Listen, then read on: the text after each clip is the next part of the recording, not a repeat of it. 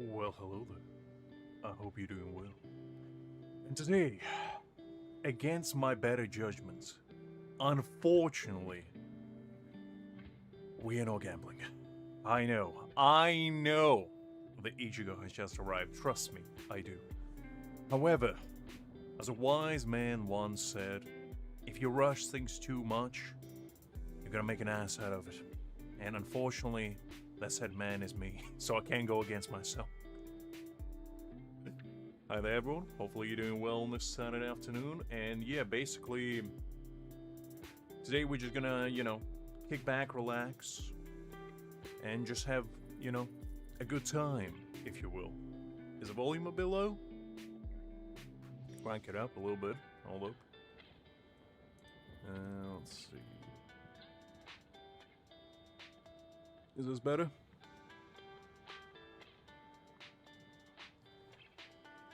Yes, CBL. Hi there, by the way. Hopefully you're doing well. I'll expand why I'm not summoning for Ichigo today in a little bit as well, so don't worry. That will be coming. I will be starting pre-farming for him though, because we will be getting him.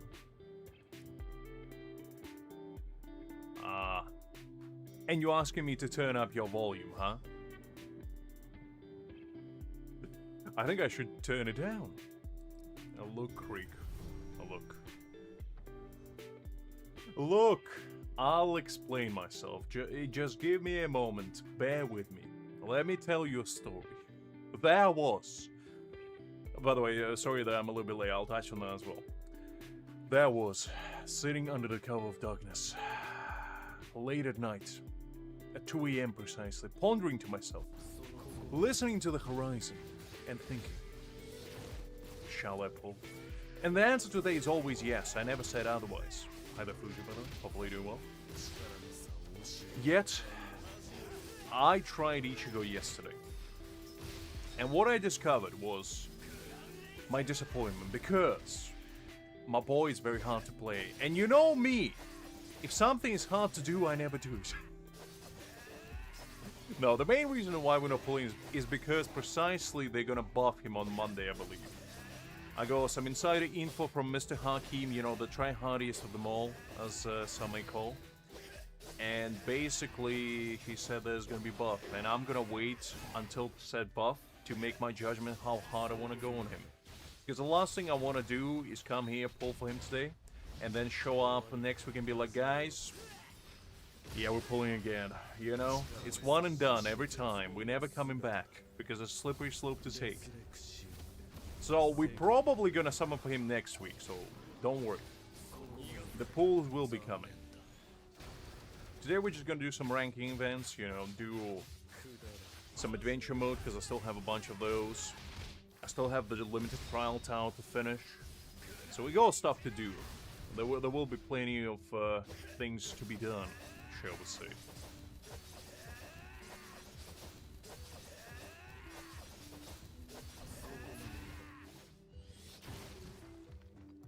Alright, I did get some, well, I don't want to say good stuff because it's not really, it's okay. I got some decent stamps for him. And also, I actually did manage to upgrade my Grimmjow because I was doing the event with the powders, which, oh man, I got excited and I saw, but that's a middle piece. Man, can't get man that excited for no reason. You should be a son of a gun. Hi there, Liz. Glad to see you. Hopefully you do well.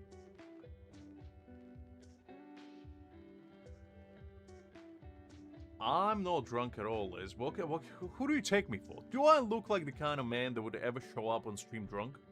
No. And don't let the evidence tell you otherwise, because those are wrong. Just like you are. Alright, let's run it back. Let's see if we can get some decent stuff.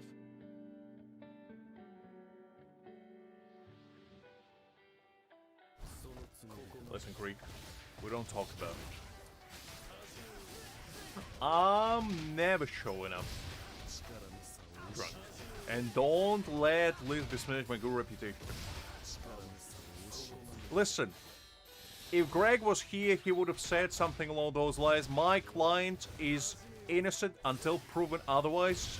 And just, as soon as he said that, he just paper shreds all the evidence. And basically just points, and to your honor, there's no evidence to be placed, so my client is free to go. Am I right or am I right? That's how we have a 100% win rate, guys.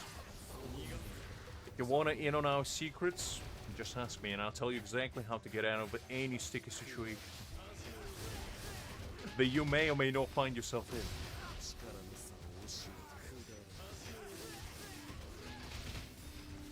By the way, I turned up the volume a little bit since DBL asked, but let me know if it's a little bit too loud.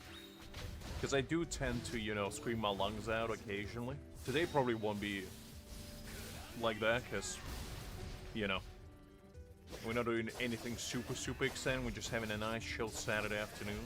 Do some ranking events, which may potentially make me scream my lungs out, but we'll see.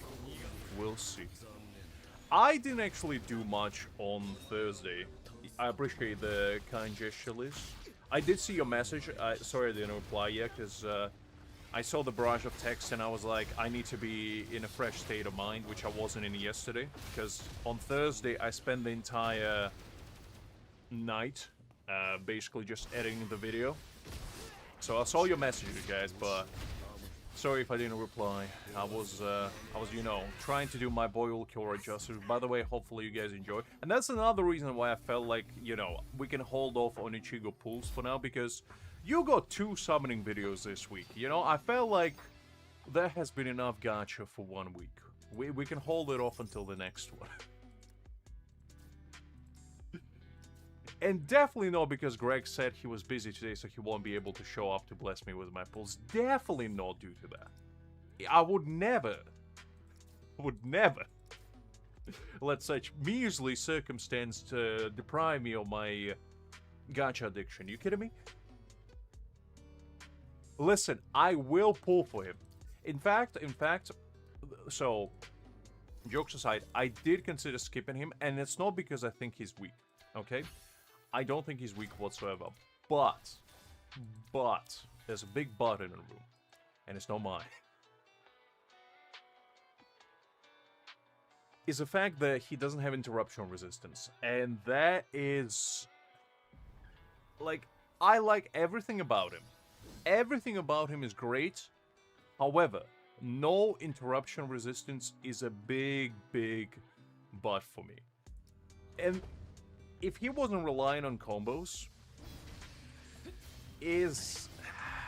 like, I love his gameplay. It's absolutely amazing. Hi there, Hakim. Hopefully doing well.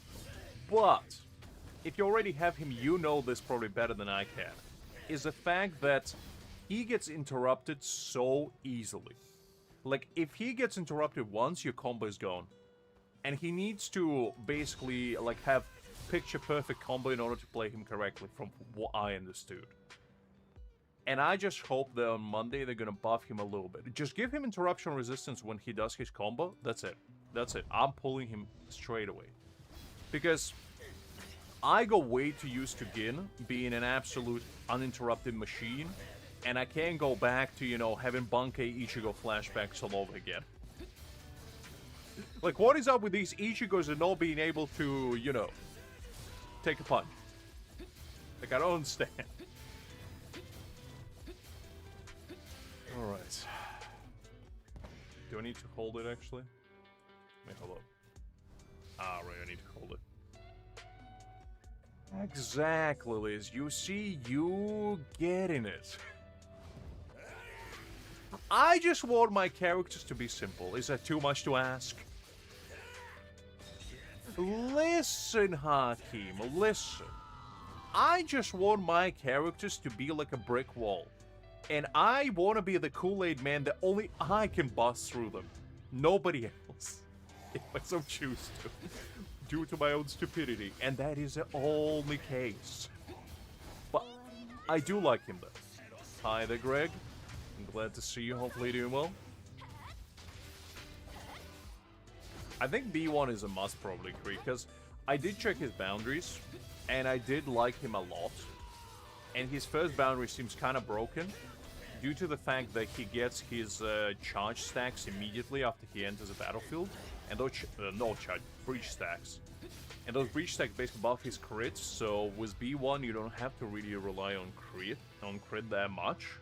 The only thing that I'm still on the fence for is whether to go for B2, and the reason for that is because when it comes to his B2, right, this one, it used to be good, right?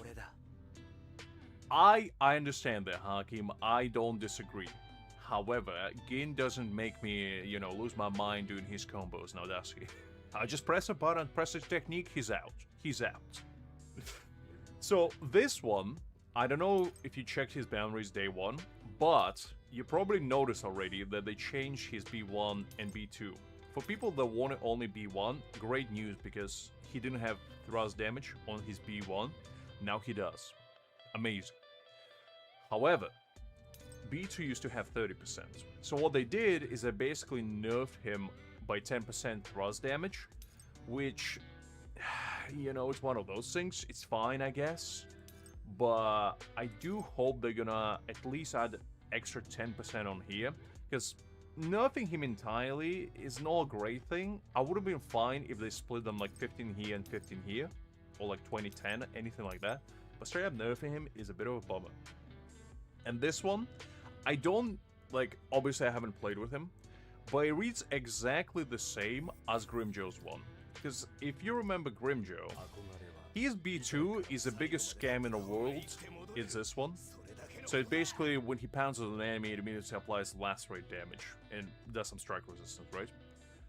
However, this is basically useless, because he doesn't do any lacerate damage. So I just hope it's not the same situation with him, but Creek, I wasn't pointing fingers, I'm just gonna say.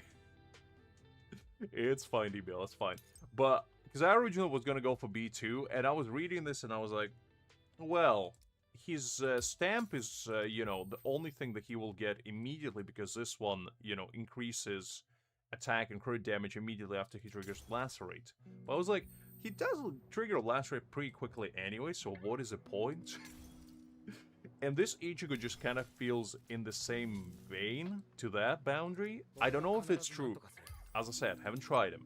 But it's basically just triggers Breach immediately after the ult instead of stacking it. Which is kind of like Torsen's ult, I guess. Because Torsen does exactly the same. He consumes all the bleed stacks and triggers the full bleed. And to be fair, his damage was pretty good with it. So this might not be as bad as I'm thinking. But I'm still on the fence about it. Not gonna lie. So I don't know yet how far we're gonna go for him. We're definitely gonna get him B1 next week. And this is another thing. Like, if you guys are very strapped for resources and you already have Gin, my personal suggestion, and take it with a grain of salt, obviously, if you like Ichigo, different story entirely. But if you look at these, right? So we have another unit coming out in 17 days, basically. And there's gonna be 3 in total. No, 10 Post Creek. Calm down. We'll do it later. I would wait for what this unit is gonna look like. And the main reason I say that is because there has been a ton of rumors. And I don't know which to trust. One of them is there's gonna be a new typing. And these 3 units gonna represent the new typing to make a team. The second one is, you know, that Uri's going to be either Thrust or Spirit, tactical units. And the other 2 ladies, Bambus and Candace, Bambiera rather, they're going to be something else entirely. So I would say it's probably just a good idea to hold off on something for now. For now, because you have all the time in the world to get them. And you just want to, you know, B1 is pretty good, but you might want to go harder. You know, maybe get B4, B6 even. Because he does seem pretty nice. Like, I enjoy the new era that we're entering for, like, DPSs, where they feel actually like DPSs.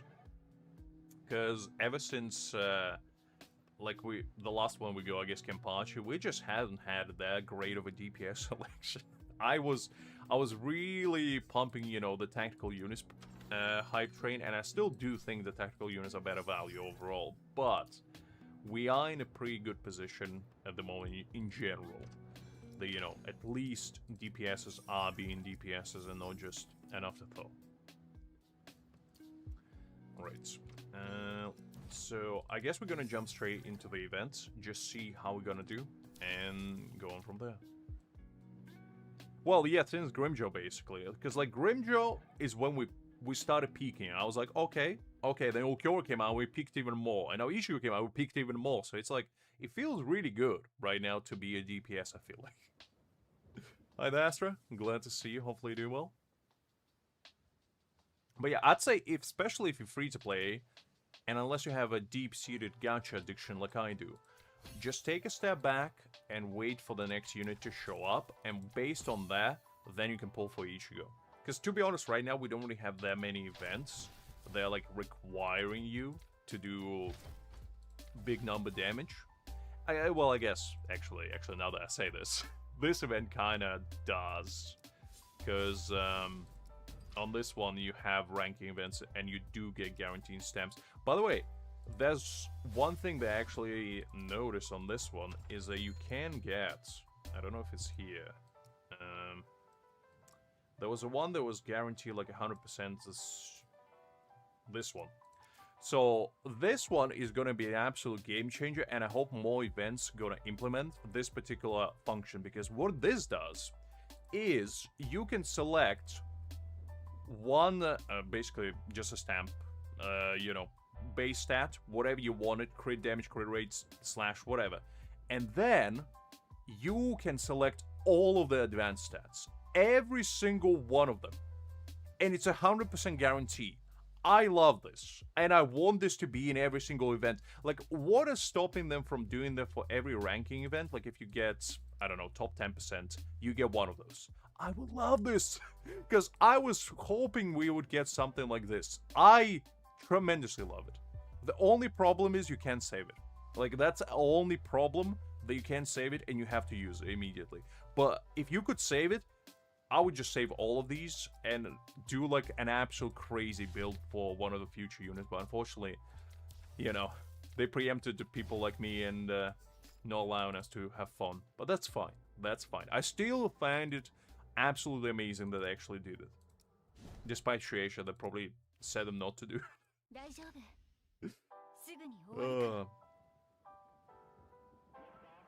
Listen, even if it was top 100, I would actually haul-ass my way on the events. Like, I would genuinely haul-ass my way and reach top 100, even if it's the last thing I do, if I can get a guaranteed stamp with all the substats that I want. Alright, so it looks like we can only use trial units. Let me just quickly take a peek at what other people are doing, because usually I just copy them. Because I don't have any sense of originality. Because people usually figure it out already what's cooking. So interesting. So we have a mix here. Some people using the strike team, some people using slash team. Interesting. So it looks like it's actually 50-50 mix. I guess we'll try both and just see which one feels better, and just go on from there. Absolutely. I think this event is probably the best one we had since forever. I mean, I genuinely don't think we ever had anything better than this. Like, the rewards are crazy. Alright. So, let's go with the strike team and just go on from there. We'll see how this feels. Because I assume this would be probably better than the slash team. Unless white is just absolutely popping off in this event, but we'll take a peek. Well, that's a good thing, Fuji. That's a good thing. Welcome to the Big Leagues. I also messed that up, but that's fine. Every time I come back on Saturdays, I forget how to play. I'm basically like a newborn deer. I forget how to walk, so I need to relearn everything within like an hour. Alright. These events are not my personal favorite because they require skill, and yeah, I'm not a big fan of that. Just kidding. So it looks like we don't have any boundaries on these characters. They're basically all B0, which is fine. That's not terrible, I guess. But I would love some boundaries though. Creek I'm only allowed to self-deprecate myself. You know. Get in line. No, just, I don't know. With these kinds of events, I'm just not really that... Like, my rotation game is very weak. I'm the first one to admit it, that my rotations are very lackluster. But, that being said, I'm still trying my best. And that's all that matters. And also for these events, you don't get a glowing title either. So it's kind of like, what the point? What is the point? If I had a glowing title, I would be all about it. But unfortunately, we don't get a glowing title, so... Yeah. There's no point trying too hard. Or at all, if you mean. Now, okay, let's do Mayuri, and let's do Cypher. I am tempted to use Aizen, you know? I am very... Are we back? Are we doing fine? Did the stream crash? No, I think we're back. Alright, apologies about that. Listen, guys. You know me. You know what you signed up for when you came here. You know that I'm Mr. Four-parter, okay? What can you do? What can you do? And you know what? The weather is beautiful out there. It's sunshine, rainbows, and everything. And somehow, I still get almost disconnected. Just like for you. Can't win even if you do. Alright. Hopefully that was the only interruption we're gonna have today. Which knowing me probably won't, but...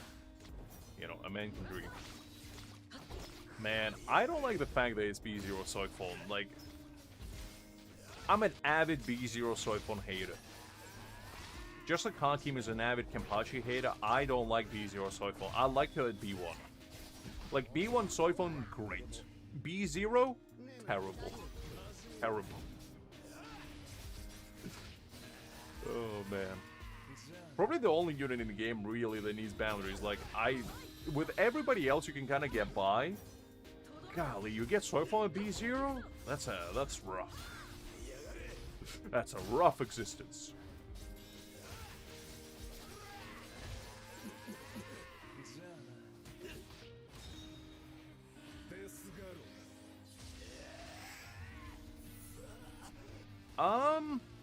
I mean, the thing is, I don't really know if Tosin is worthwhile building for you right now. Like, don't get me wrong, I love Tosin, and I have my build as well. I just struggle to actually put him anywhere. And I feel like Rangiku would provide you with more, because A, she allows, I don't know if you have boundaries, but his second boundary allows you to get 30% ailment damage. So basically what you can do is you can make her buff your Shika Ichigo with ailment damage because he wants as much as possible.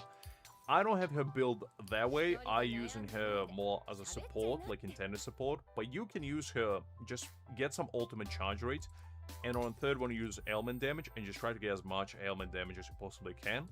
I personally run her in Ginset. Some people use different ones, but I feel like Ginset is the best for her. And also, as I said, gives her 50%. So, if you can get her to like 200%, that's 40% ailment damage that he would just get from her existing. And I feel like that's basically her best case application. Her skills are also really good. Like, I think Rangiku to this day is very, very, very, very solid. Like, one of the better, you know, thrust units out there. You know? Especially if you don't have Mayuri, I think she works absolutely fine. Now, the caveat is, if you don't have her boundaries, she's not as great. Like, I feel like she needs that B2 to really shine for the thrust team. The other boundaries don't really do much, it's just like damage increase. So you don't really worry about that. But the B2 is really good. Really, really good. And also B1 gives her a little bit more ultimate energy. Hi there, Random. Glad to see you. Hopefully doing well. At B2, definitely build her with ailment damage, I'd say. And she... Because... What does Tosin give you, besides bleed stacks? I don't think he does give you anything else, does he? Like, he does wound, but yeah, he doesn't really buff otherwise. Oh, thrust resistance. I guess he gives 36% thrust resistance. So there is that. But otherwise, not that much. Hi there, Witcheries. Glad to see you. Hopefully doing well. No, we know skipping, we're holding off for now. We will be pulling Ichigo probably next week. We'll see. I'm just waiting for the buff, because the buff is coming, and I want to see how big of a buff is going to be to justify how far I'm going to go for him. Because right now, the plan is B1. If they buff his B2, maybe I'll change my mind. I forgot what I was doing for a second while I was yapping. Alright, let's go with this. Mayuri, and let's do Grimmjow. So people managed to clear this in 20 seconds, so I assume the rotation is probably just your standard one. Nothing too fancy. Okay, we already wasted a second. Hold up, this is gonna be a quick one. Let's see. So straight up, Mayuri. Nell is good, but I feel like unless you have Nell at B2 nowadays, she's not as prevalent as she once was. So I do think she's worthwhile getting, but definitely you would probably have more value out of like whoever's the new thrust tactical unit in the future, because that's kind of what they designed for. Is for the new DPSs. Just will depend who is gonna be, really.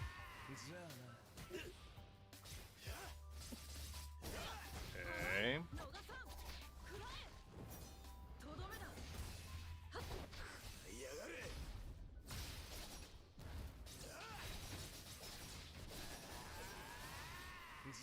Listen, nobody told you to pull. What are you talking about?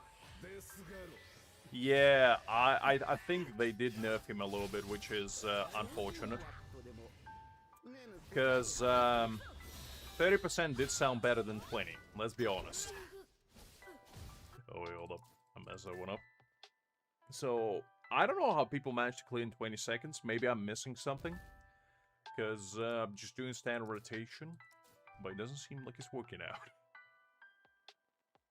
Listen, Liz, you don't need B2 Nell. I'm just saying that if you are pulling for Nell right now, you should be going for B2, because at B0, you might as well just wait for the new thrust tactical unit, which I still to this day think is going to be Uryu. I'm a strong believer that Uryu is going to be, you know, complementing Ichigo, because it just makes sense, you know? They advertise them together, you know, they kind of like two peas in a pod, you know, kind of like frenemies. And it just makes sense for them to be together. Both in a team and in real. Nothing quite like a little bit of bromance.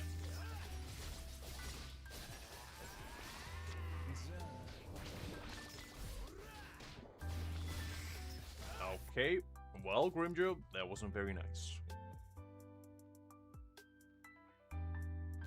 Well, I believe that's going to be the best team. I don't know. Slash DPS Uryu, I mean, I can see that because he uses his Volkswagen, or whatever it's called. I'm not German, so I don't know how to pronounce.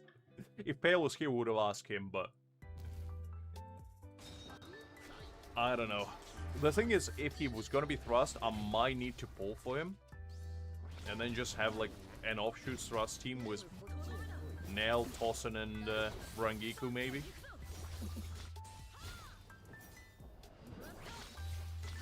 Okay.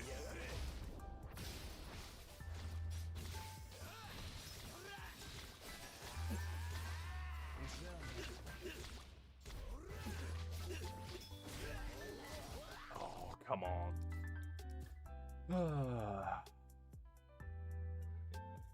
I mean, that's not a bad idea, to be honest, Creek, because that way you will have every unit. You won't have, like, super strong units. Because, to me personally, I feel like, if you're free-to-play especially, right now, this point in time, is, like, the best time to save, probably. Because if you go Gin, and you're not bothered about boundaries, I mean, generally speaking, at B0, Gin was gonna be fine. Like, the only reason why you would pull for Ichigo, I feel like, is if you go for B1. Because then it's a significant upgrade. But otherwise, you know, just going for all units is fine. But personally, I feel like the best strategy long term is to save up on any unit that you don't particularly need and just want to have. And instead, go for B6 units later. I feel like that's probably the best case scenario. But it just really depends what you want to prioritize. Oh, come on. I don't know which way. I don't know. It wasn't... Well, now that I say it, it might have been because of Ulquiorra. I don't know. I don't know. You made me wonder now. It might have been due to him. Well, there is hard content if you consider ranking events something you want to chase. Because, you know, if you're chasing those ranking events, B0 ain't fun. In fact, sometimes even B1, B2 is not enough. Just really depends what you're looking for.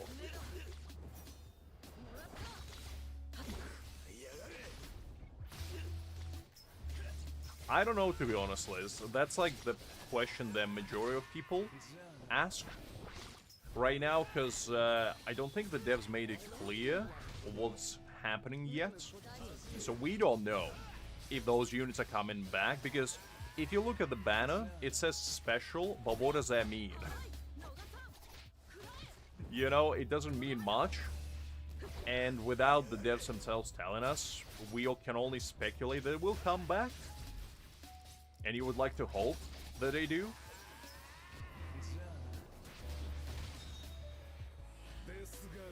Well, I hope not, because if that is the case, we all kind of screwed then. But, you know, we'll see how it goes, I guess.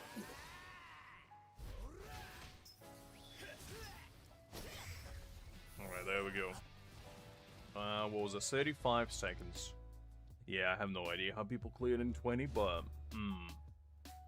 Well, that's what I'm thinking as well, Hakim, that for now, you're not, like, super pressed to summon, unless you have an unbelievable gacha addiction just like yours truly. And in that case, that's fine. That's fine. You're, like, game respect game. But... This tag is what makes me worried. Because it says special, and why would they say special? You know, if it wasn't special. Like, is it just like a celebration thing, or is it... Because if you go to, like, news tab, right? And you go in here, it does say during the event... no, hold up. Yeah. The limited SR character Ichigo Kurosaki Duel Zangetsu can only be obtained through the limited gacha pool, which will not be available after the event ends. Does it say the same for now? Okay, actually it does say the same for now. To be fair, it does say will not be able to obtain through this limited gacha pool, which will not be available after the event ends. So, I don't know is basically the short end of it. I have no idea if it's going to be limited, but it does say special. And they do give you 80 days for it, so, I don't know. Yeah, no, I do think that it is worthwhile getting these characters, just in the offshoot that we're not gonna get them again. Because it is a pretty risky maneuver to just be like, oh no, it's fine, they will be back. Especially, like, let's say, I don't know, Ichigo is your favorite character.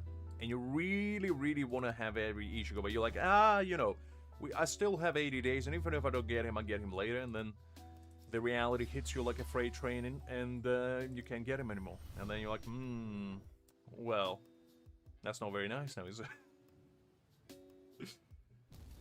No, I do agree with Hakim to an extent that, you know, within those 80 days, you should probably get him, but... I personally just feel like it's not the best idea to never rerun them ever again. Like, it would be fine if those units come back when 1000 Year Blood War comes back. You know, kind of like do it like a triumphal return. But they're never coming back. That's... I don't know. I don't know how I would feel about that personally.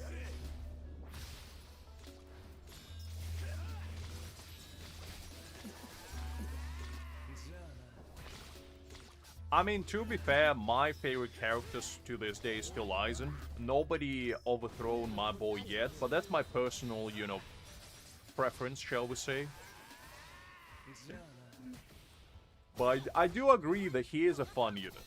Like, Ichigo is a fun unit. If you want a fun unit, he is definitely it.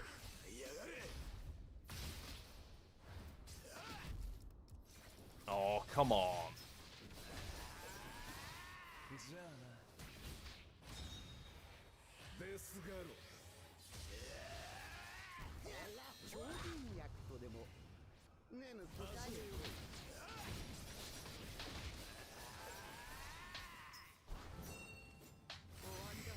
Okay, how much was that? 29.99 seconds. Wow, okay, well, I can say with 100% certainty he's sub 30. You know, what can I do? I'm that precise.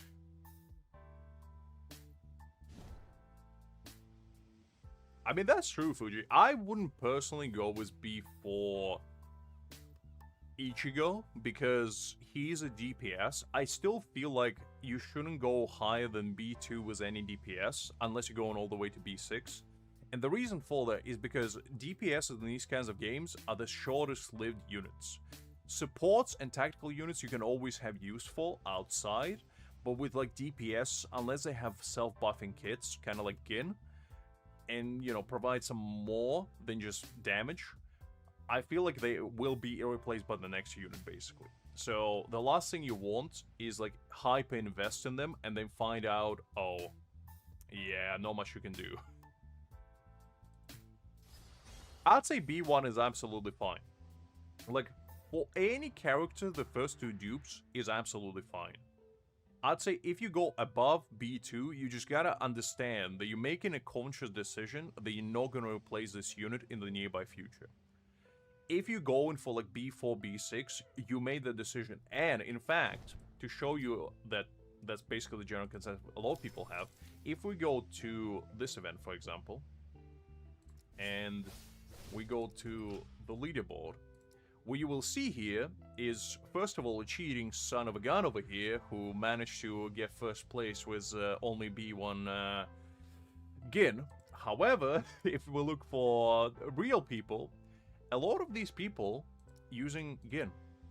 And why do you ask yourself they use Gin? Well, chances are is because they have him B6. So a lot of these people probably not even pulling for Ichigo. Like, you see all of these people, there might be a couple who have Ichigo, but all of these people, like, you know, so this odd Aizen appreciator over here. But a lot of these people, they use Gin, because they got Gin, they maxed him out, and now they got a full, you know, assault unit for thrust. So they're not going to replace it until there's a new unit that's, like, absolutely broken. And that's the kind of mentality you got to put yourself in. It's kind of the same for me with, you know, Aizen. Like, my Aizen's B4. I'm not replacing him. Like, it doesn't matter how much stronger the new unit will be. They're not gonna outperform B4 Aizen. Unless I get boundaries for them. And that's kind of the mentality you just have to understand and get used to. And then you'll be absolutely fine. Alright, we'll do a couple more rounds for this. You know, just to try to get maybe sub 25 or something. Hi there, Haki. Glad to see you. Hopefully you're well. Absolutely no worries, Haki. I appreciate you showing by and just saying hello. No worries whatsoever. So, you understand my point, right? It's like, if you're going for boundaries, you're already making a conscious decision that you're not gonna replace them in a nearby future, and you're sticking with them. Because the last thing you want to do is spread yourself too thin, and what I mean by that is going for multiple units that fulfill the same role and not benefiting your account in everything anyway whatsoever. I feel like that's just not a smart way of going about it. Unless they're your favorite unit. In which case, you know. It is what it is.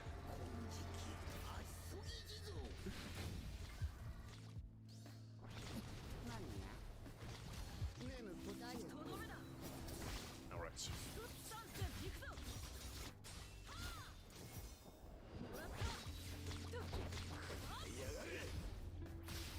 Okay, I might need you to tell me how to build Mai when I pull him next week.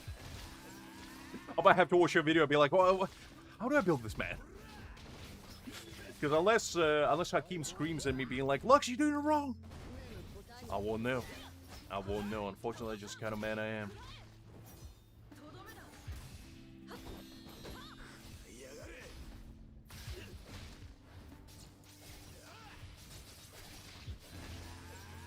Pretty much with Reese, you're already committing to long-term relationship. It's not a one-night stand. It's a full-blown, at least a year of relationship. And you gotta understand that just because there's gonna be a prettier, shinier new unit, you're already committed, you already decided to get married, and you can't really get out of that. That's just how it be. That's just how it be.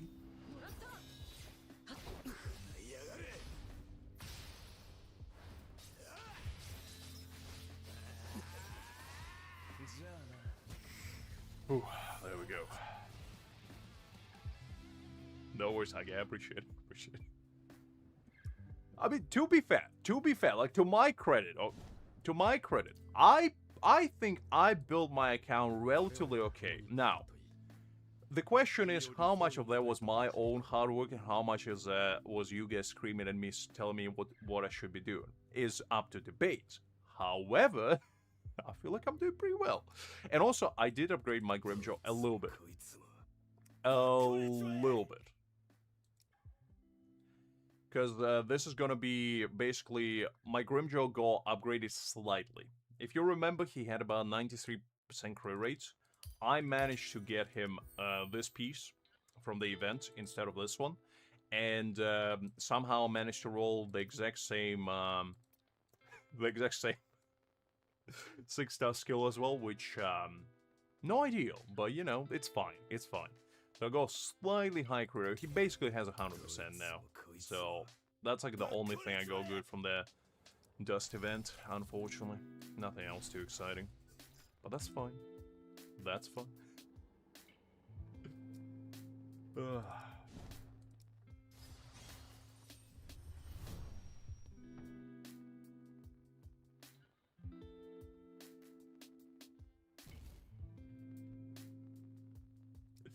Look, to be honest, I don't know how the chat leveling system works. I just know that Liz monopolizes all of the experience, and she doesn't allow anybody else to have it. So if you have XP problems, guys, just ask Liz very nicely, very politely, or steal it under the cover of darkness while she's not looking. You know, you gotta do what you gotta do.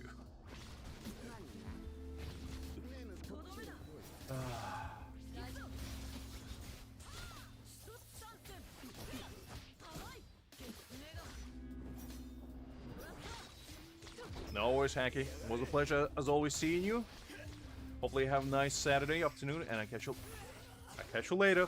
Just like I'm catching these strays from Grimmjow. It is indeed. Like, this, like, all jokes aside, Hakim is 100% correct. This was like, because I played many games. I played basically every gacha game under the rainbow. And this game in particular probably has one of the most like welcoming, wholesome communities out there for gacha games, at least. And that's a very, very, very hard thing to achieve. Especially if you play a game like Genshin or like Honkai Wuthering Waves, you know. You know as well as I do then that things happen, shall we say. Not good things, at least. But yeah, it's good stuff. And you know, we all have common enemy as well, which is Shueisha. We don't have enemies in front of each other. We have enemies that we all collectively dislike. Like, Shueisha, who's that? Get out of my sight.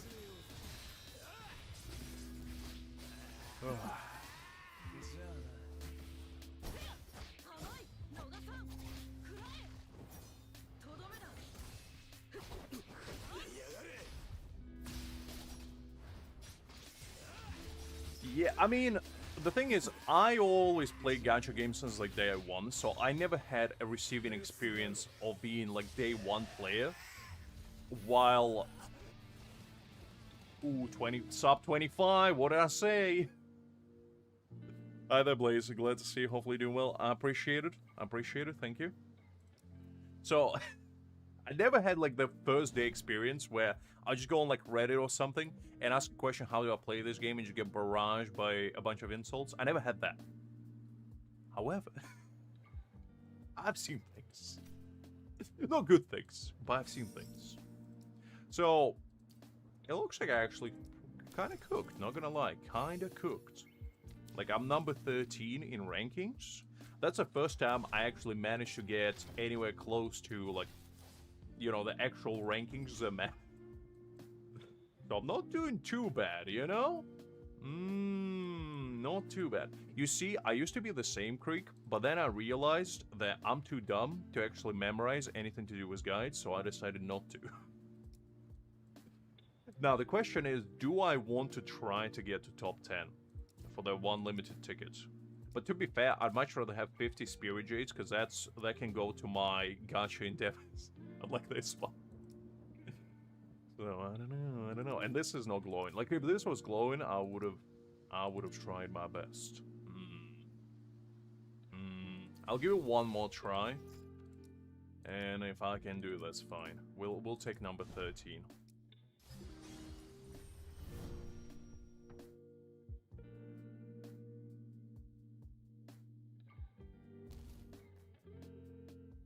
I never played Dragon Ball, but I heard that it's probably one of the most...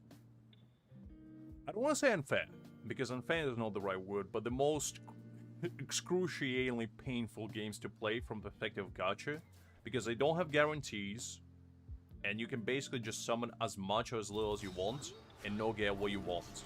Which I feel like is not a good thing. Because if I'm playing a gacha game, the last thing I want is save up like a month or year, sometimes more, and not get what I want. That's definitely not a great experience, shall we say. Because I hate 50-50s with passion, and that game is like them. And that game is the embodiment of everything I hate about gacha. I love a lot of things about gacha, but I also hate a lot of them. Alright, let's see. I do remember you saying the Soul House will have that. I did like the, you know, the new trailers that are released, so the game looked fun. But if the gacha is bad, I don't really know if I wanna then pursue it, to be honest. Because gacha to me is a pretty important factor, and I'm sure I'm not alone on that. And if the gacha is bad, it doesn't really matter how good the game is, because I want to have fun.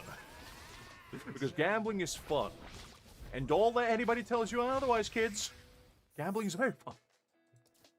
No, gamble responsibly. Unless it's in gacha games, like go all in. Never look back. Remember, you only lose if you quit halfway. Alright. Around Candace is like my next hopeful game, basically, where I am actually very, very excited for it.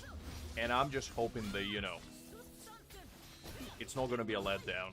Because the trailers looked amazing. I loved literally everything about it. But trailers could be deceptive, so I don't want to make, like, my thoughts already without seeing what the game can offer.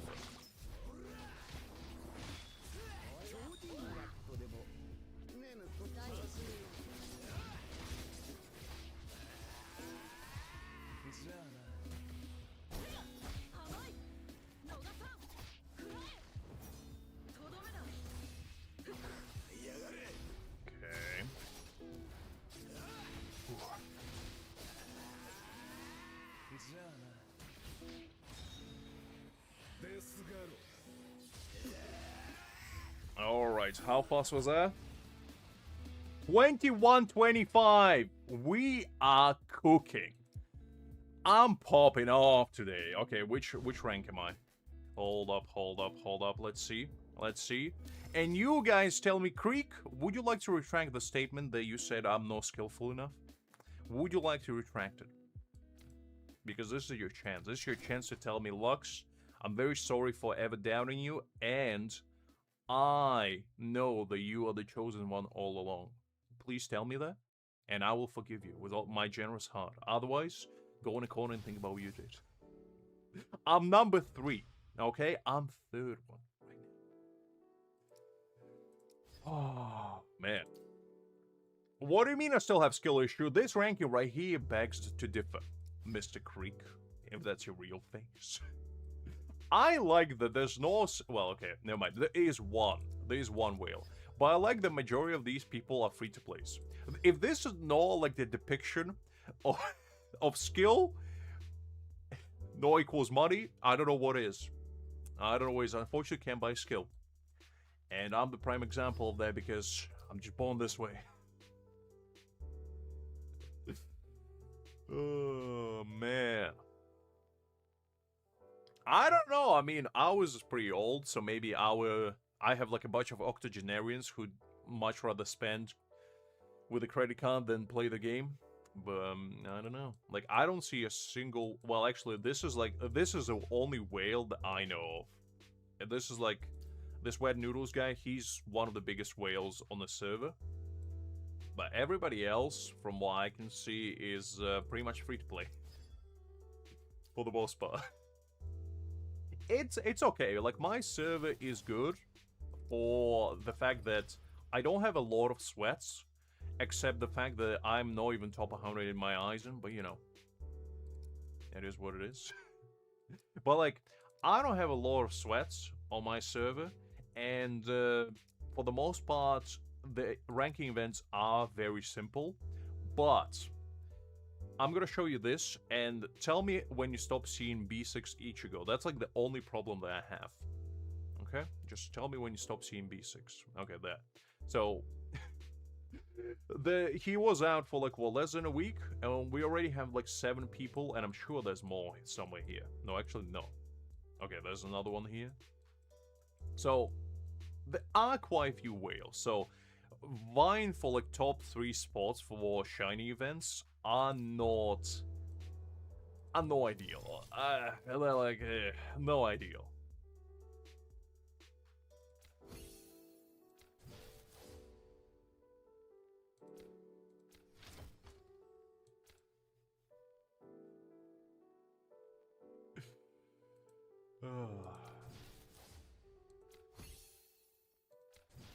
Okay, let's see.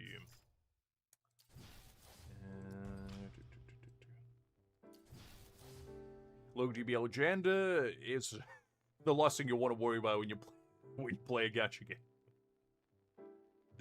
In here, everybody gets the same treatment. Everybody is equalized by the almighty gacha powers.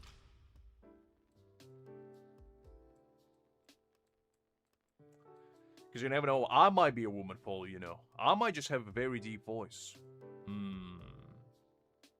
You never know. You never know. I might be like Liz, you know? Just a 6'4" version. That's why my voice is so deep. I mean, fair. Fair, DBL. Can't really argue with that. Alright, we'll stop at top 3. I feel like this is good enough. And, let's see.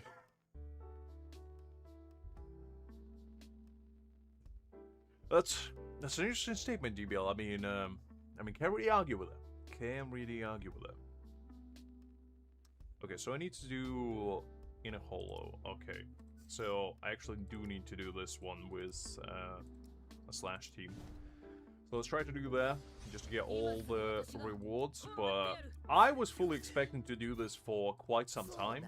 But it looks like, you know, we're already done.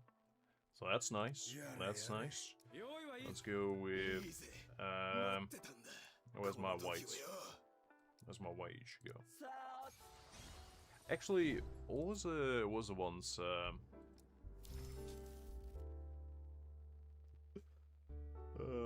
I don't know, Liz, I don't know.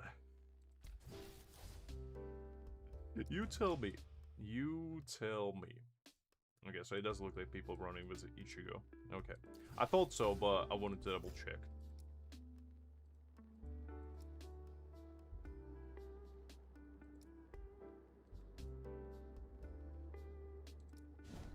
Listen, Fuji, we'll pull later.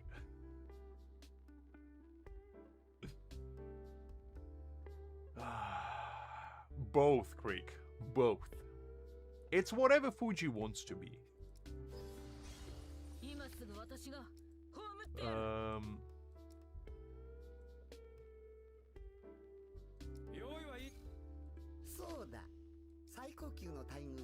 I like how the conversation derailed from, you know, me slandering Liz to you guys slandering Fuji. It's pretty nice, pretty nice. Liz, you go your sister in despair now. Cherish it. Listen, do you think I'm not jealous? Do you think I'm not jealous that you are as handsome Squidward, Liz? Do you think I don't wake up under the cover of darkness and ponder to myself, why was I not it?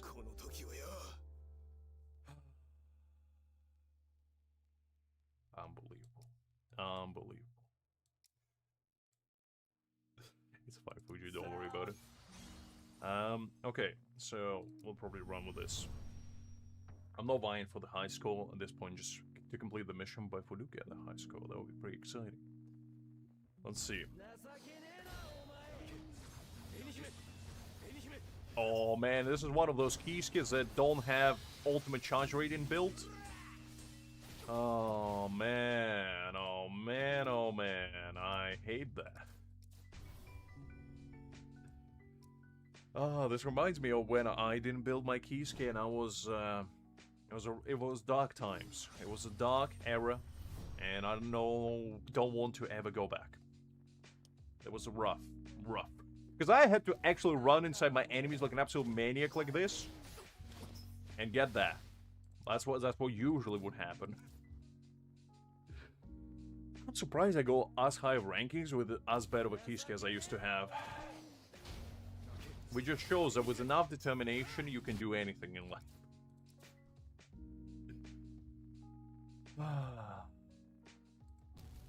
Liz is like a star NBA player, you know? She only gets subbed in. She's like Kobe. She just shows up on the field, does a couple three-pointers, and just rolls out. Never to be seen again.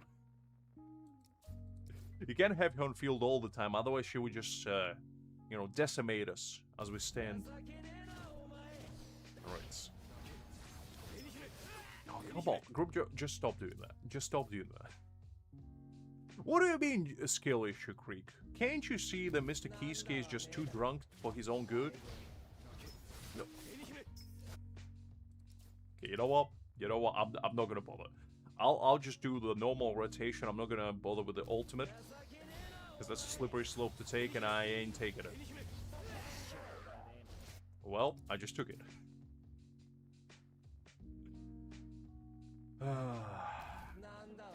Listen. It's all about how you do it, not what you do, DBL. Why? Why is Grimmjow so hard all of a sudden?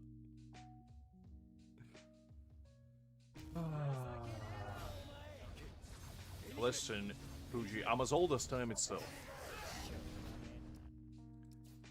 How did people manage to complete this with this Slash team? I don't understand. Am I doing something wrong? The answer is yes, but how do I do something wrong is a better question.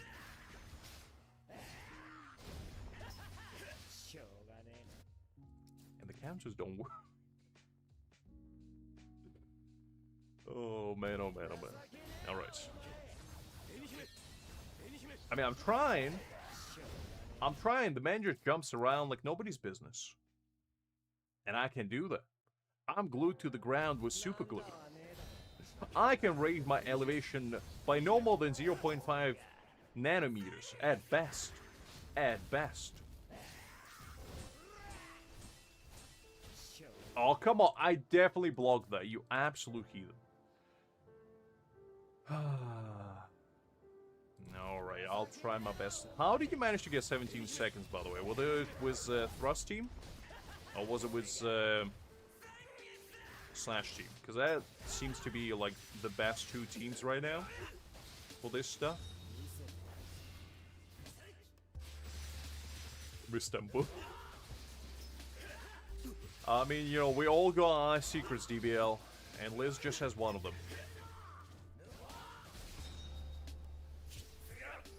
Where's this team? That's interesting. I wonder how you did it, though. Actually, it does seem like it's possible. Okay, hold up. Maybe I can cook better. Okay. Oh, use bankai then. Interesting. So it kind of popped off at the end. That's actually a pretty good tactic, not gonna lie.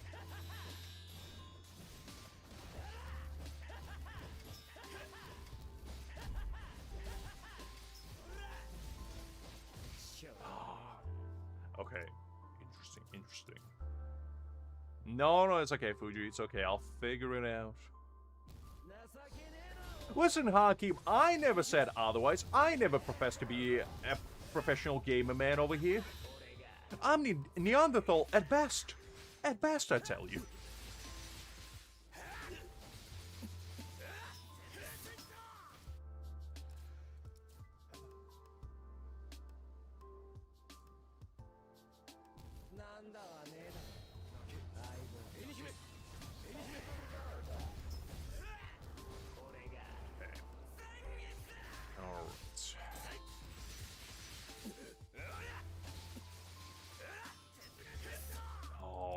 Come on!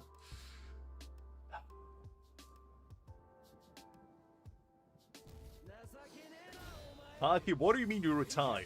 You can never retire. Who else is gonna tell me what I'm doing wrong?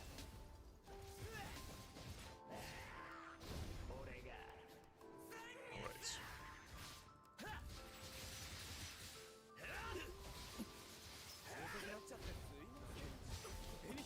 Okay, I do need to get the ultimate for Kisuke.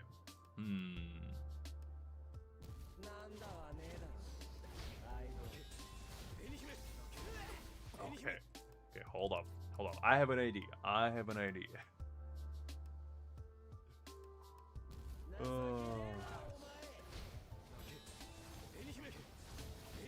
Okay, that kind of worked out.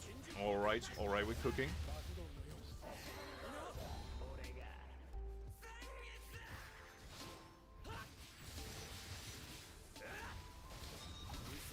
Alright, let's see.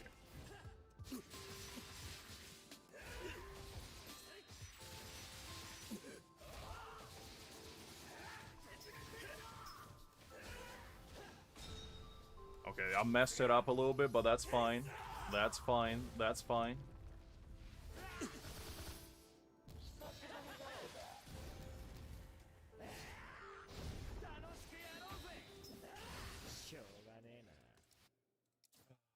Okay.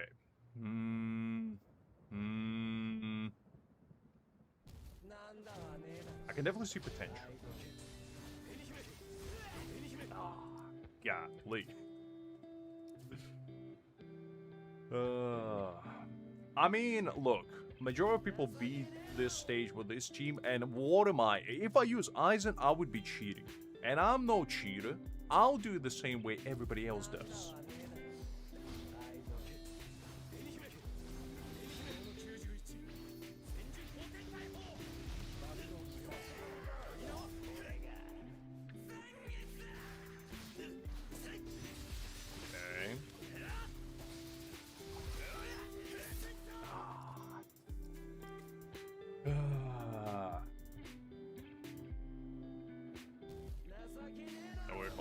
Hold up.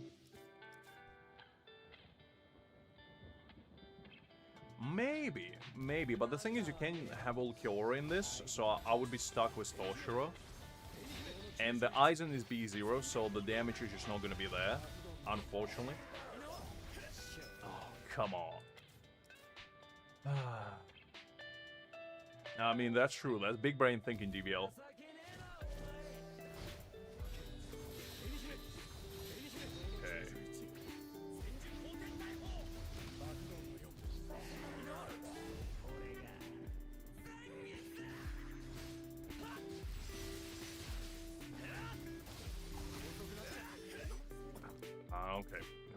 Okay. I kind of got it. So we don't need to go back to Kisuke probably, because his buff is just going to last us the entire thing. So it's basically just going to be me rotating between Ichigo and Ichigo. Depends which Ichigo I want to use, that is.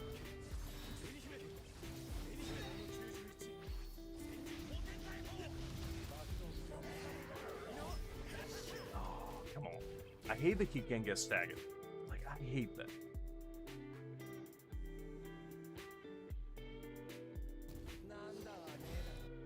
I have 21 seconds clear so far. I know I can do it a little bit faster, but let's see.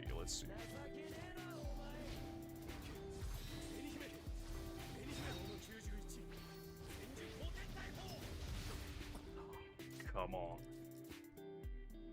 He is, and that's a main problem. Like with a strike team, you can do this relatively easy because it doesn't really matter what he does, considering you can dodge anyway. But while doing this, it does actually matter, kinda.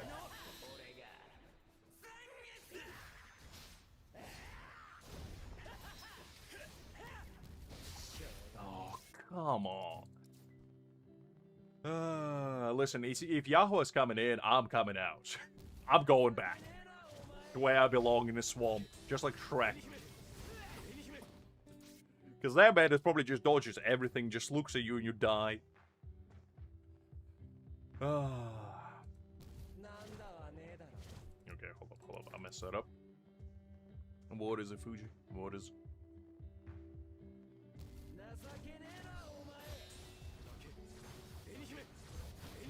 Oh, I messed it up. It's like playing Russian roulette over here with Kisuke, whether he dies or not. Oh, come on. How is that not?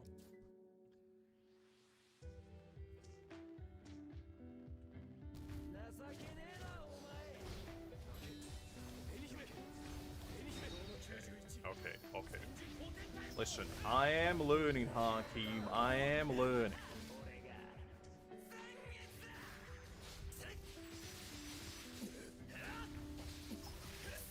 Oh, man.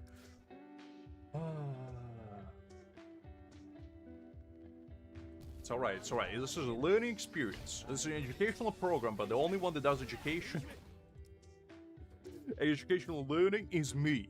And you guys are just the witnesses of this madness. And it is what it is.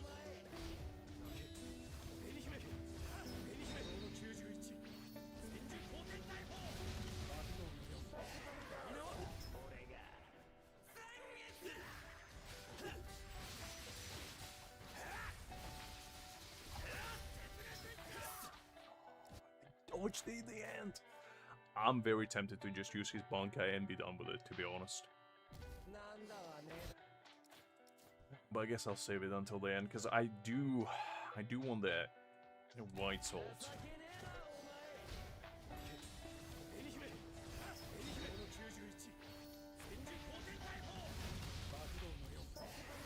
Oh, come on.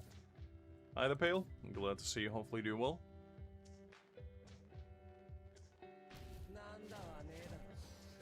Look, DVR, what do you want me to do? I never said I'm good at this game. Watch through all the streams. I never even once said I'm good. Oh man. It's fine. We'll do this. Eventually. Once upon a time. Nice, Pale, what you managed to get? Well, that's just rude, Grimmjow. At least wait until I finish the sentence.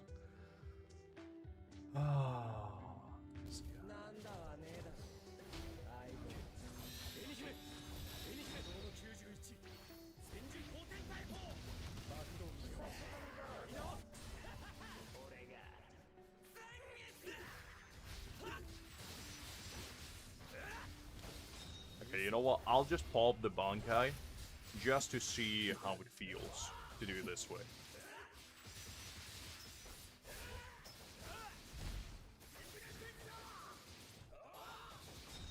Okay. Let's see.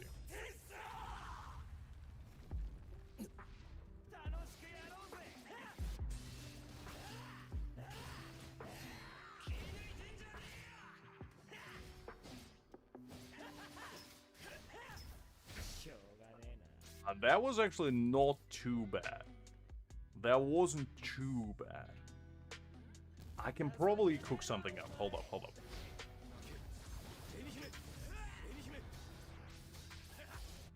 That messed up.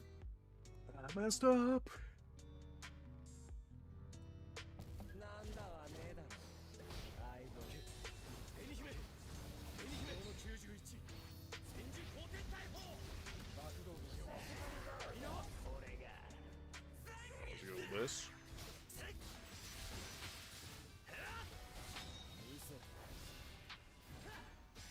Nice, Bill, nice. You're always gonna have, wanna have rather, a secret stash of pulls.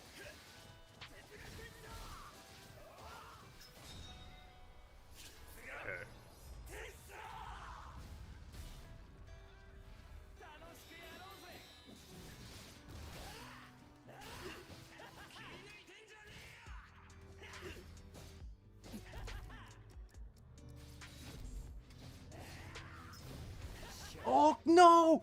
No, I was so close! No, all I had to do is pop the ultimate. That's all I had to do. Oh, you swine. You swine, Grimmjow. You deprived me of that. I got this now, though. I got this. I know what I'm doing now.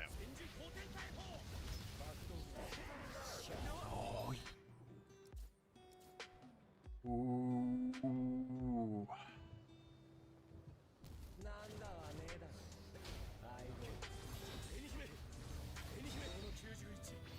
Listen, Hakim, I'll be the one to have the last laugh, I tell you.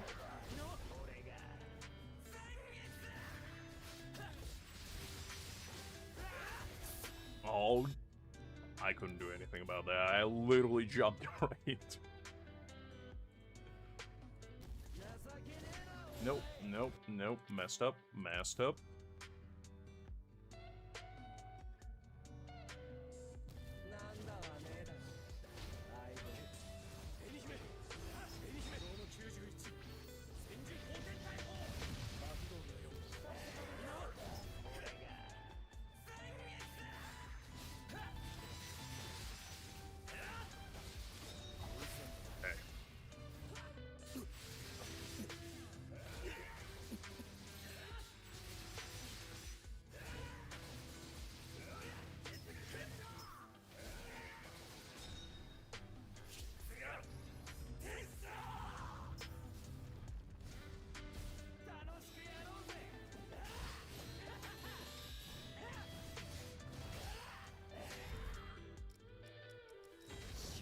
No! You... Every time... I know what I need to do. I got this rotation to a T. I just keep getting smacked around. Hold up, hold up. We got this. We got this, guy. Just believe in me.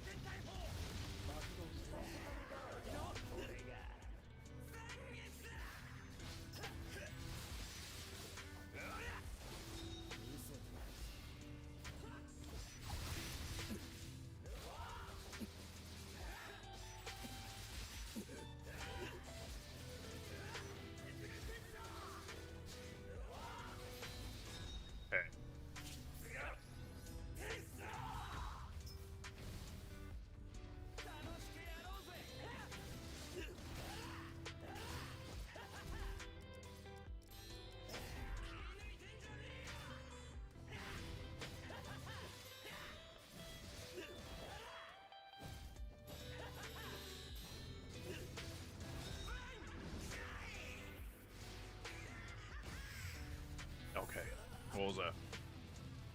Oh, man. Golly.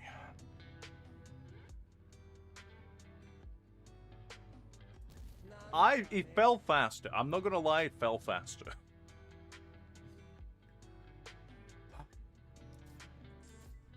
Creek. Creek, I swear.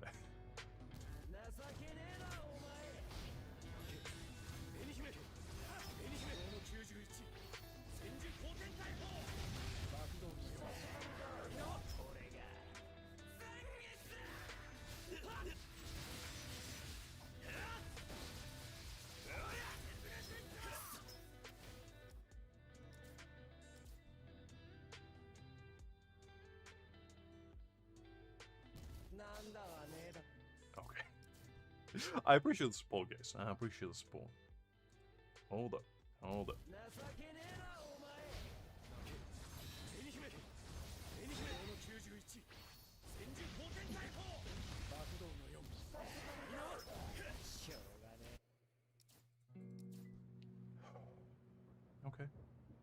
Okay. It's fine. It's fine. It's fine. We are fine. Oh man, oh man, oh man.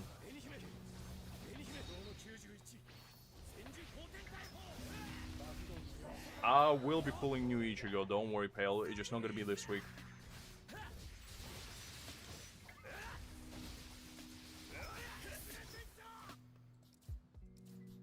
I just can't. I can't do it without his bankai. Like, because I keep getting blasted out of the cosmos without it, but. Hold up.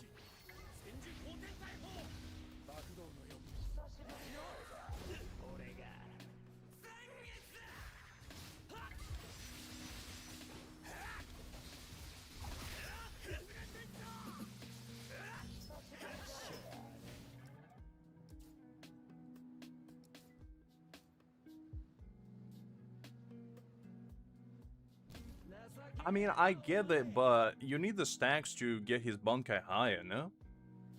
Well, actually, I guess. The only reason why I'm doing all 4 rounds is because his Getuga Tensho stacks up so you get higher damage from it. But maybe... Okay, I'll try it immediately. See if that works.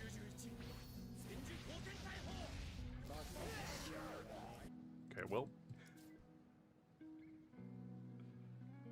Okay, I see. So you gotta do it basically like an absolute maniac. Okay. Say less. Say less. I got this. Say less. You tell me I don't need to do proper rotation. I got this. I got this.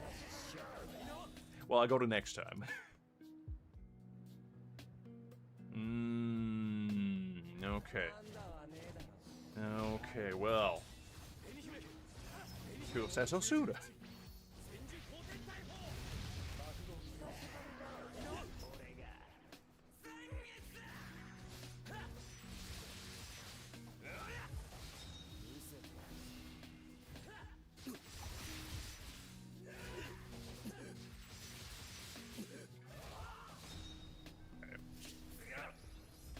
Let's see.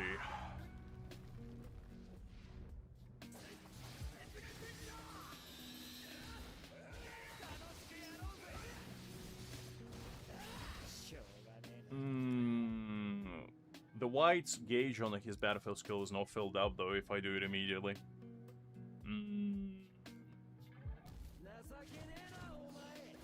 So what do you do after you throw Bankai's Ichigo's ult? Do you just switch back to white?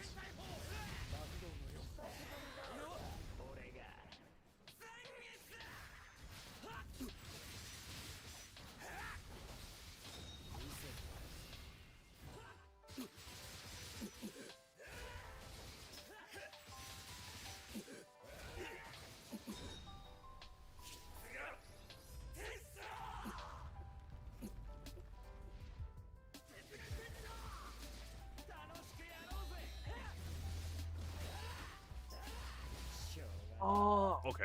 Okay, that was interesting.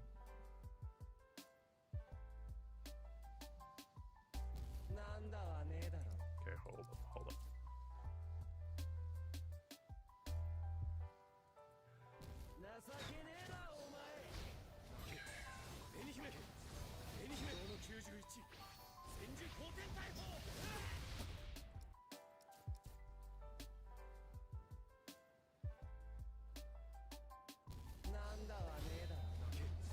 Oh, no, hold up. No, that one. Man, I should have stuck with my strike team. It was working so well for me. And I'm making an absolute fool out of myself. With these fancy schmancy tactics.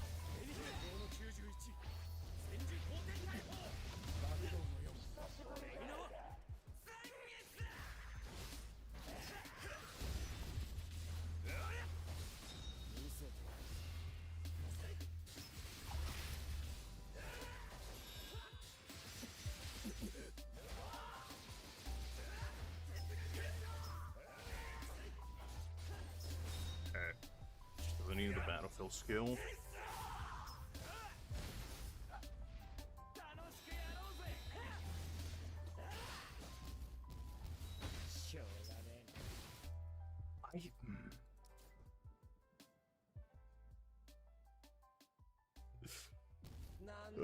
I genuinely don't understand. Like, because the battlefield... Okay.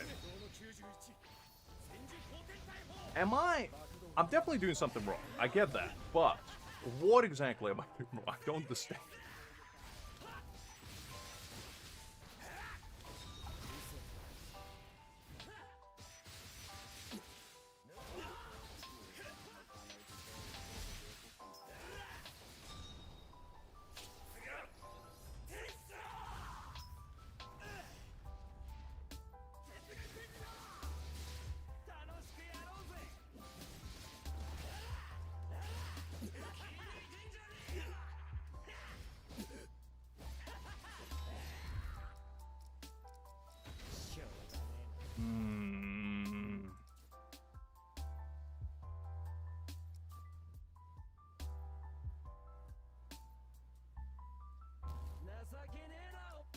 But you told me to do the bankai immediately, no?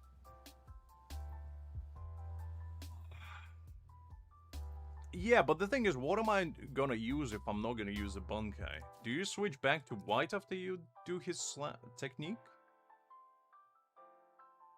Okay, let's see.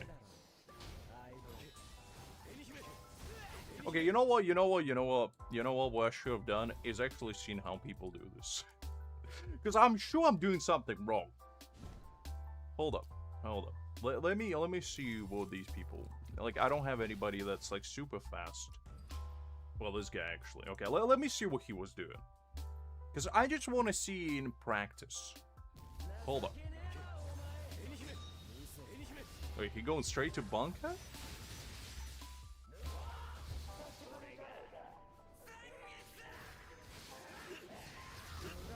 Says he's using it immediately. That's interesting. Okay.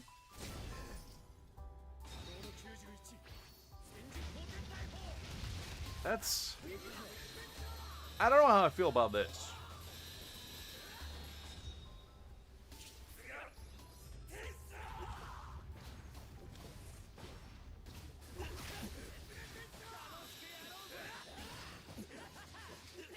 It looks like...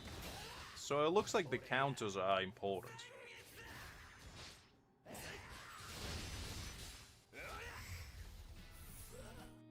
The thing is, my strike clear was almost as fast, and it was way marginally easier to do. Okay, you know what?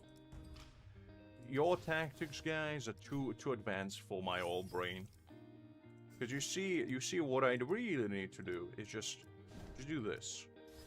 And see if I go and do Soifong, if we put Grimmjow, I need me a team that I can feel like I'm doing something with. Not the other way around. Not the team doing something with.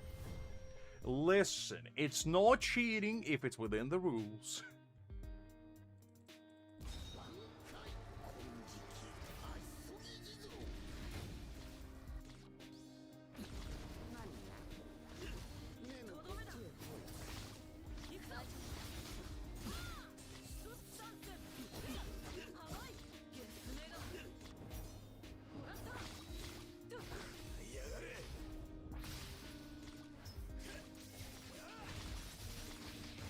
I don't know what to tell you, Hakeem.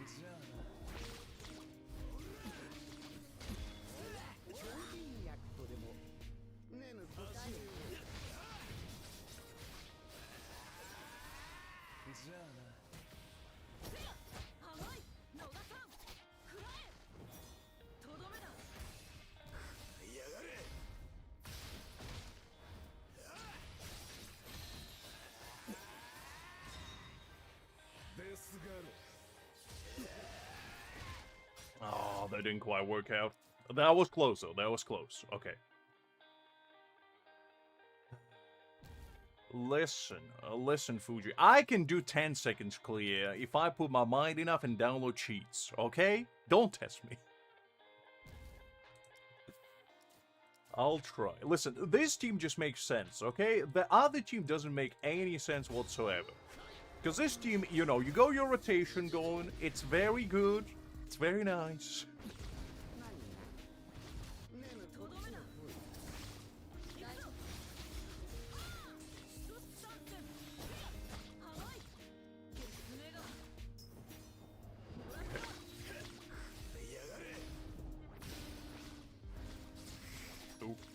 messed that one up. That was my bad. I'll try. Look, I want to get the first place with this team first, and then I'll try the other one for funsies. I'm just saying, I don't think I'll get the rotation down on the other one. Oh, hold up. Hold up.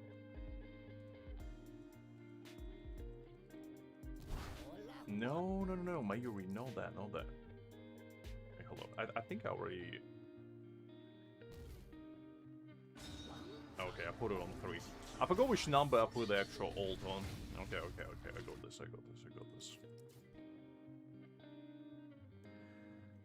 Alright. There we go.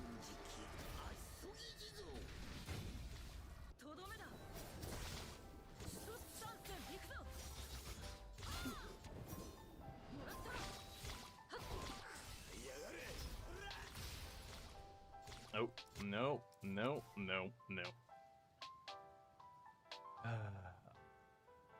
It's very bold of you to assume Fuji there would learn anything. But I would appreciate it, I guess. Let's try again.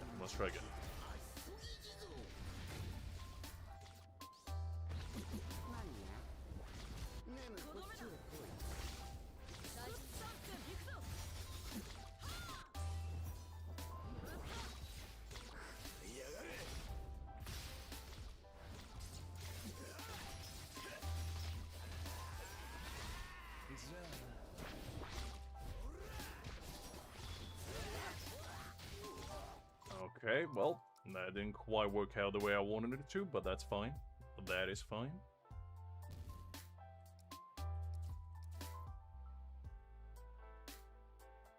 Okay.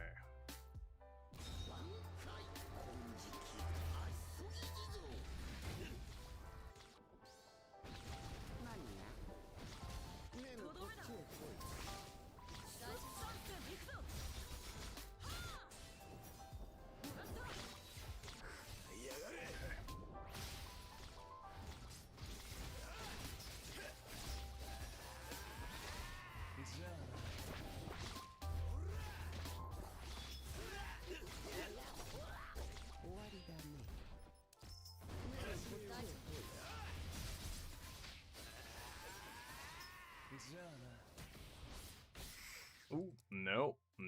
Okay. Okay, well, it didn't quite work out the way I wanted it to, but that's fine. That is fine. Okay. Let's see.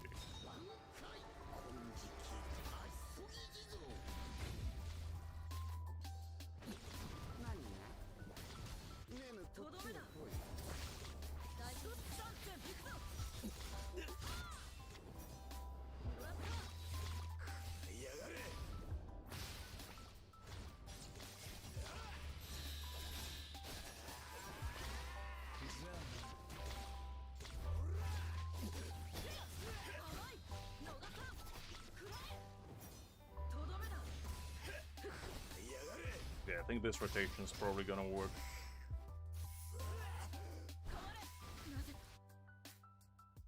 I was just saying, I think this rotation is gonna work better. And then Grimmjow humbled me up very quickly. You absolute son of a gun, Grimmjow. How dare you? How absolutely dare you? That's fine.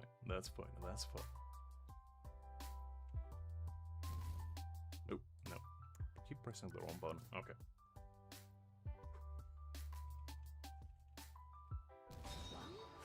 I'm slowly memorizing the rotation though. Because last time, the 21-second clear that I did, it definitely could have been faster. I can feel it could be faster. Because I messed up the rotation quite badly.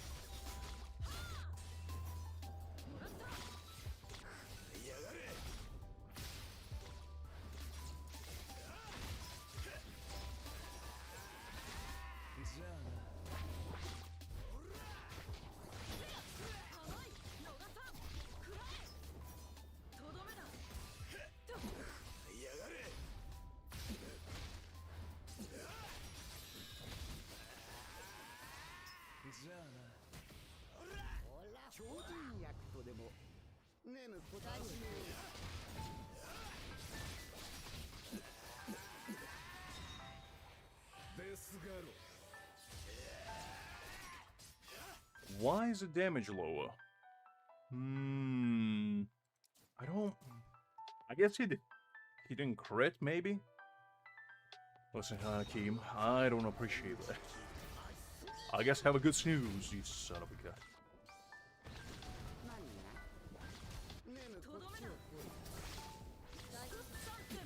Well, I think that's kind of like the problem, that I just don't get the crit.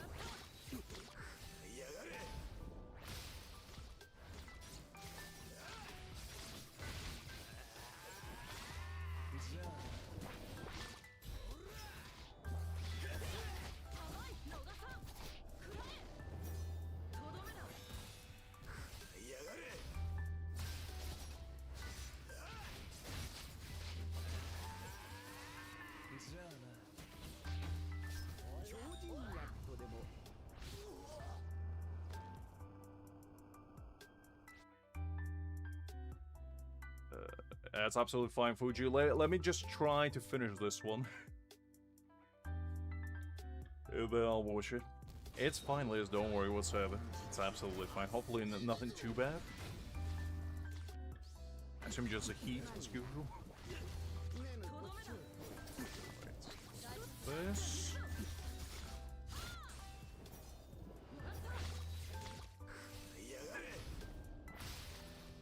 Okay, Molly's to the rescue.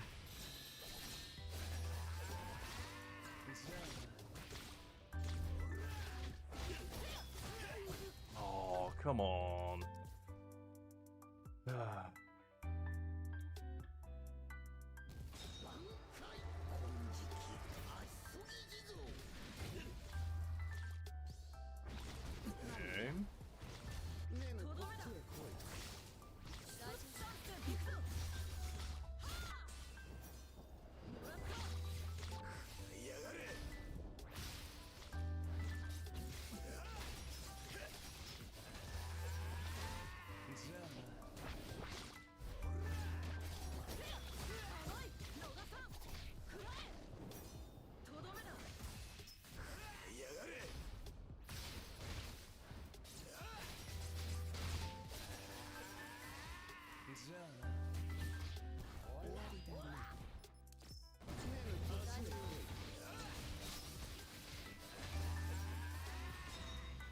Let's see.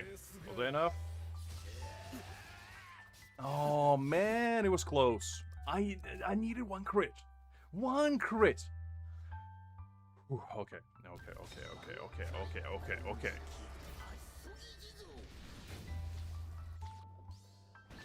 We got this. No, mess that one up. No. I got the rotation down. The rotation is clean. However, my gameplay is not. Okay, let's see.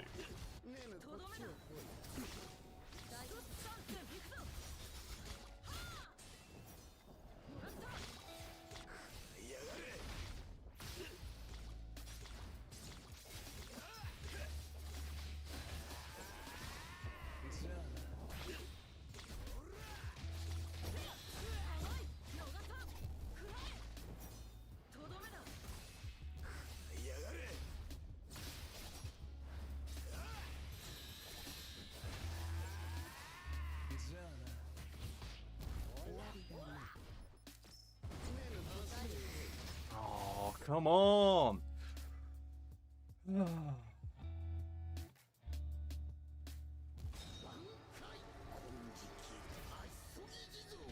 Liz is the kind of woman that would go through Alp Mountain just to get to her school, you know? In 1922. She was just doing it like the rest of us. Just on the bigger scale. When there were no roads, Liz would make them. You know?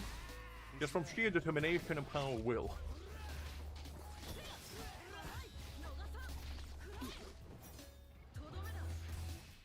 Okay.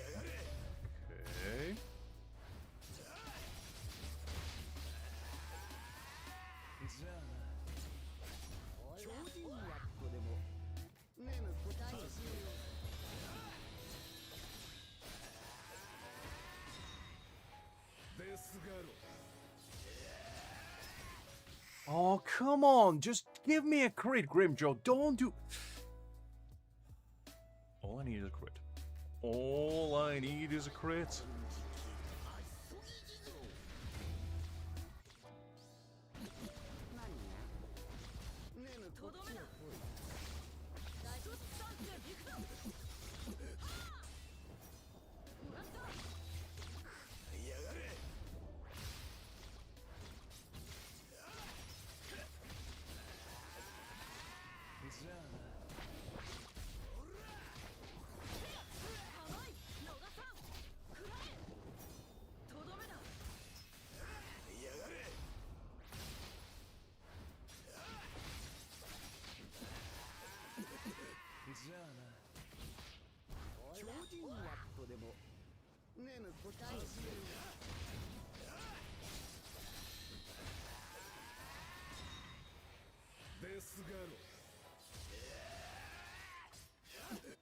Golly.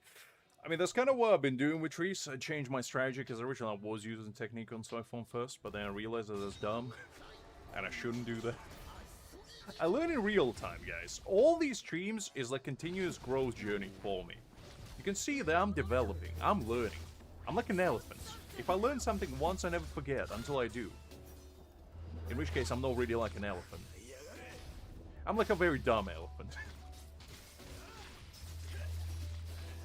We kind of had this weird blow of cheese as a brain. But that's okay. That's okay.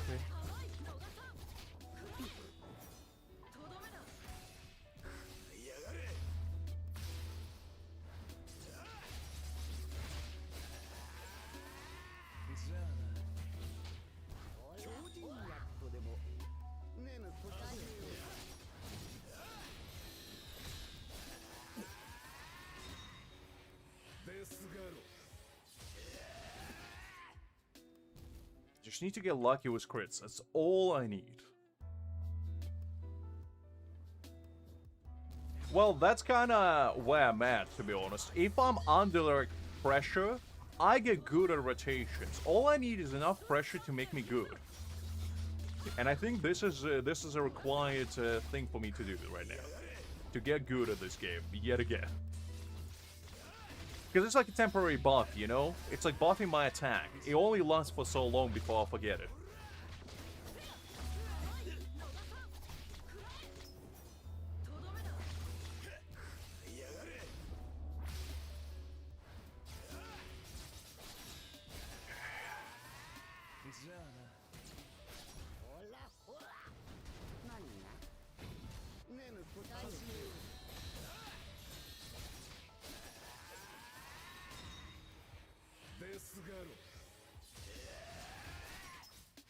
You see, like, I'm heavily relying on crits.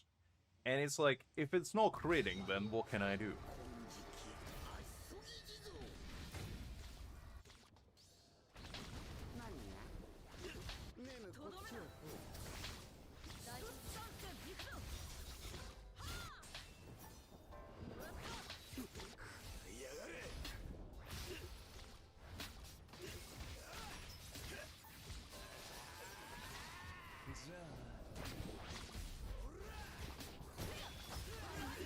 Ooh, come on. I do use my Mayuri trees, just not as frequently as he needs to be used, maybe. I don't know. This is just the rotation that I'm sticking to right now because it works. Kinda does its thing.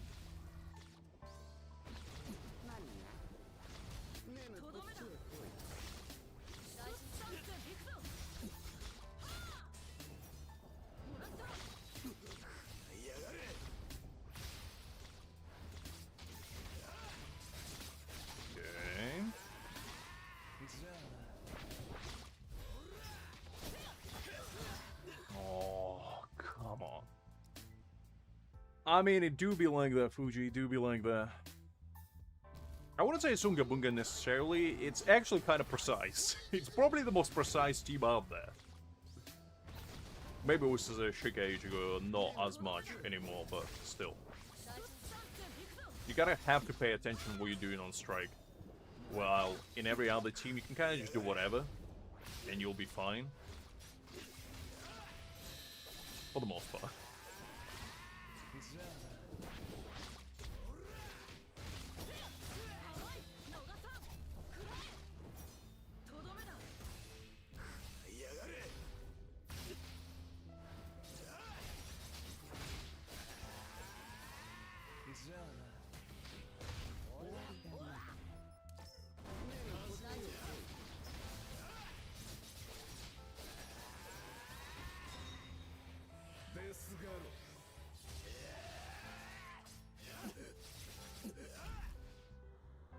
It's half bar of HP left. Like, you can't make it up. Like, come on. Just give me decent crits. That's all I need. I got the timing down. That's all I want. I just want to prove that this works. Because if I can do it, anybody can do it. With a slashing fancy schmancy tactic, you have to be actually skilled in this game. My strat is dumb proof because I can do it.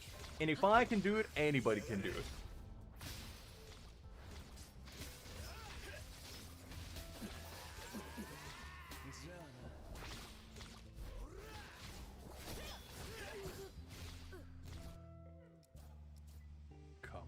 Come on.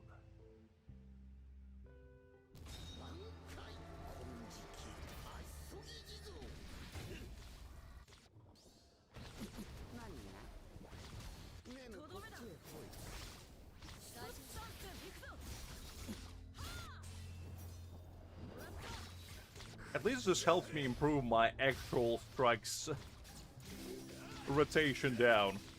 I think these events on actually how to play the game. You know, other people learn how to play game and then do events. No me. No me. It's the other way around for me. I learn while I play.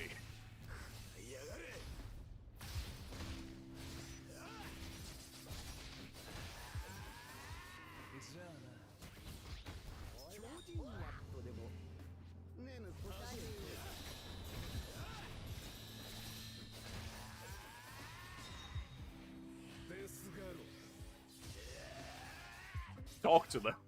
Do I need to take Grimmjow to a nice afternoon brunch? Talk about our feelings and how, you know, how we feel about each other. What we like to do in life. And then take him to a nice beach and while staring at the sunset be like, Grimmjow, could you please give me some crits? Pretty please. It's definitely possible. I can see that it's possible. I just need to get a decent enough luck.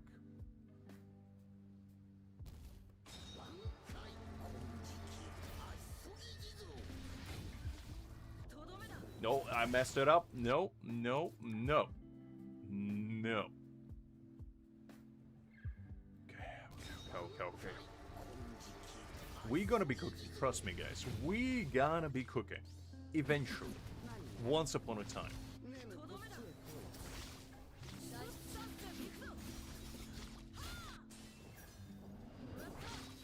Listen, ladies, if there's one person who needs to be worried on Chino and Kaku, is you, not me.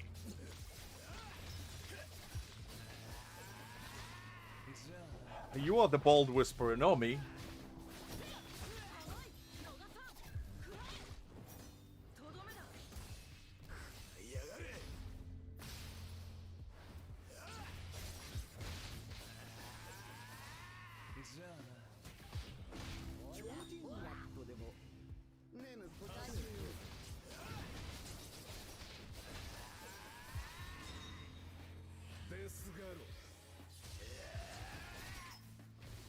Come on. You can see the potential, right? I'm not crazy. You crazy. We all crazy.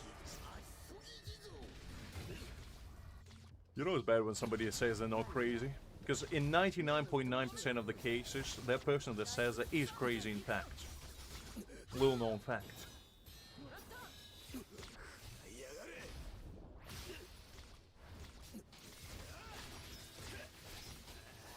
I'm sorry to hear for your loss, Creek. You're a brave soldier. And may your luck rest in pepperonis. We will get it next time, like Solid Snake would say. Like I'm getting ass whooped over here. Same way.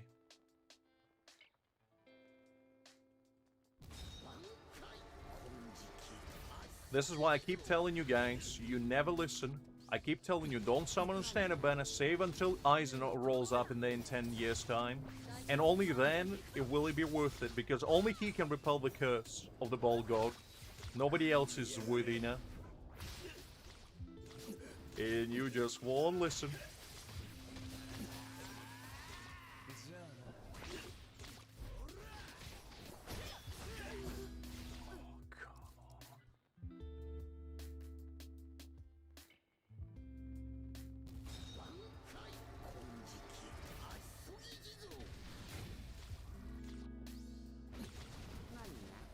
Exactly, Fuji, exactly. I mean, he frees this time with stack already anyway. I'm pretty sure I'm doing it fine. I mean, I don't know if I'm doing anything wrong. Probably am, but...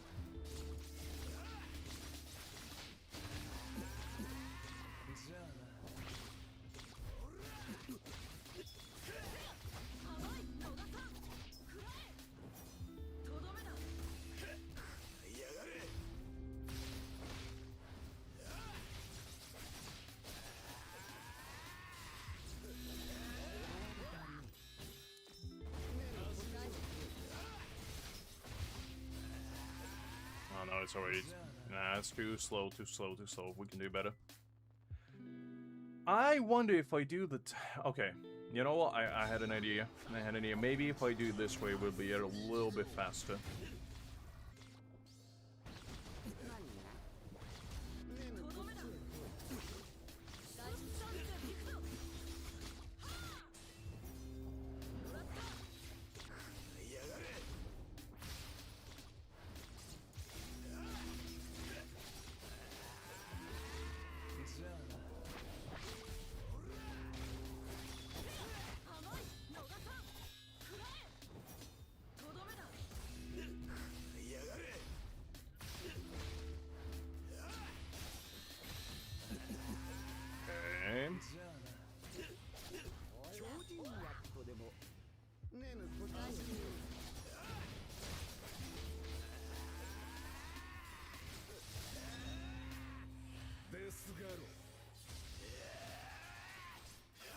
Man, I'm so close yet so far. They probably will rerun him with Uryu, because I still think that Uryu will be a tactical unit, and that's why they're holding Mayuri to rerun him with him. That would be the most logical explanation.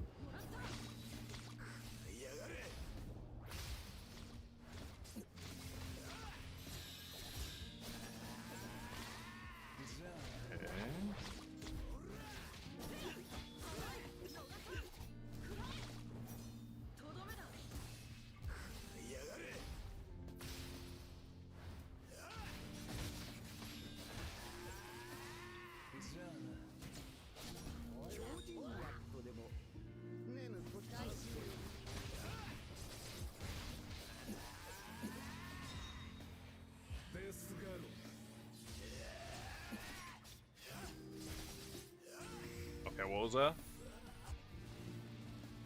20 seconds. Golly, I was so close. I wasted like 2 seconds on that one. Ah, come on. We did better, though. We did better. I think we're second now. Okay, we're close. We close. I can smell that first place. I will get it from Laxo, even if it's the last thing I do. I can smell it. It was literally a quarter of HP bar left. Grimmjow really screwed me over on that one.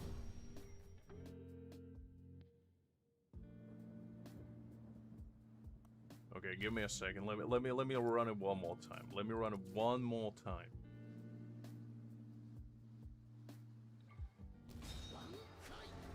I'll run it one more time, Hakim, and then we can do something else. Hold up. Hold up. Can't you see we're doing something very important? We're learning rotation, Hakim. We're understanding how the game is supposed to be played. Very important stuff.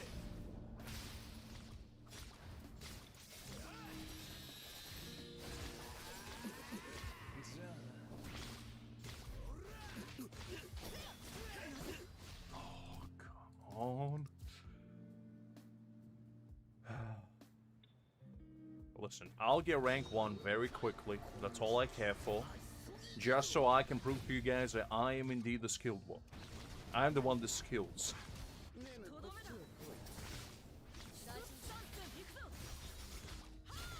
What do you mean I should have, Hakim? Says who?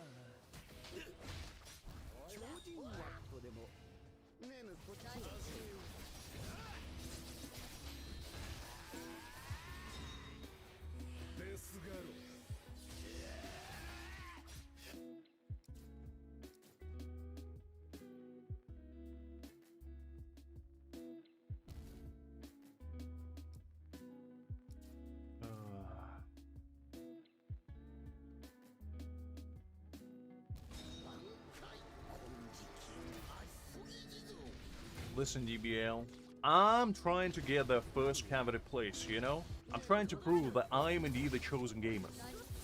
And that is a title that I always coveted but never achieved. So that's exactly what we're gonna try.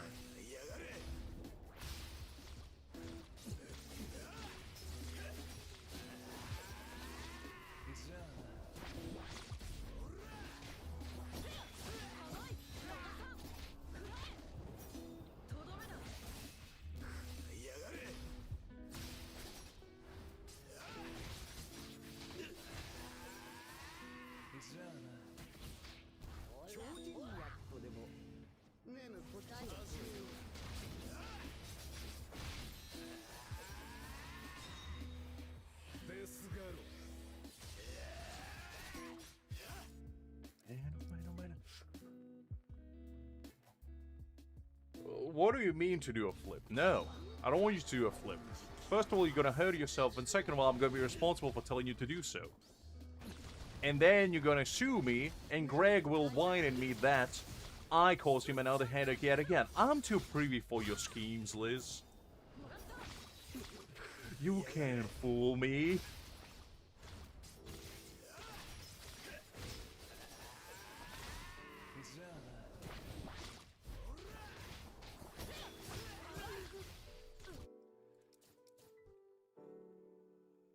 I don't know, Liz. Why wouldn't you? Just to prove a point.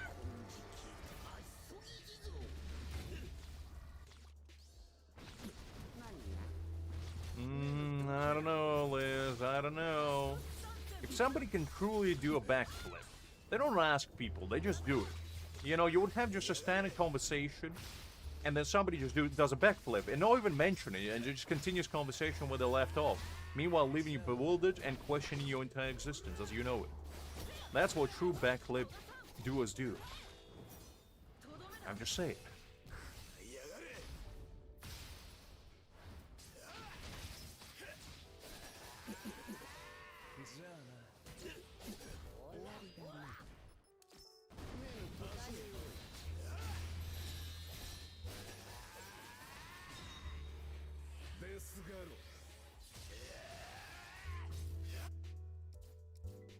The rotation is down. All we need is just a little bit of luck with crits. That's all we need. Yeah, Liz, but just imagine how many gacha pulls you can get with that money. You know? I'm just saying, you're not thinking globally. You're thinking locally.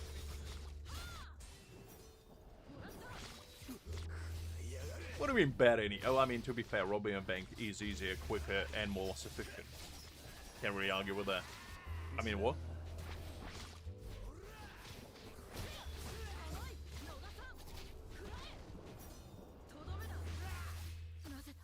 Oh, man.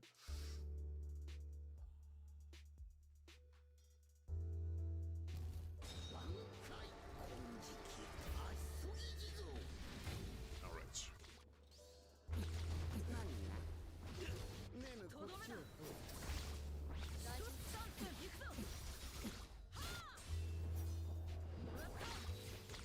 I mean, to be fair, I'm Liz on that one. They have like plus 50 degrees at any given point. You kidding me?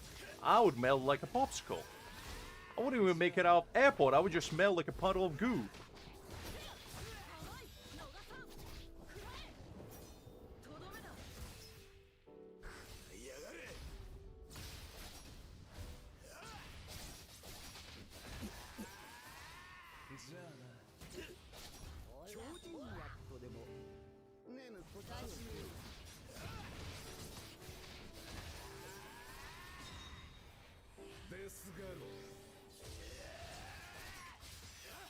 Man, if it was a crit on last one.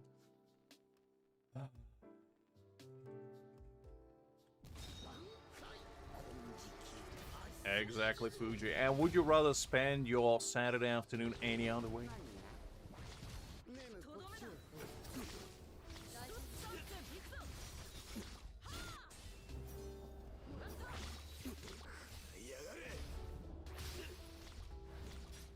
I don't know, because Surfon doesn't really do a lot of damage without her B1. So I feel like it's probably not really worthwhile. Because the rotation works, like the rotation is very clean. There's not really any room for error. But I'm very heavily relying on with this team on crits. If I don't get crits, I'm pretty much screwed.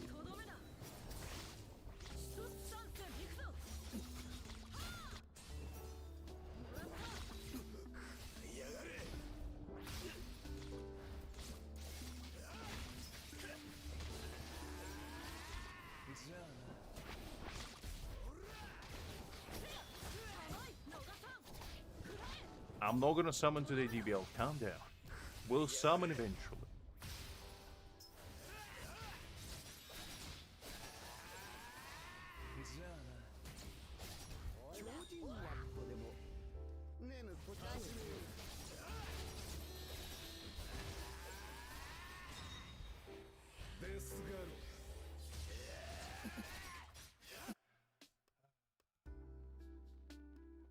I don't know if it's smoother, Fuji. I don't know. I mean, this team is very straightforward. I mean, even a big dum-dum like me can do it.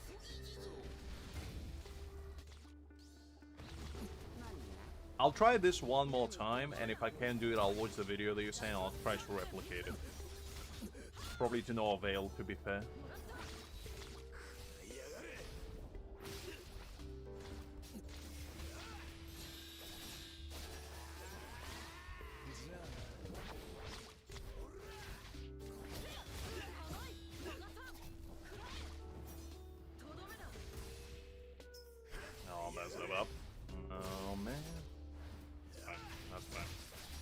It's fine.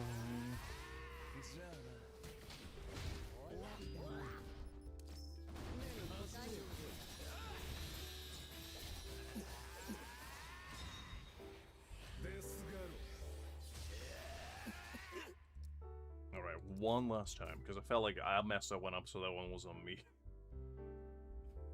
And then we'll go try Slash Team. With your evil ways.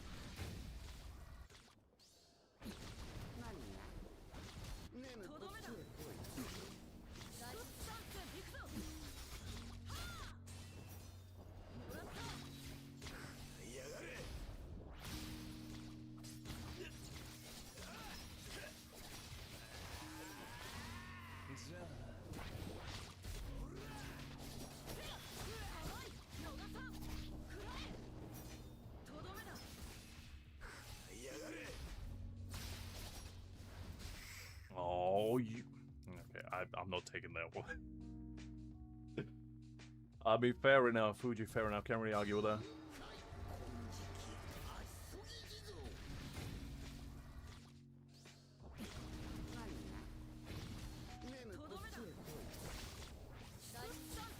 Okay.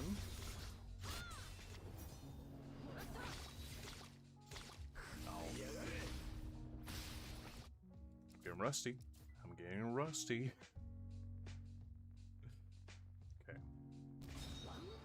Probably should be using actual button instead of mouse, because mouse makes me up. Messes me up, brother. If I can speak.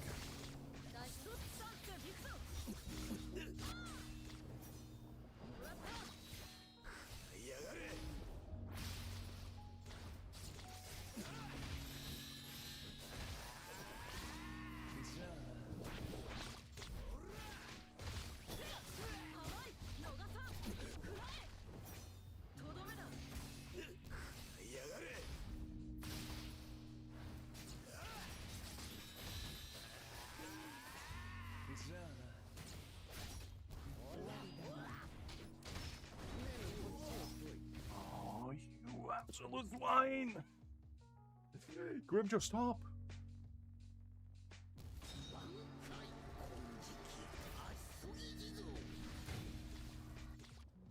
Okay.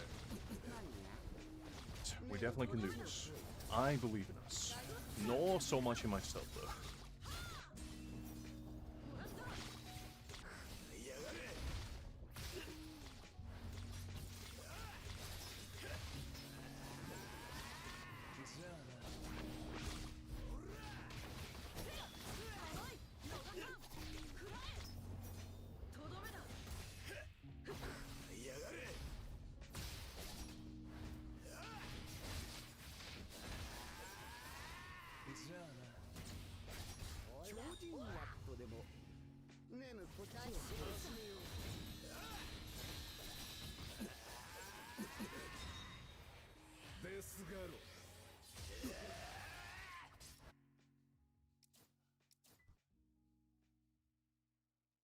Well, the problem is, it's not that I'm not getting at this point. At this point, I mastered the rotation. Like, I'm doing it almost picture perfect. But the problem is that I'm just not getting the crits that I'm wanting.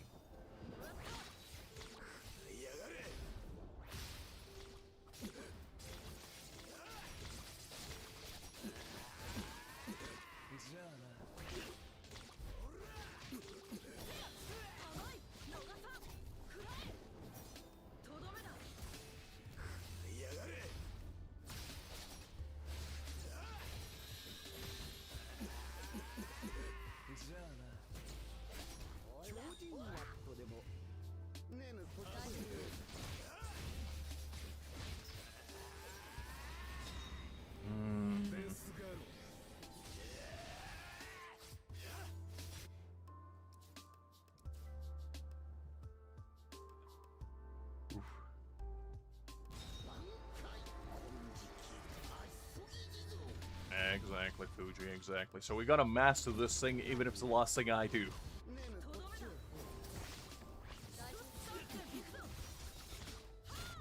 Exactly. Exactly.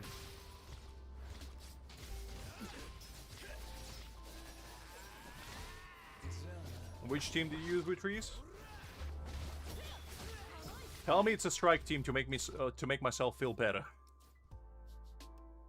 Because if you say slash team, ooh, I'm gonna be too happy with you.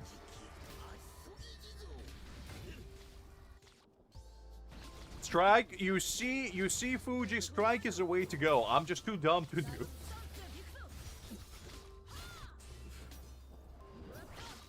Oh man.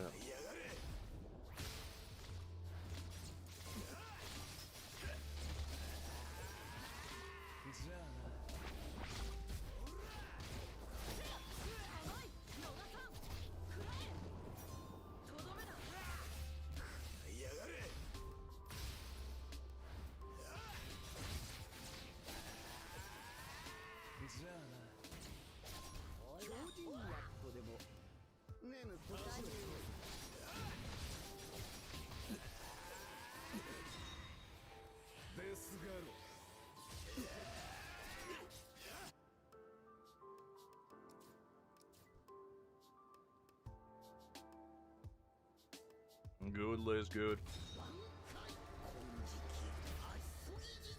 No, I'll manage to do it somehow. Some way, somehow, some way. Well, I'll manage to do it. Just look at my rotation matrix and tell me if I'm doing anything wrong. I need you to coach me on this. Because I think I'm doing it fine. Like, I'll do it from the beginning, so you see what I'm doing. So I usually start, you know, with a good old-fashioned Mayuri ult. Then, you know, you pop his technique quickly. Get his basic attack out. Go with Soifon tactical skill. Then counter, then technique. Then special attack, then back to Grimmjow. You get your stacks in. Then technique. Unload all the techniques. Then back to Soifon. Back to special attack. Back to Grimmjow.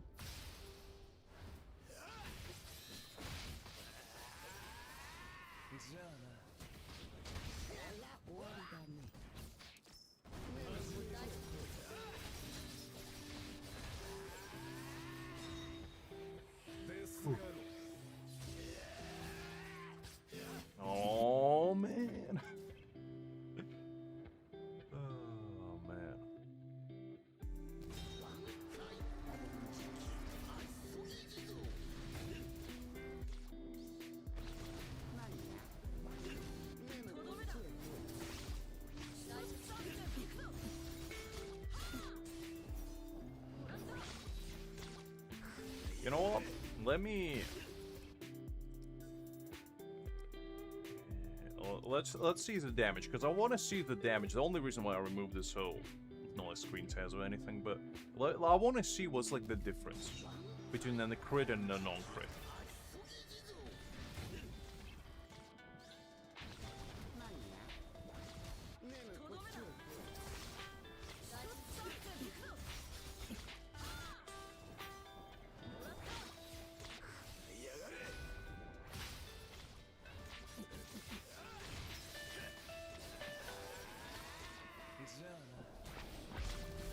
Oh, no. Messed it up. No. No.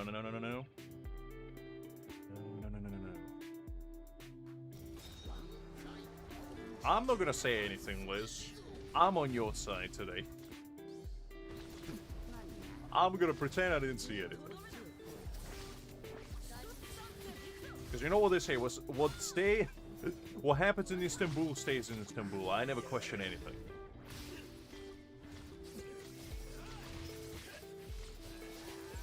No worries, Liz, no worries. I got your back. I got your back.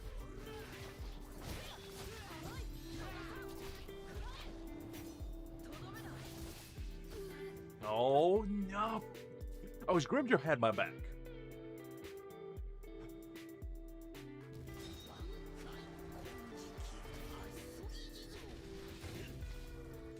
Well, it's just a saying, Liz. I'm not saying you are in Istanbul. It's just a saying, you know? It's a very nice saying.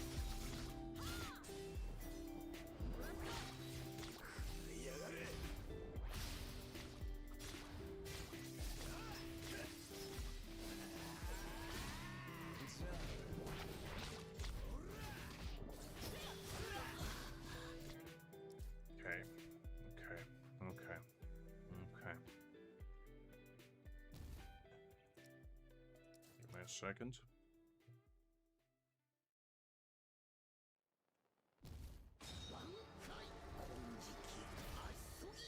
Exactly, Fuji, exactly. When in doubt, just gotta have positive vibes. Helps with everything.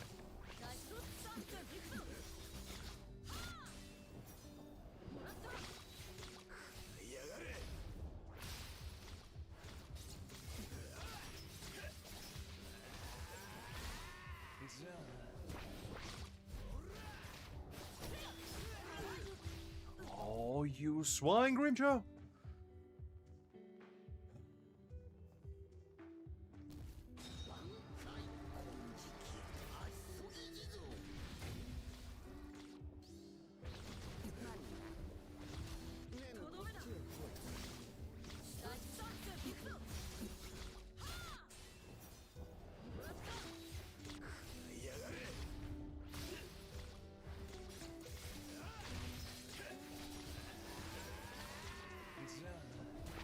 Exactly, DBL. They don't respect the OG.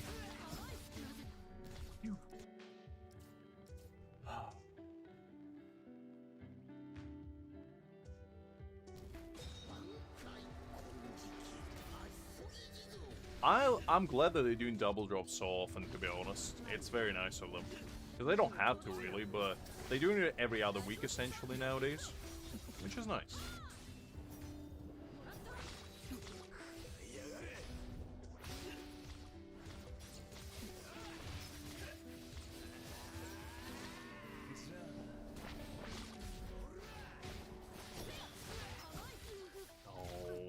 Come on.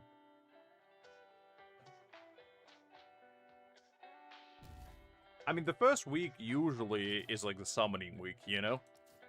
The second week is when the fun starts with the ranking event fully getting unlocked, and the third week is, you know, usually they give you another ranking event. So yeah, the first week usually the slowest. But I guess they're just banking on you basically spending the first week building the character that you pull. If you're not pulling the character, it is...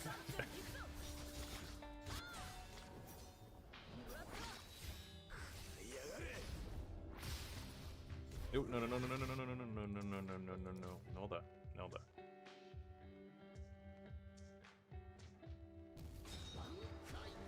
Nice, Fuji, nice.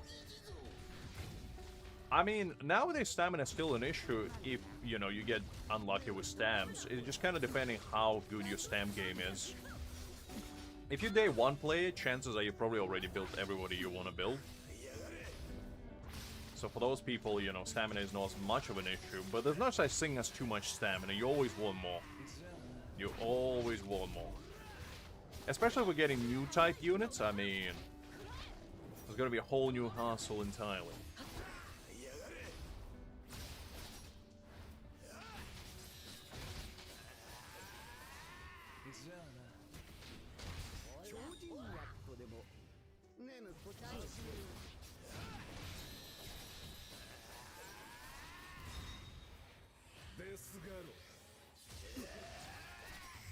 Okay, what was that? 1844. Yes! Yes! Yes! Finally. Okay. Now, Hakim, now we can stop. Now, you know, we've proven that we are indeed the top dog. And you see this? Screenshot this, guys, because now when everybody tells you that Mr. Lux doesn't know how to play this game, you're gonna be like, yes, but... And just throw the screenshot on them, and they'll be like, you know what, I never considered it this way. You're welcome. Look, I already did it. All I wanted was a first place. That's all I wanted. Out of consideration, I will watch what Rotation Fuji cooked up, though, because, you know, I just want to, you know, pay homage to the one that was believing in me all along. Like, you guys, only listen, Fuji, were believing in me. All of you are the doubters, which was as well believing in me, to be fair. To be fair. And Creek is my biggest hater. That's son of a gun. Now, let's see. Because I start with a white, then you go on to Kisuke.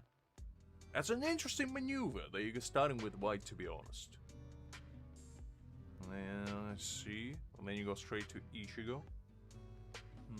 Fascinating.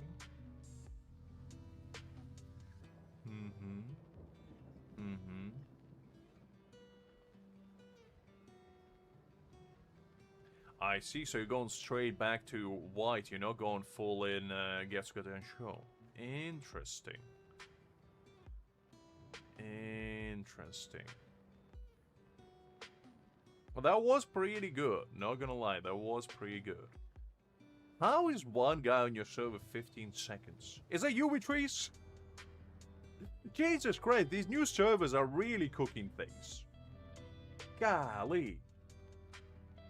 I can't even imagine having 15 seconds as the first place. I'm satisfied with my 1844, thank you very much.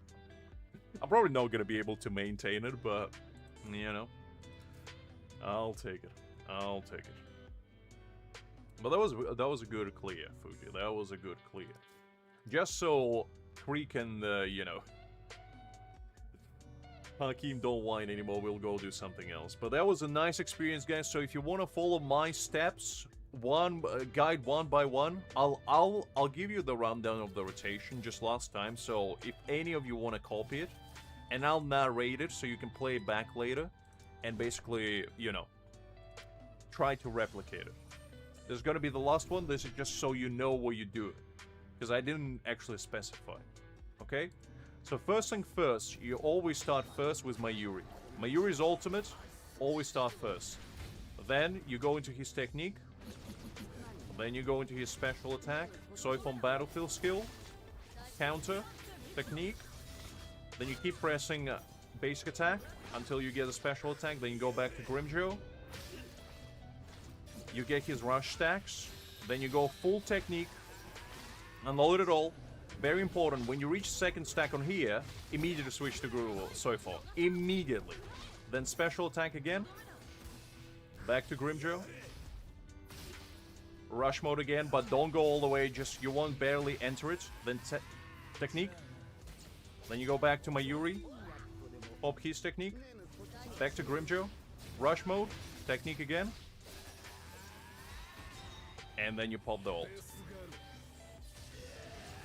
And depending on how lucky you are, you might get a good clear. Like you see right now, I go 1877, which was barely like almost the same as my best one. So this is basically sub 20 seconds team. If you're really good at this game, you probably can get sub 15. It really depends on your crits. But I just wanted to show you guys. I'll show you that it is possible to be done. So feel free to copy it if any of you want to, you know, follow in the footsteps of the greats.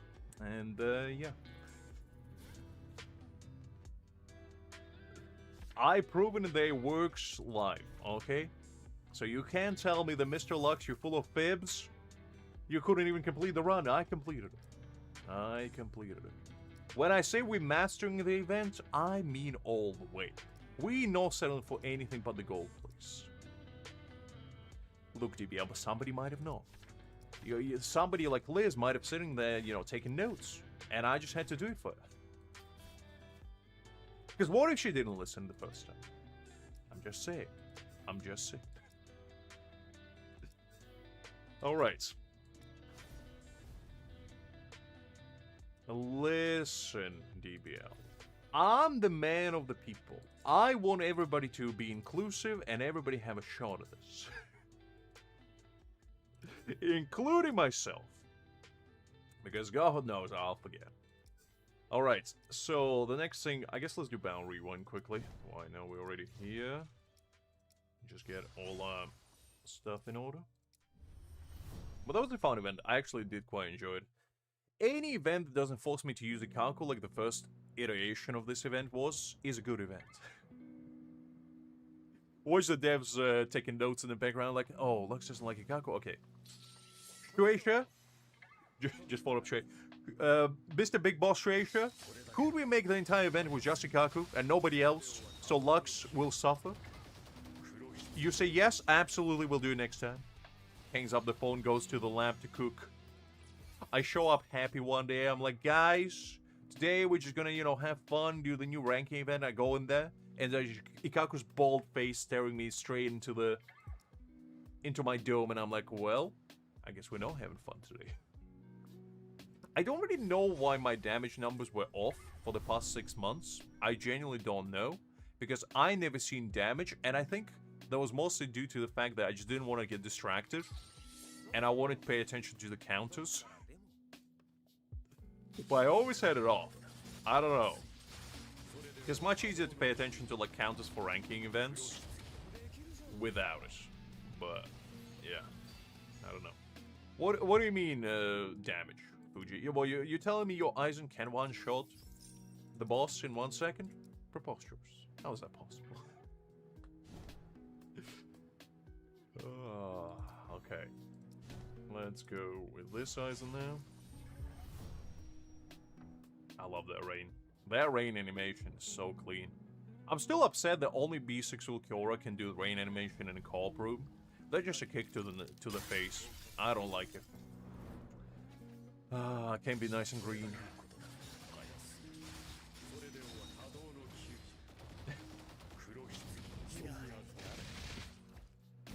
I mean, B4 Aizen, I still think to this day, and a lot of people call me crazy. However, if there's one unit that you could choose to have B6 on your account, I would say Aizen, because he can just carry you everywhere. It's like, he can just carry you literally everywhere, and he's so good. He's so good. I'm waiting for Butterfly Aizen to come out, because then I might replace him. But in fact, probably not. What I want at the end of this game, like my end goal, is to have 3 Aizens on the same team. I don't care what typing they are. I don't care if they're synergized. I'll make it work. Like, give me, you know, the Aranka Aizen, the Butterfly Aizen, and the Chair Aizen. That's all I'll ever need in this game. And I will never play with anybody else. I mean, I'm sure they will, Fuji. There's no way Aizen will remain supreme for as long as this universe exists. But for the sake of the bit, let's say no. No, he will never get replaced. Well, that's the thing. Majority of people out there who have Aizen, even free-to-plays nowadays, have him at least B2, I'd say. B4 or B6 is also very, very common. In fact, I'm seeing a lot of people with B6 Aizen as free-to-plays. Because people just realize that, you know, he can carry you literally in every single event, so why wouldn't you invest in him? Like, that just seems like a smart idea. Alright, what do I need? I don't think I need any Ascension materials, to be honest, because I have a lot of them anyway. Let's do... Should I bank on the idea that... Because I think I pre-farmed for my Ichigo already. I don't think I need more. I probably can pre-farm the spirit materials, because... Well, actually, no. Because I was gonna say, I might start leveling up like Ulquiorra or whatever now. Just to have him. Or maybe Strike. I'll probably start pre-farming Strike actually for the next like Strike support, so I have resources available when they do come out eventually in 10 years time. Yeah, I can get A5 anyone if I really wanted to. I have 450 keys at the moment, I believe, give or take.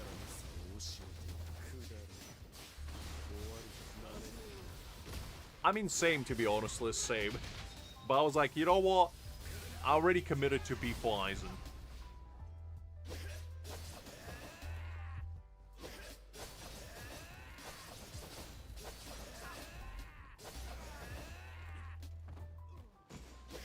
What do you mean whale is? Says the woman that has B4 Aizen as well. Unbelievable.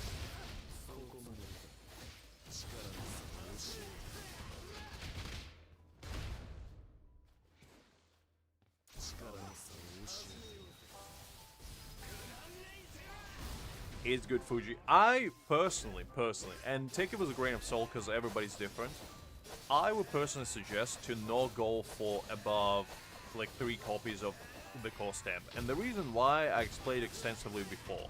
So I'm not going to bore you with the details, but basically, if you max it out and you're getting a dupe, it's a wasted dupe. While if you don't have it maxed out, even if you don't get what you want, it's always a net positive. You know? That's the way I see it, at least. But yeah, I believe I have... Let's check it out, I guess. I have 454 keys. And I have every single core stamp. In fact, some duped out as well. Not fully, but you know. And some of you may ask yourself, Lux, why do you have so many keys? And the answer to that is simply because I'm like a dragon. And what I mean by that is I hoard all the resources. I never spend them. Because if you spend, you become poorer. And why would I want to be poorer when I can get richer by not spending anything? How do you think the rich get richer? Do you think they spend? I'll tell you not. Do you think rich people don't have 388 standard tickets? Do you think I'm the only man in the entire existence of this game that has 398 standard tickets at this very moment in time? Perhaps. Perhaps. But... it all comes with a price. And said price is to have determination of steel, like I do.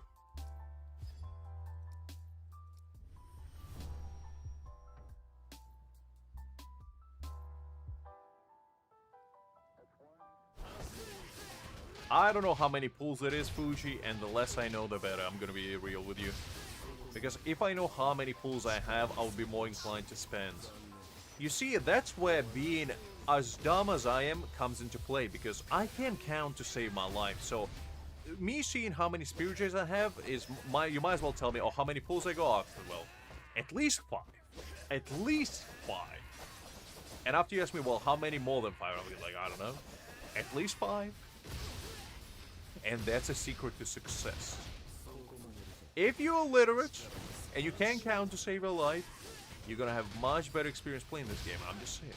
I'm just saying.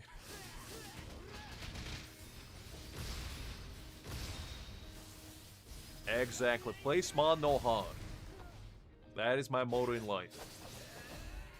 And also, I gotta save up for Butterfly Aizen and Bankai Yamamoto, you know, to show the true respect that they deserve, because both of those men will be getting B6. I'm just saying. I'm just saying.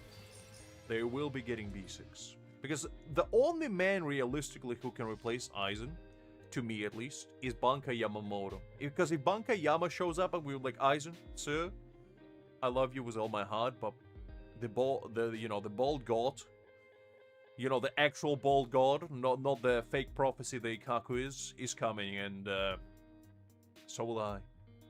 To get him, that is. That's just how it be. That's just how it be.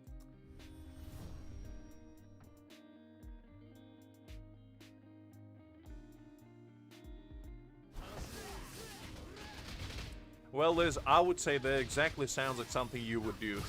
And I presume it was at 2 a.m. in the morning as well, under the cover of darkness, with nothing but the moonlight illuminating your shape.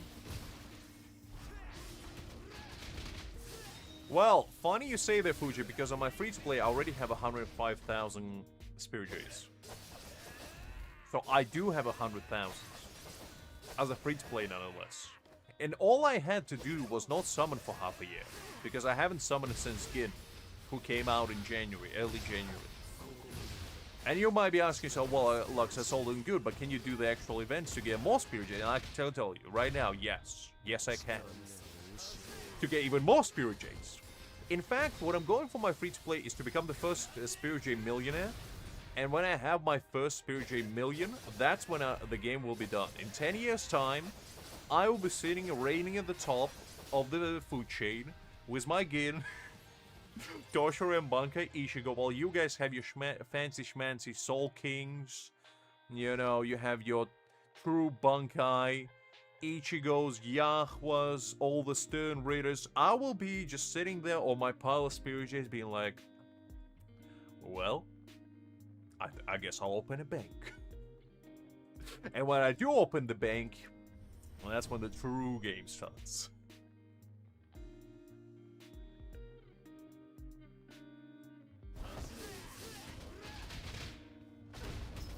How is that wrong, Liz? You said it yourself that you might have done it. I just say it wouldn't surprise me.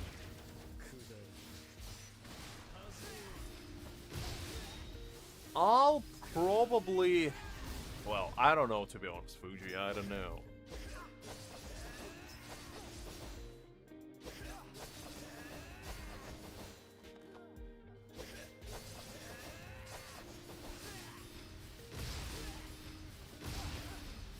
Listen, I would use them both, even if it's the last thing I do. You underestimating my loyalty to the craft of not caring for meta. I'll pull for character just for the love of the game, if I like them. I've proven it before, and I'll do it again.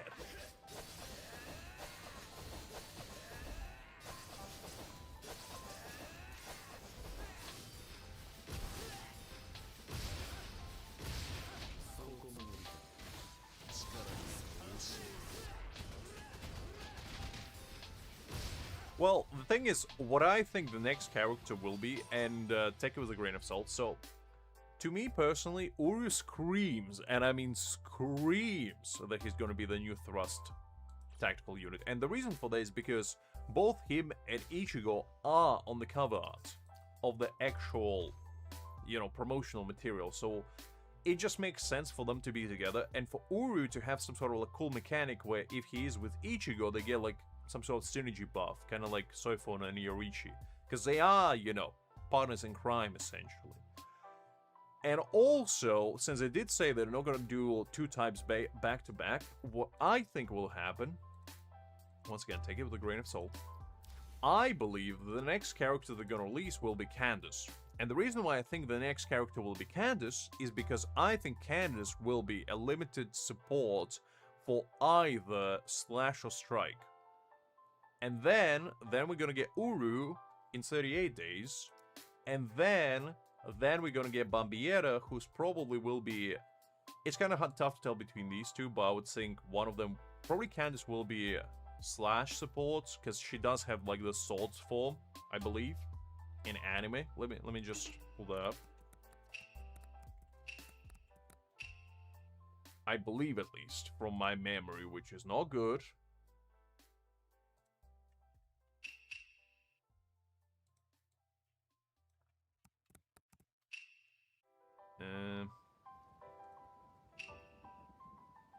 Let's see.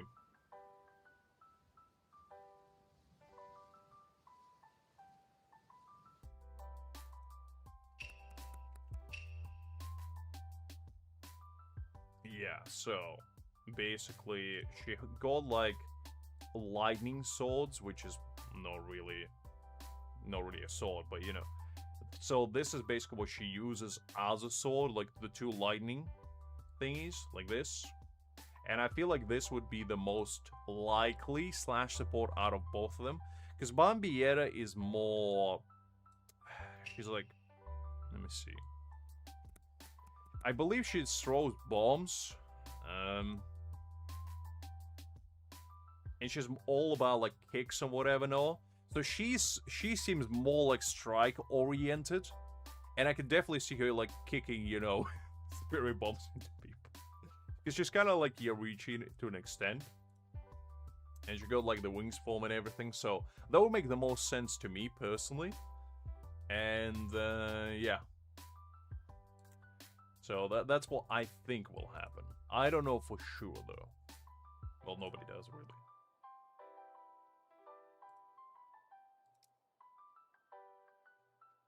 Oh yeah, I forgot that one. Hold up.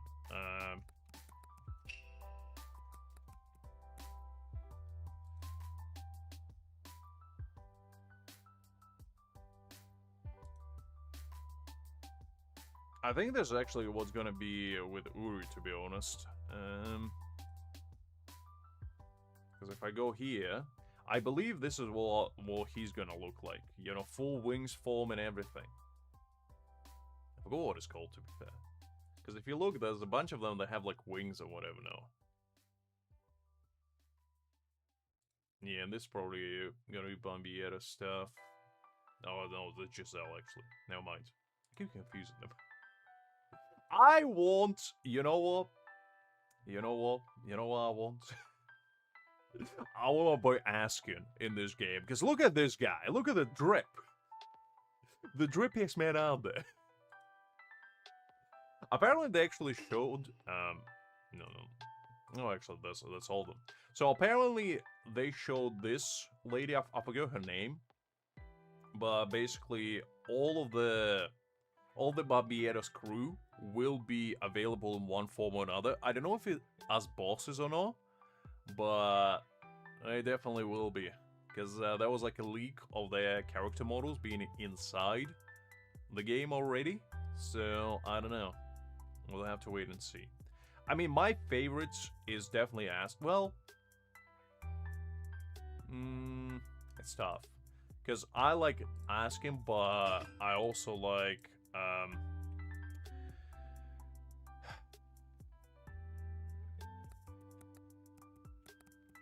I forgot his name.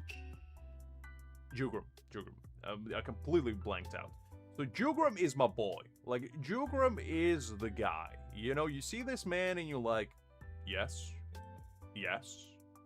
Yes. Like, I need me some Jugram.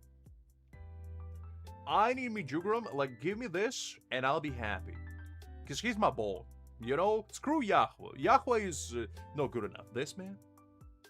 Man, come on. Come on.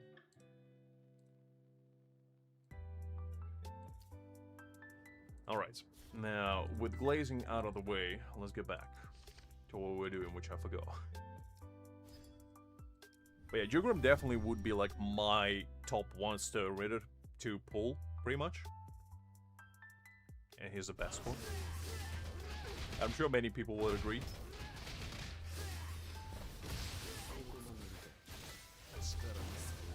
Thank you, Patrice. I forgot the names, to be honest, because it has been so long since I actually read the manga. It has been almost like, well, not 10 years, but at least like 8 years since I read it. So it has been a whole while.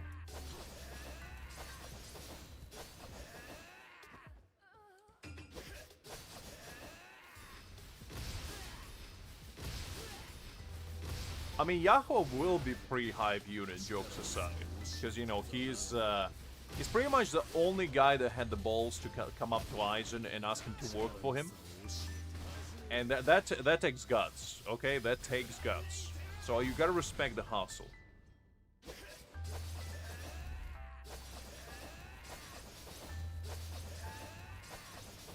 And I do like his almighty stash, you know?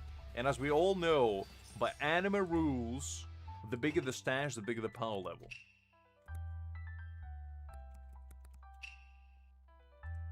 And this man got quite a stash on him. I mean, the Mr. Stash Man over here. Like, look at this stash. That's a stash and a half. This is not quite the stash. You're like, you know, this is pre-stash. But this is post-stash, and you're like, man. Okay. And this is young Yahoo as well. But you see that stash, and you're like, I see. But then you go to, you know, the true stash man, and you're like, wow. Okay, now this is a stash. You see, Yahoo was just jealous. Yahoo was just jealous because he couldn't grow the stash as glorious as Yamamoto's, because you look at this, and you're like, man, I wish my stash game was even 1% of Yamamoto's. I wish I could look this good at 1,000 years old. I wish. Gandalf got nothing on my boy Yamamoto, Liz. I did finish the manga, yes. Yes, I have. And I do know which is. However, I refuse to acknowledge it. I refuse to acknowledge it because to me, the only stash man that I respect is this guy. That's the only man. That's the only man.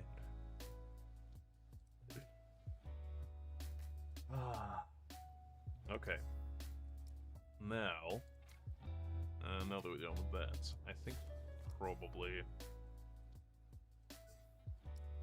let's do the Swift mode. So we might as well. Let's do the freeze one, why no?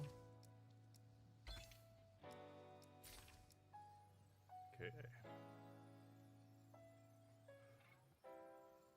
What do you mean your spoilers? Unbelievable.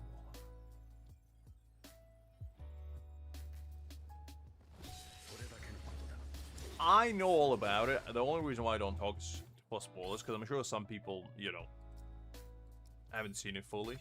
But I do know that Kuba did change in anime quite a bit, which I never seen, so I don't know what's canon anymore.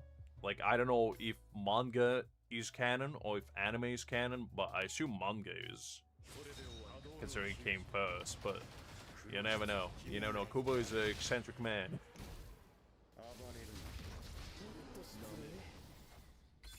No, it can't be, Liz. To say that they're wizarding fraud.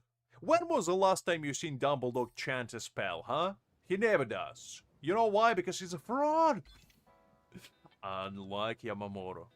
Because you see, when Yamamoto takes his Hiyori off, and, you know, he unleashes his Zanpakuto, that's how you know things about to go down.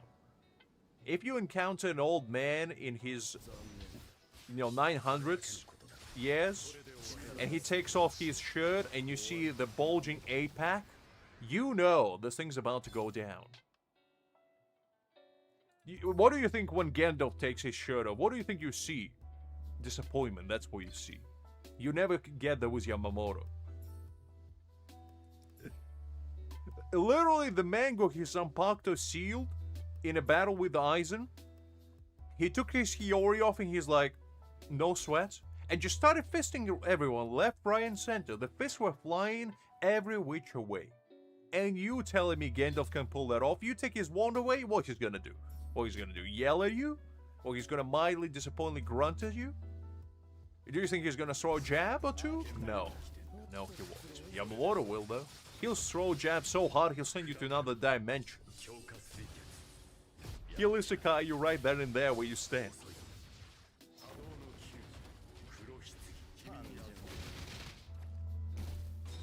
I'm not sure, to be honest with you, but I did hear that anime had a lot of new iterations, especially with the Squad Zero, which I was kind of pleased about because Squad Zero was one of the biggest disappointments that I read, personally.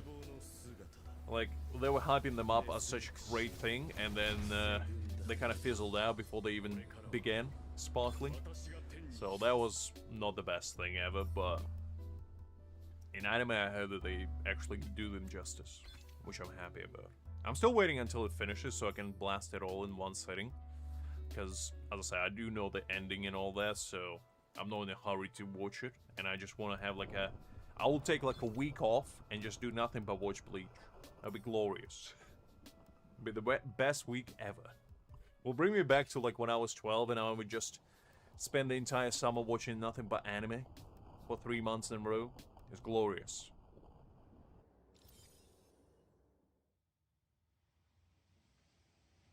I don't know, Liz. I don't know. I'll consider it, but I don't know if I will grant you said mercy. Can I bring you up on yourself? That's all I'm gonna say. Let's go with that one. I mean, I don't remember the last time I actually sat down and watched anything, let alone anime, like genuinely. But the only thing I watch nowadays is like YouTube videos. And I'm not even joking. I don't remember the last time I watched a movie. At all. Or an anime. Well, actually, no. I think the last thing I watched was Blue Lock, like the U20 tournament, like 2 years ago. Because I believe it was roughly around the time when I last streamed Wuthering Waves. I think. From memory at least.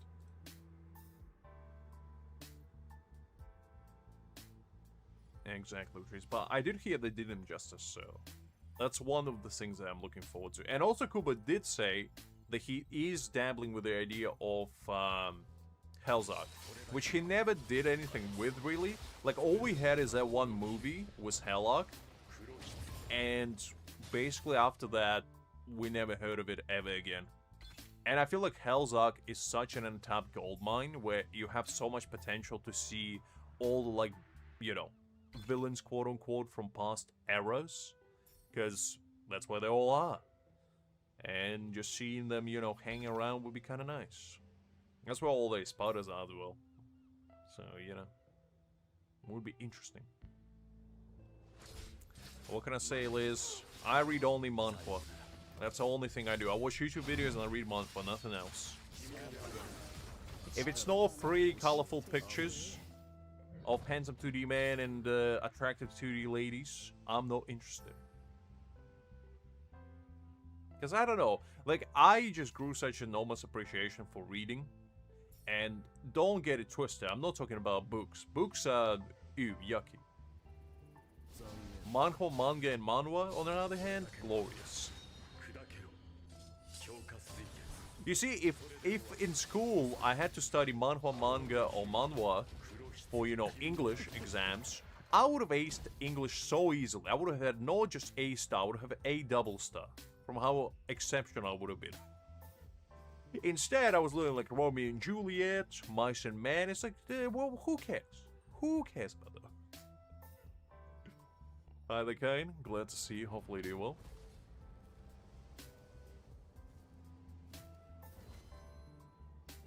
I never actually watched Burn the Witch. The only way I discovered it is back in the day when I was still playing Bleach Brave Souls.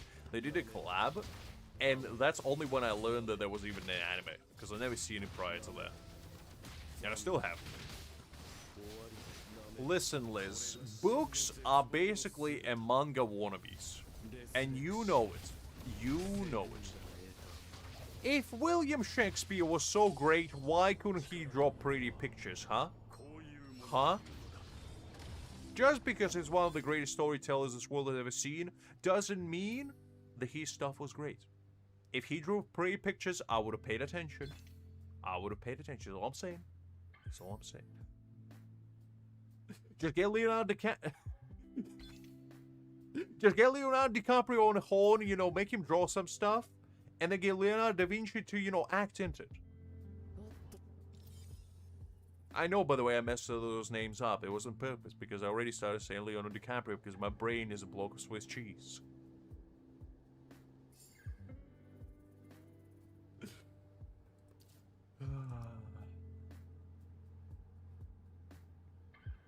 Golly, Liz. Level 50. Jesus, this woman. Not even ashamed of it. Do they have 3 episodes only? I didn't know that. That's interesting. I guess it was Kubo's, you know, unwanted child, he just kind of, you know, just made it appear into existence and forgot about him.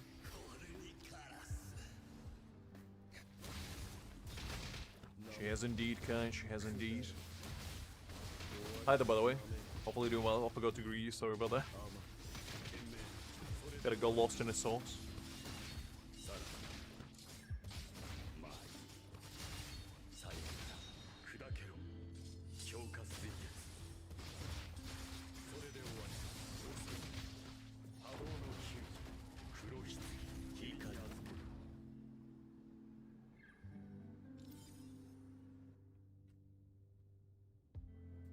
You know, Liz, whenever somebody says not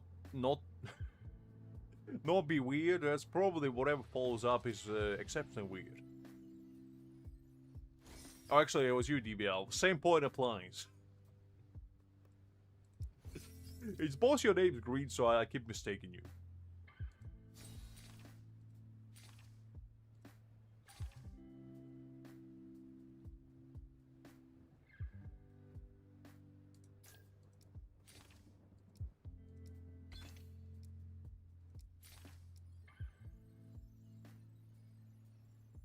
No, it's fine, kind. As I said, my permanent object memory is as great as a goldfish.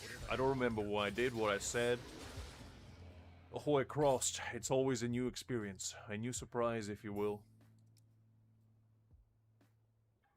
Look, Liz, look. I'm an old man, okay? I'm already 26. What do you expect me to do? I'm still finding my cane to shake at the youth of today. And say, "Damn you young whippersnappers! How dare you get on my lawn? Get out of here! Get out of here, sir!"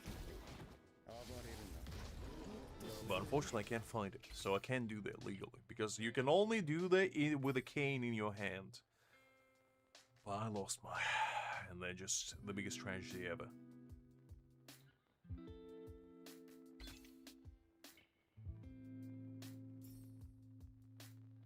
Listen, Liz, I was around. What do you mean? I showed up. I said hi. What else did you want me to do? And to my credit, I was editing a video. Unbelievable. Unbelievable. That's the things I get.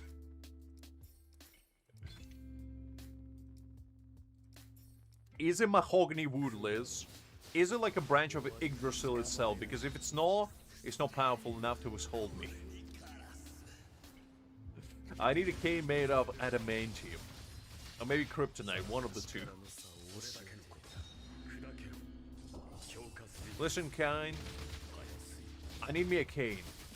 If you can hook me up with a cane, that would be appreciated. Because Liz clearly deceived me. She keeps telling me the fibs as if she got me a cane, but I never seen it. I never seen it. I always do. I always do, Creek. And just the way she is, she always bullies me.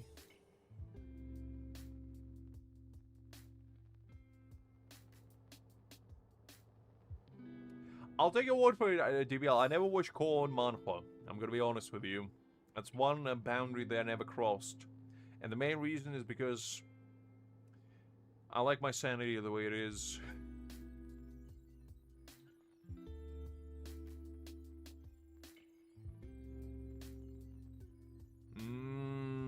That's... You know sound very convincing when you're shouting from the rooftops, Liz. You know somebody means you know how when they say, "I don't bully you." And just stare you down menacingly. I'm like, Liz, I couldn't agree more.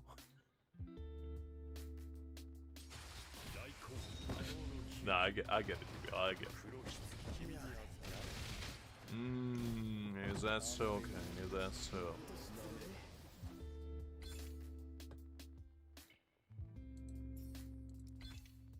So am I, DBL, so am I. I'm talking about the finest corn this world has ever seen. I just can't withhold that much corn. I mean, Liz would know, corn overdose is a real thing. There's only so much corn your eyes can withhold before you're like, that's too much corn. There's too many kernels I'm seeing right now. There's too much yellow. I'm seeing before my very own eyes, and I can't withhold it.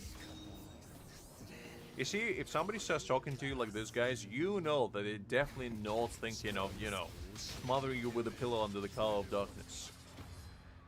It's definitely not something you should take as a very serious threat against your well-being.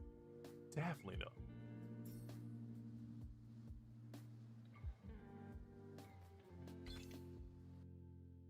We're talking about the existential dread of society, Fuji, and why Liz is keeping bullying me all this time. It's one of those questions, you know, I don't know the answer to.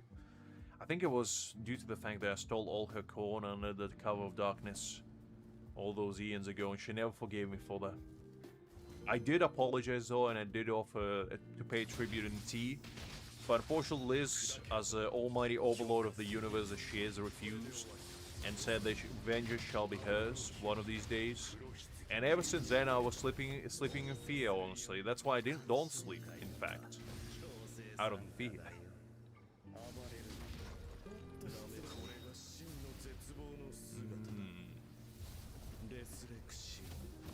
You see, if somebody starts talking to you in letters, like instead of full sentences, just in random words, that's how you know they're not bullying you. They're appreciating you in a very forceful manner. It's okay. Look, Liz is like a bad cop in here. I'm the good cop. Liz is a bad cop. No, actually, no. We correct that. I'm not a cop at all. Sadvik is a good cop. You know, he shows up occasionally just to keep Liz in check. But whenever Liz is here, you know, she puts her big boots up on the table. You know, tips her cowboy hat, and he's like, "Howdy there, partner.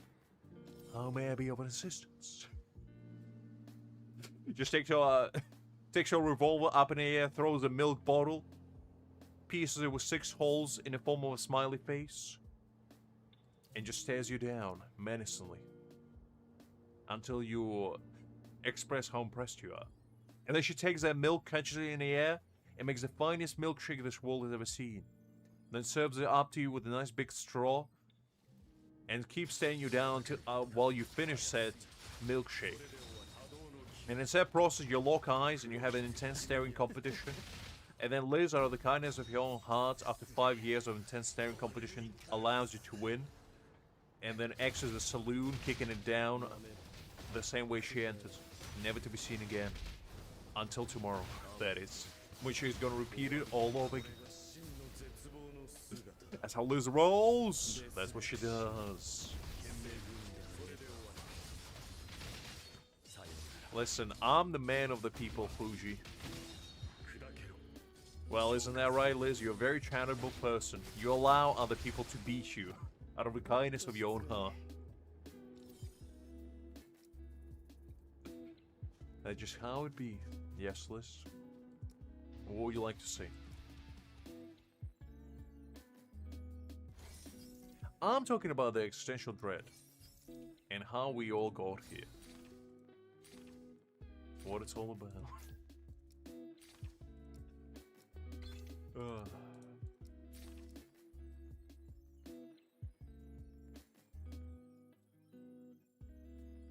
Exactly, Fuji.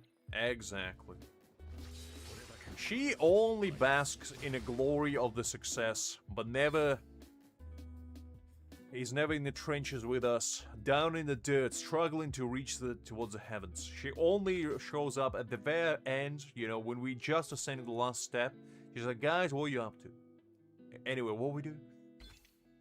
Meanwhile, we're all exhausted, covered in sod and mud everywhere. Catching our breath, you know, staring at the horizon, being like, we finally made it up here. This is where we all belong. And Liz's like, exactly, this is where we all belong.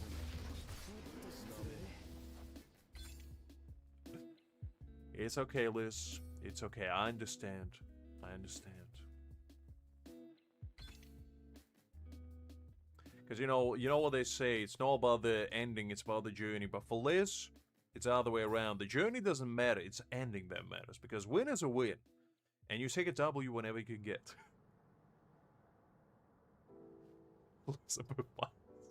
Listen, Krieg, there's not enough paper in the world to release Elizabeth files. From how many crimes she has committed throughout universes, throughout eons, throughout cosmoses and planes of existence.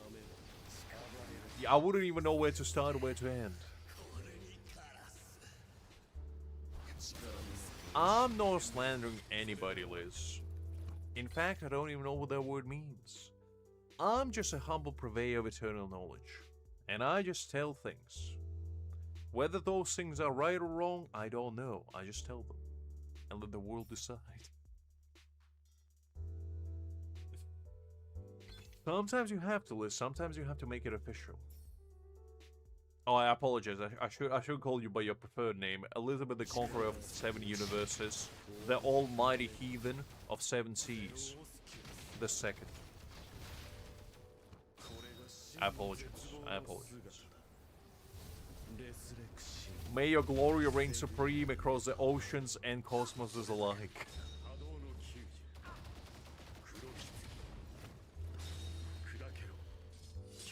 Well, it's like a remix, you know, because the first run didn't go too well for Liz, so she had to go and reincarnate herself, you know, ask the local truck-coon to do his bidding. And this is her second run, you know? That's why we all just meet NPCs in Liz's story. Just how it be. Just how it be.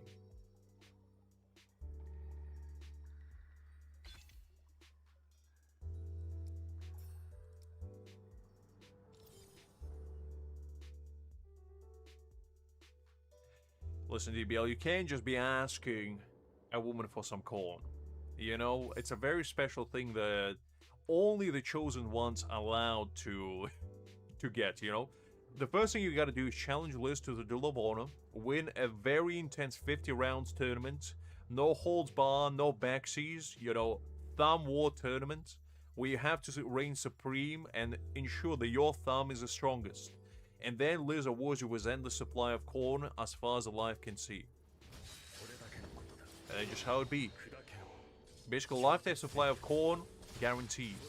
How do you think I got all this corn? I got popcorn for days.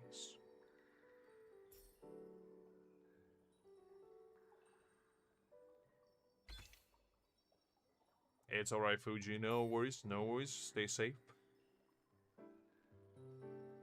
The fiercest sport out there, Liz. You telling me a thumb war is not the fiercest combat way known to mankind? Come on. I have all the corn, Liz. I have it all. I have the yellow, I have the purple, the black, the red, you name the color, I got the corn for it. I got them all, like 7 colors of the rainbow, more like the corn rainbow. Because I have every corn.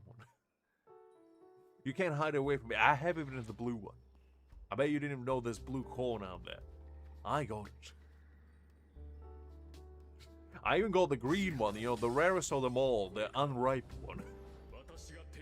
The kind that will, you know, make you sick like no tomorrow.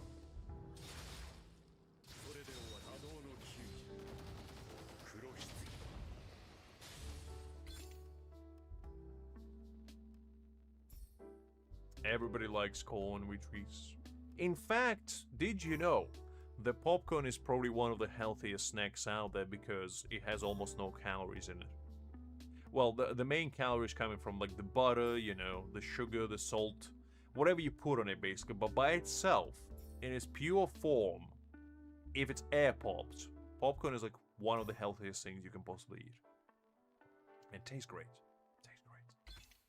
In fact, I used to, when I was staying with my grandparents, since they were living in like a village, they always had corn available, just lying around. So I would occasionally go into the kitchen, husk one of those corns, put a little bit of butter in there, and then just watch it pop on a stove, and it was great.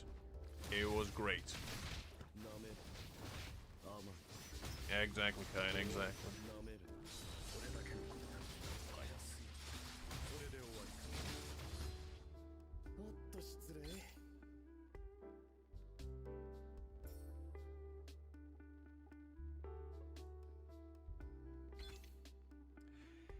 You see, Liz, I just don't really know why you have to be so aggressive and talk about face and fists being sad faces, like, and then you tell me you're not bullying me. You see, guys, this is kind of treatment I'm dealing with on a daily basis.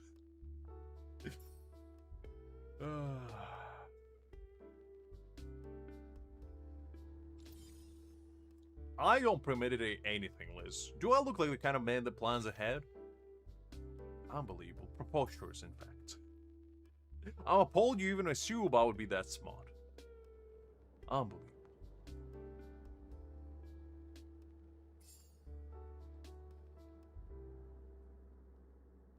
It's nice doing business.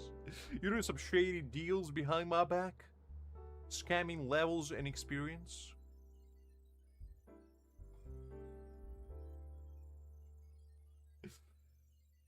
I mean, you gotta do what you gotta do in this world, you know? You gotta spin or you get spinned. That's how it be. That's how it be.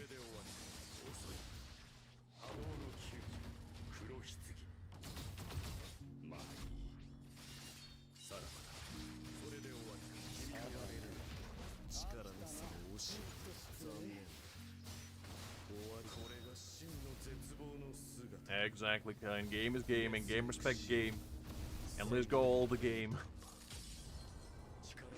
She got deers, she got squirrels, she got it all. All the game you can possibly think of. She got it in front of her backyard. She's like Snow White. But for game.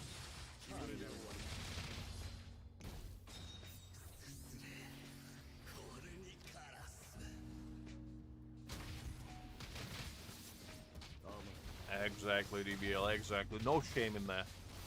As I said, a W is a W. You always take it. You always take it.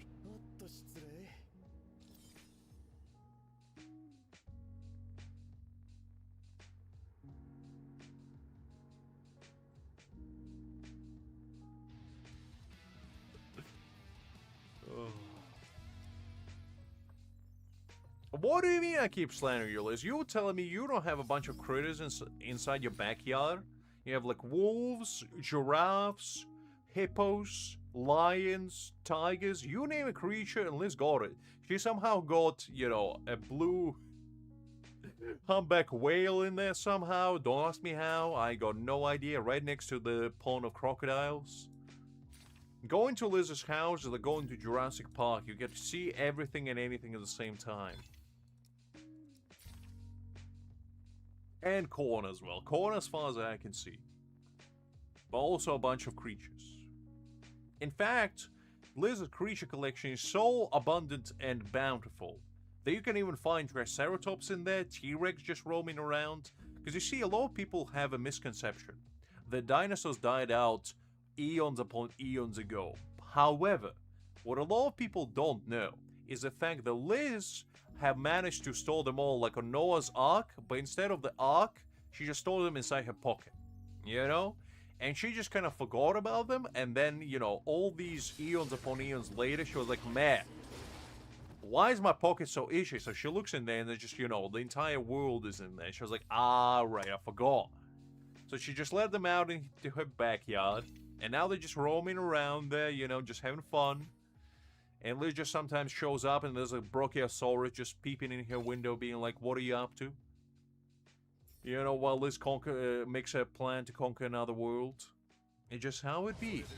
It's just how it be.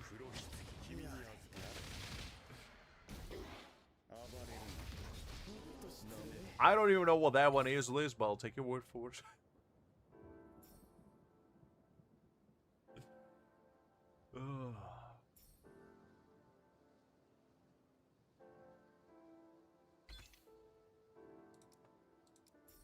Back to back. Listen, sometimes you gotta roll your sleeve and get down and dirty, DBL. It's just how it be. I'll Google it, because now I'm actually curious what that is. Hold up, let me pull it up.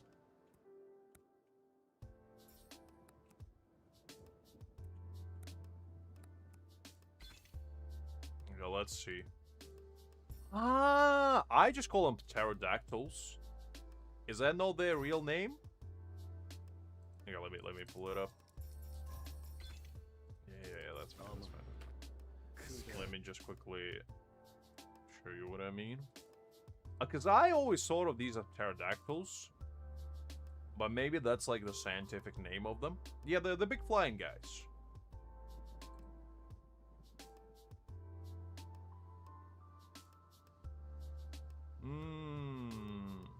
Man, look at... Jeez Louise. Okay, hold up. Because isn't this it? Ah, they shorter. Ah, that's a difference. They are much shorter. Yeah, they're like the little guys. So basically, pterodactyl is like Liz, and this Quetzalcoatlus is like me, you know? Big neck, big bones, big wings. I see. They look cool. They look pretty intimidating. Like, imagine just going on a nice Palm Beach retreat, and you just see one of these guys just chilling there, being like, yep. Golly. Oof. What the mouse do? Jesus. Man, we would not survive Jurassic Park. Like, one thing about the dinosaurs is, like, if this thing was real right here, right now, we would be gone. Like, we would literally be gone. Quetzalcoatlus. I see. Yeah, I'm not really envying these little guys, you know? Okay, how big were they? Like, out of... Because I want to know how big they were. 5 meters. 16 feet tall on the ground. So not actually as tall, but you gotta take into account their massive wings. Make it as tall as a modern giraffe. Oh, 5 meters. Oh, sorry. 5 meters. I thought it was feet. No, hold up. 16 feet. So it's like basically almost 3 of me. Golly, that's a big boy. Wingspan of 12 meters. Ooh, golly. Who needs an airplane? Just get yourself Quetzalcoatlus. And you'll be fine. Golly, these guys. Jesus. Just call him Cactus. I mean, fair enough, okay, fair enough. Without even running this? Wow. That's impressive.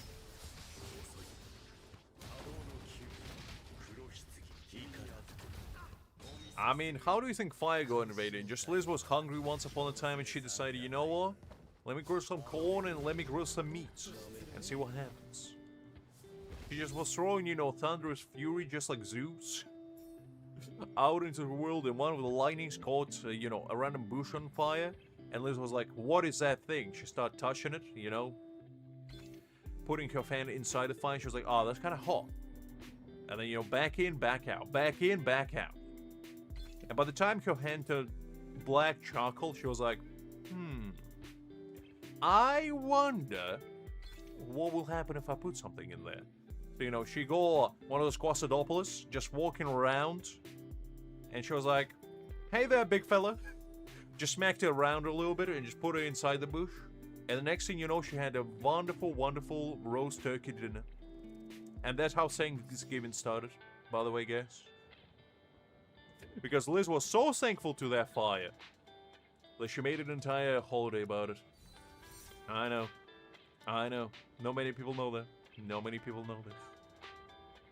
So next time you chow down on some nice roasted turkey, guys, you know who to thank. You know who to thank.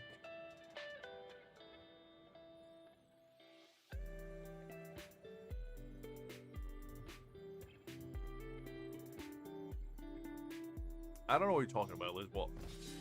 What?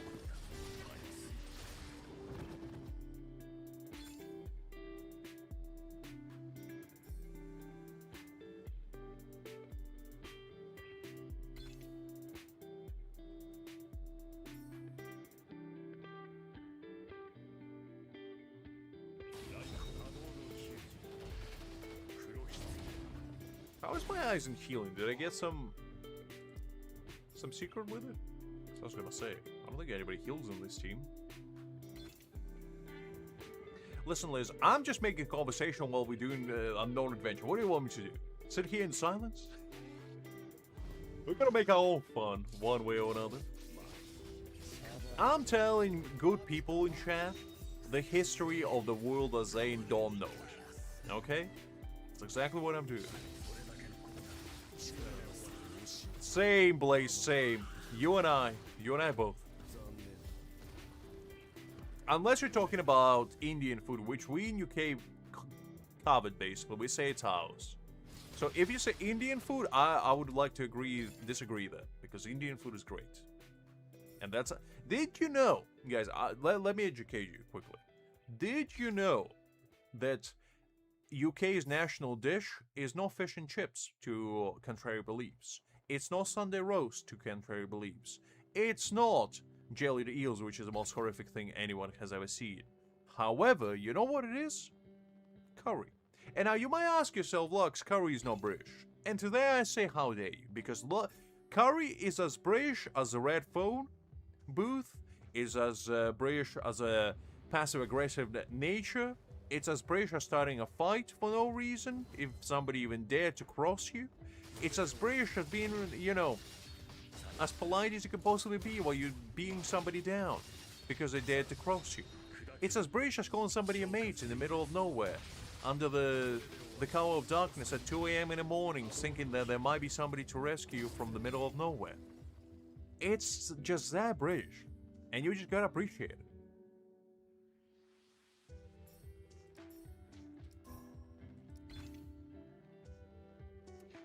Actually, no, Blaze. I'd say the best fried chicken is Korean fried chicken.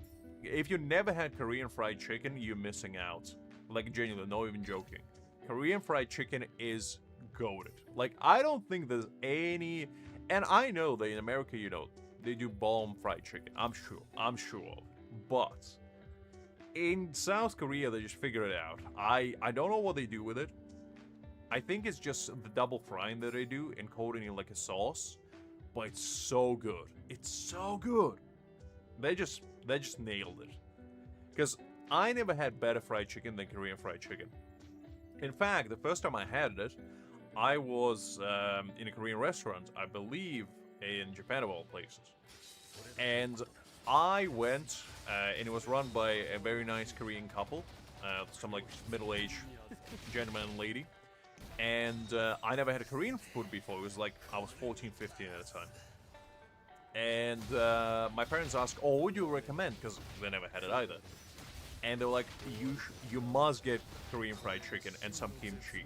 That was their recommendation. And let me tell you something. And they also said takoboki, I believe it's called, like with those little rice dumplings in like fiery sauce as well. So we got our food, and I remember the first bite I took. It was basically, the only way I could describe it is like the universe getting created inside your mouth as you chew. It was a world mind-boggling experience, and I have never recreated it ever since, because it was a whole new flavor that I don't think I ever even tasted. It was wonderful. I had so much fun that day. And after that, I kept bugging my parents to take me back there every single day.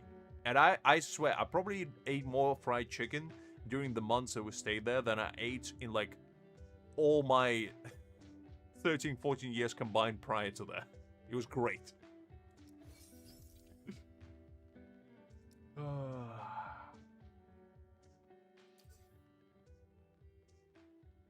Blaze, I'm just running on auto. I know that you need to do the dodge. I know. Thank you for pointing it out, though.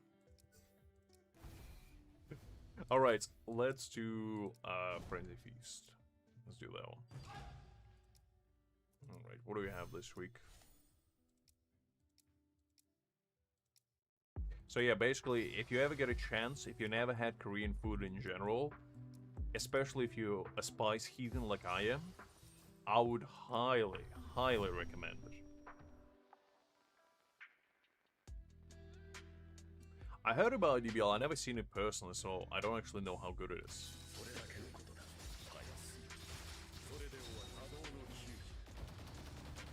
I heard good things about it, I never seen it personally. But, I mean, it depends if you like horror, I guess. I personally don't. So, to me, it's not good. Because I don't like being scared, so I'm a weak little boy that doesn't like screaming and that kind of stuff.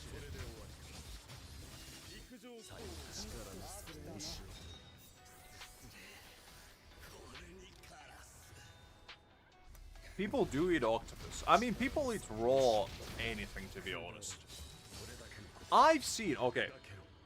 There is a dish, I don't remember from which Asian country, but there's a dish which they eat raw chicken in it. And I believe they, like... They dry age it in citrus, but it's still a raw chicken. And they eat that. And I was like... I don't think you can do that. I don't think you can just put a bunch of citrus in chicken and then just expect it to be, you know, to be good. Well, not even good, safe, of all things. That's like a speedrun to salmonella if I ever heard one. But yeah, people do even that. I like raw fish. I like, you know, sushi. I like sashimi.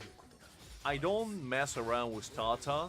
Like, beef tartar is just not my thing, personally, because you add raw egg in it as well, which is like a double whammy of raw beef and raw egg. And that's mostly because I just don't like the idea of it. I'm sure the taste is fine. But like with raw fish, you know, there's no anything that can make you sick, first of all, and second of all, it's safe to eat. So, to me, that just makes sense. And also, it's like fresh, you know, just the sound... Well, the sound as well. The taste of ocean inside your mouth. It's great. With raw beef, I just don't see what I'm missing out. Because I'm not the biggest fan of cooked beef to begin with. Like, it's fine. I used to eat steak all the time. But, like, I much prefer chicken overall anyway.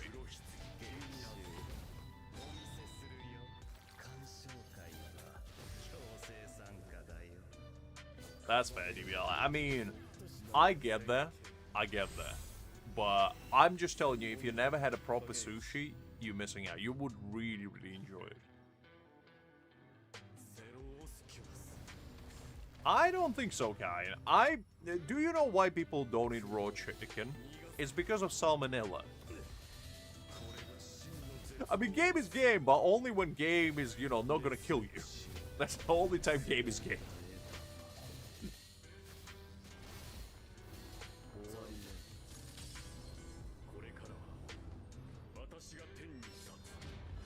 Liz? Liz? What are you talking about? What do you mean eating raw humans? No. No, Liz. No.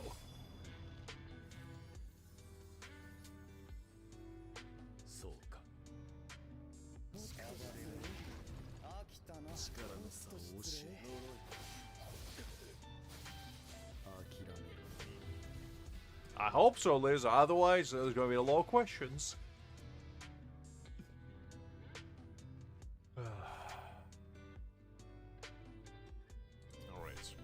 Sorted. Let's do Kenpachi as well. Liz, don't get too excited, but we'll be fighting Kaku in a little bit. So I know you're excited, but don't get too excited. Contain yourself. I mean, I understand. I understand. But you understand as well that, like, if you eat raw chicken, it will make you very, very sick. Like, immediately. And I'm talking immediately. I had one of my worst food poisonings ever when I was in high school, and I went to... I believe it was a French restaurant. And I got some like, chicken bourguignon or something like that, basically. And while I was eating said chicken, I felt like the chicken was unusually stringy, you know? Didn't think anything of it. And then I remember when I was finishing it, on the last piece of chicken, I saw pinkness. Now, in my brain, I was like, oh, there's gotta be, like, sauce or something, you know?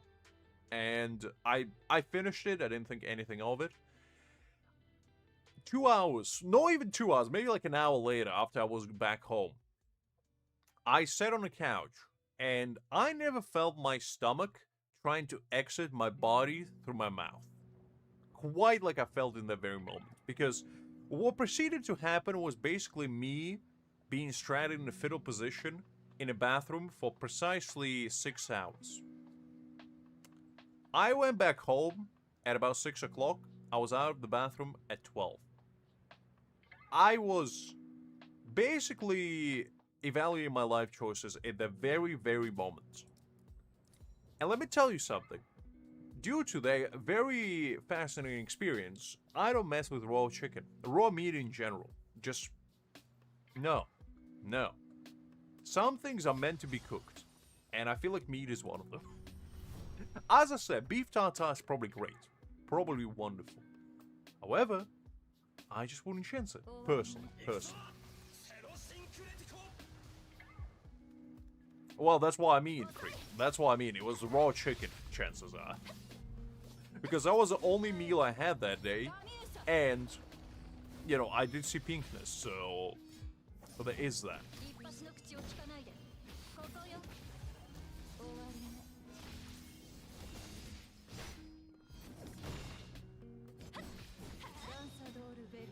And the thing is, I do know that with like raw chicken at least, it's not like 100% you're gonna get sick. But if you get sick, you get sick for a good long while.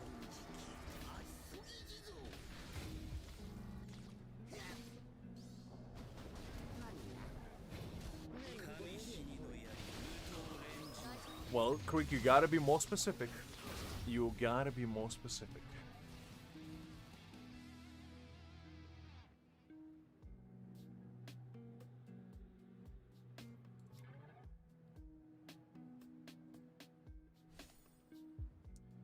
Alright, so that's done now. Let's speedrun the Bold God. Liz, contain your excitement. I know you're very excited at the moment. But contain it. I mean, maybe, maybe. I don't know. I wasn't the chicken physician over there. I wasn't like, you know, doing an autopsy on it and checking up if it was doing well. If you got enough cardio before you appeared on my plate. But, maybe.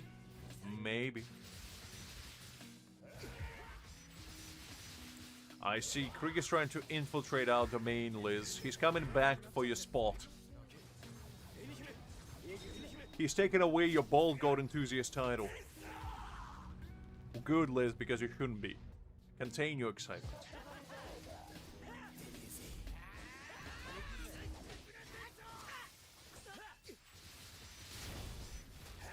To be honest, I wouldn't even know how you can change servers in this game, because it's not like an in-game feature. It's basically whatever Google Play version you have is the one you play in. So I have no idea how to get the other ones, if you can even at all. I would assume you would have to do something with using VPN and maybe like a new account or something. But I never did, to be honest. Or maybe download APK, I guess, from the web. And get Trojan while you're at it. Nothing quite like trying to download an NA version of Bleach and then getting Bleach yourself from inside out by the Trojan. Your phone just explodes as you know it.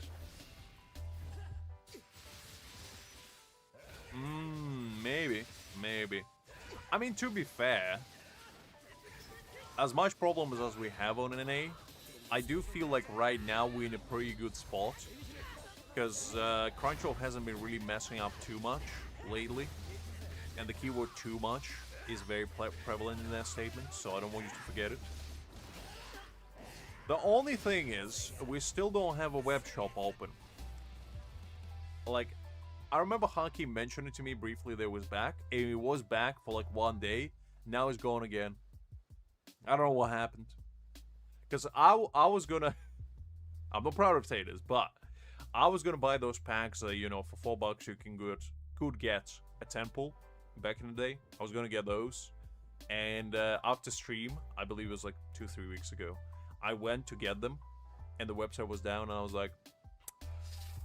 And I knew it was working because on stream I pulled it up, and it was working. But somehow, some way, somewhere, it just stopped. So, yeah. Yeah.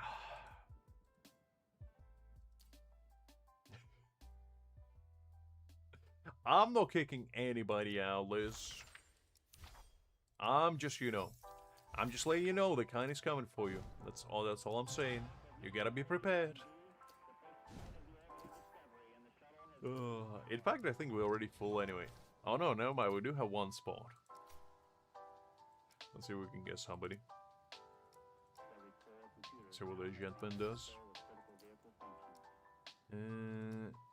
Anybody with B for Aizen, because us as all. You know what? You know what? Come in, Mr. Gay. I respect you. You know what? If you're gonna do it, at least shout it from the rooftops. And you know what? He does have B6 Aizen, so I feel like this is the kind of man we want in our ranks list. You see, these are the kind of people we want to invest in as human resources list. These are people. we need to take care of them. So when Mr. Gay finally joins us, Liz, you're responsible for making them feel welcome. Okay? Anyway.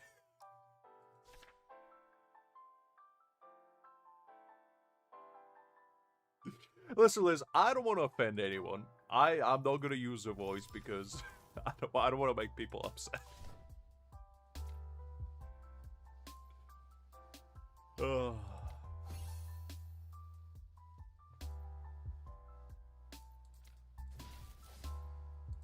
You're talking about what?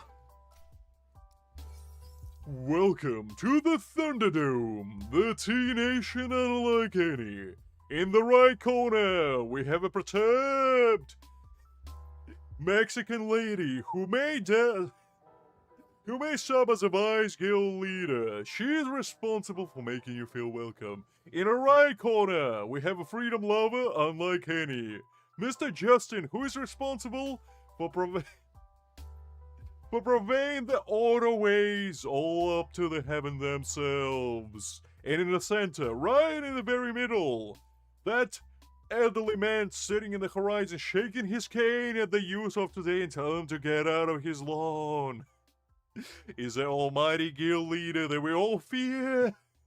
He rules this place with an iron fist, I tell you. Mr. Lux himself. Who is that? Who's making those funny noises? Damn, you can't get out of my lawn. Who are you? Where's my pudding? Who took my cane? Anyway,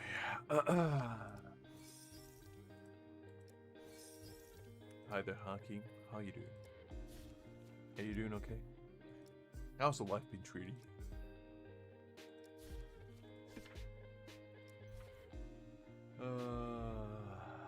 Listen, some people may think that I went through puberty like 14 years ago. Not so. Not so. I'm still going through it clearly. Still going strong. Alright, you know what? Let's do adventure. Let's do the adventure mode. Why not? Why not? Yeah, that should be fine. Let's do that.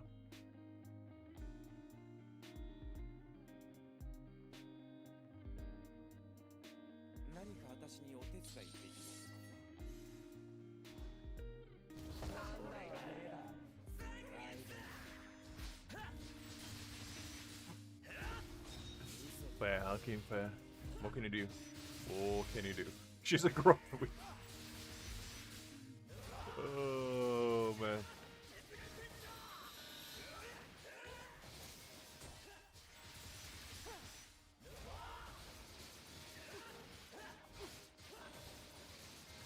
Aren't we all, Liz? Aren't we all?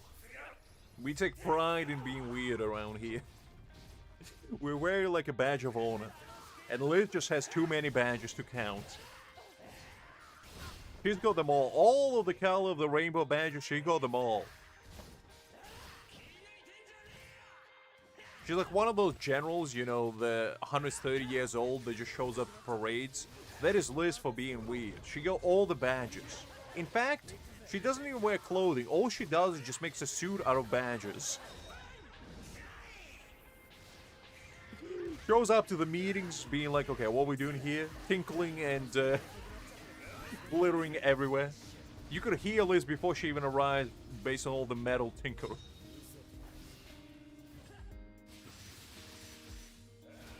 She's like the Tin Man from Wizard of the Oz. You could hear the rust from the mile away.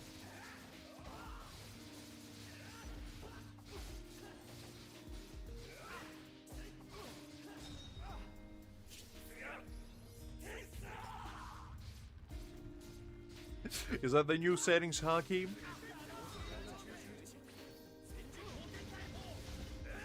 What, Liz? What?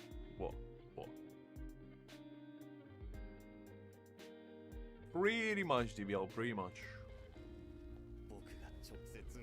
Well, find yourself back at the Badges Creek, because that's what your clothing is made out of.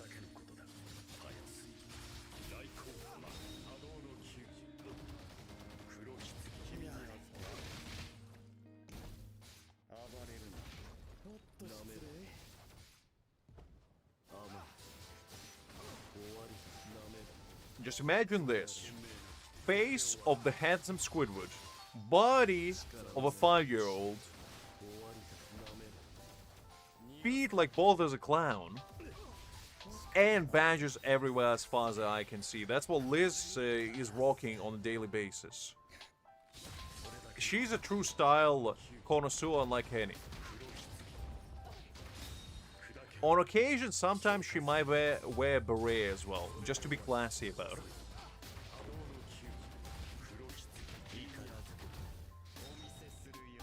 And for shoes, she wears 2 pieces of plywood that she straps to her feet like a sandal.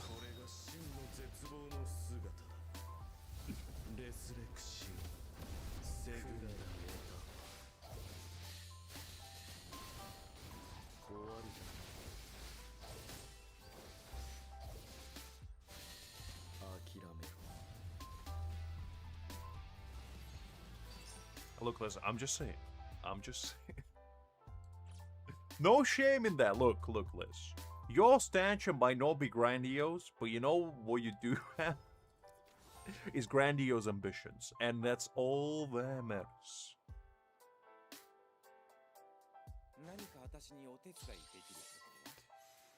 I mean, to be fair, I wouldn't be that surprised, Hakim.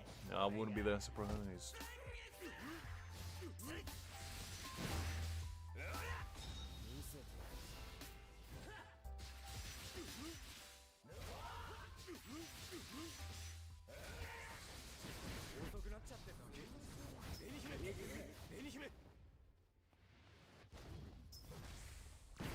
Look, Liz, just because you build like an Oblivion character, when you know, God decided to just let loose with the creator mode, doesn't mean you shouldn't be proud. It's okay. It's okay. I don't know what the difference is, and I'm too afraid to ask, Liz, so I'd say ambitions.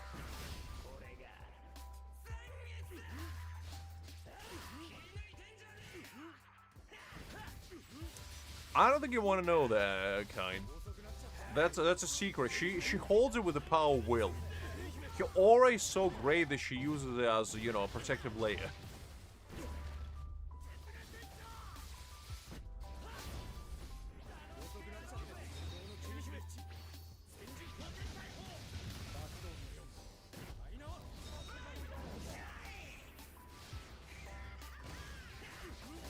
Or, you know, subsequently, she probably just made badges into actual clothing. You know, they're just badges on the outside. And on the inside, maybe it's like a normal shirt. I don't know. Liz's secrets are beyond me. She's a tricky one, unlike any.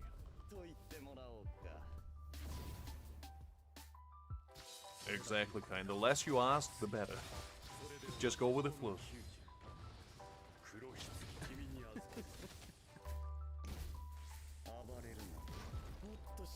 Liz is like Beetlejuice, you know, you say her name 3 times in the mirror, she's just gonna show up, start rattling you with badges.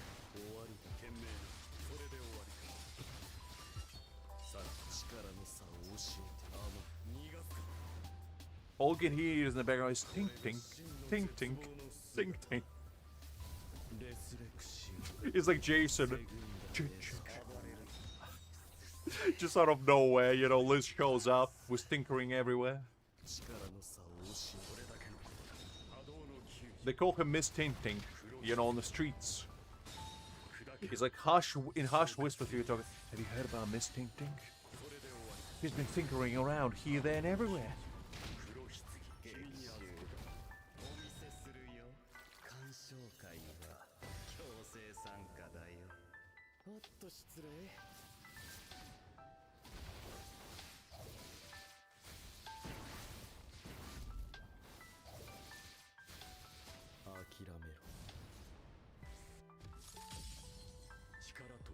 I don't know, Kine. I don't know. They're badges of everything. Honor is just one of those things. I'm looking, Liz. I'm looking very hard. At a mental asylum that we may or may not have to put you in. I'm just saying, you know, nice padded room, 3 square meals a day, a nice self-hugging jacket is probably a good idea. I'm just saying. Consider it.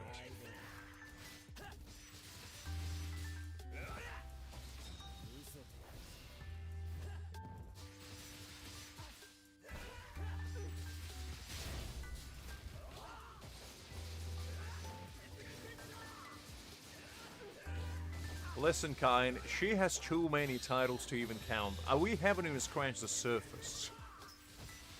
She's like the Titanic. There's always stuff underneath the surface. You can only see as much as she allows you to see. But if you have the eye for the truth, you can find the hidden secret within.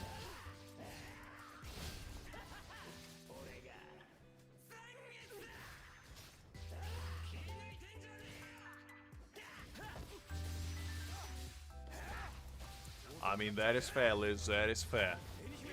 If I saw, you know, sprinting from the horizon, a very intimidating, you know, 4'2" lady with nothing but medals in outfit form, you know, staring at me like the handsome squid that she is, I would be very horrified. In fact, I would just choose to, you know, take the easy route and isekai myself right then and there, because that's the only route you should take. Otherwise, you go in for a walloping like Eddie.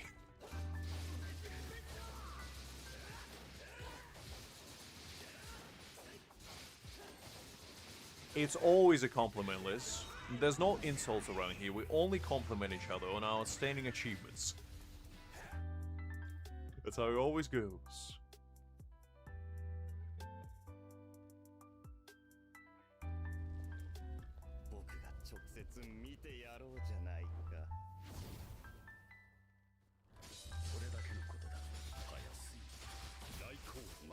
It does sound like, you know, one-sided love. Unfortunately, DBL happens. There's not much you can do there, to be honest, because, you know, you can't really tell people how to feel about you. The best thing you can do, I guess, is just, you know, set healthy boundaries. And just hope for the best.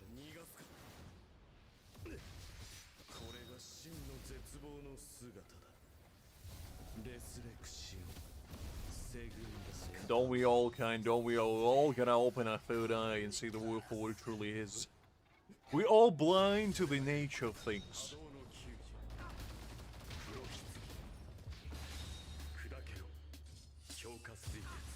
Is it no?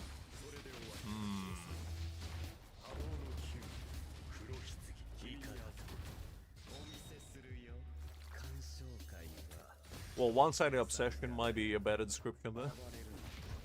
Which is not better, to be fair. No better. In fact, it's worse, but, you know. Gotta do what you gotta do.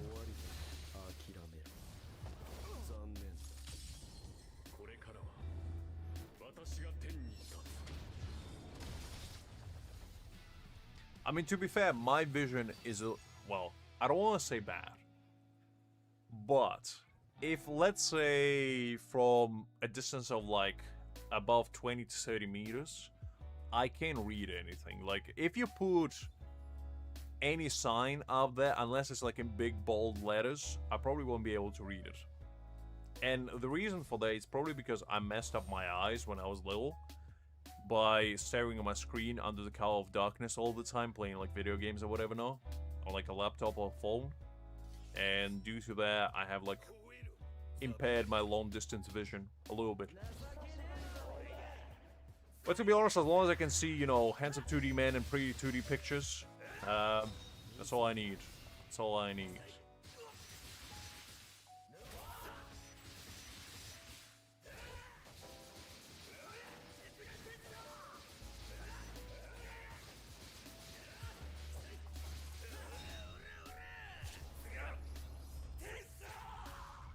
Yes, Liz.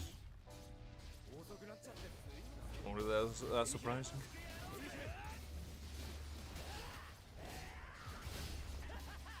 I mean, it's one of those things that it doesn't bother me necessarily, but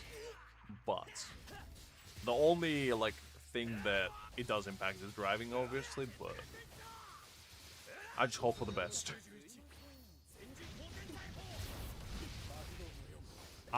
Look,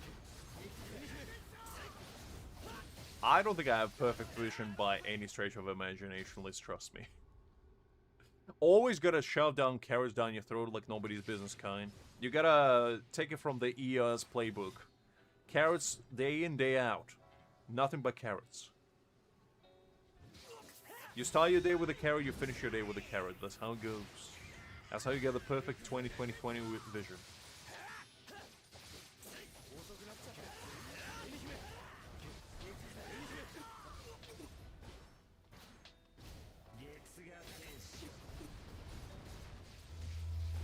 That's fine, Bill. I mean, life is all about, you know, experiences, and sometimes you guess with somebody that you feel like you know, kind of vibing with them, and you do like their company, and then the more you spend time, the more like, man, it kind of sucks. I don't like it here. It's all about admitting that, you know, finding somebody that works better for you, and, you know, somebody that complements you in a certain way. Anyway, coming back to the carrots. You gotta be shoving them down your gullet. 10 carrots a day. Minimum. Minimum.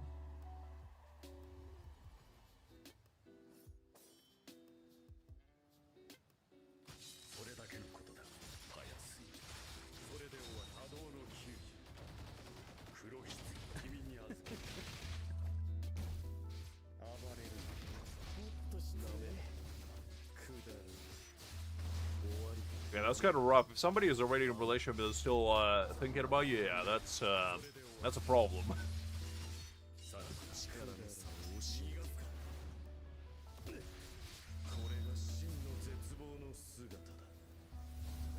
What do you mean learn the colors, Liz? Wait, you didn't know what blue looked like? Excuse me, kind sir. What is this mysterious color they talking about? Would you mind explaining what it looks like? Well, it's blue. Huh. Fascinating. And what is this blue you're talking about, yabba-dee-dabba-doo? Well, it's like ocean. Huh. Ocean, you say? And what is that mysterious pool of liquid that you were referring to, kind sir? And Lily just proceeds learning, you know, every single basic common knowledge in that brief half-an-hour exchange with a random passerby. And by the time she's done, she's like, thank you for allowing me to gather this important data. I feel more human now. Thank you very much. Proceeds to fly into horizon.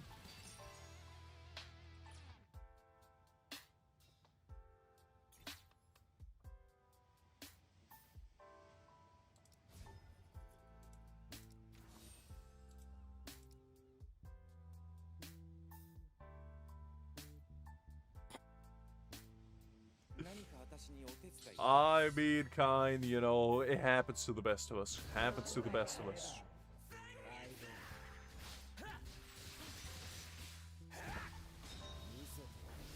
So hold up, Liz. So, if you didn't know what the color of bus you were looking for, how would you know? How would you know what you were looking for? Because if somebody told you what color that bus is blue, and you gotta be like, well, what does that mean? Is that good? Is that bad? What color am I looking for? Because I would start with actually understanding what color you're looking for first. So that would be my first point of interaction.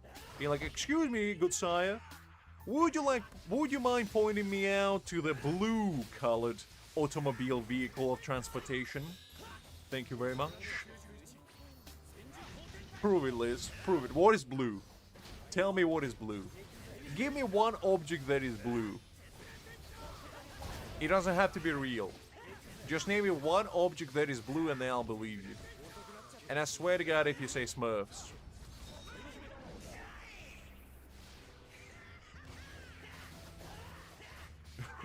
Green.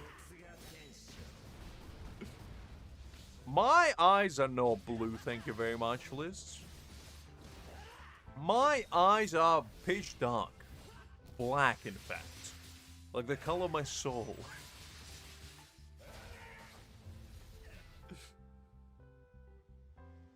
Says who, Liz? I'm looking at the sky right now. It looks mighty white to me.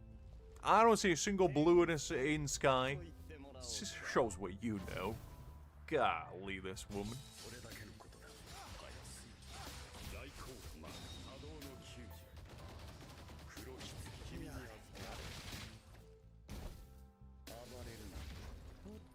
Hakim goes second whiplash embarrassment. Second-handed at that, which makes it even worse.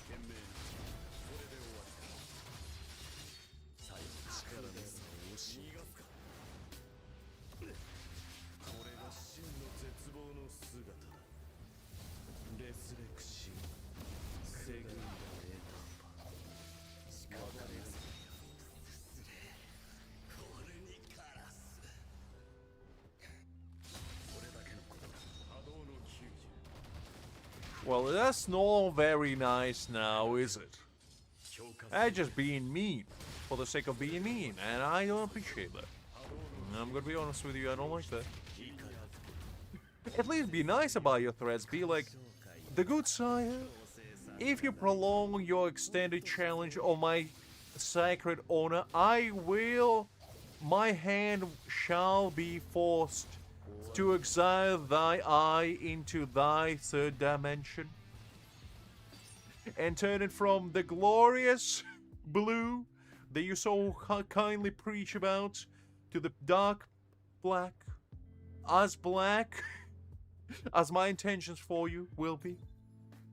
There's not gonna be any kindness inside after I'm done with you. By the time I'm done with you, neither thy mother even thy not recognize thyself. Oh man.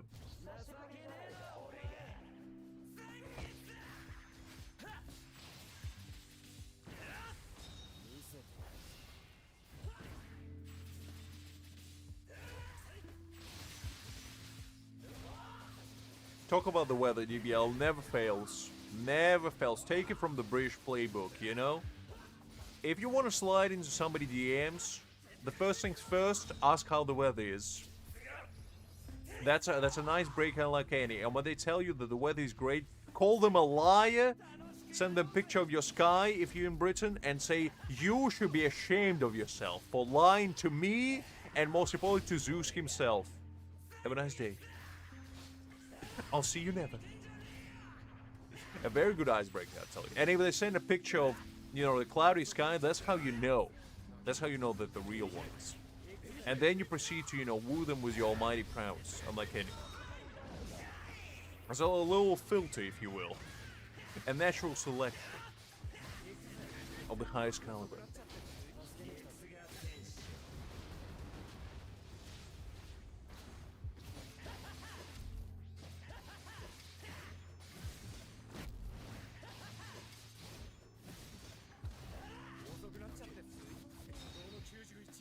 I mean, it's alright, DBL. You can send, like, voice messages if you want. I know some people talk that way.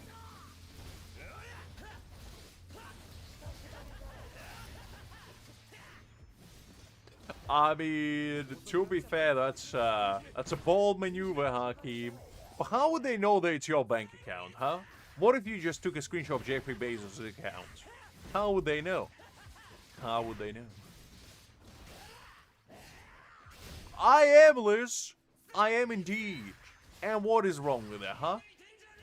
You telling me these Sun believers want to slide into my DMs? Not on my watch. Not on my watch. Only cloud supremacy people allowed into my sacred DMs. That don't happen.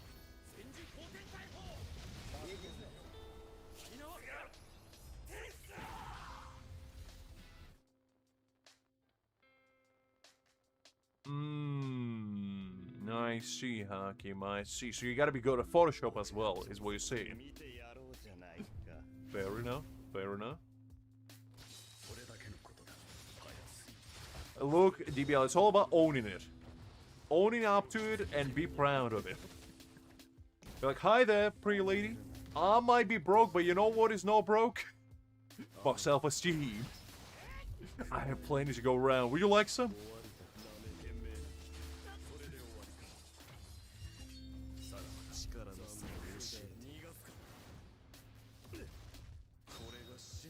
That just shows that you got room for improvement in DBL.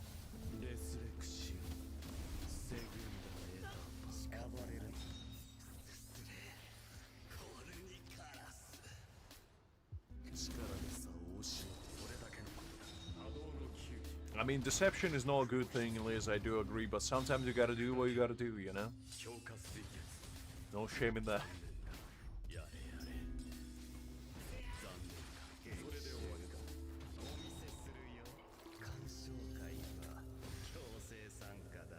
I mean, you can do a FaceTime, DVL, you don't have to text.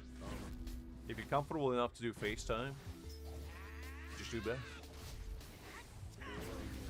Welcome back, Pale. Welcome back. True, Hakim. Hakim be hustling. The man doesn't see his bank account as actual, you know, banknotes. He doesn't see it as euros. He sees how many B6 characters can the man afford. And, you know, every day he's like, I can afford 84 B6 characters. Today is a good day. Today is a good day. And then, you know, when the bank account drops, he's like, man, I can only afford 5 B6 units. No! No! What would Aizen think of me?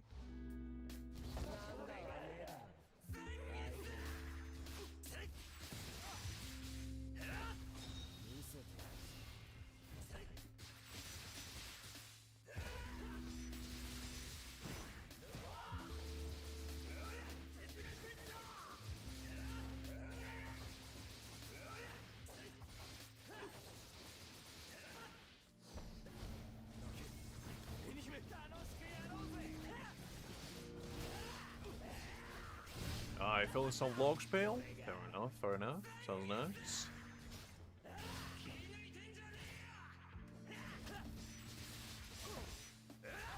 I mean, Liz, if they're anxious, then, you know. I guess you failed from the start, but...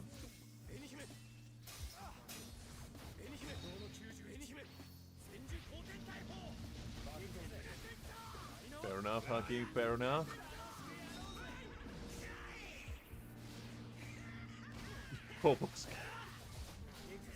Just tell them that, you know, the world is your home. You know, whenever you sit, that is your bed for the day.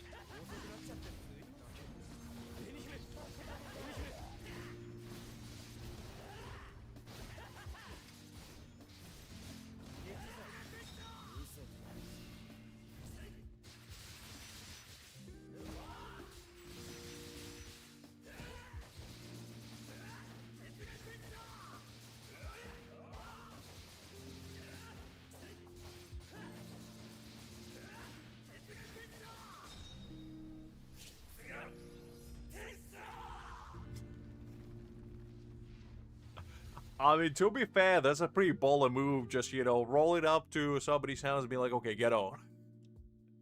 Let me do a wheelie real quick. Let me impress you. I see some young lads nowadays literally doing wheelies without even using their hands. I'm like, golly, that's some baller move right there. Because if I were to do that at the age of 12 when I was a kid, that's a first-rate ticket to the hospital. Nowadays, kids have no fear.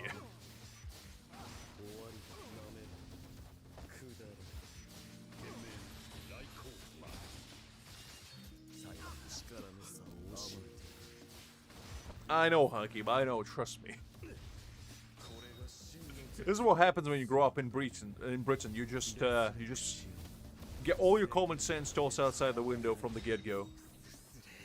And somehow, I see those kids, you know, every time I go to work, and somehow they're still fine. So they define the laws of nature, science, and natural selection, somehow.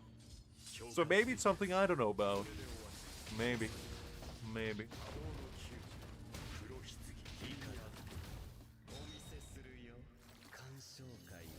Look, Pale, I wasted 2 million as well. And then I call it quits.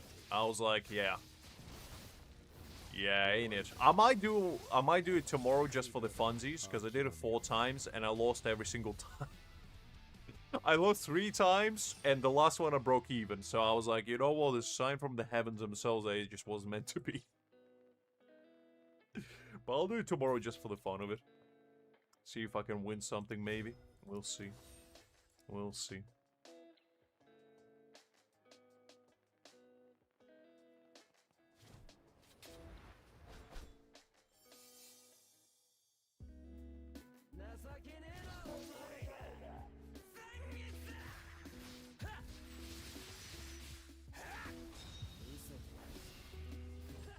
I don't know what kind of videos you're watching, Hakim, to be fair. But fair enough. I mean, I've seen plenty of weird stuff in real life, trust me. You don't need to have an eye over here. Just go to downtown London and just put a tripod on a street corner, and you will see some of the wildest things you'll ever see in your life. Trust me.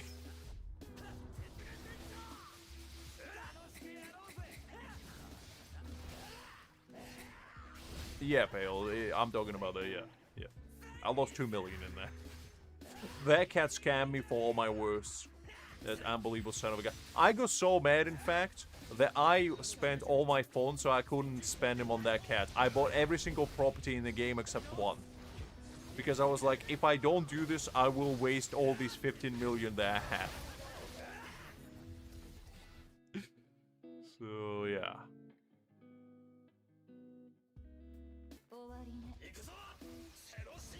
411 is mad short, to be honest, DBL. I don't even in Asia, I don't think girls are that small, unless we're talking about Liz.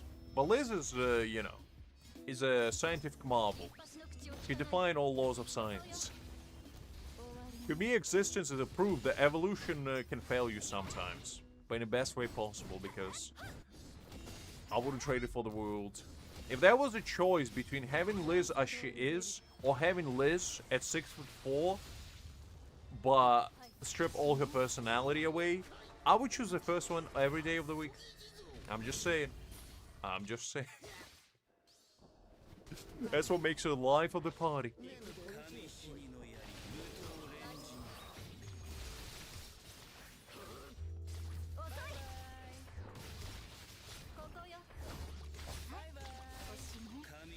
I don't know, Hakim. I don't know.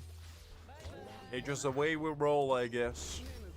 There's not that many homeless people anywhere outside of London. It's just London, for whatever reason, is, you know, a prime location. And also, have you seen what housing in London costs you? It's gonna cost you arm and a leg. The one apartment building in London gonna cost you as much as, you know, a 4-bedroom house somewhere up north. That's how crazy it is. So no wonder people are hopeless there. You can't afford anything. A bag of Tic Tac is probably going to cost you your monthly salary over there.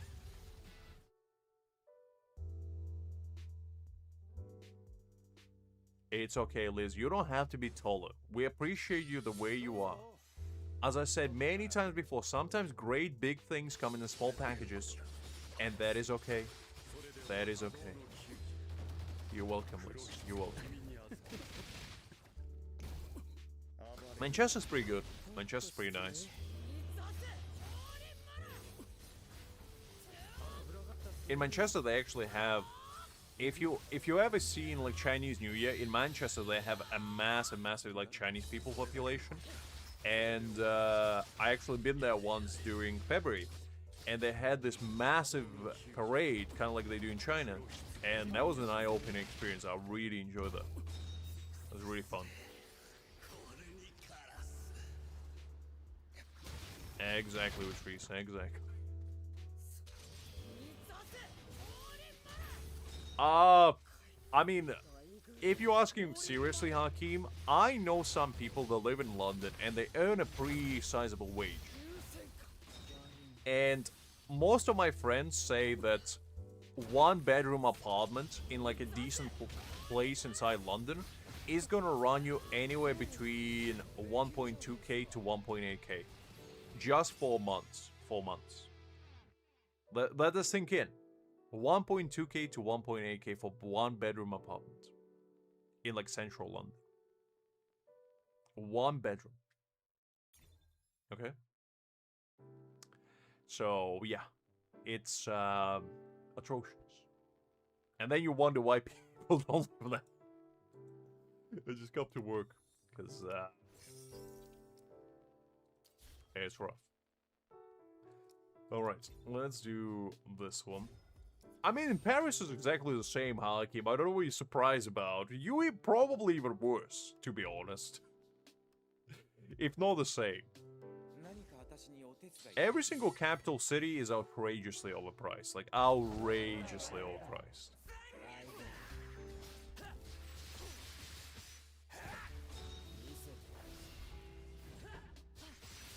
Pretty much. I mean, what a lot of people do is they live like right on the outskirts of London where you can actually get decent property for decent amount, and then they just travel to work to London. And I feel like that's a big brain maneuver, to be honest. 2k months, Jesus Christ. Golly. And imagine you're earning minimum wage and you have to fork out that much. That's pretty much all your money gone. And then you wonder why there's so many homes. Crazy stuff. And it's crazy to think that only like 50 years ago, you could go to London and purchase a whole house for like dirt cheap. Like, I'm not even talking crazy amount of money. Like, I know some people, my granddad was telling me this, because when he was younger, he traveled to London for some work, and he was saying that you could buy a house there for like 2 grand. Like 3-bedroom house, central London for 2 grand. Nowadays, multiply that by the factor of 100, and you're still not gonna get anything exciting. Multiply that by a factor of 1,000, then maybe.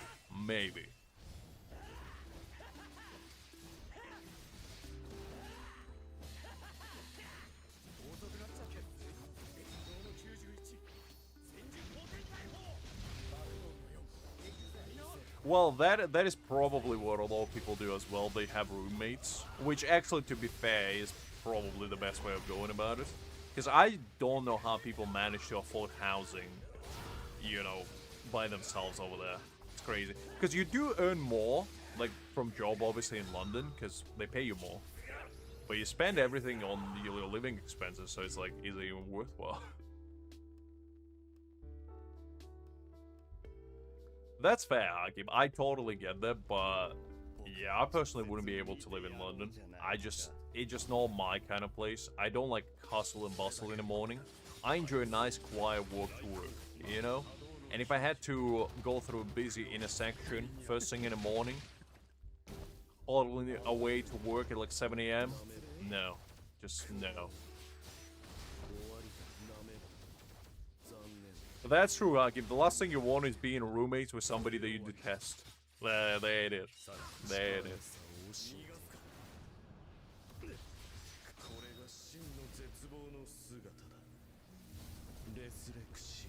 Maybe, pal. I don't live in London, so I got no idea.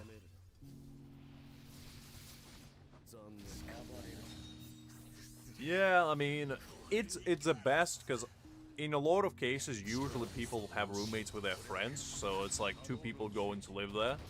And being roommates with your friend is kind of like actually a benefit, because, you know, you can split responsibilities and kind of have each other's back.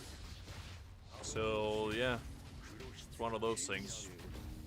But some people don't have that option because, you know, they just move into the city. Because I've seen quite a few people that just move from, like, up north from, like, I don't know, Keswick or something, into London. And, you know, they expect just to get a nice place, you know, settle in, get a job and everything. And the next thing you know, a month passes by, they're sleeping on a corner of subway station. You know, going to work in McDonald's. And still hoping for a big breakthrough. It's one of those. Gotta do what you gotta do.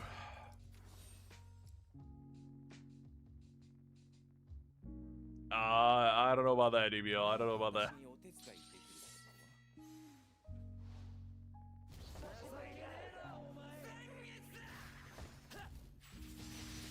Ooh, yeah, that's, yeah, you see, if, like, one of my biggest pet peeves is personal hygiene, and if somebody just stinks, I wouldn't be able to be in the same room with them. I would be like, nope, I'm leaving right now. Alright, DBL, I'll take a peek.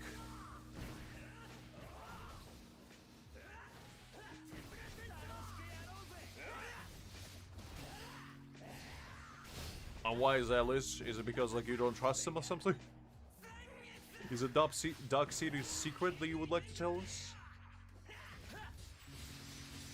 6 months? Golly, that must have been like a torture chamber. You're in perpetual gas room. I'm surprised you survived, honestly.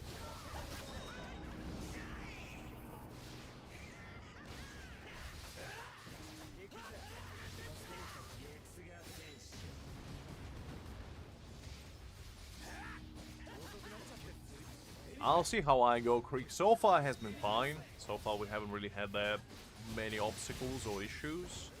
So we're doing alright. But we'll see. We'll see how it goes. That's my move, Pale. I mean, I would say a rule that I'm going to bathroom before he does every single time.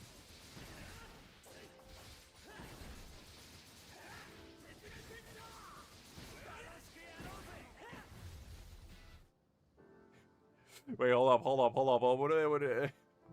Bring the bag to me. What do you mean some of the time you want to live naked? Where did that come up? You know what? Sometimes I want to be a nudist. Sometimes I want to go butt naked on the street and just, you know, just start singing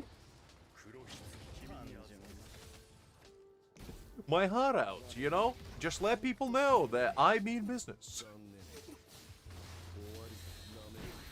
Just start singing Rammstein's Du Hast or something out from the top of your lungs while being butt naked on the street is quite a power move. Is quite a power move, not gonna lie.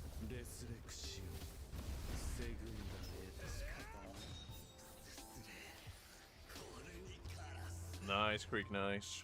You finally can discipline Liz and show her how it's done. That's fair, Liz. I mean, to be honest, I wouldn't personally be able to live with somebody else either. Like, I don't like the idea of being with a roommate. But I never had it, so I wouldn't know. Hi there, Greg. Glad to see you again. You walked into a great experience. That's what you did. You made a right choice. No, I haven't pulled for him yet, Fail. I will be pulling for him next week, most likely. We just take it easy this week, because I felt like, you know, I already gave you 2 videos worth of gacha this week, so I don't want to give you gacha overload. And also the fact that he might get buffed on Monday, based on what people have been telling me. So I want to see what the buff looks like, and then make an educated guess on how far I want to go with him.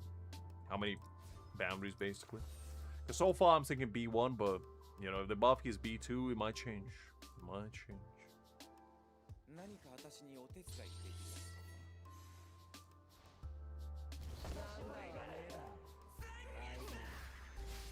Exactly, Creek. Exactly. I mean, Creek, I wouldn't put it past you. You are a very determined man. Comet? Alright, I feel like you're pulling a prank on me right now, kind. If I Google it, it's gonna be like a beetle or something. I'm gonna be very unimpressed with you. What is this? Kind, I swear to God. Do you think I can even fit? Okay, you know what? You know what? Since Kind is gonna disrespect me like this, I'm gonna give him a piece of my mind. That's what I'm gonna do. Okay, Kind. So, do you think in your big, unbelievable brain of yours, the big brainy one, that I, in my infinite wisdom, can fit inside this thing? Do you understand that I'm as big as this car? I wouldn't even be able to fit on the roof of that thing, let alone inside of it. You could lay me flat inside this car, and I'm still gonna be bigger than that whole car. Well, now that I look at it, from the inside, maybe I should change my mind. I won't be able to fit. You know what? This car, on the other hand, speedy car. Unless you were talking about, you know, this gentleman, I'm all in. Unless you're talking about this Mercury Comet, because I can probably fit in this bad boy. This bad boy, I think I could probably fit. But this one, no. No chance. I can tell you right now, no chance. Absolutely no shot.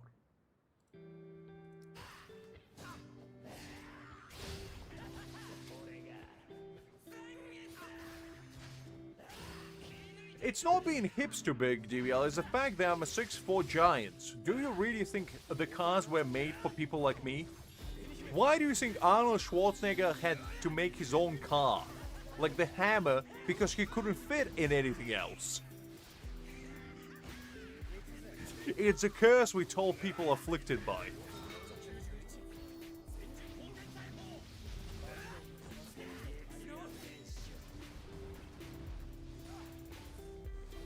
Well, DBL, I thought you were hip-shaming me.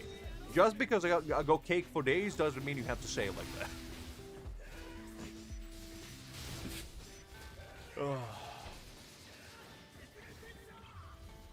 6'4". 6'4".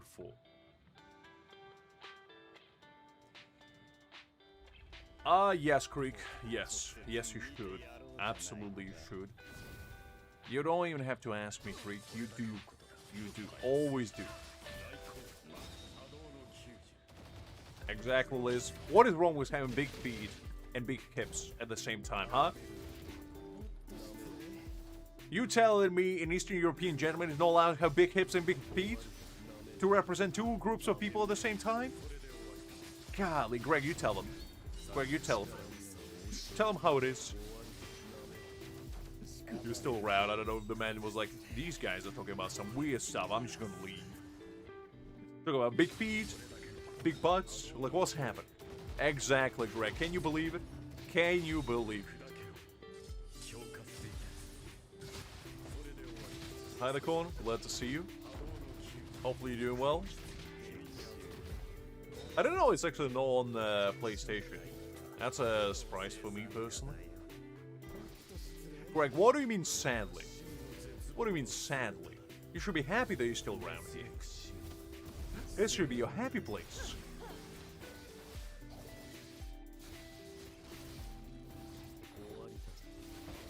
Infinite amount, Creek. As many as you can possibly overload Crunchyroll database with. I made 10 billion accounts and I still got room to grow. Just use my patented technique of basically making random emails and hope for the best. Hope for the best.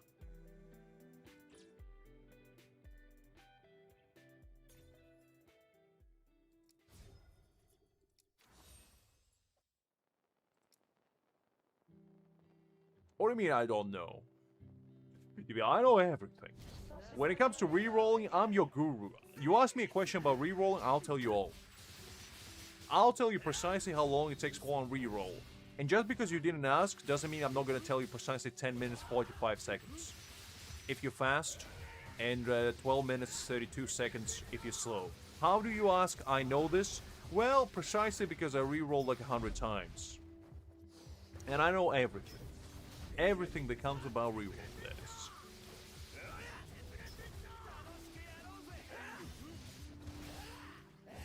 $10,347, Greg. I'm glad you asked. I'm glad you asked.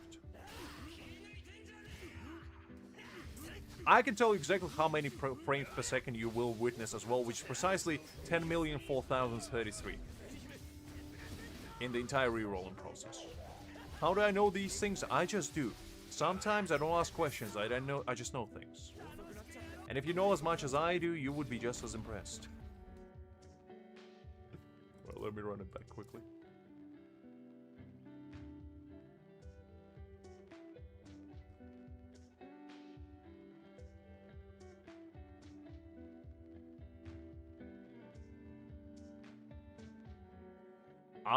I don't know, to be honest, Greg. But maybe. I mean, it's still visible on, you know, the on-screen chat, so people can see him, but yeah, for some reason, Mr. YouTube decided that it's not good enough name. It's a naughty name. We shall not see it. What's happening with the game? What's the lag coming out all of a sudden? Okay, we're back.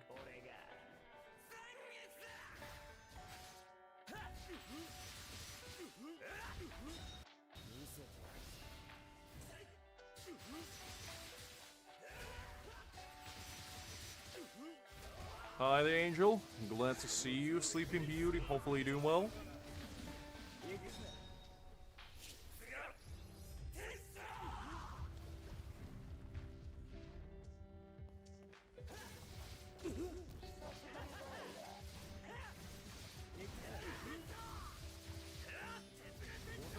Actually, you know what? Let me change the team on this one, because I can probably put my thrust team. Actually, have a better time. I don't know why I'm writing slash on this. Let me do a proper one. Let's put Mayuri in there. Let's do now, and let's do Git. That's gonna be better.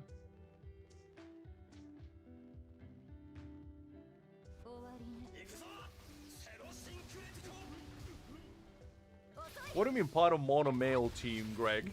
What game are you talking about? And why am I not playing? Yeah, doing alright, Angel, doing alright. Catching strays left, right, and center as per usual. Getting slanted from every angle.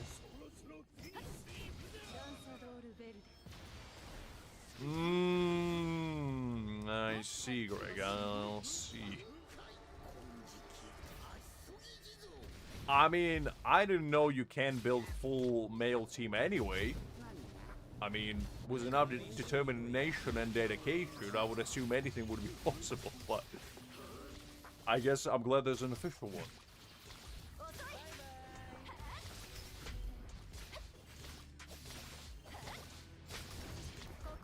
I mean, I guess, you know, Mr. Hoiver is just being real to life because there's more ladies than men in the world, so I guess it checks out. But the ratio is not 9-to-1, unfortunately, like in those games.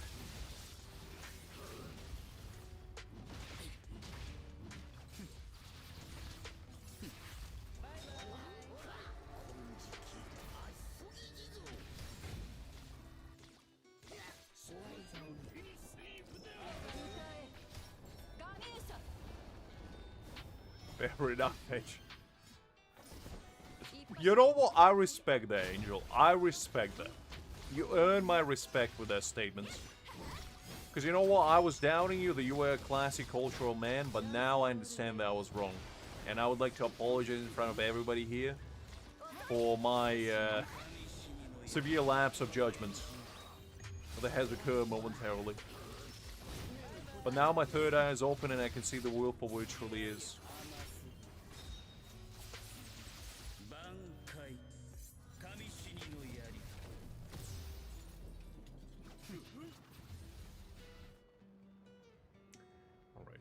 First one's done. I can see definitely the Tense Adventure is much more challenging. Oh, golly. Liz, calm yourself.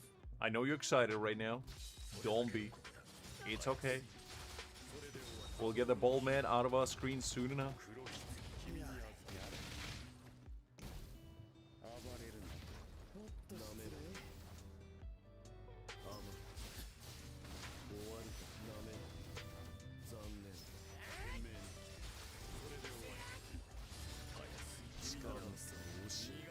I know, Liz. I know. That's good. That's good. That's good. You're sticking to the plan. You're sticking with the regime. You're following the schedule to a T. I like that. I like that. I am calm, Liz. I'm as calm as a cucumber. You know? And cucumbers are very known for being calm. I mean, have you ever seen a crazy cucumber? Or improving point taken?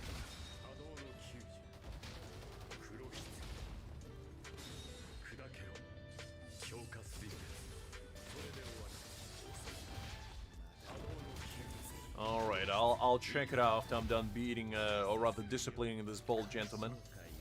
Gotta put him in his place and then I'll check the team.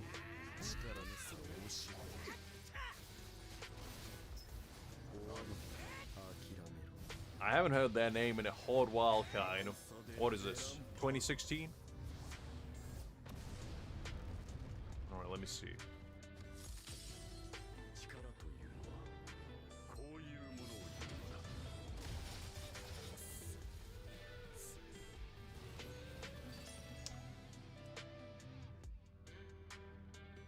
Where did you put it, Greg? Because I can't see it. Hold up, hold up. Oh, you DM'd me. Ah, because I was looking at the other stuff. Okay. So let me just pull this up. All right. So apparently this is the first gentleman. You know, arising from the grave like Alucard. Very nice. Then we have this man, the Blade. I know this guy. I know the Blade. I assume he has a new character. And then you have this guy, which is Aventurine. I know this guy as well. I didn't know he had barcode on his neck. Or is he Agent 47 all of a sudden? In gacha form? Or did Dunhang get another character? I didn't know that. Looks cool. He has a cane? Well, that's a classy man right there. Any gentleman that has a cane is a classy man, and you know it. Looks good. Looks good, though. I like the Blade, I like Dunhang, I like Aventurine. I'm surprised that I can name 3 of these characters, even though I haven't played the game for like 2 years. That's very surprising, which basically just shows that Hoyoverse ran out of ideas. Is that, I know this guy, this is Boothill, right? I know this guy. Listen, I'll take Boothill all day, every day. I like him. That's fine. That's fine.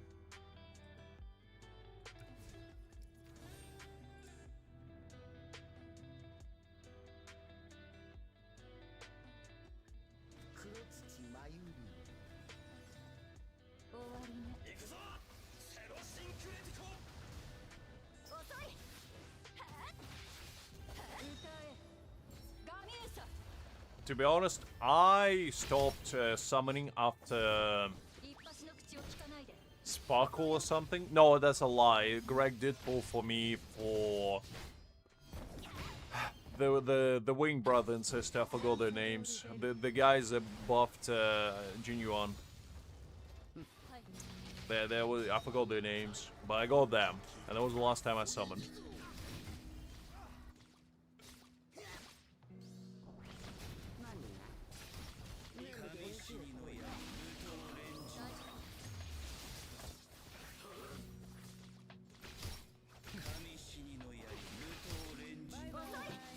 Wow, Angel, wow.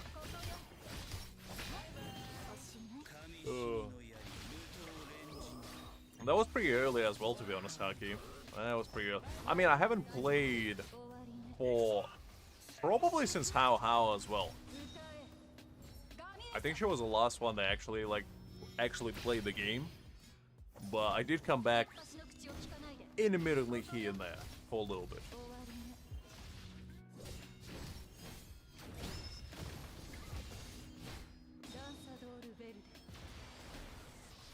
HP scale? Interesting.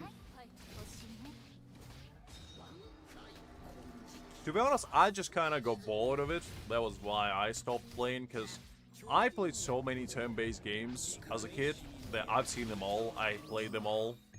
And to me personally, it just became way too much of a, you know, like a calculus lesson where you had to keep paying attention of 10 bajillion different things. to ensure that you're doing your rotations right, and I was like, yeah, I might rather just shut off my brain and do Unga Bunga stuff. That sounds a little bit more fun. It's not a bad game, though. I wouldn't call it a bad game. I heard that the story is pretty cool, yeah.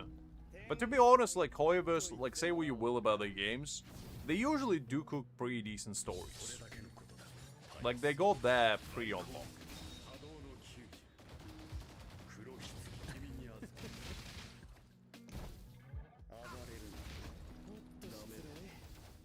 Hakim, you gotta keep in mind that Angel plays every single gacha game under the sun. The man has the same level of obsession for every game. It's not just Honkai Star Rail.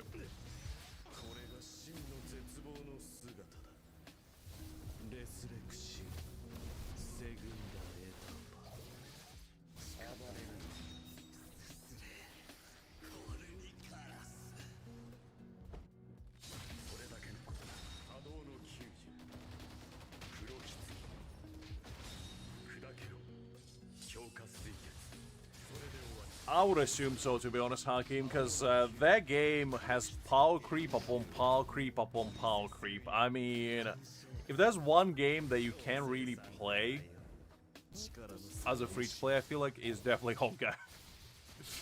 The power scale is just going through the roof in that game. I'm sure Greg will back me up on that.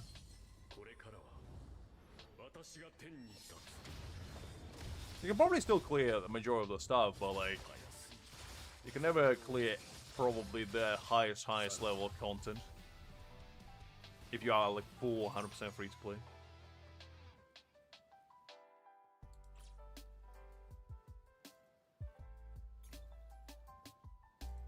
Alright, slowly encroaching upon the finish line. Looks like we will be able to clear with 3 stars, hopefully. Hopefully. We'll see. 2 years? 3 years? Yeah, I think 3 years. It released in 2024, wasn't it? I believe. So 2.5? No, 23, was it? No, 20. Was it 23? I think it was 23, yeah. So 3 years.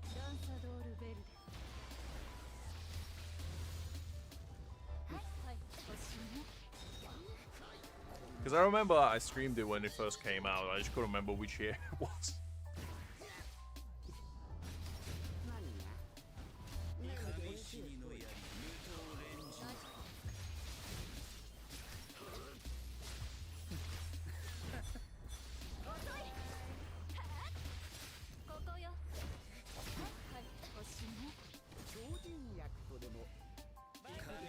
Hakim made a point so good he had to run it back.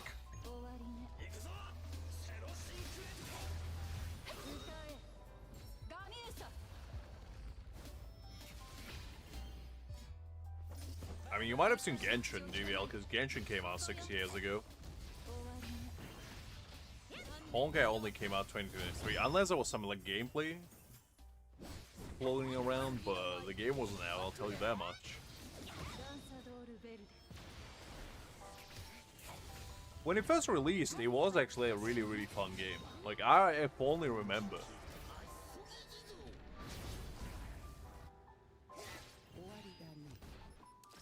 Fair, Angel, fair.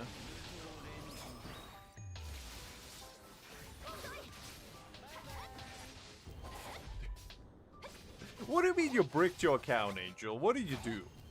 Did you just throw all your star jades into Horizon, never to be seen again?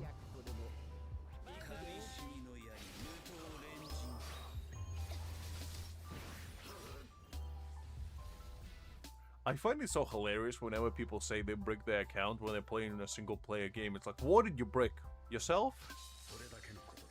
Did you get stuck in a wall and can't get out?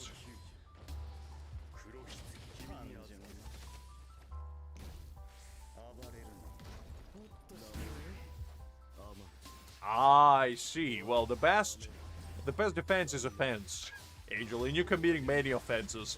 But it looks like not just against your account, but against common sense. I respect the game, though. I respect the game.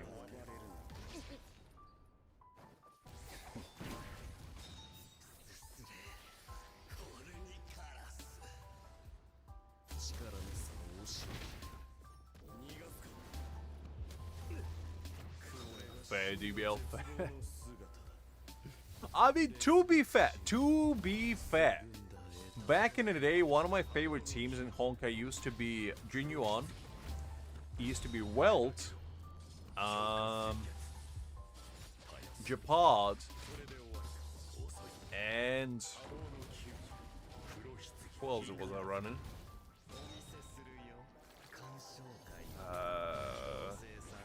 Tinyuan, the Fox Lady, I think. And I built all of them as DPS. A lot of people were saying, why do you build your Japad as DPS? I was like, because he does damage. I don't know what to tell you. My Tinyuan was doing a lot of damage as well. So, yeah. Good times.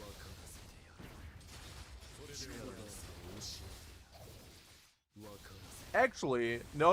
It wasn't Japad. It was Lucia. That was the one. And my Lucia was doing a lot of damage as well.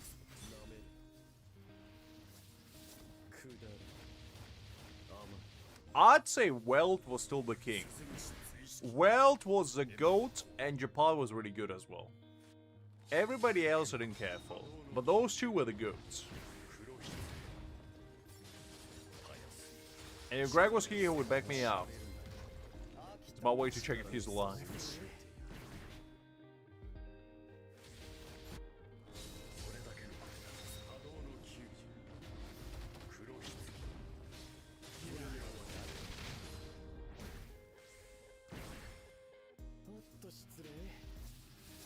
Listen, Angel, you know, you won't be wrong. You won't be wrong. Why do you think I think of him as a GOAT? Because you gotta be one to recognize one. Right, sorry, I forgot, DBL. I thought I added you already anyway, didn't I? I might have not. Sorry, I got lost in the sauce, I forgot. I started talking about handsome 2D gentlemen and I just kind of lost the plot. You know how it is.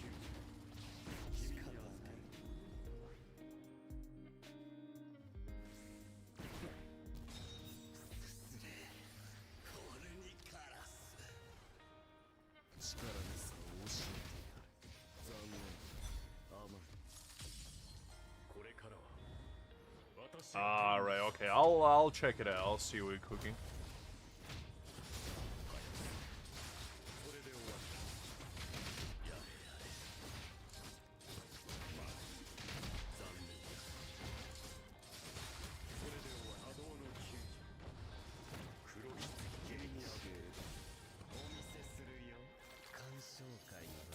Don't expect a third rating though, because knowing me, I probably will be like, ah, that's fine.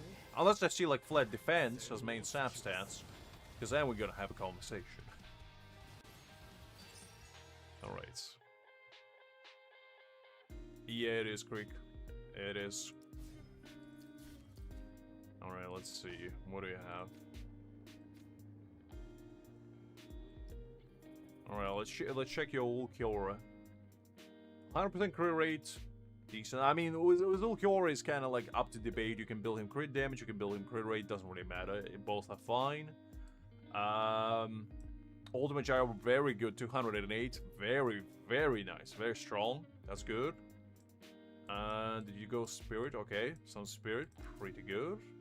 Crit damage, crit rate, attack. Ultimate damage, nice. Technique damage, very good. Ultimate. Crit damage, crit rates, pretty good. I can see you go 1 ailment damage roll in there, but otherwise pretty decent. Ultimate charge rate, attack, crit rate, ultimate charge attack, not too bad. Not too bad. Because my one is kind of similar, and you go essentially all the excess crit rate converted into crit damage, so it's pretty good. Pretty good, because my one is kind of in the same lane. Like, if you look at my... I basically build them similarly. I got 204, 60, 198. But once again, as I said, it doesn't really matter how you convert it. Okay, what else you go? How much ultimate charge are you have? Again? 208. Yeah, check that.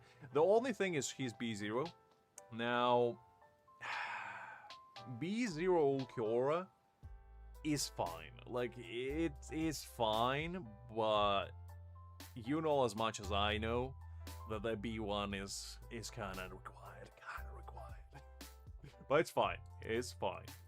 Okay, what do you have for Ichigo? You fully maxed out his core stamp. Ooh, that's good. That's good stuff. 55.7, 137. No ultimate charge. I'm a big believer of how ultimate charge rates on the characters, to be honest. Elements, 156. That's probably a little bit low. I can see that it's like work in progress, so you're probably still working on them. Not too bad. Good ultimate charge rate is pretty nice. Special attacks, pretty decent. Yeah, I can see that it's like work in progress.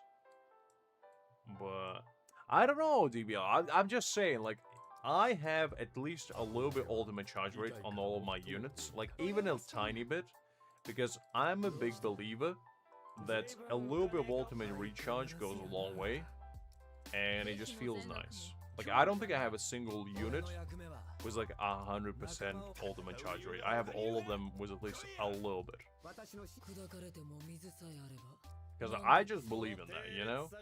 I personally wouldn't go with characters with just 100, because you want the ult a little bit faster. I mean, fair, as I say, I haven't played him, so I don't know. But it's not bad, like, he's okay. I'd say you probably want more ailment damage. That's like the only thing that I can think of. Because he's probably exactly the same as Gin, where he wants as much ailments as possible, because I believe he converts it into crit rate, doesn't he? I think it's one of his passives, isn't it? Let me see.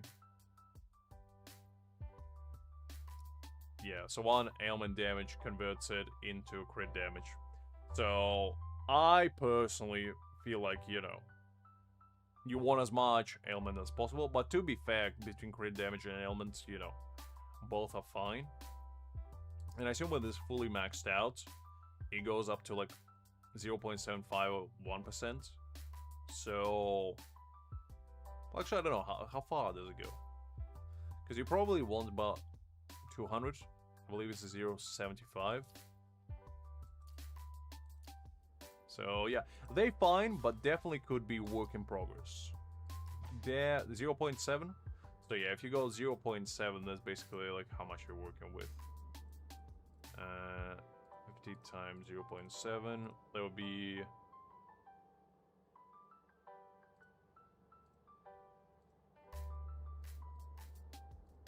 That'd be 214, basically. Which is a lot of ailment damage, to be fair, to be had. But it is achievable. It is achievable. Especially, does he buff any ailment damage from his, like, weapon or anything like that?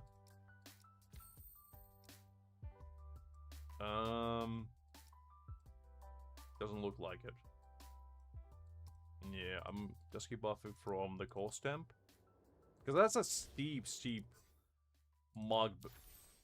benchmark to reach, to be honest, without any buff from his own stuff. Okay, so you get 50% alignment. Although, actually, 25. Okay, 25 is not too bad. So basically, you want essentially 190 ailment damage. And obviously, if you upgrade this, it's even higher. Probably like about 50%, isn't it? Let me see. Yeah, 50%. So basically with this, you want essentially 170, give or take. Which, to be fair, you're pretty much there. You're just missing a little bit crit damage. But with fully upgraded, like, I would aim for 170, I'd say. That's probably the best way of going about it. And that way, you know, you're pretty much set. Unless, does the bond buff it as well? No, it's ailment mastery. That's no ailment damage. So yeah, you do need about 170. I do like that it's on the core stamp and not on his weapon, because obviously not everybody going for weapon. But eventually everybody will max out the core stamp, so that's pretty nice. But yeah, the characters look fine. As I said, work in progress, especially Ichigo. But you're getting there. You're getting there. It's not terrible. It's not terrible. Hakim might say that it was the worst thing ever, but, you know, at least you don't have any flat defense as main stats. So I'll give you that. I would definitely, though, consider going for B1 Ichigo, though. Because, like, B1 Ichigo actually, from what I heard at least, is kind of required. Kind of required. It's fine, EBL. It's all work in progress. We all getting there, slowly but surely. It's all about, you know, working with what you have. And eventually you will get to the point where, you know, you have some nice builds. I'm not one of those people that, you know, will trash you for your build considering the character has been out for less than a week. Like, I understand that you know, just putting what you have for now, and then eventually you will build him better. That's absolutely fine. Not everybody is like me, crazy enough to hoard all their resources and then build the character first day and never touch them again. I understand that. I understand that. Ah, I see, I see. It's fine, it's fine. As I said, you get it there. That's all that matters.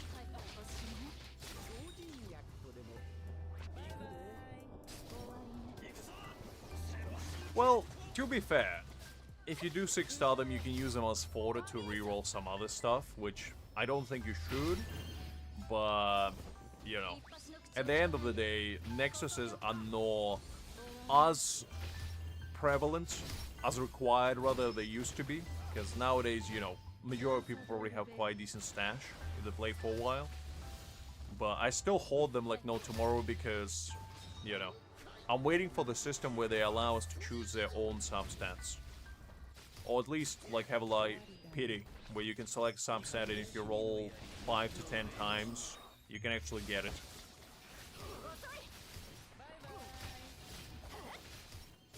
As long as you're having fun, DBL, that's all that matters, to be honest.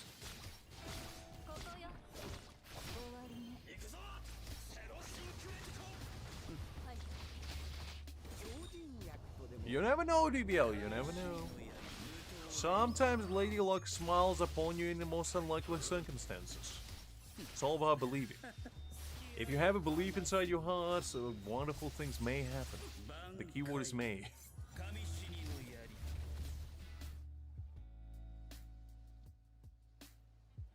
Listen, Hakim, they might.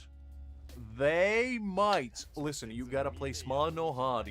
We playing the long game. In 10 years' time, when I will have every stamp with crit rate and crit damage in existence, and the main stat all flat defenses, you're gonna be feeling very silly when you recycled yours, and I'm gonna be here, you know, leveling them up like no tomorrow. I never give up, Liz. If there's one thing that I'm known for, is perseverance, unlike hitting. You don't get to where I got through sheer luck. Luck is a big factor, but determination is a bigger one. It's 51% determination, 49% luck.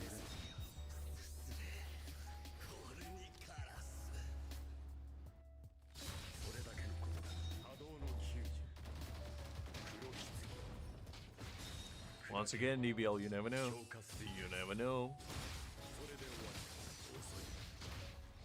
Farming for stamps is like going to casino, you know? 9 out of 10 times you're gonna lose. We all know this. But you live for that one time when you do win. That is the time we all live for. And it's all about seizing that moment when you do win. And never forgetting about it. Because you only lose if you quit. It's the only way.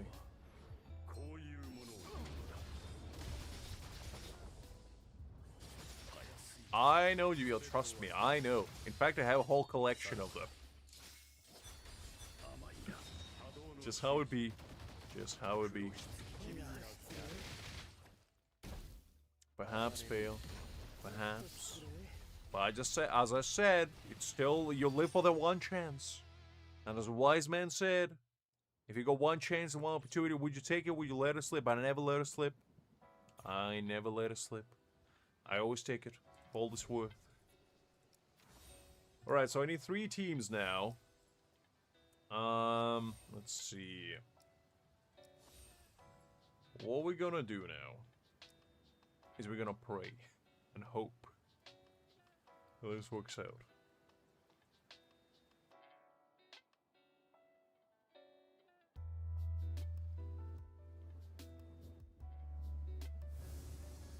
Oh, it's Byakuya. Oof. Rough. Alright, you know what? Let me play this manually, because clearly Mr. Byakuya is not gonna play ball with me over here. I can already feel it.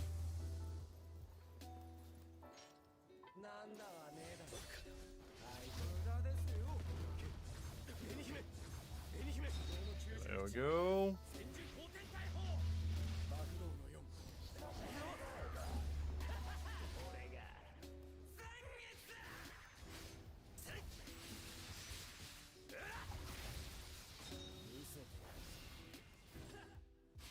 I know Hakim, but I want to be. I want to be.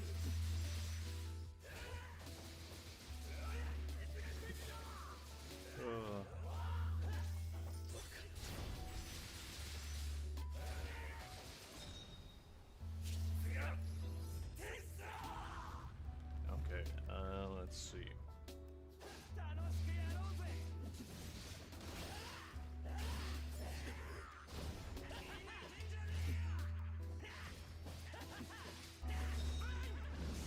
Go.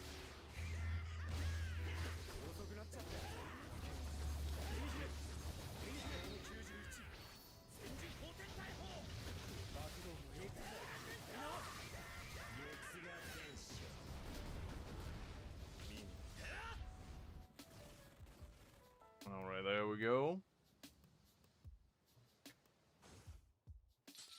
I get this, Advic. I get 1 AM cold showers. Definitely been there, done there.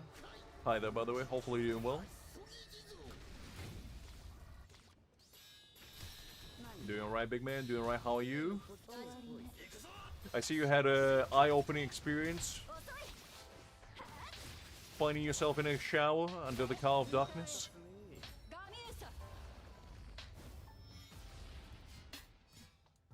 Exactly, Sandvik. That's why you're the gatekeeper of eternal knowledge. We know that about you.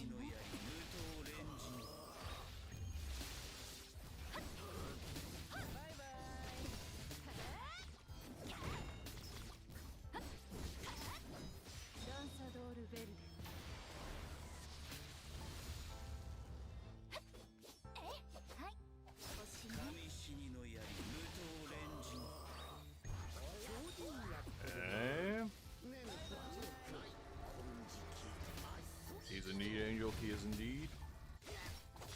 The man showed up after having an enlightening experience in a shower. Okay,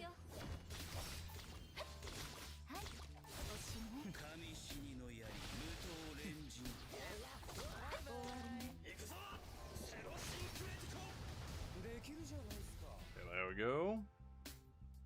I mean, I'm kind of with you on that side. Like, I do like late showers, because occasionally when, you know, I sit in editing here the entire night, sometimes just having like the one shower at like 3 or 4 AM really reinvigorates my passion. And lately I've been doing it way more often as well, so there's that.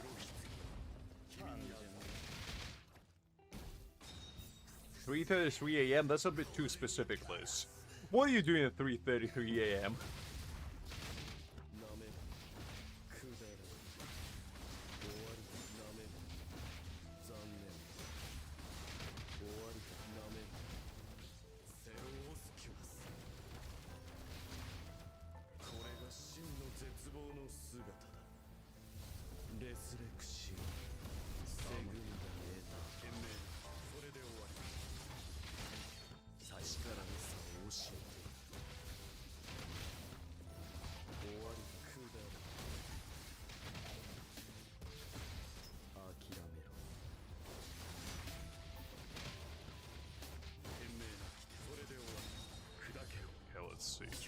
I was pretty good, Cypher. I didn't really do much. Just my parents took me to a dinner, and I met up with a couple friends as well. And yeah, everybody was asking how was dude. You know, had to tell the entire life spiel and whatever. No, you know, the usual. But overall, it was pretty nice. It was pretty nice. I was hoping to show up and do like either a little voice shout, a little stream, but I showed up home late, so I didn't do that. But thank you for asking. It's pretty good. Look, Hakeem, sometimes you gotta do what you gotta do. I was forced to go. I was literally gonna spend my entire birthday huddled in my cave, not seeing a single ray of sunshine and no single person, but one of my friends just showed up, I kid you not, at 6 a.m. in the morning. First thing, started knocking on my door. I woke up and I was like, what the hell are you doing here? And it was like, we got plans today. And I was like, no we don't. Slammed the door in front of him. She started knocking again. Like, what do you want? Listen, we going places. It's like, fine, fine. And they took me to like a nice dinner, and we had one of our friends has like a home cinema set up, and we spent the whole like evening basically watching movies and just hanging out. I saw quite a few friends I haven't seen in a whole while, and my parents took me to a nice brunch, and just like a celebratory brunch, and that was nice. That was nice.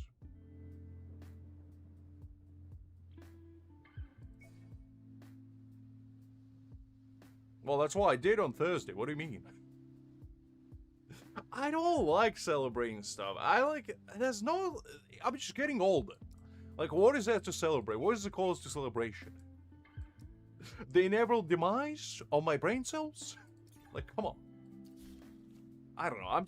I grew up in a very, like, non-celebratory environment, for the most part, because, like, my parents obviously celebrate my birthday and all that, but for the most part, I just never had, like, big celebrations around me, and as I grew older, I just realized that it's a lot of work, and I'm like, I'm not sure I'll just have a quiet day. I don't know. Well, I did consider this, Havik. I did scare them with restraining order, but they said, you ain't gonna do it. Open the door. It is what it is. It is what it is. It's fine. I mean, you gotta do what you gotta do sometimes. But yeah, I wasn't doing anything like super exciting. Just, you know, the regular stuff. But it was fun. It was a nice change of pace, because as I said, 9 times out of 10, I'm not doing anything. Like, I'm just sitting at home, you know, either making like video thumbnails or like reading manhwa, listening to music, like whatever. I don't really go out to hang out anymore. I'm too old. I'm too bitter. I'm not, but you get the point. Alright, let's do these. Let's do this one.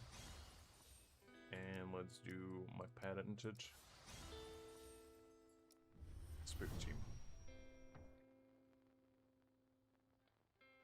Look, what do you want me to say, Haki? I'm just that kind of man. Like, if somebody takes me out to celebrate, I'll go. But, like, don't expect me to, you know... I would never take initiative to say, like, guys, let's go and celebrate something. I'll be the first one to be like, so we're not doing anything, right?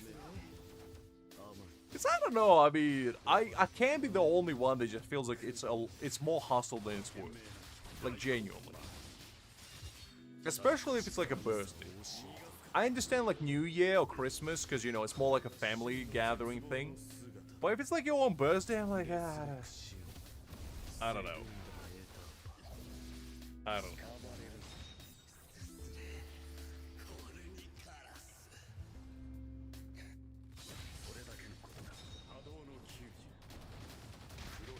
I ain't a piggy bank. What are you talking about, Creek? You can't just shove coins inside me and expect me to stop.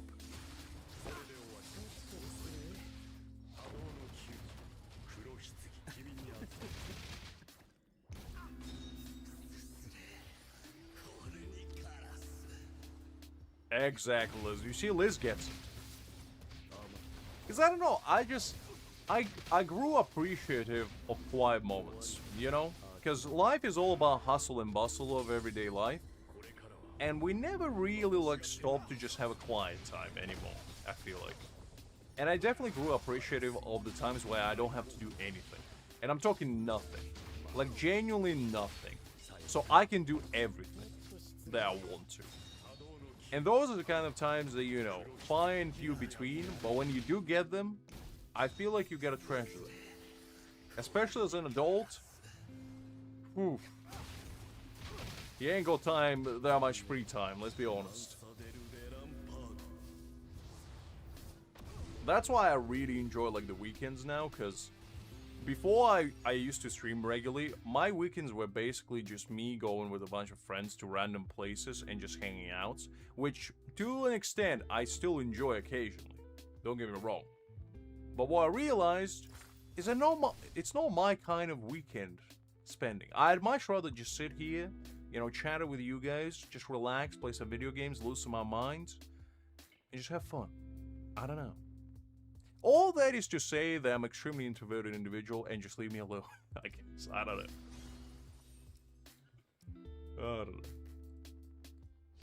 Alright, let me use this team, I guess. Because I need to use Kisuke.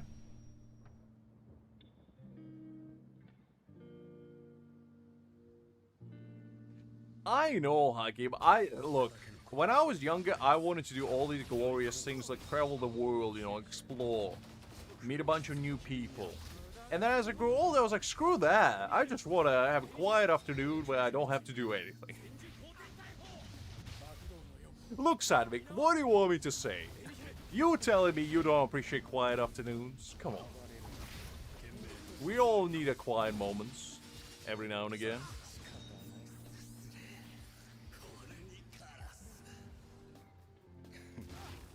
But yeah, work is, you know, it's a tricky beast. You gotta do it if you want to survive, but the more you do it, the more you want to do anything else in life. Thank you, Liz. I think I already used that one, but I do appreciate it. Thank you very much. Actually, I'll check if I used it. I don't remember. I'm pretty sure I have.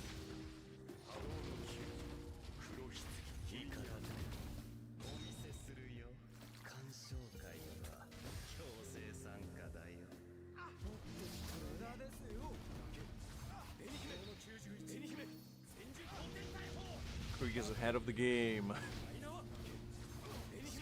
You say free stuff, Krieg is there. First broad line and center. Hakim, you see that's just the most whale thing you could possibly ever said. It takes 2 seconds and it gives you free resources. What do you mean you don't use them? This guy. He'll spend hours upon hours perfecting rotations, yet he just can't be bothered to get free resources. The priorities on this man.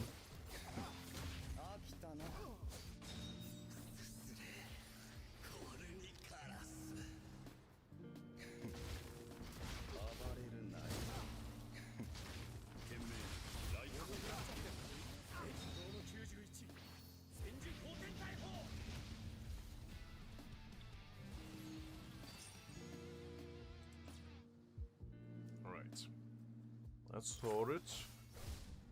Now let's see, what else do we have? Clear 90 seconds. That should be easy.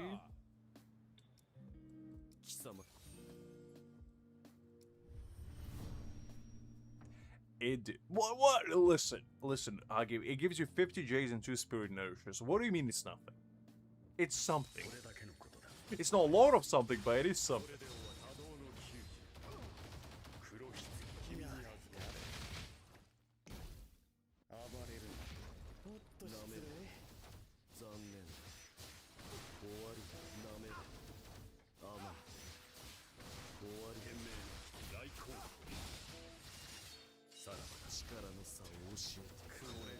Liz got that hustler mentality. Never stops. Exactly, Creek. Exactly. And every 50 jades you don't have is one less pool you can make. Just how it be. Just how it be.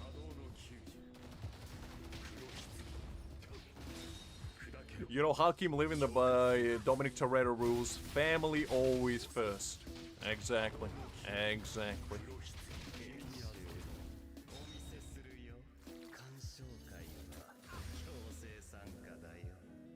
I just like to imagine that somewhere in a distant future, one of these days, Liz gonna go through her entire like generational tree and find out that she's one way or another related to Hakim, and it's gonna be basically like Luke, I am your father kind of moment for her. Where she's just gonna go on the veranda, rain dripping down. She's gonna be like, no, curse you heavens! Why must you be so cruel?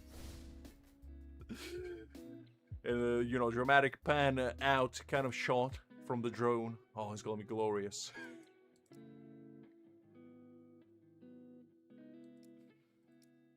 Alright, let's do this one.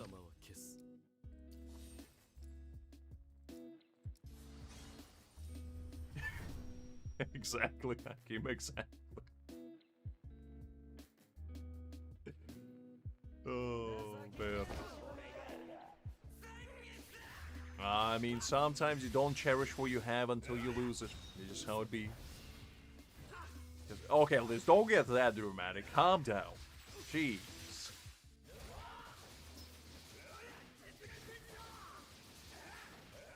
I mean, you know that we all kind of, one way or another, related due to, like, Genghis Khan or whatever, no? Because wasn't that the case where, like, 90% of people in the world have some sort of relatives that were related to him?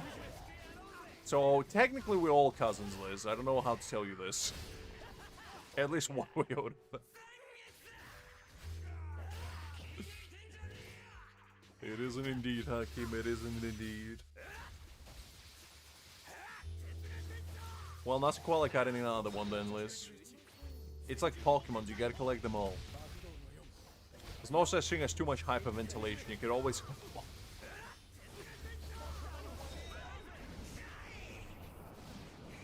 I don't know, Liz. I don't know. That Genghis Khan fella, he was up to no good, I tell you what. Didn't he have like thousands of wives?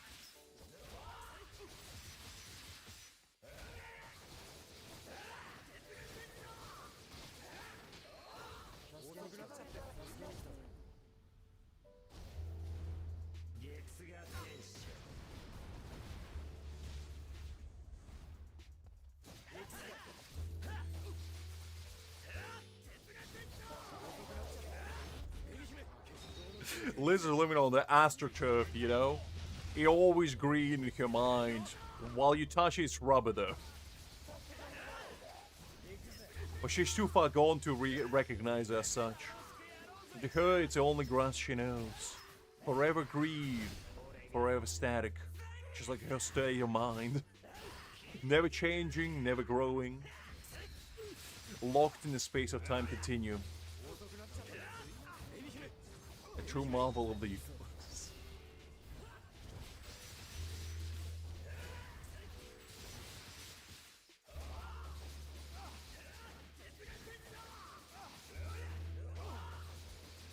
I don't know, Liz. I don't know. I'm just saying. The AstroTurf propaganda might have got the best of you.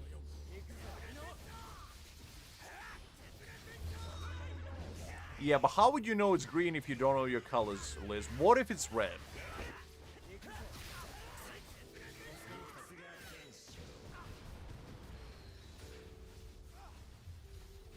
You are the propaganda. I see. So you're propaganding yourself. It's kind of like a double whammy. So Liz confused herself. She's like pulled out orb of confusion and looked at it and confuzzled herself into believing that AstroTurf is the only grass she knows. Well, this plot hole is going even deeper than I thought. We're diving in. I feel like Leo all of a sudden. What is it? What in the name of Inception is going on? Are we gonna go deeper, Liz? As far as we know, Hakim, as far as we know. That is true, Sadvik, that is true. How can you be a true con man if you never conned yourself? That's the true nature of life.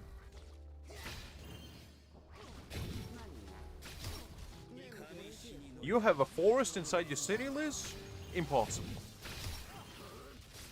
Who planted that forest in there? And why is it made out of corn?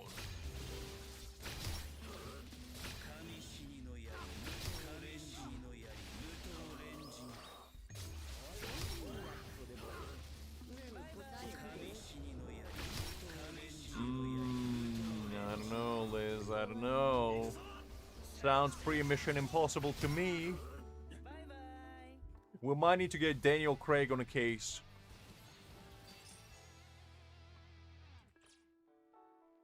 Actually, Tom Cruise. I was confusing with James Bond for a second. We gotta get Tom Cruise on a case. He's the man for the job. Did you know? On the random side note, now that I mentioned the man, did you know that in Tom Cruise's, basically there's like a list, right? That every actor gives to the producer to fulfill the requirements for them to star in a movie. Did you know that in Tom Cruise's writer, that's what they called, he has one clause, and I believe it's the only clause, where he has to have 50 pairs of Speedos at any given point ready for him to be utilized. Why, do you ask? I don't know. He just does it. And to be honest, when I first heard it, I was like, that's the funniest and coolest thing I ever heard in my life. And straight after I seen that fact, I watched every single Mission Impossible. I was like, makes sense. Makes sense. You gotta be easy breezy to pull off those maneuvers.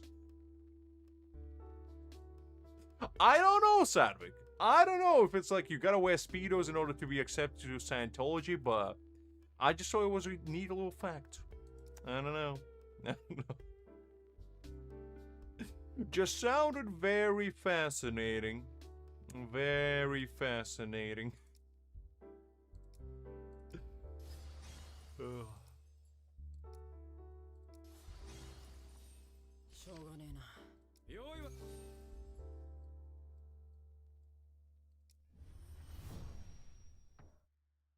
Wait, hold on, what? Let's bring it back. Wait, hold on, whoa. Why did we go from 0 to 100? You can't just say that. You gotta explain. What do you mean?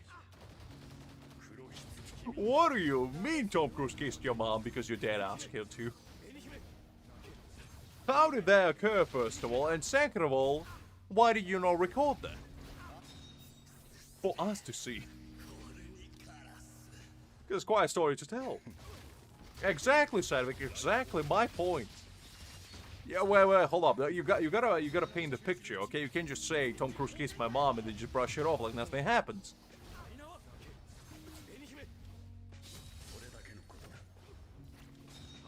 Okay, yeah, but how did it happen, though? I don't see how your age has anything to do with this. You weren't involved in the equation. It was your mother and your father. And Tom Cruise. And I guess I was kissing him all.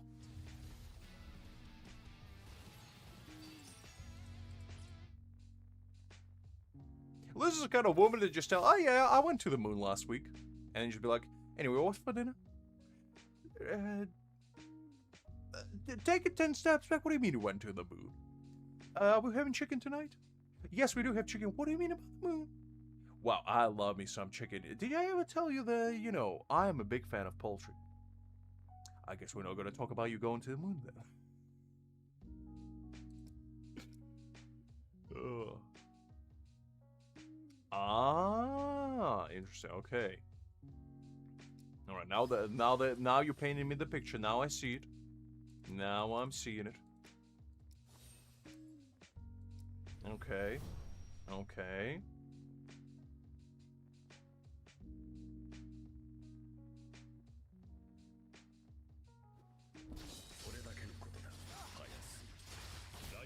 Okay. Listen, Creek, if you get a chance for your wife to be kissed by Tom Cruise, I guess you gotta take it. I guess you gotta take it. There's not many chances you can ask the Speedo Overlord to, you know, smooch your wife. You gotta do what you gotta do.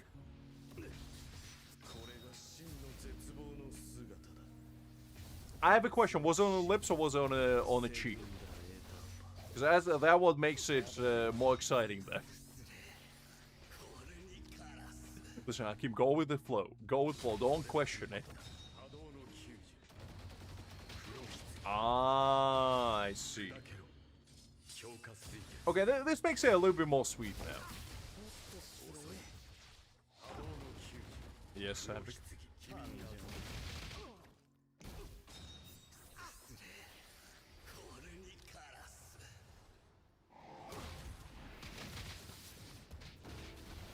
That's very sweet of you, Dad. Because that's probably what was very exciting for your mom. I assume on the cheek, unless, you know, unless Tom Cruise went full in. He was like, you want a kiss? No problem. Buckle up. Because, you know, if it's on the lips, how are you going to follow them up? Because Tom Cruise probably got technique unlike any. And then, you know, your wife is going to be like, yeah, kissing hasn't been the same ever since Tom gave me that smooch. I don't know, I got to think about stuff. So I was like, man, Tom? I'll just dial Tom on the counter. Tom, how do I kiss my wife? Clearly I'm doing something wrong. What do you mean, who is this?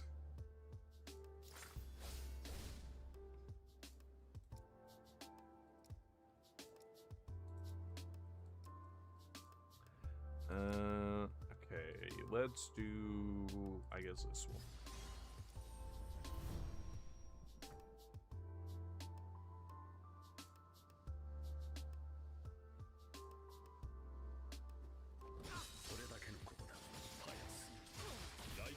Oh, that was very sweet.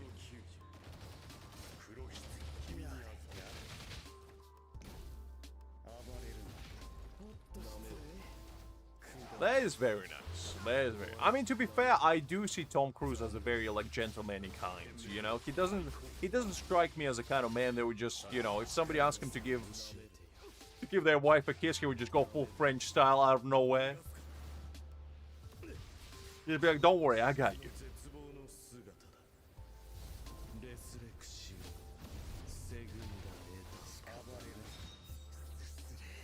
Look, I feel like if, you know, if your wife is a big fan, and, you know, kiss on her cheek is fine, I feel like.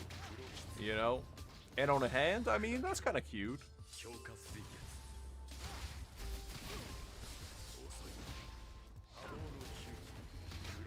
I don't feel like it's gonna de-emasculate you, and also it's gonna make your wife really happy, so it's like, why not?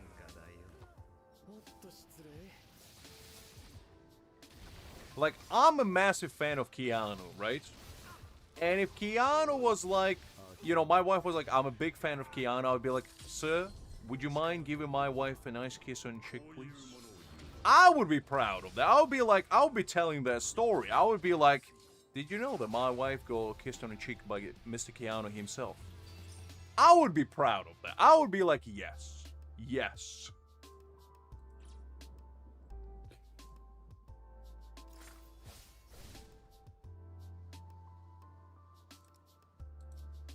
Exactly, Liz. Exactly. Because I would ask if Keanu can kiss my cheek, but I would feel like that would be going a little bit too far, you know? I wouldn't want to make him uncomfortable. I'm just kidding. Exactly, Sadvik, exactly. Keanu can come to my house, eat my dinner, sleep in my bed, drive my car, and then, you know, give me a pat on the back and be like, get out of there, champ. And I would be like, sir, thank you very much for doing me a great service.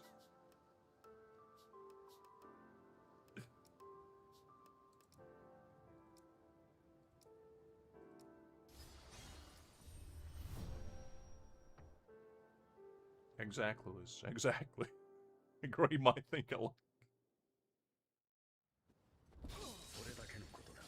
Because if there's one man I would allow to kiss my wife, it would be Keanu.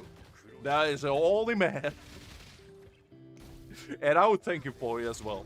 Because, you know, he deserves it. Golly, that man is...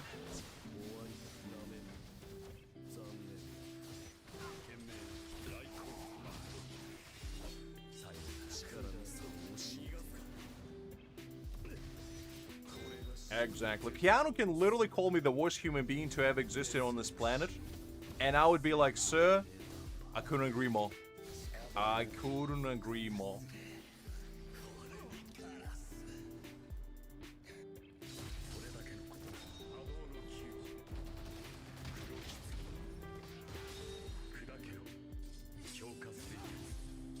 That would be kind of cute. Imagine Tom Cruise in the middle and both your dad and mom just kissing him on the cheek. And Tom just smiling ear to ear. That would be the cutest photo ever. In fact, I would do that for Keanu, you know? Me and my significant other on each side just giving him a quick little smooch on the cheek. Heck yeah. That would be a family treasure, if anything. I would frame it, print it in 4K, and hang it on the side of my wall. And every time my friends would come over, this is me and Mr. Keanu. You know, in a nice little excursion. Don't mind him.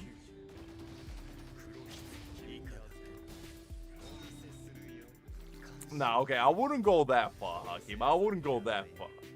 I just put a nice glove on it and basically be done with it.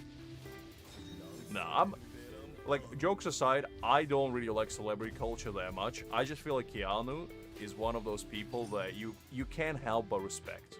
He's like one of the only celebrities I actually genuinely like.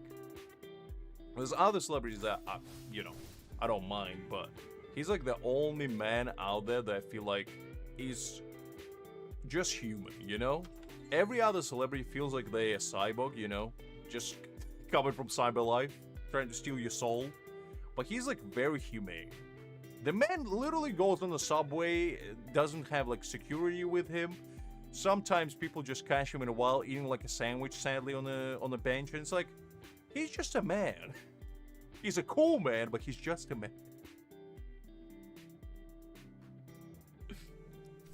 Okay, Liz, calm down. Just because you're correct, calm down. Alright, let's buy all of these for next week. Let's see how much actually boost we can get. I never met a single person that hates Keanu. I don't think they exist, like genuinely. I don't think there's a single person out there that you tell that you like Keanu is gonna be like, oh, I hate that guy. I don't think they exist, like genuinely. Everybody loves him. Okay, so you get 10% thrust mastery over here, and then you get extra 10% and 10% alignment. So 20% thrust mastery is not too bad. I still think to this day this one is actually like the best out of them all because you get so much. But this one's not too bad. Not too bad. I still feel like Gin's one might be better for him, to be honest, because it gives 80% extra ailment damage.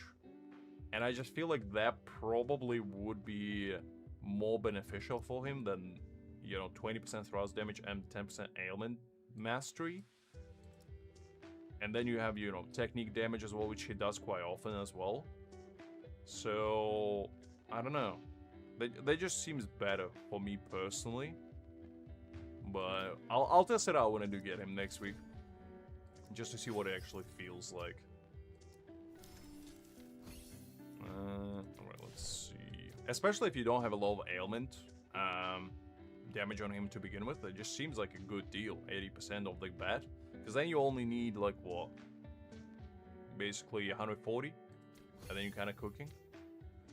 Alright, let's do... I guess let's do this one. The snack box thingy.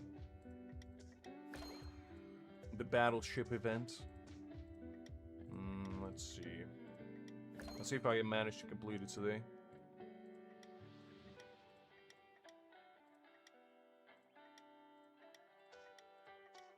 Oh, found onigiri, that's good. That one's the hardest to find.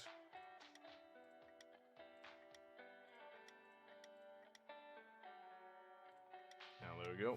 Found it. I mean, I haven't seen John Wick in a hot while. I probably will rewatch it as well. Because now that I'm thinking about it, those are some great movies. Like, they're just good, feel-good kind of movies, you know? I've seen them all as well, but it has been a while since I rewatched, like, the first few. Let's see. Oh, there go. Found the chocolate.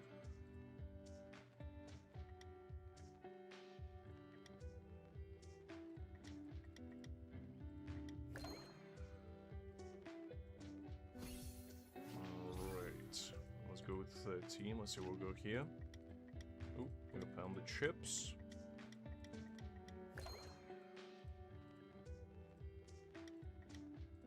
We found the cookies. We are cooking. We found the cola.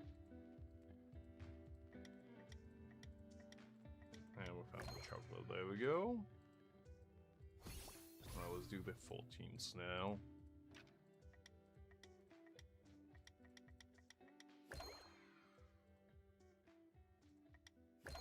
Ooh, that was a lucky one. Alright.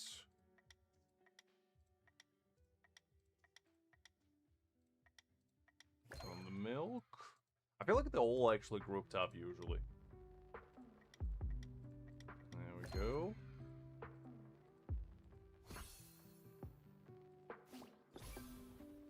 I don't know, they reran that, to be honest, Liz. That's kind of nice. Okay, found this one. Now this is gonna be a precise one.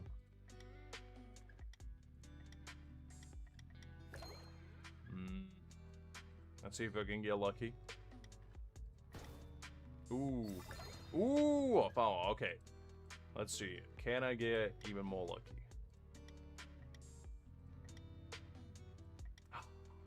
He's gotta be here. I can smell it. No! It's fine. It's fine. I almost got it. Almost got it. It's fine. We'll finish it next week. It's all good. It's all good. We actually haven't done these as well, so might as well do them. It was 21 plus? I'm surprised by that. Because, I mean, it's not even that gory.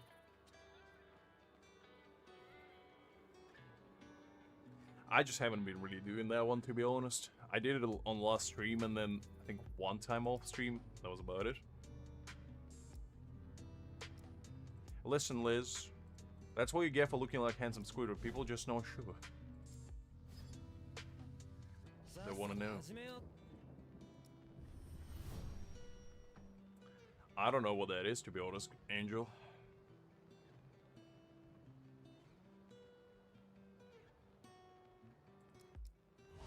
That's what I need to do. Man, I haven't played with this Ichigo in a hot minute. Also, I gotta push them onto the actual thing. Ah, interesting. It's like a little death trap.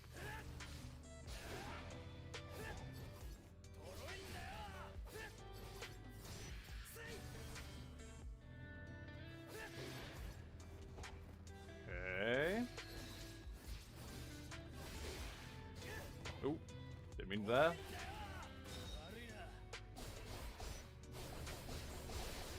Ooh, that was clean. I kind of like this. This is kind of fun. Ah, I see, Greek. I see. That said, I haven't really watched stuff as of recently, so I have no idea what's popping nowadays. Look, Liz, better be safe than sorry. You never know when a 5-year-old, 3 5-year-olds in a trench coat decide to sneak into your 21+ movie premiere. Gotta be vigilant.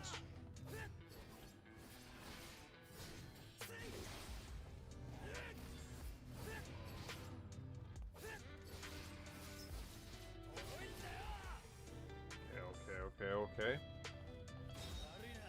Now we'll do this.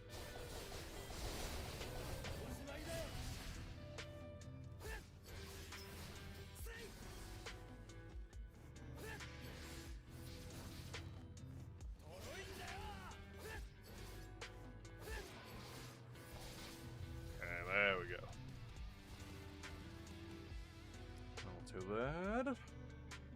So far, so good. Let's try the third one.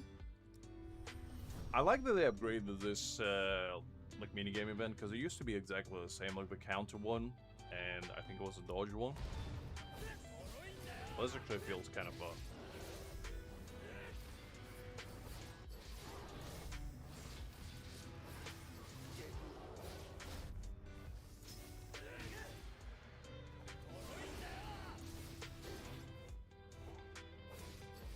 How do I...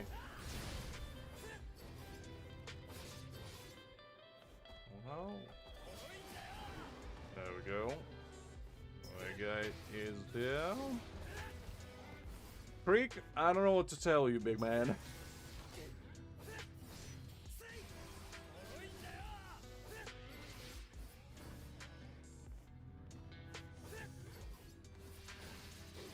we go, that one's sorted.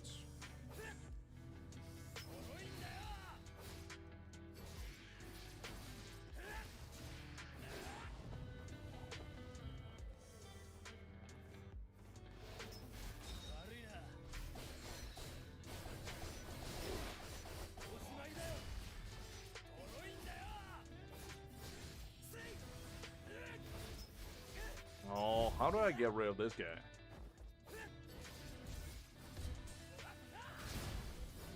Okay, there we go.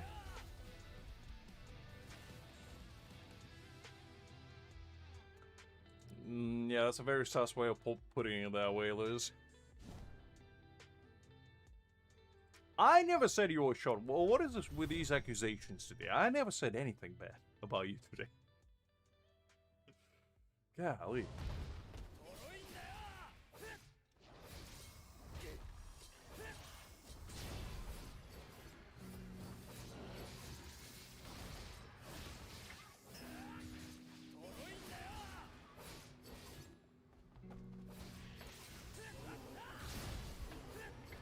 There we go. That guy's down.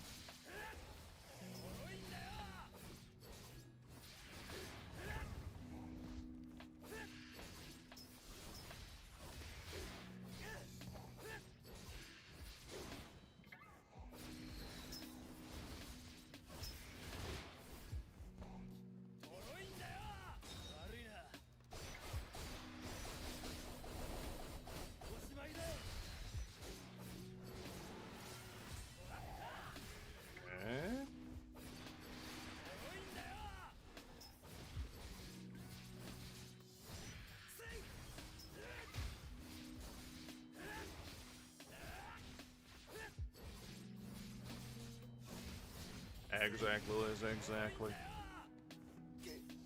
Well, I always said as well.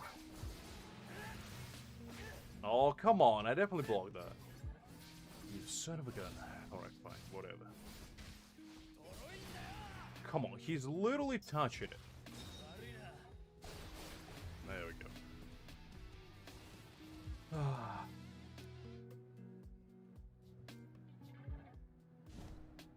And how is that on me, Liz? Just because you say you don't have a quote-unquote unmature body doesn't mean I know what that's supposed to mean.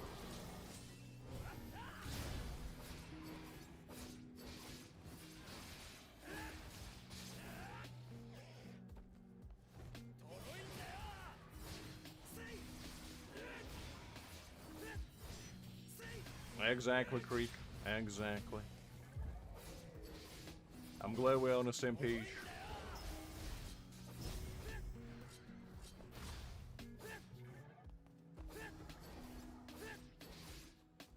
Oh, come on. Let me see. Can I push them all the way?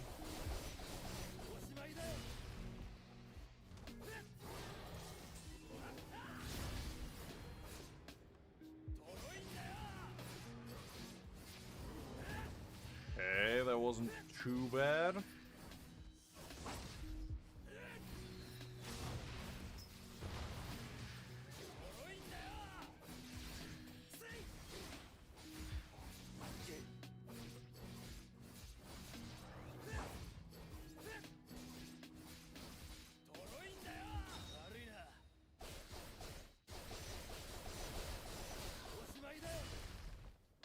Okay. Man, these guys are tough.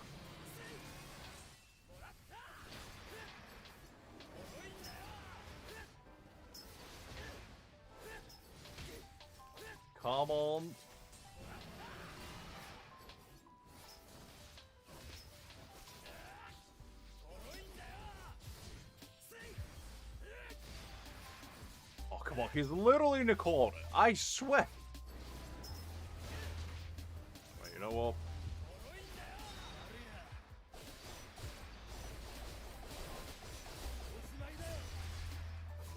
How are they not in a corner? Alright. 2 minutes. Jeez Louise. That one was tough. That one was actually really tough. Alright.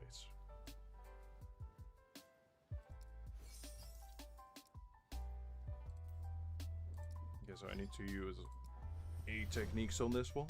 It was fun, but it was rough. No gonna lie.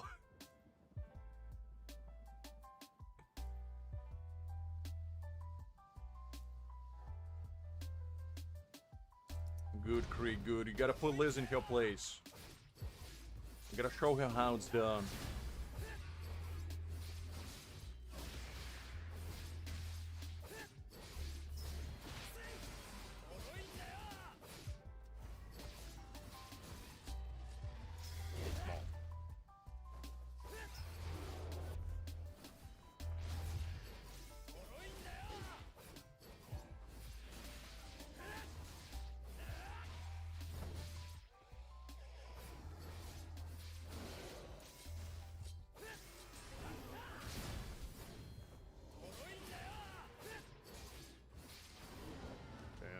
Nice.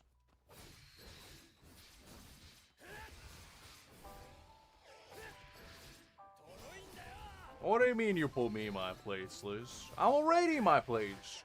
At the rock bottom. Where I belong.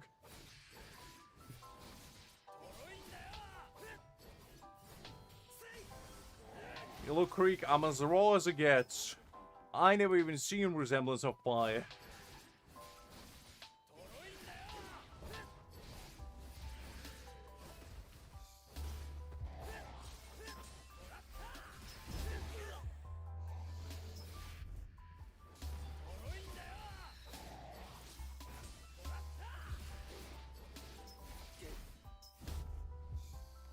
What do you mean it's not my place, Liz?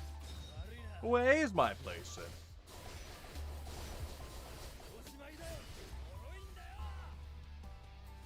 I don't know what that is, Liz. Your funny language can spook me out. Because if I don't know something, it can scare me. Alright, let's see, what do we have, what do we have?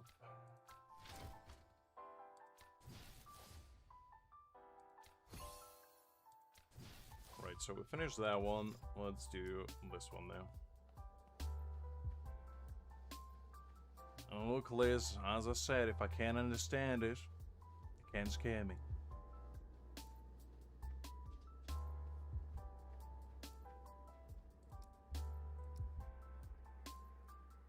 Peasant?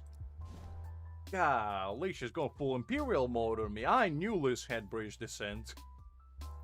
Watch out, guys. She's gonna come for your food. And... oh, wait, hold up.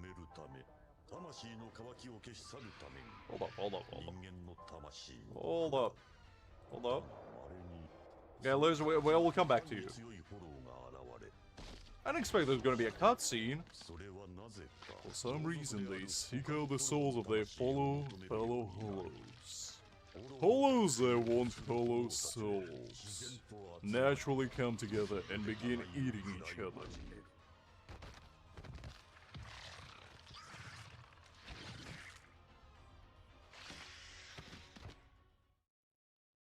Okay, well, that was an unexpected cutscene. I didn't... So, you're telling me they're gonna make a full cutscene for an event that will last 2 weeks, but they're not gonna do it for the story? I mean, that was cool. Ah, finally. You see, Liz, this is what it feels like to be me on a daily basis. You just stroll around, you know, some people are like, guys, how you doing? And, you know, they just kind of disappear, and I'm like, guys, come on. Come on. Let's just be friends. And let's hug it out. And just be on our merry way.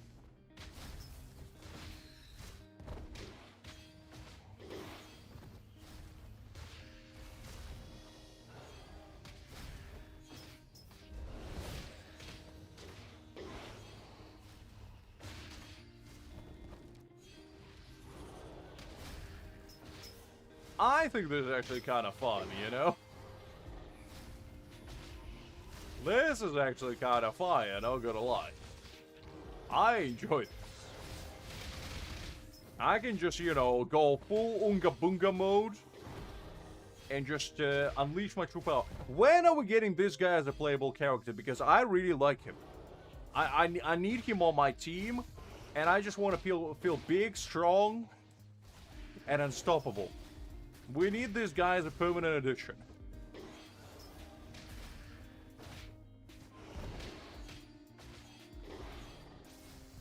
Screw Uru, give me this guy. That's all I need. That was nice. I think I found my favorite game mode. Is there gonna be another cutscene? No. Oh man, I was kind of hoping there's gonna be a new cutscene for all of them. And we're gonna see like the evolution of us.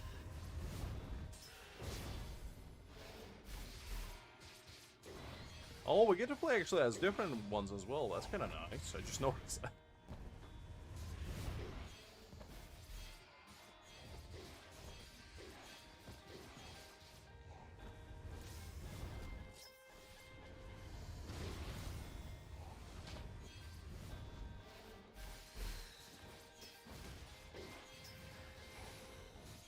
Nice. I don't like this guy as much as I like the previous guy. And now my guy fighting me! No! Okay, whatever. Whatever.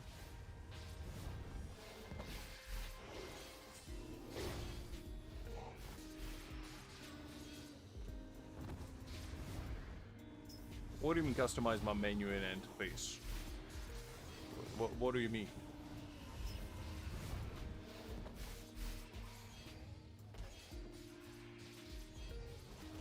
Ah, you talking about the 1,000-Year Blood Wars thing? I think I did. I'm pretty sure, at least.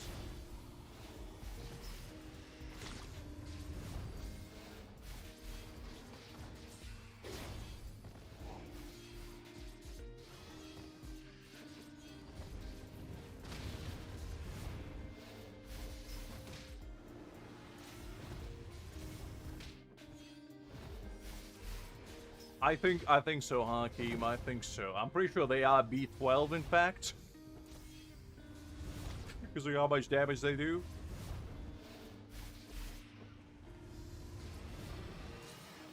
Oh, come on. Oh, no. Calm down, bonehead.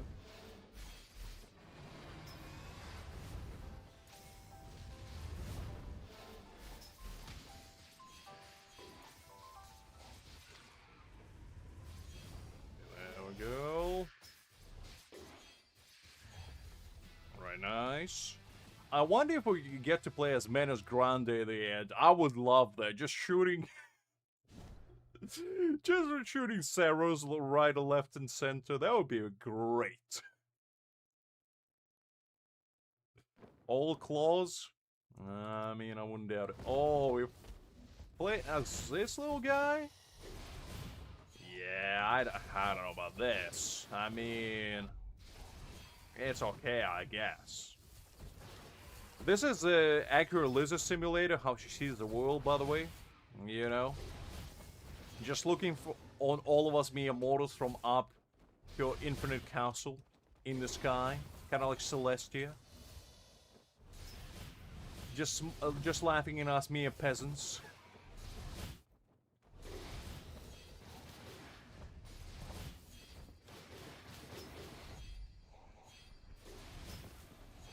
Go full Breamer.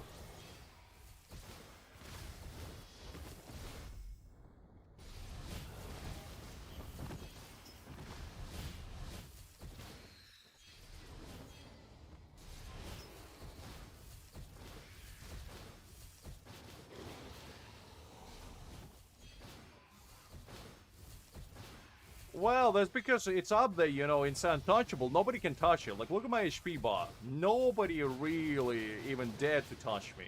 And you kind of the same, Liz. Nobody dares to touch you either. Just how it is. In fear of you biting them.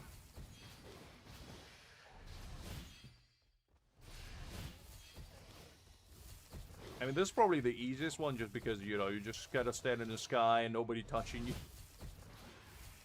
Who would have known being Liz is so overpowered? Know me. Know me. There we go. Alright.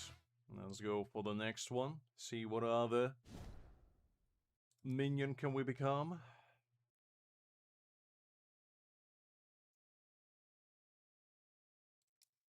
Ooh, we're going into acid wire mood.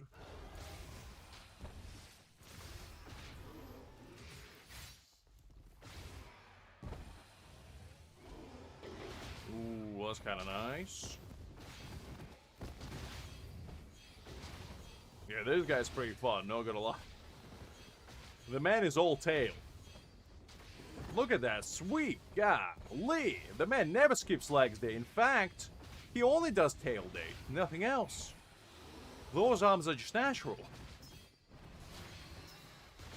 And his infinite techniques as well. Golly. Look at this guy. Jesus. 45 seconds clear. No wonder. Alright, let's see what the last one. I assume it's gonna be Menos Grande. Let's see. Let's see. Oh, I'm back to this guy! Well, I guess we're gonna go back to basics.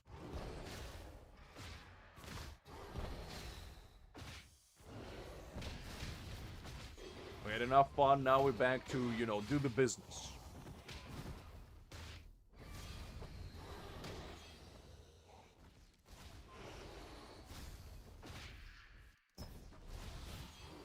Oh, we actually got some new moves. Ooh, I can transform now? Okay. Okay. Now we're talking.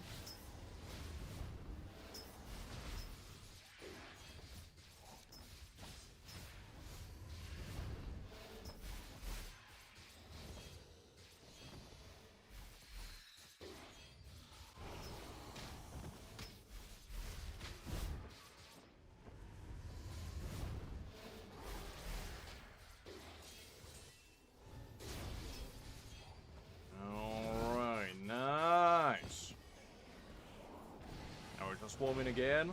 Oh, now we're acid wire. Nice.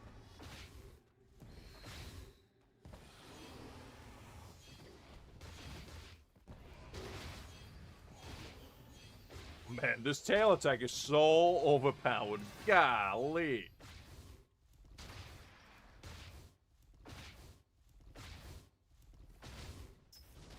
She would never, Creek. She would never. Liz would bite herself rather than bite Kiana.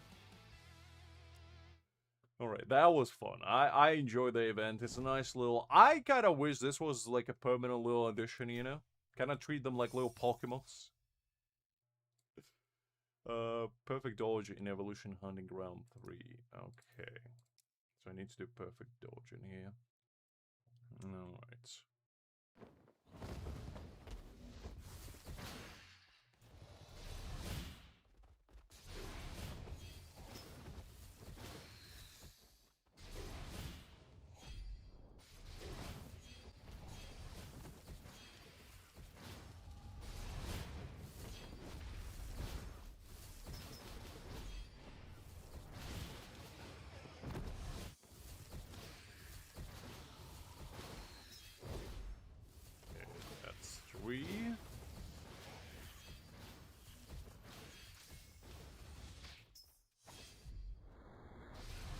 That's 4.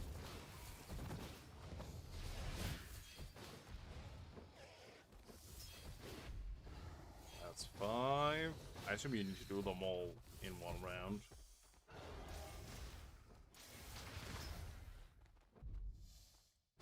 That's 6.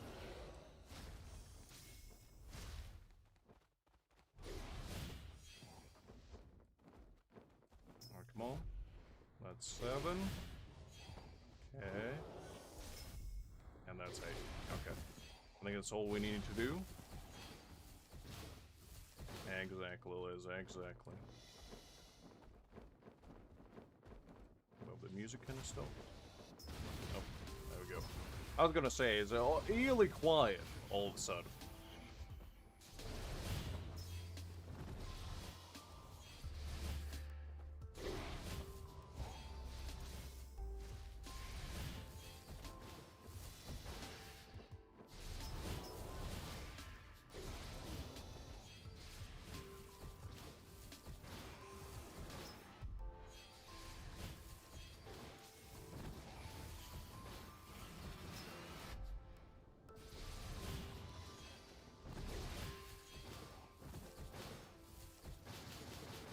Oh, I can actually hold it. I didn't even realize I can hold it. But it would have made it so much easier. Alright, that's fine, though. That's fine. Well, that was definitely my favorite. I really like that one. Alright, I think... now we did everything. Relatively certain. Let's see...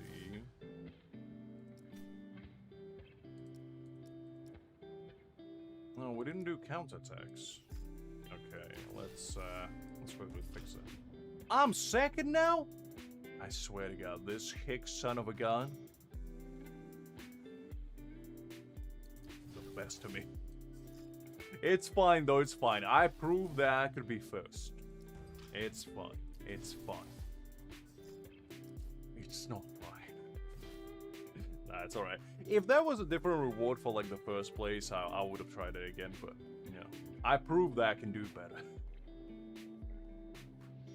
It's all good, it's all good.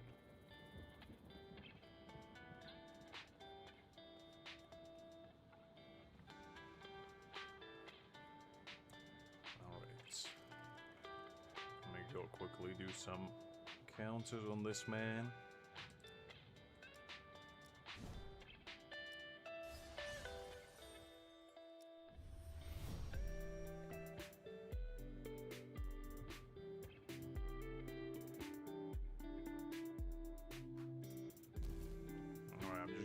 For his counters. Come on. Come on. Nope. Well, didn't quite work out. Look, Liz, we all have to prove something in life. Some just more than others. Alright, come on, I need them counters. Grimmjow, just walk with me.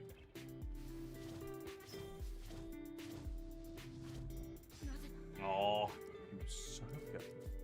Alright, you know what? I'll do my normal rotation, and then at the end, just hope that I can get some counters.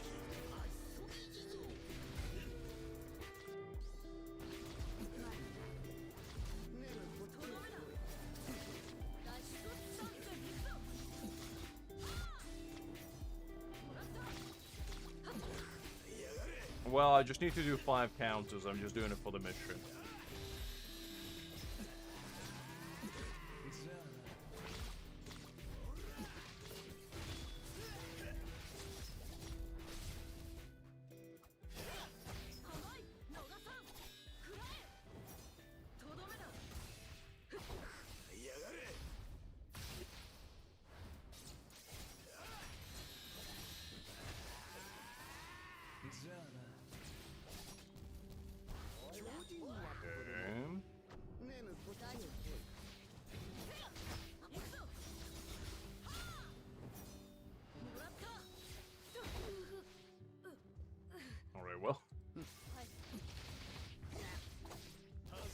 Gotta ruin his counters, come on.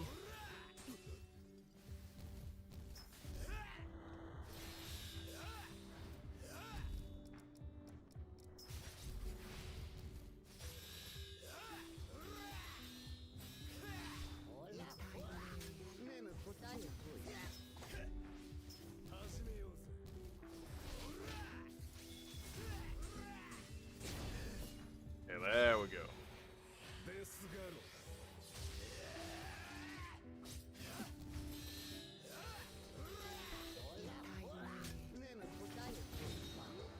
I think that should be all of them. Because I believe I only needed 5. I think I had already 3.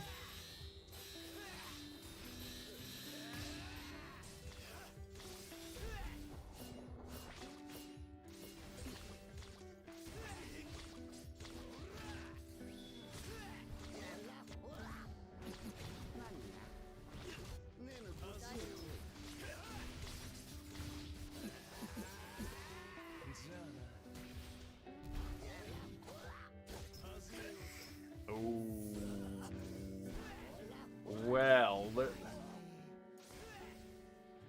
this is quite an endeavor. I forgot that Mayuri can be. No, let's see what can be. He was just Mayuri. Mayuri's gonna cover for us over here. Right? He's gonna poison him to death. Well. Well. Please tell me that counted, or do I need to actually complete it? Okay, it counted. Okay, good. Oh, but it's fine. It's fine. We did what we had to do. We did what we had to do. It's all good. It's all good. We're still number 2nd, and chances are we're probably not gonna get dethroned from top 10, considering the 10th place 23 seconds. So we do get this ticket. Do I need that ticket? Probably no. I probably should have actually stayed with 50 Spirit Jays because that would have been way better, but you know, it is what it is. It is what it is. Alright, let's do this blind box as well. Why not?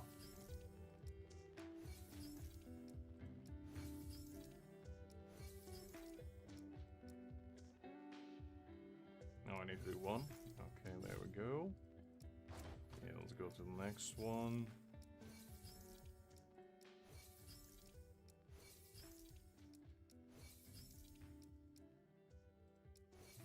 More. Okay. I think so. Yeah. I'm pretty certain at least. Don't worry, we'll jump on my free to play. We've got plenty of stuff to do there.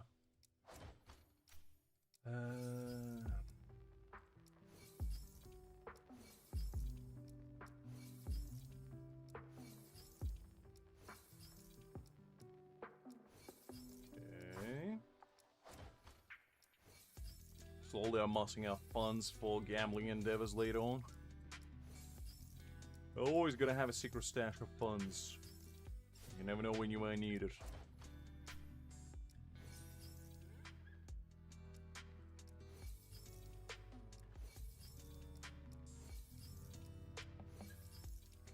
Okay.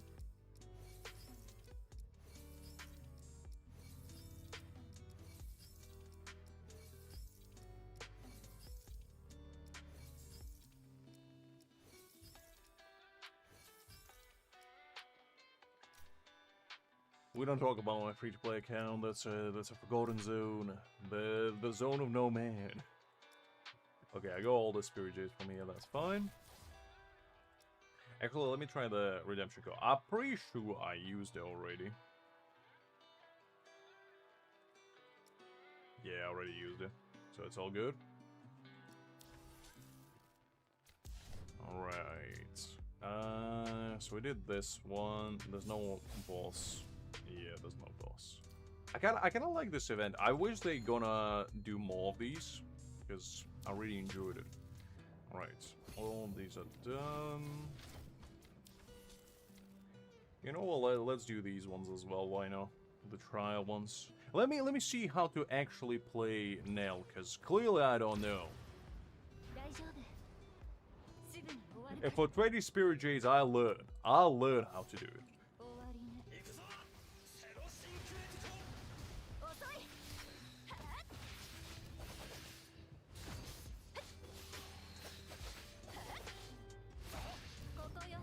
Go.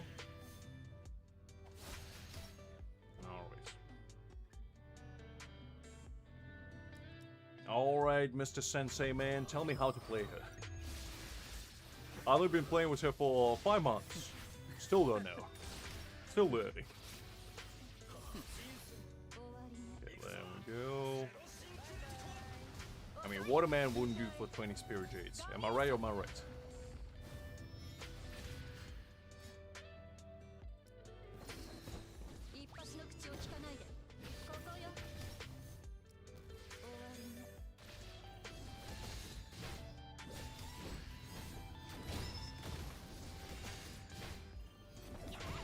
Exactly, Creek, exactly. You see, you get it.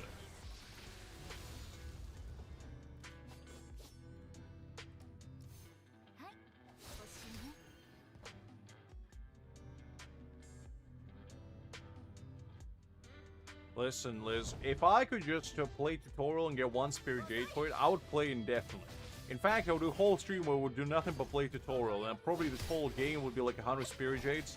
But I'll tell you what, it would be worth it. It would be worth it.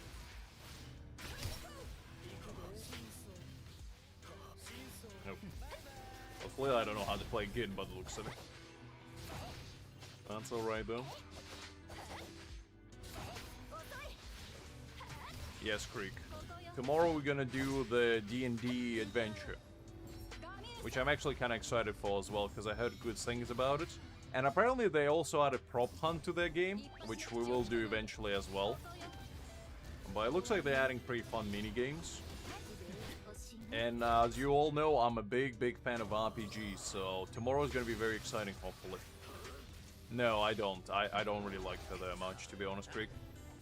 Because Chiz is already my Cosmos DPS, and I don't need another one. And also Zanko is coming out in like 1 update, so why would I pull for her instead of Zanko? Zanko is like the best female character in the entire game. So my priority is already set. And I already got Chaos as well, so it's like one of those things. Maybe, maybe. We'll see. If you behave nicely, I'll take you to prison. By taking myself there. But knowing me, I'll probably end up there by some freak accident. Like stealing a car on a highway and running it into, you know, a presidential building or something. We'll see. We'll see.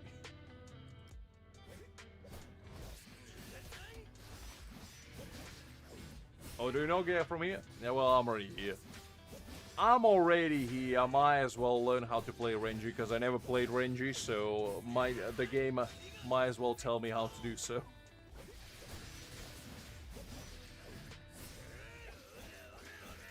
Oh, actually, like, jokes aside, animations are actually kind of clean. Kind of clean, not gonna lie. Kind of clean. I would still play him over Kaku.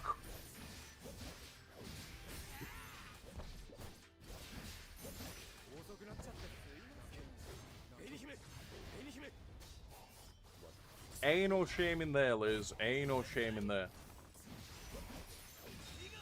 I mean, soon, Creek. Soon.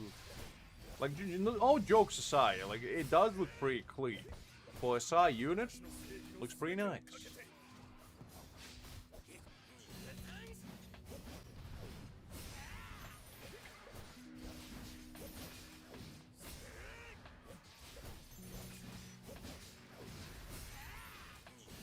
Look, Kyle, I do appreciate the kind gesture, but you know as well as I know that those cars are unfortunately not built for men of my stature.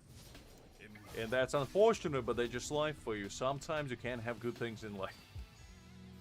More so than not, if you me, that is.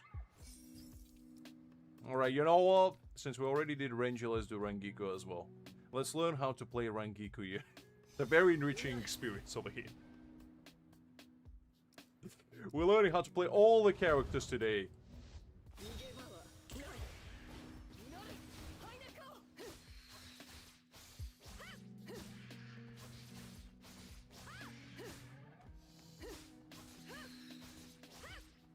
Oh, I forgot that this is an enhanced Rangiku, so you actually have to hold technique late. I completely forgot about that.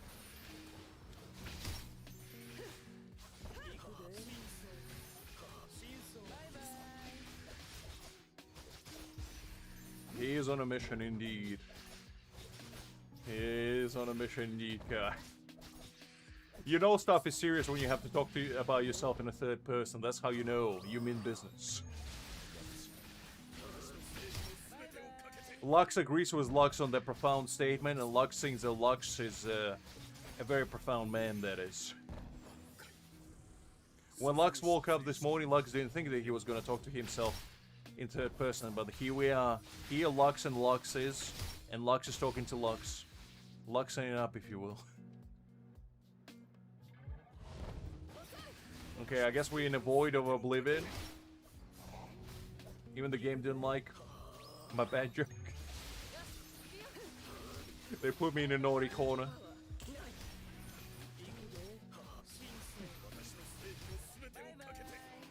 Welcome back, DBL, welcome back.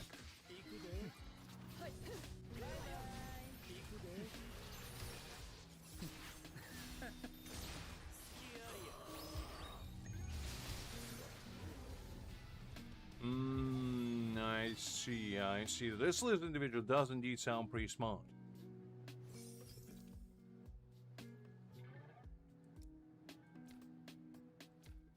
Alright, so we sorted all of these out now. We did our obligatory, tutorial learning. And now we can bounce to our free-to-play account and see what's popping on there.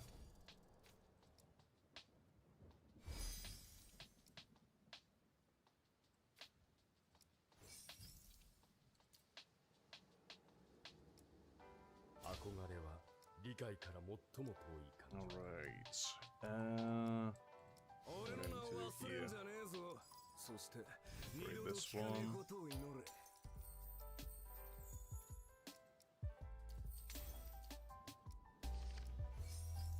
I need to call elimination. Might as well do these. Never too bad to have more than you need for now.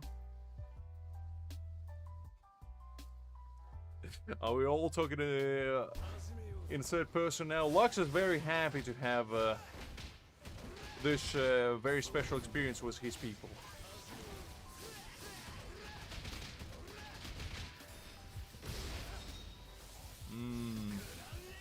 Lux would say the power of friendship is very profound indeed. One of the strongest powers out there, Lux exclaimed passionately, under the cover of moonlight, when nobody can hear his sins.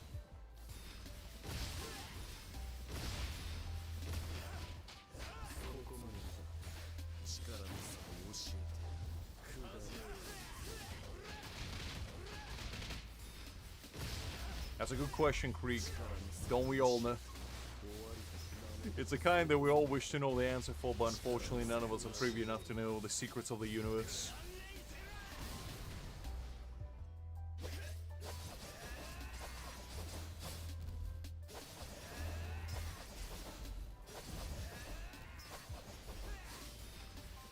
Well, Lux thinks that Liz is playing a ruse on us all, and she's trying to ruse us up. So a foolish act is merely a deception to steer away from the real threat that she's about to unleash on us all. The power of B6 Ikaku is lurking in the background, and Lux thinks that Liz is trying to avoid a prying gaze from said power, while she can harness it herself. Unleash it like the almighty Kamehameha, while we are not vigilant enough, and get ambushed with the bold glory that she withholds. Lux knew it all along, but unfortunately he wasn't brave enough to say it out loud. It might have to come back. It might come back to bite Lux in the butt later on. But such is life. Such is life.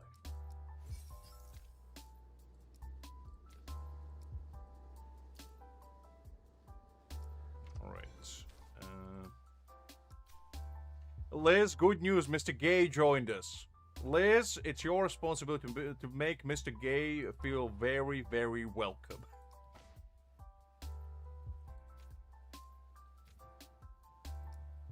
Lux exclaimed in excitement as new comrade joined our ranks.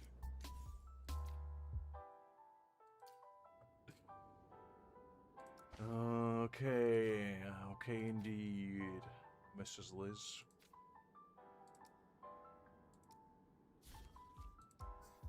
Alright, yeah, I believe we've finished everything, so we good to go.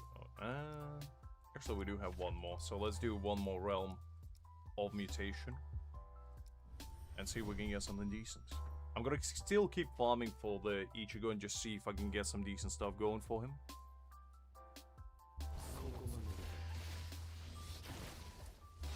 It's fine, Liz, you don't have to.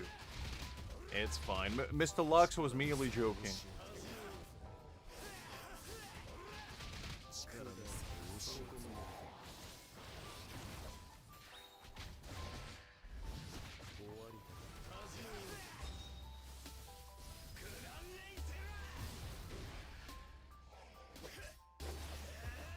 It never has been high to begin with, Kai. We already were working with with single digits. When you hit rock bottom, there's no way down. I'm the prime example of that.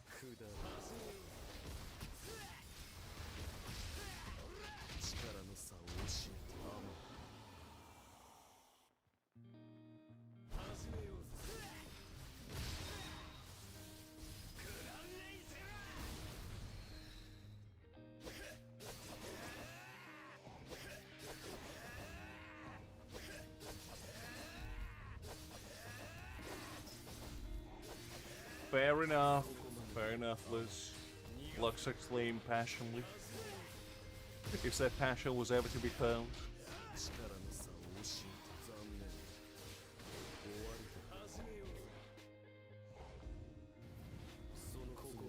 He wasn't indeed. He wasn't indeed. Lux thought to himself. Cautiously.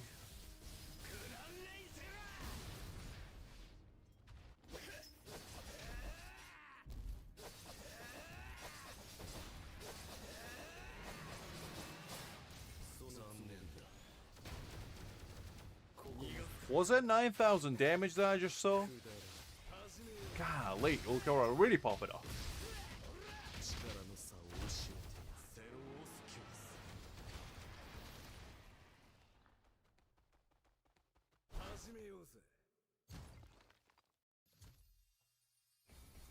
Alright, now that we're done with this.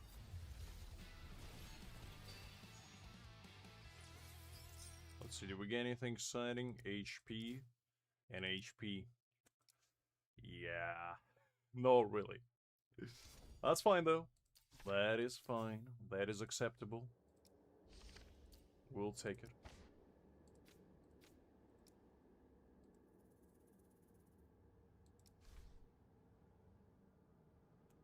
Alright. But yeah, I assume you were talking about this, Liz? Actually, I didn't see that. Ooh, that actually looks clean. I didn't notice that at all. There's a little... That looks nice. That looks very, very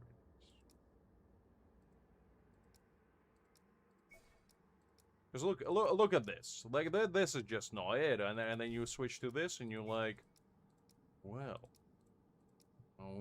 don't mind if I do. Now we're cooking. Now we're looking nice and clean. And it does look like they updated the graphics for all of these stories and whatever, no? Which is kind of nice. And also I believe the guild thingy was different before. As Liz told me, well, Lux is too preoccupied bathing in his own hubris, I guess, to realize. It is what it is. Alright, let me quickly boot up the free-to-play, and we'll get going there. And while we wait for it... Okay, give me just a second. Put that up. Make sure the volume's off, so your eardrums don't get shattered under the horrendous noise. Alright, let's see. What can we do quickly? I still haven't done all these trains. I will do them at some point. One day. I remember when the game first started, I went through all of these. And I guess it's gonna be round 2.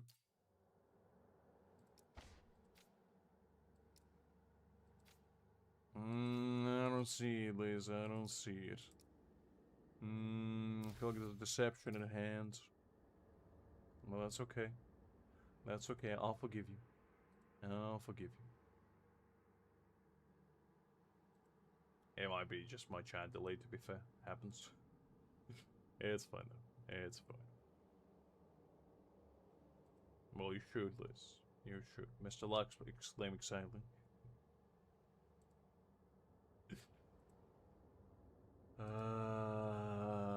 Yeah, but Mr. Lux doesn't believe in Screenshot. He believes his eyes. And if his eyes deceive him, he doesn't believe his eyes. And the only way Mr. Lux can assert that his eyes do not deceive him is if he sees it with his own eyes. Alright. So that boots up. Let's assess. By the way, I guess this is a little confession time. I did buy this. Unfortunately. I caved in. I couldn't help myself. I was like, the cool green little border thingy? Yes, please. So I got that. What do you mean, a whale? What is this mythical whale that you're speaking of, Liz? There's no whales around here. Only kind-hearted, hard-working individuals that work for their spirits, okay? Say it with me. Work for their spirits. Not buy. Work for them. It's very, very difficult to take a credit card out, type the funky numbers, and then press OK, and then whatever else needs to happen, Liz. It's a hard work. Not everybody can do it. I'm just, I'm a pioneer. I'm a pioneer like Eddie.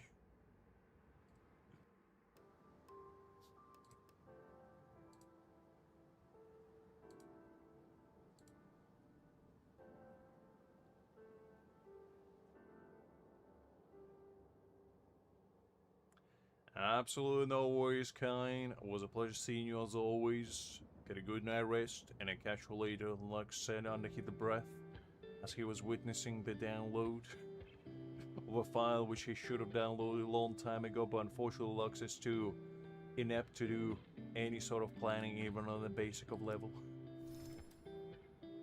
Such is his existence. Alright, I guess we're just gonna watch these two headbutt each other while the game loads on the other. Oh man, it's 900 megabytes to download. Okay, you know what? Let's see, what kind of fun thing can we do? You know what? Let's do one of these tutorials. It's as fun as it gets. Let's learn how to play Gin for 20 Spirit Jades. That's fun, right?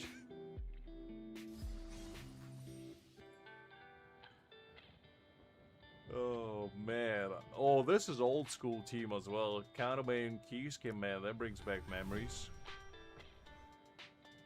That definitely brings me back to early 2025. The 26th, right, because Gin came out actually January, never mind. Absolutely no worries, Kane. As I said, pleasure as always. Get a good night rest and I'll catch you later. Hopefully tomorrow. We'll see. We'll see. Alright, what do I need to do? Why was that hollow T-pose in there for a second?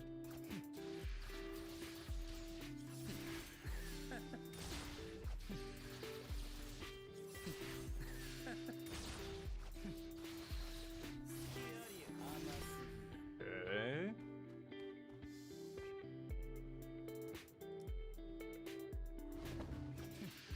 There's a few hundred Spirit Jades over here. Ah, I see. So you're still studying. Oh, you're talking about football. I thought you were talking about school. Yeah, I don't know. I don't know. I'm not that passionate about football. I'm sure Hakim is gonna show up and tell us anyway what happened.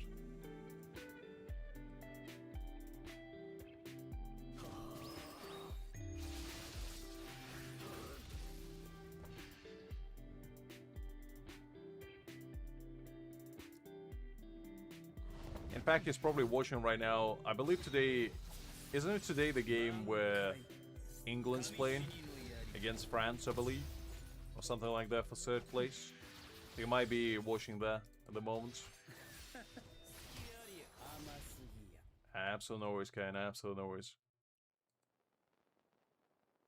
And neither do I. I'm not a football enthusiast, for better or for worse.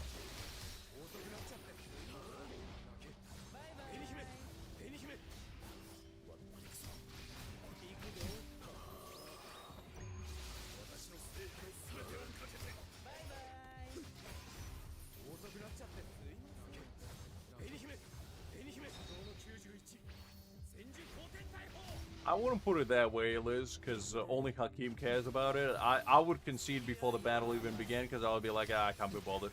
You asking me to run around kicking ball for 90 minutes? Yeah, I can think of better things to do. Thank you very much.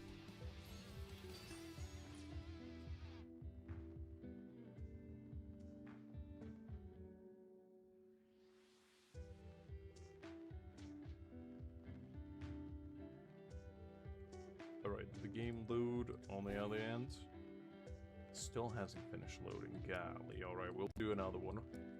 We'll learn how to play Nell again, you know, because last time we clearly didn't learn hard enough. So the game wants us to learn again. And I am an eternal student, you know, I like learning new things all the time. I just don't retain them. I probably should have done all of them as well, but to be honest, I completely forgot about them. And it is what it is.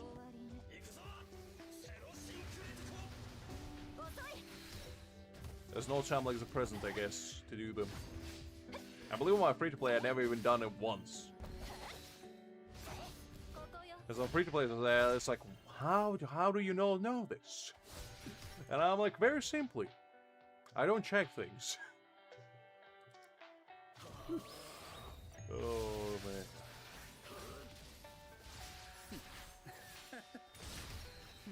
At least I'm not the only one, Liz. At least I'm not the only one.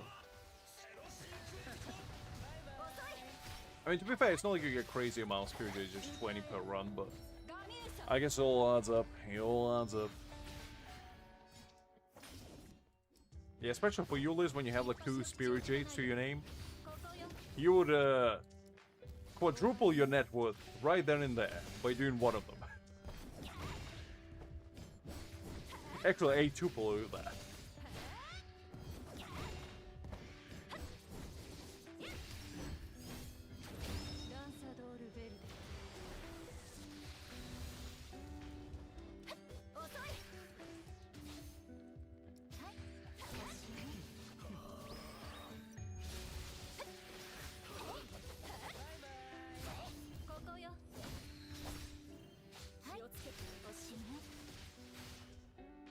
Go.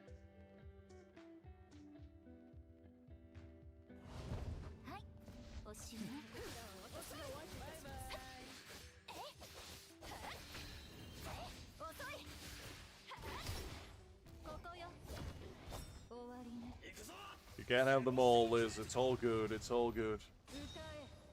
You'll get them eventually. I mean, it's 20 Spirit Jades that you're missing, Liz. When you think about it, because you can't do tutorial for them unless you get them. So you gotta get them all so you can get your 20 Spirit Jades. Because it's like 120 Spirit Jades you're missing, Liz. That's a lot of money. That's a lot of money.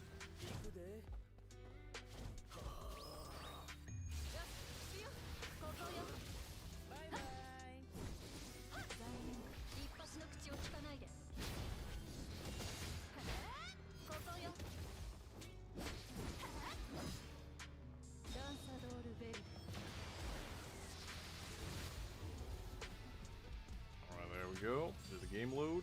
Okay, the game loaded on the other end. Let me just quickly log in there. No bounce on their account. And do stuff on there as well.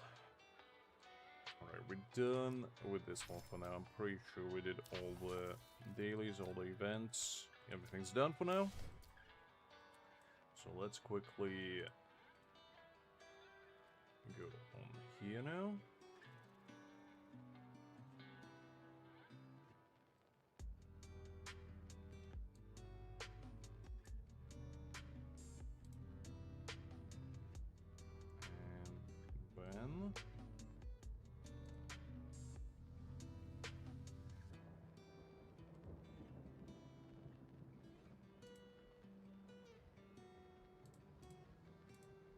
And then that should be it now.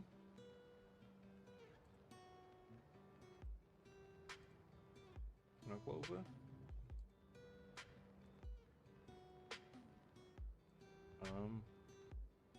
I closed it, but Aizen doesn't want to leave. Aizen, as much as I would like to have your eternal company all the time, we need to go on my freeze play for now. Ooh, there we go.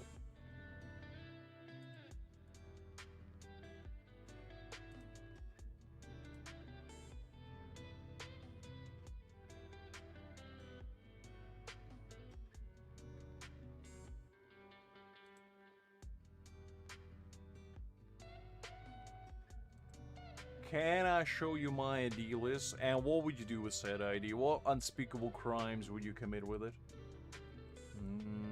I don't know. Sounds awfully fishy to me.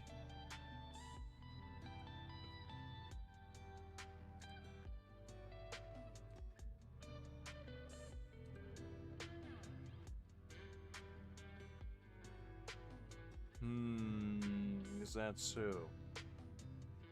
I don't know, Liz.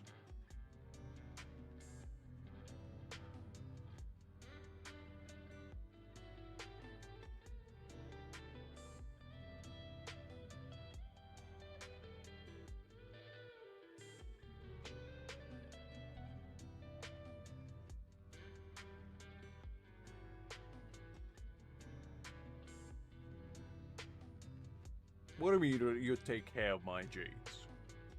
No, this is no stealing. This is no Robin Hood era over here. You're not taking from the poor and giving to the poor. Ain't gonna happen that way, I can assure you. All the spirit jades are staying in my possession until the end of time.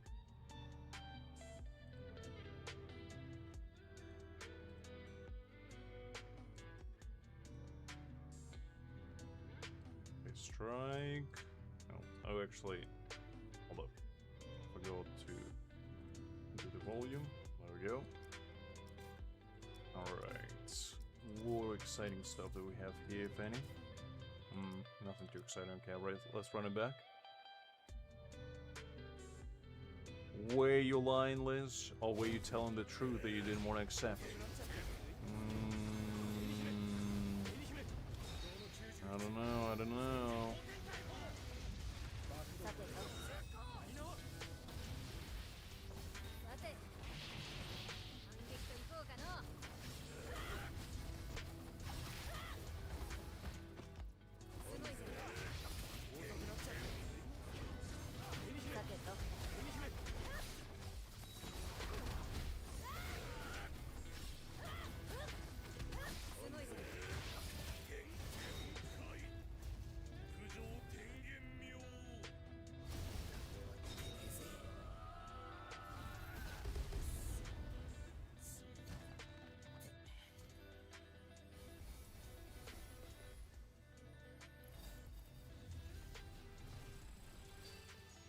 Okay.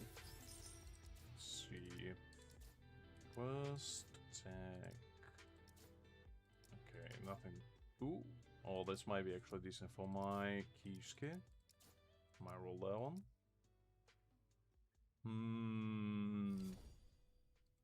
Listen, Liz. I don't like the analogy you give me. What do you mean a sock? Unbelievable. Is that all I am to you? Or just a sock? Golly.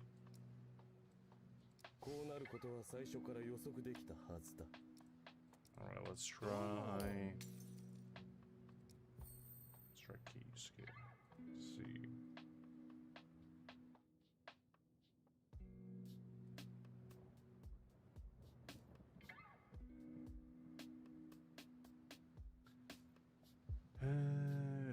Okay, well, that one's decent. Let's see if that middle one will work out better. So crit damage. Let's go with crit damage here as well. Alright, let's try this one. See if we can get some good stuff. Okay, we didn't get good stuff.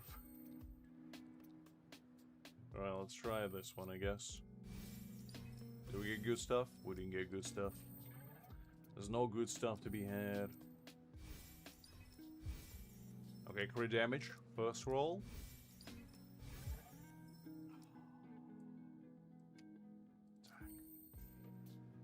I got so excited for a second.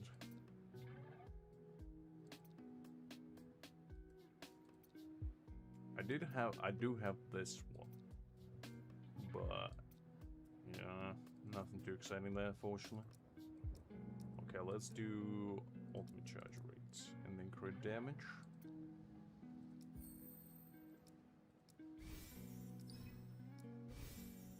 Listen, Liz, sometimes you gotta embrace the world for what it truly is.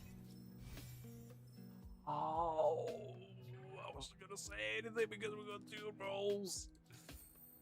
Oh man, oh man, oh man, oh man. Okay, let's see if these roll better. Oh, golly. Every time. Okay.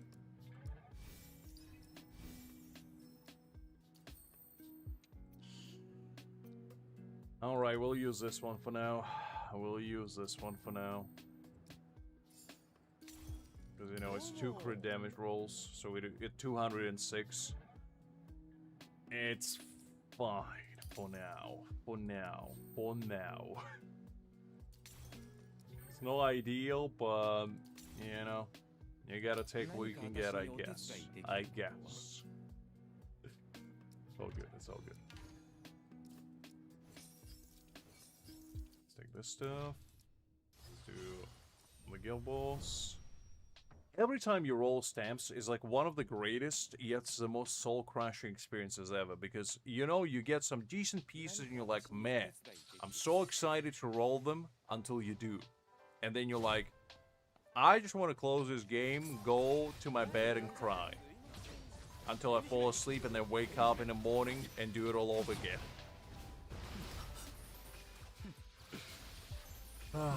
It is what it is, though.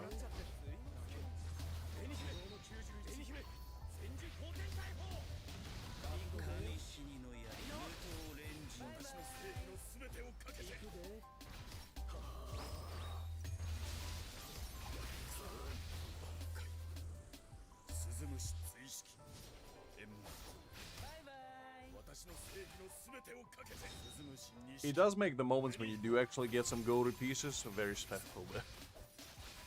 Against all the odds.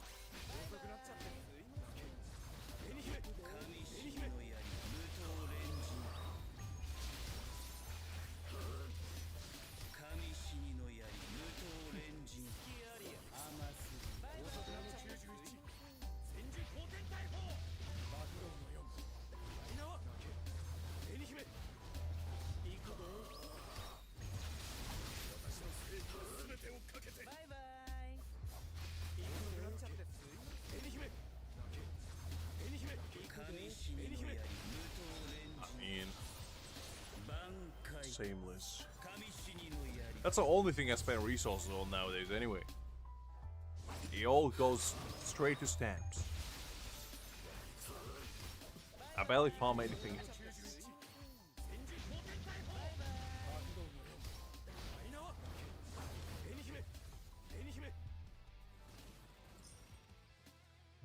Alright, we'll take that. It's good enough. Alright, I guess let's do the extra challenge, why not? I did briefly consider getting Ichigo on this account instead of my main, but then I was like, I already go again, so it's good enough. And I do like having 100,000 Spirit J's, not gonna lie. That is a very nice thing to have.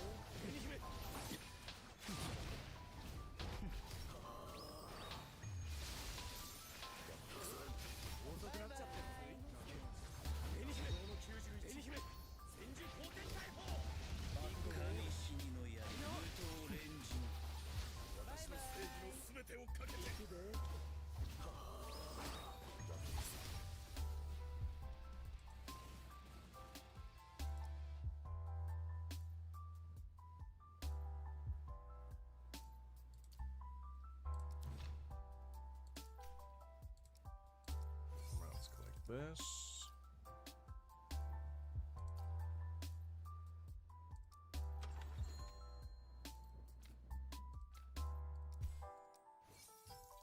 Every exchange. Okay, I didn't exchange for this stuff. Let's get this stuff. Get this stuff. And let's get all of this.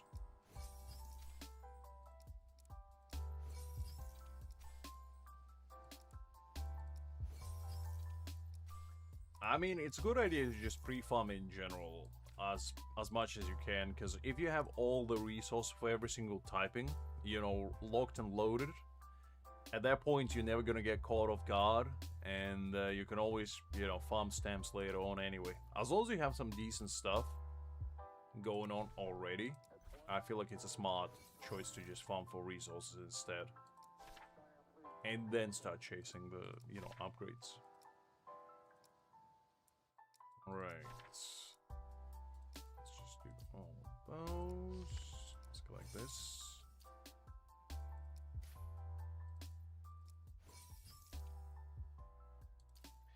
I mean, to be honest, doesn't really matter, because I'm gonna get them both at the same time. Later on, it's all fine. I'll get them all eventually. Okay, let's get this.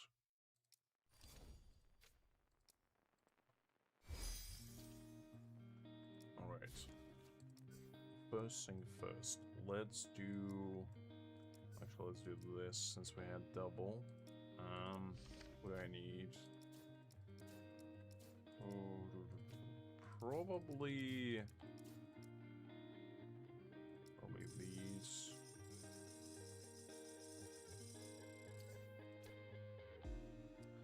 Okay, and then I need to run one of those. Actually, I think on this account I already have so many of them because I have like 300 here. I probably shouldn't be running more. I'll do one, I guess. I've just been so used to doing one of them as dailies that I kind of forgot that you don't need that many of them. It kind of became a habit. It should be fair, it's not the worst habit to have because you're preparing for future units.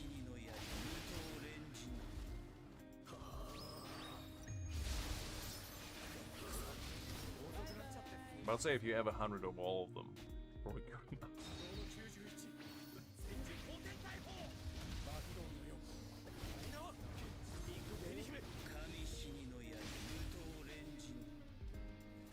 Right. That's sorted. Well, 90 is all you need, because 90 is enough to upgrade a character, which is kind of all you really care for. Everything else, you know, is just an extra.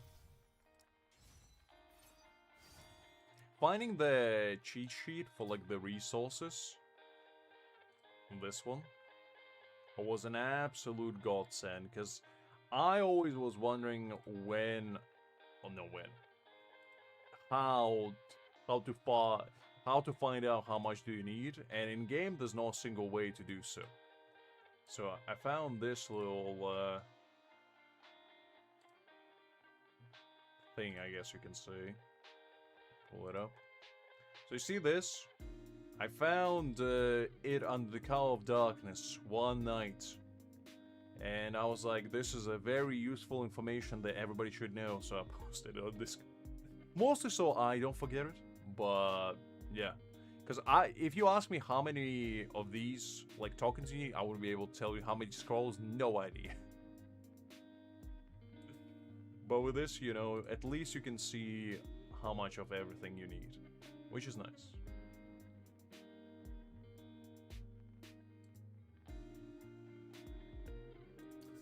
Alright, now... Did I? I don't remember, to be honest. I might have. But it's been such a long time ago that I forget. The thing is, I find these, like, useful things, and I completely forgot about them. I forget about them, rather. And I never use them again. They're just part of my existence. Just how it be.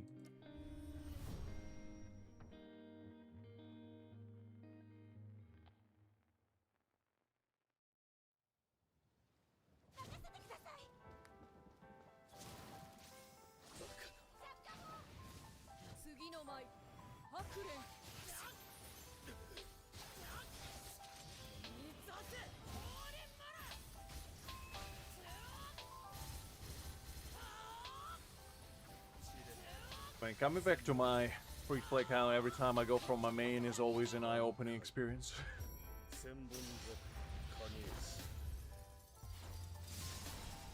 Listen, Liz, don't talk to me about being unbalanced when I'm playing over here with Gin, Toshiro, and Bankai Ichigo as my prime limited units. This woman has almost every single character in the game. She's like, ah, yeah, it feels very unbalanced. You know, I just don't feel the equilibrium in the air. You are out here working with sticks and stones. But man, I chose myself, you know, I'm sticking to it. I'm sticking to it.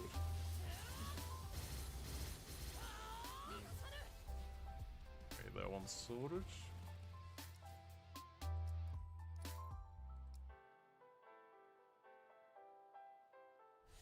I don't know, Creek.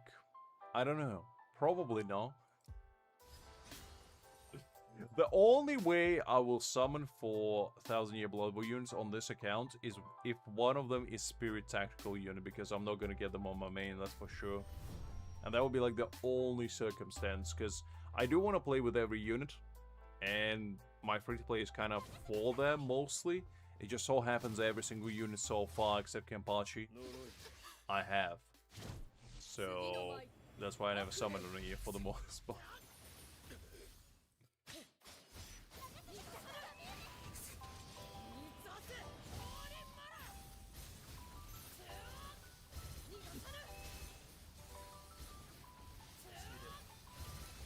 I don't know about that, Creek. I don't know about that. If she is, I'll pull for her on my free-to-play. Just for the funsies of it all.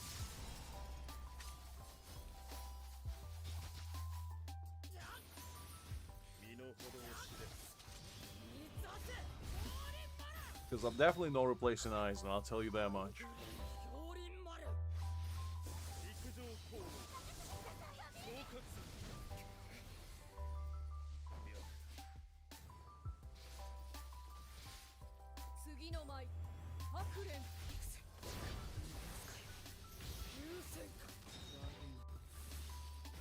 Also, where are you getting this information from, Creek? From the clouds?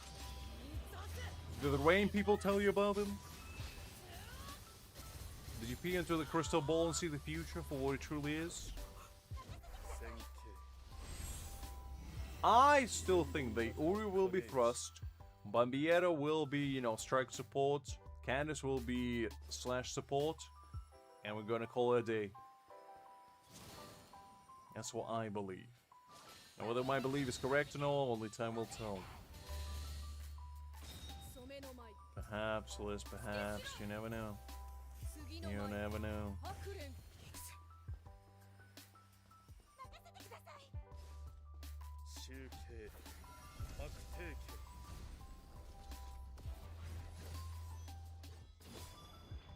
Man, Byakuya slaying his own sister is kind of cruel, not gonna lie. That's how the Sukaku heel arc should have unfolded. Byakuya just coming off nowhere with Sent Bonzakure, just, you know, sending Rukia to the great beyond and the credit star rolling. While Ichigo is baffled in the background.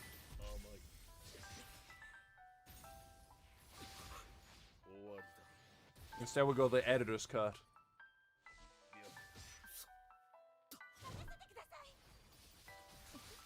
Hey, hold up. Did my Toshiro die just now? Golly.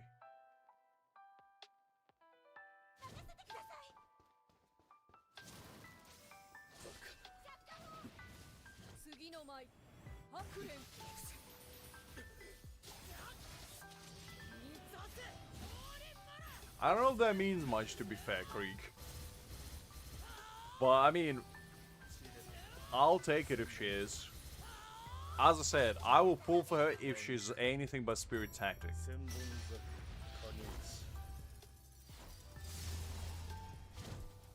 And if she is Spirit Tactic, then I'll pull her for here. But I just feel like, you know, with the fact that we just had Aizen rerun, I really doubt they're gonna go out of their way and give us another spirit tactic, but then again, could be wrong. You never know. You never know.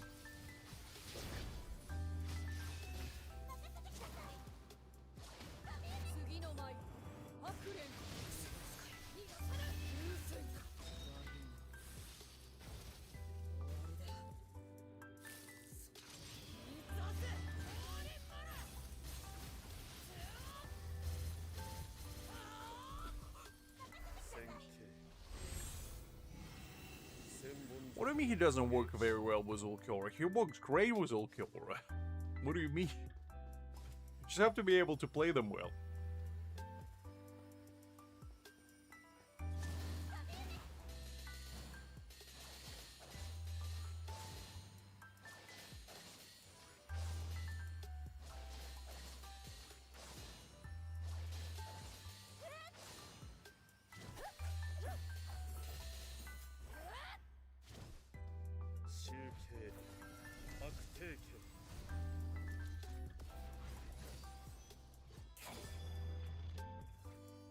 I mean, that's kind of the plan, Liz. That's kind of the plan. We're just getting foiled right here, right now, by Byakuya of all people.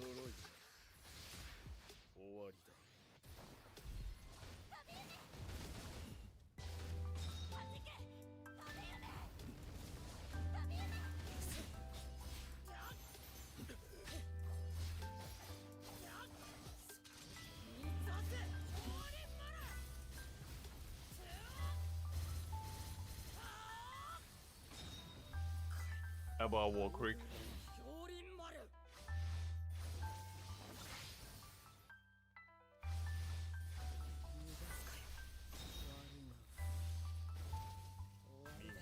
There we go.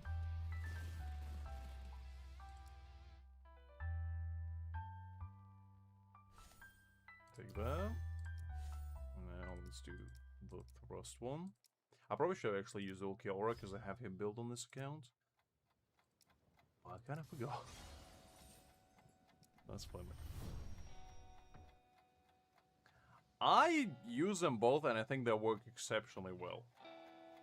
I don't know what people are talking about when they say they don't.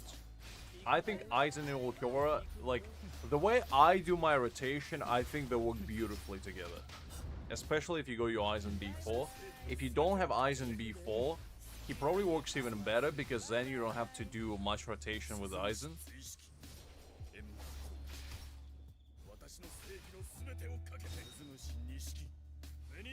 In fact, Aizen and Ulquiorra with Szayelaporro is the strongest team right now.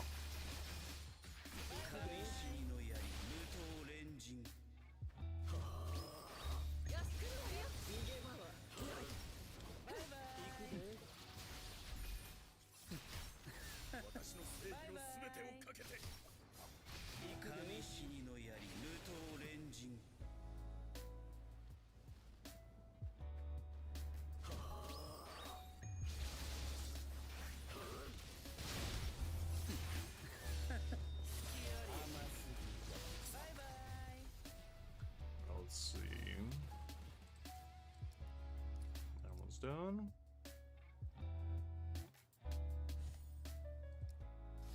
I just think Aizen is too much of a cash cow for them to let go.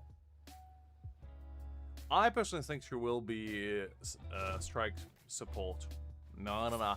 I think she will be strike support, and the reason why I say she's going to be strike support is because she's all about like kicks and, you know, punches and whatever, no, so it makes sense for her to be strike. And people were begging, you know, the game devs for strike support for a long time. So it would just make sense for me personally. But... and I think Candice probably would be either slash support or slash DPS. Because she got swords, so that would make sense for her to be. But Mieta doesn't have anything to do with slash. She doesn't even have a sword.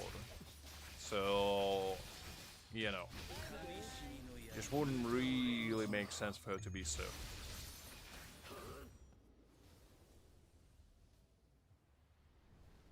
I think Candice feels more like slash-oriented character. But then again, I mean, I'll take whatever. I genuinely don't care which one of them is. I just want me a strike support. That's all I need. I'll take Uru as a strike support if that's what it takes. I'm fine either way. I just want somebody to round out the strike team. That's all. Because then at that point, I would be content. And then I would be able to, you know, actually plan ahead and be like, okay, who do I want to be 6 in the future? Kind of talk. And for now, I can't really do that.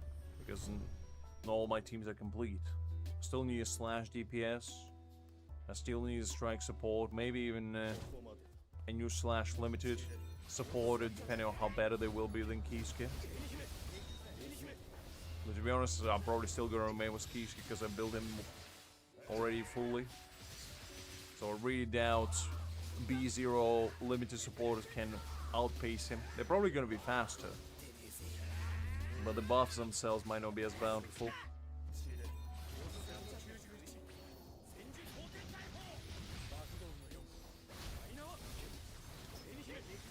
Yeah, but I feel like it would make sense for them to be both on the same team, Greek, wouldn't you? I mean, they're advertising them together. And just because they fought with each other doesn't mean, you know, they can't have a little bromance in a frenemies kind of form. Because they did reconcile in the end, Greek, so I'm just saying.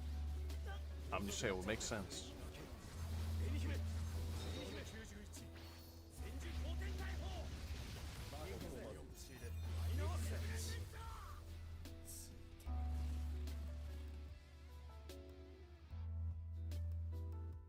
Switched on some lights because it's getting darker. The darkness slowly but surely consumes me. There we go. I'll take that.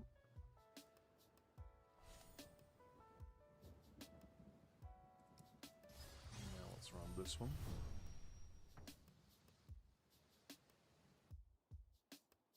Okay, that's a little bit better. I started switching on lights whenever it's getting dark during streams, and I'm gonna be honest with you, it makes a whole lot of a difference. Who would have known that streaming in pitch darkness is A, not good for my eyes, and B, not good for my brain. Because every time I stream in pitch darkness, I feel like my brain slowly but surely shutting down the more I speak. And at least with light, I don't feel that way. For now. Ask me the same question in like 2 hours and I probably will be saying some mumbling nonsense. As I always do at like 2 AM.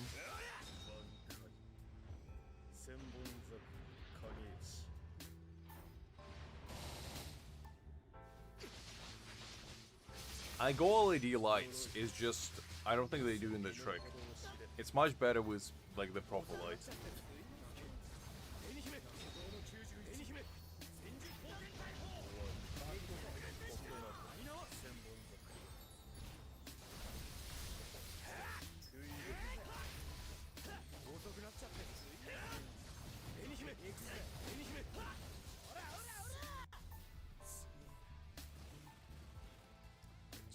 Sorted.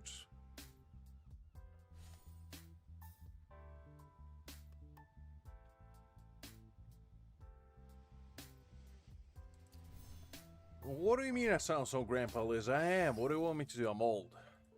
I need me some light to illuminate the darkness. Alright, let's do this one. Select all these things. Right now, what we can do is go and do all the events all over again. Alright, let's start with this one. Let's see where we go. Did I not challenge this guy? Oh no, I did. Okay, I did challenge him. Never mind. I was gonna say, I'm pretty certain I challenged him.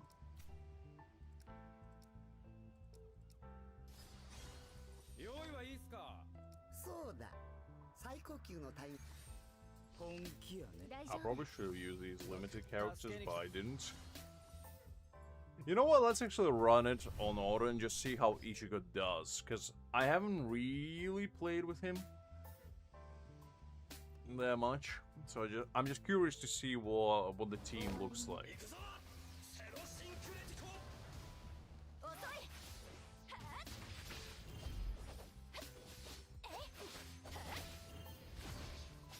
The auto probably is just not gonna know what to do with itself, but I just want to see what happens.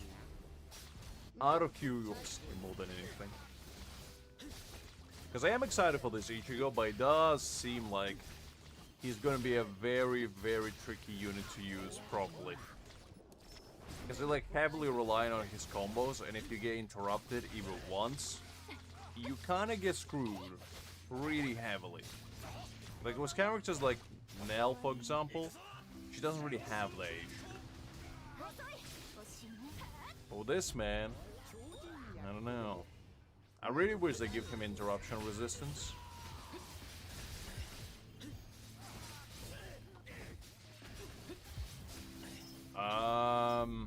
Once. On my free play, I rerolled once, and I just took because I think I got bankai Ichigo and I got Tossen, which is exactly the same start as I had on my main, and it just kind of worked out.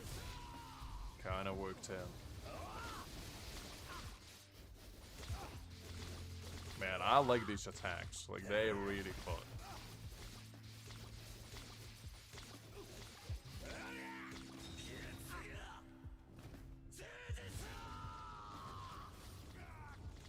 Man, that gets a good show. Always a pleasure to see. The Nelliel was animation, I really like. I mean, I'm gonna be real with you, Creek. I would personally aim for, you know, Ichigo and then maybe Kisuke, I guess, from the standard. That probably would be my plan.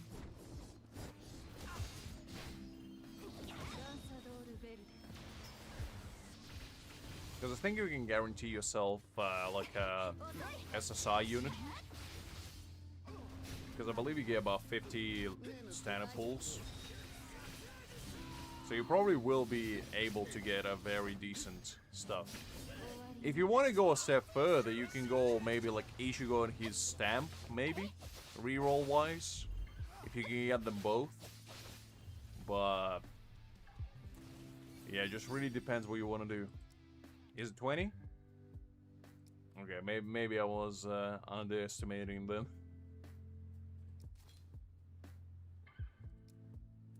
Should have done this properly, to be honest, but I kind of forgot about it. That's fine, though. That's fine. Alright, let's do this one now. Okay, 2 characters from Aran Cars.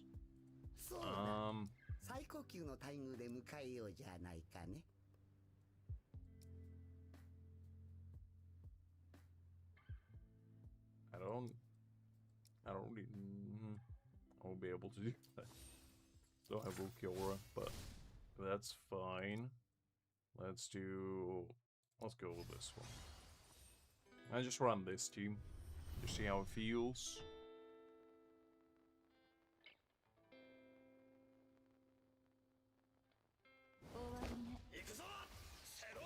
I was gonna say, if you're getting Ichigo in temples and then you reroll, I'm gonna be like, wow. That's an interesting strategy.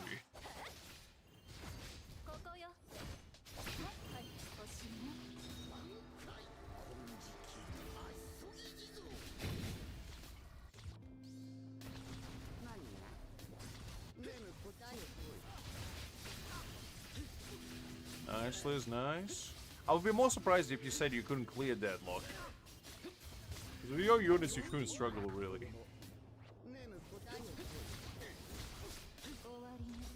No, fair enough, Creek, fair enough. I mean, if you get Ichigo, it's already good enough for a start, to be fair. You gotta remember that the start in this game is very, very, very long and very rough. So it's gonna take you a minute.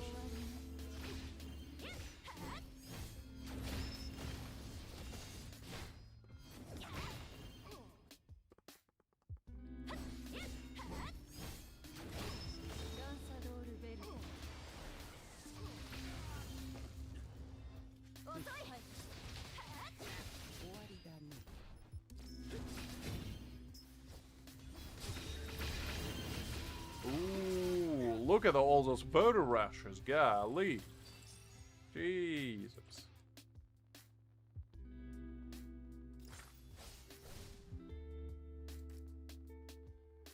Okay, I need one Aranka, that's fine. We can deal with this.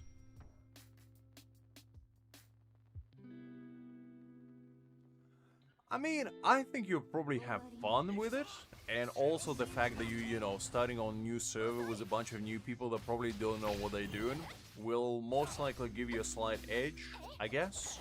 Because from what I've seen, starting on new server is actually very simple, because a lot of people just have no clue what's happening. And just having the little slight advantage in knowledge probably will be quite beneficial. I wonder how many servers there are now. Because I've seen like 80 and whatever now. So I'm not sure how long like the new server lasts. Because back when I started, there was a new server every like hour, basically. So trying to get all the people like sorted and whatever now. But nowadays I'm not sure if that is the case anymore.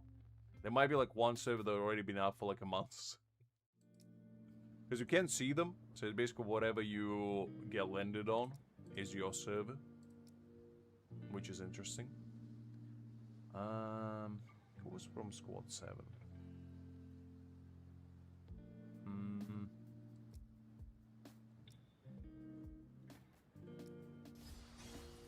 Let's go with this one.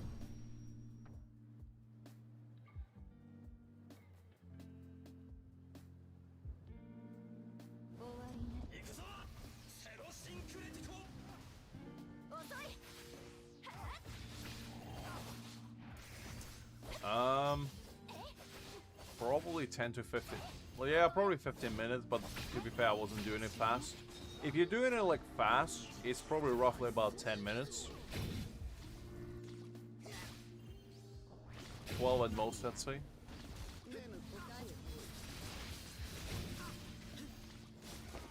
But to be honest, if you go in with the route of like emulator, like LG player, you can have multiple instances where you can reroll multiple accounts at the same time, and that would most likely speed up your rerolling process entirely.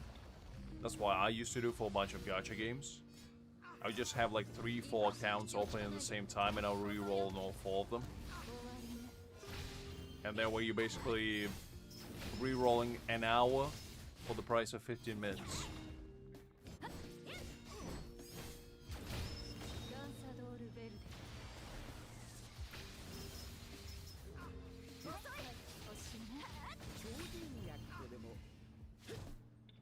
Fair enough, Creek. I mean, to be honest, reroll is not that excruciating. It's very simple, and it's pretty straightforward. It could be worse. It could be like Genshin, you know? Where you have to go through half Teyat before you get to your 110 pull. Trusted from men did 200 times, I know. Oh, I know.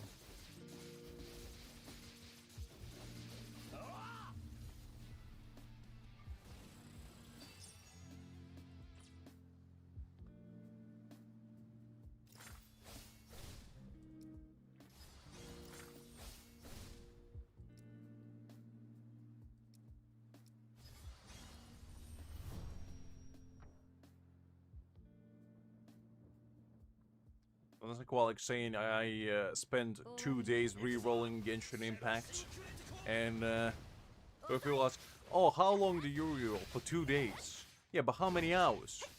50 hours.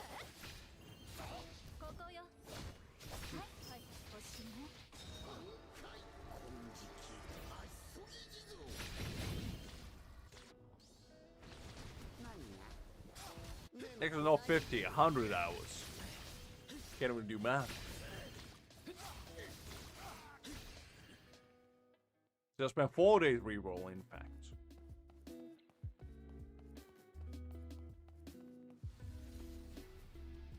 I rescued Paimon so many times that I was considering putting her in a pod and just calling it a day. Just end the adventure before you could even begin.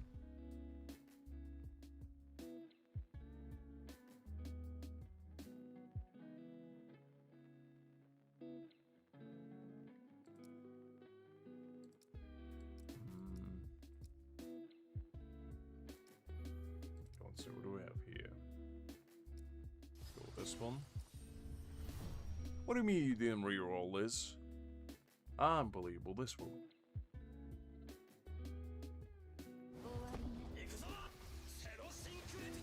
I did reroll for pretty much every single gacha game I ever played. I don't think I ever played a single gacha game where I just started and that was it. Whatever I got is what I got. Actually, that's a lie. That is a lie, because in Neverness to Heaven-S, I didn't reroll. I just got lucky and I got Nanali on the first pull. So I was like, okay, well, I'm sticking with this. And it kind of worked out. Sometimes the life, you know, just gives you a little surprise and you just take it and you're like, okay, well, I guess we're here. I guess we're here. But every other gacha game, I rerolled. Listen, Liz. It was your sins. I was merely a vessel for your sins to be executed. You can't pin your crimes on me. But to be fair, I didn't reroll that many times. I think I rerolled maybe like 5 times for you. And that was it. So it wasn't too bad.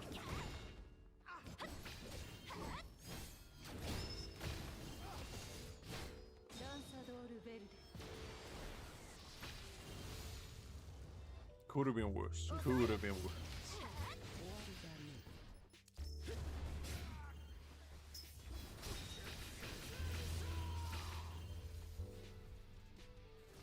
You should be, Liz. You should be. Your crimes will forever stain my pristine reputation.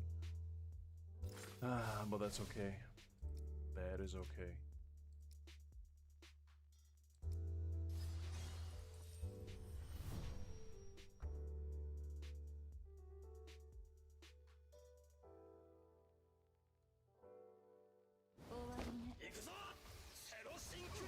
I did indeed. I was playing the devil in that scenario. And unfortunately my sweet words were too tempting for you myself. Trying to get Aizen all over again. How could I refuse? As long as it's not bananas and tea. Because even I would consider that probably a crime. Although I never tried it. So how would I know? Now that I think about it, I kind of want to try it. Because I wonder what happens if you just soak banana in green tea. Do you get green tea banana? I don't know. I don't know. You probably just get wet banana. That's about it. But the prophecy of potential greatness is too strong for me to deny.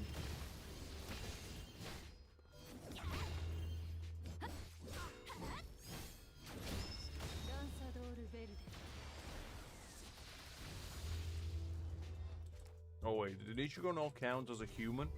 He is human though. How's he not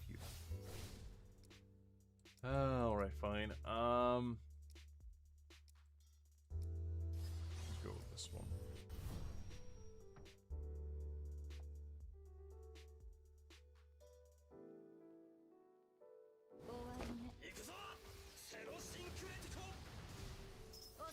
I would accept any deal you throw at me, Liz.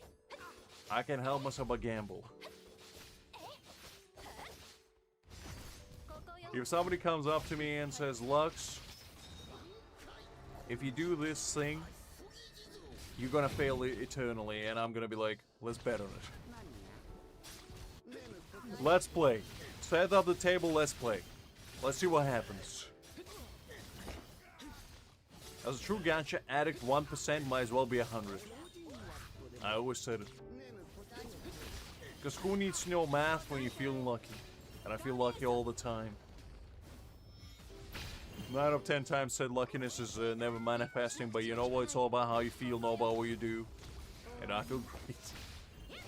While losing my mind, sanity, and resources at the same time. Because food is optional, but gacha is eternal. The 2D pixels can't wait.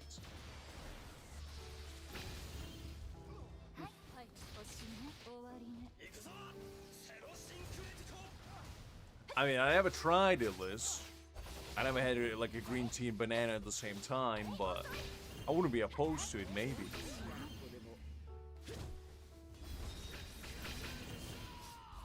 I consider it like a dessert or something, you know?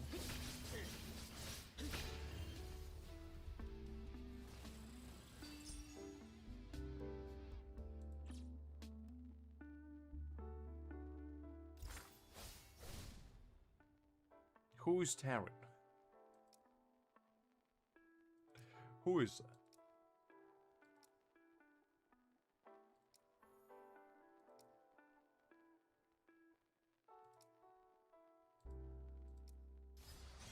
Ah, interesting.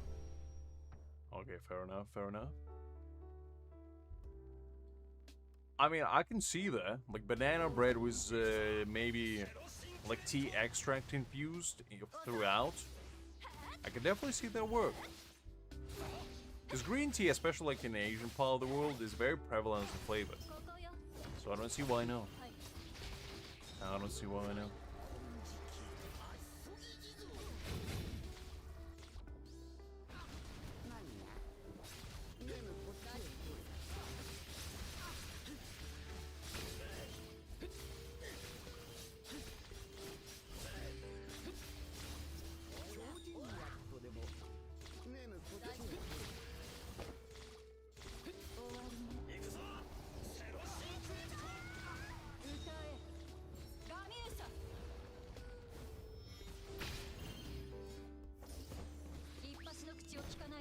You know what I actually do like though in green tea is green tea ice cream.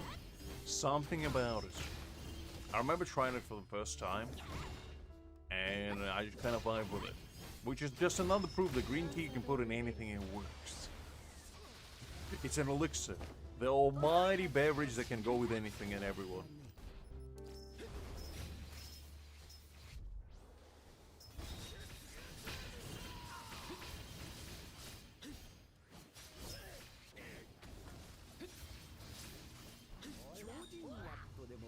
Well, it's simple, Creek, I don't. That's my secret towards success.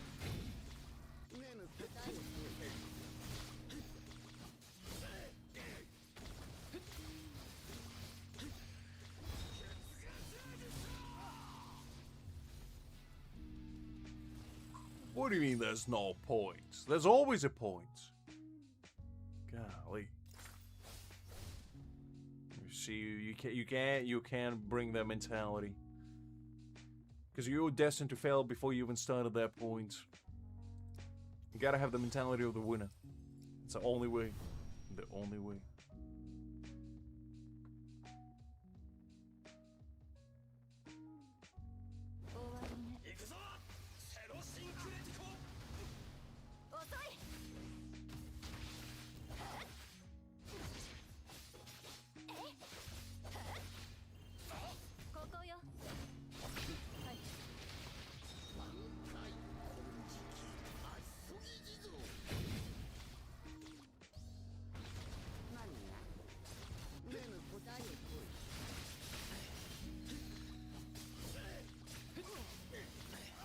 See, Liz, what you should have done is climb inside the window.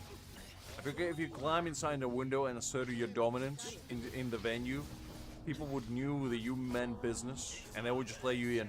They would just let you in straight away without questions. Straight to the back lines.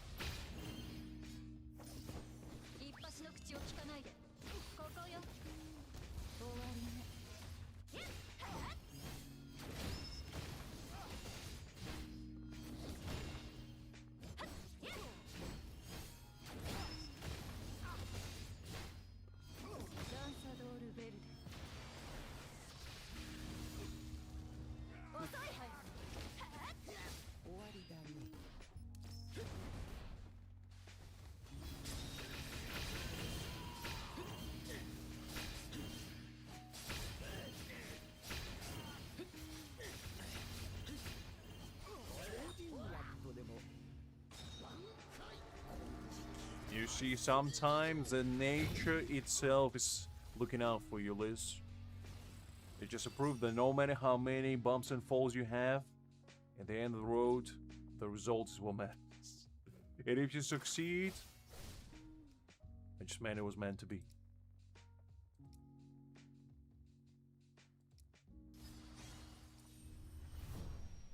So useful. Liz pushed all the troubles away and went straight to her goal.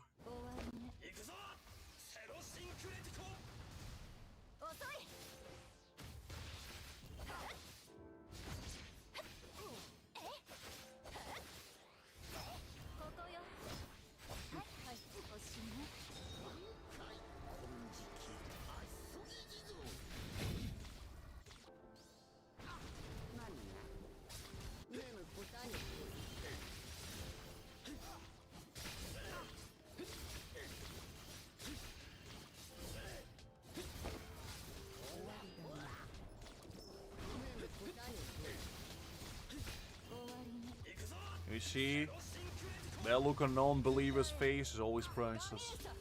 The downers always get what's coming for them.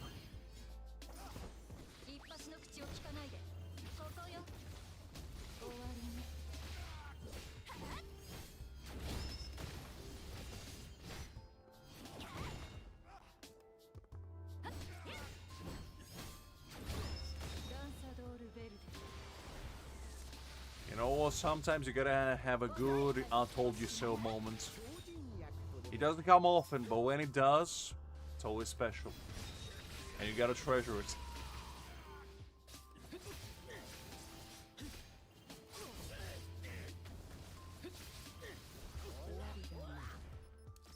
I mean, sometimes luck is all about what you make out of it. You gotta sometimes manifest it by force, as Creek politely puts so. If there's, you know, a locked window of opportunity presented right before your pass, sometimes you just gotta break in into said opportunity and find your way inside one way or another.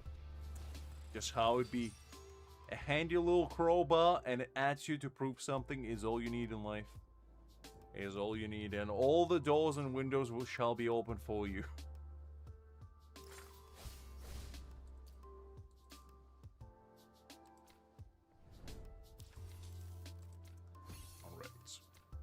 Sort that out.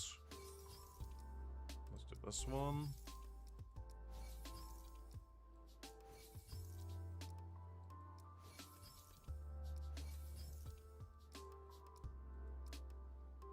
Did he just appear from the shadows?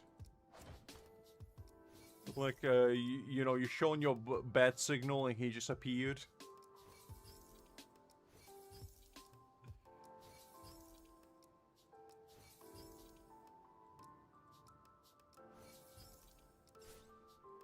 I just like to imagine that you and your friend were talking, and your friend was like, "Nah, you're never gonna meet him. It's a lost cause. Let's just go home." And Liz just turns around. She's like, "Hold my purse." Just busts out a projectile out of nowhere, shines it into the sky, and the man just appears from the ceiling like an angel himself. Just drops down in Superman poses, like, "Did somebody summon me?" And Liz just looks back smugly. She's like, "I told you so. And you didn't believe me." And then everybody clapped. And then Liz woke up. But you know what? Before she woke up, she was doing great.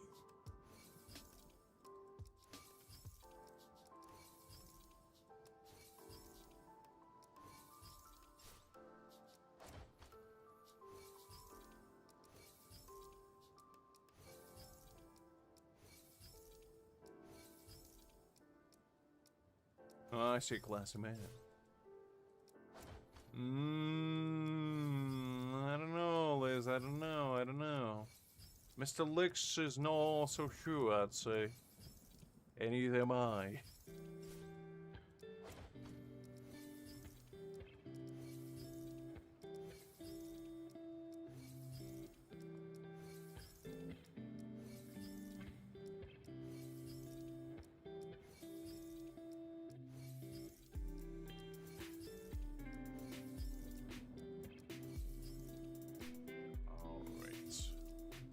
other side of the way. Alright, let's do these ones. Might as well go back to our roots. I'm not gonna try too hard on this one. I'm just gonna, you know, reach top 10% and call it a day. No point trying too hard. Already achieved what we wanted to achieve with this event.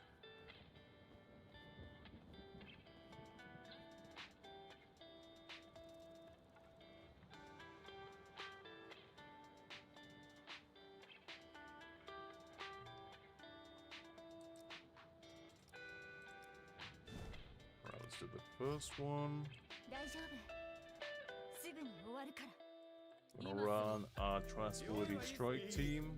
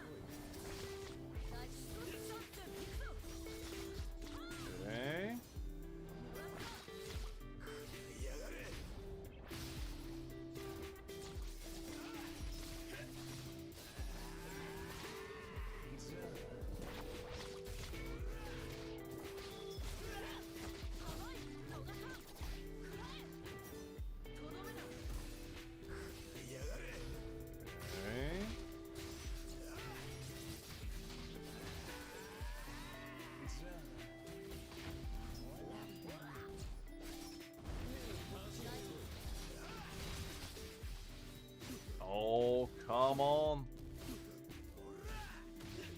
Grimmjow, you son of a gun. How dare you?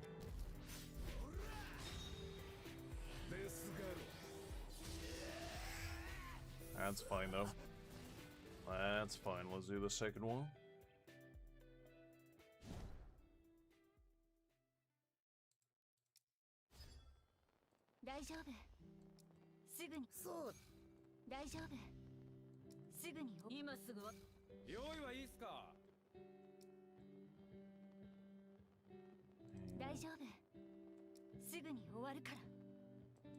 Actually, looking at Grimmjow, I was like, where is he? I can see him. Alright. Let's run it back. Yes, Liz, what's up?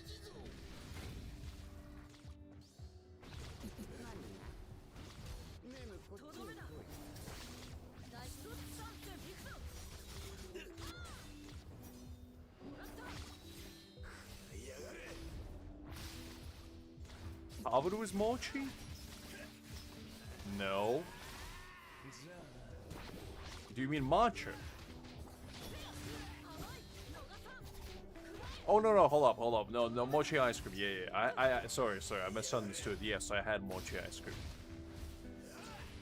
Sorry, I started picturing like an actual tub of ice cream covered in mochi, and I was like, well, I never had that. Like, my brain is just.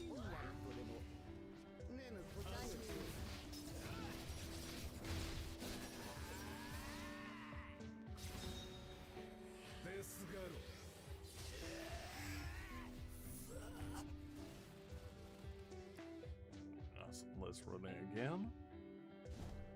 Yeah. It's very nice. My favorite, in fact, was coconut flavor. There is one over here as well, but something about like coconut ice cream inside mochi just makes it taste so divine that I can't even put it into words. Like, you obviously need to like coconut, but trust me, it's quite an experience.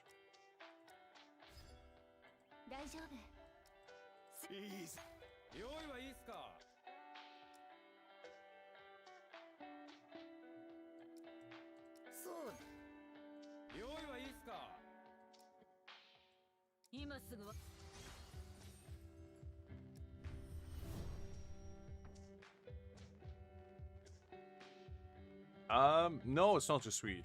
It's actually just the right sweetness. Because I'm not a big fan of sugary dessert either. So to me, it's just right. But then again, you gotta take it from perspective of somebody who doesn't eat a lot of desserts. So if you eat sugar all the time, to you it might be like not sweet enough, I guess. But to me, it's just perfect. Yeah. I'd say I really enjoy coconut.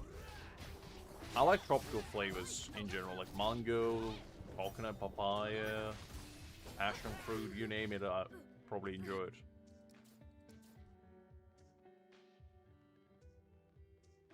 Especially like macaroons as well. And I'm not talking about like the cookies. I'm talking about, you know, the coconut macaroons. I used to love those. In fact, I used to love them so much that I would eat like one a day when I was a kid. So I do like me some coconut flavors in general. Strangely enough, I'm not a big fan of coconut water. I just know I feel like it's a scam. I don't know.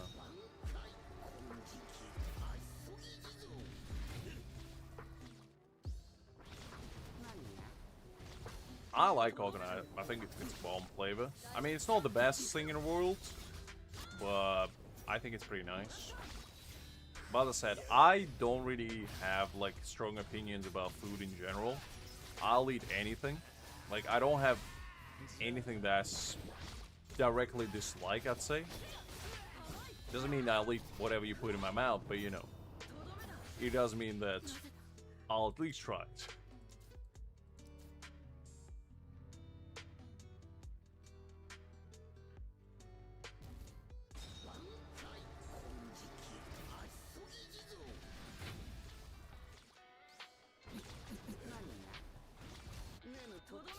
I mean, a lot of people describe coconut flavor, to me at least, when they say they don't like it.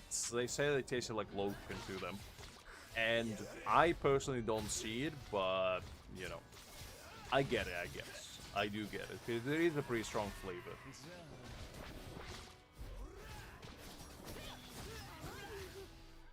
Oh, come on.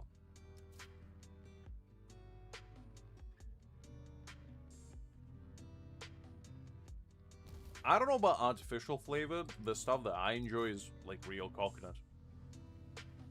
Like mochi has real coconut, macaroons have real, actually just coconut shavings with like condensed milk and chocolate. That's basically all it is.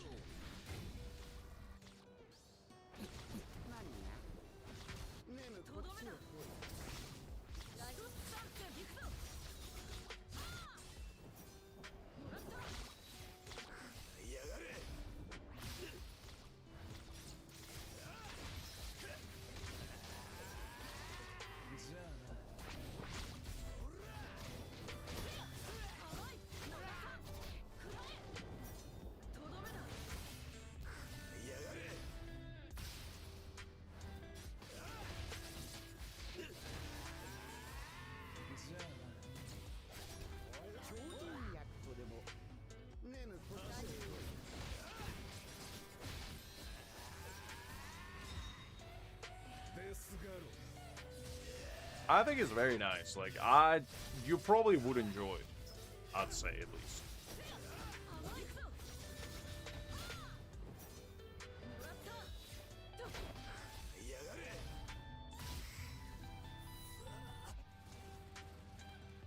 All right, not the cleanest run, but let me just check how long. So I'm number 10.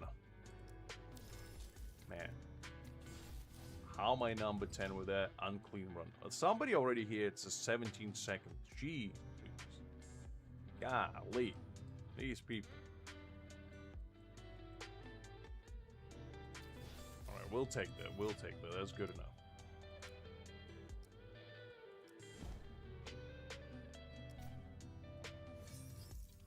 Okay, I need to deploy Ichigo here now.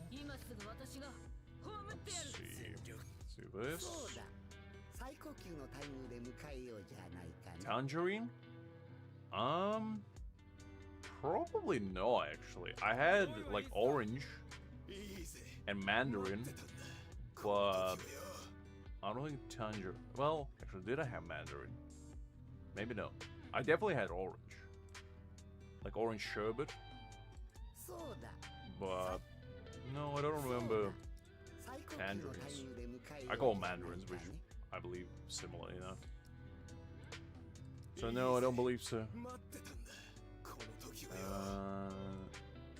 Wait, what was I using? Ah, wait, where Ichigo? There we go.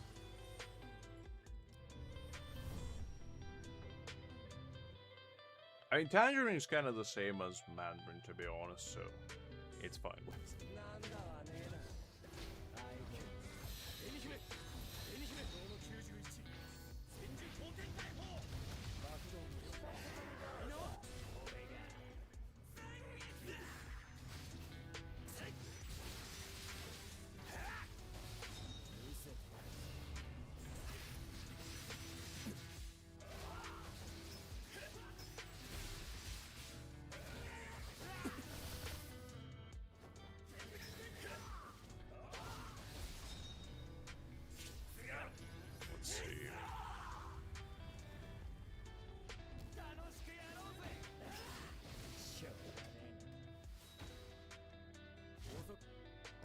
Didn't quite work out.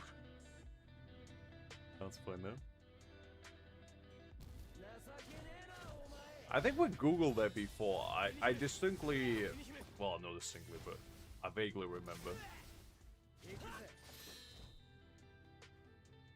Alright, let me see. Just want to do some counters.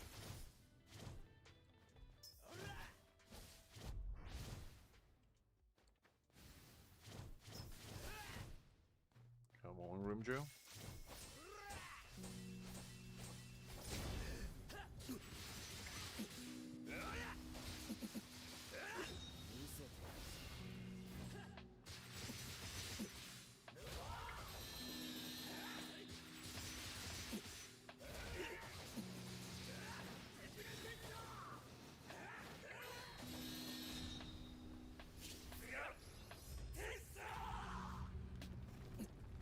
It's fine.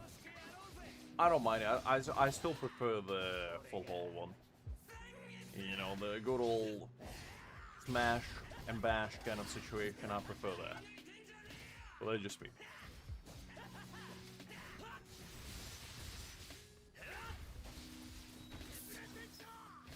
Well.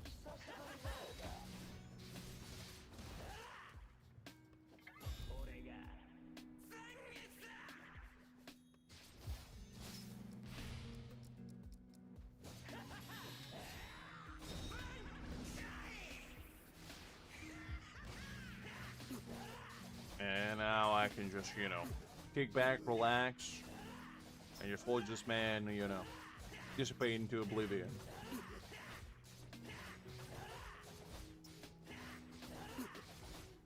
Let's finish it in style. There we go. Alright, that will do. I think that's all the counters we need to do.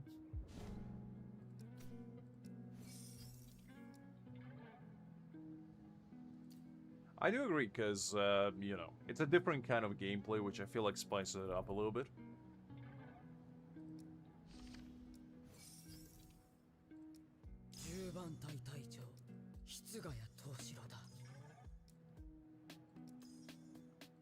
Let's see.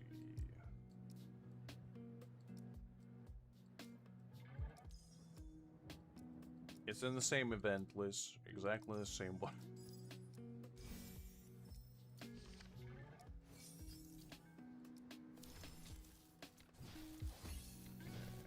Let's do this one.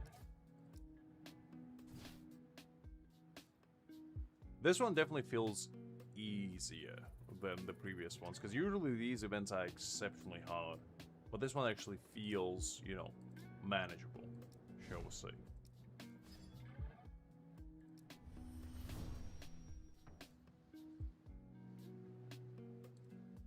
What did you think it was, Liz? Or is I just found it on a random corner?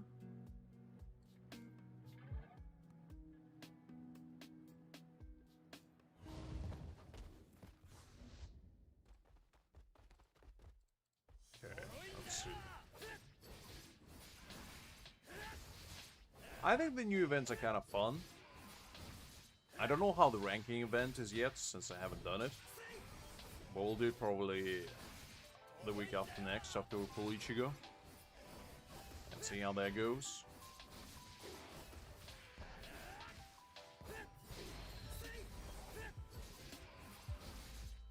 Because the ranking events have been getting harder and harder so far. So I don't know if that's going to be the general trend of it all. But we'll see.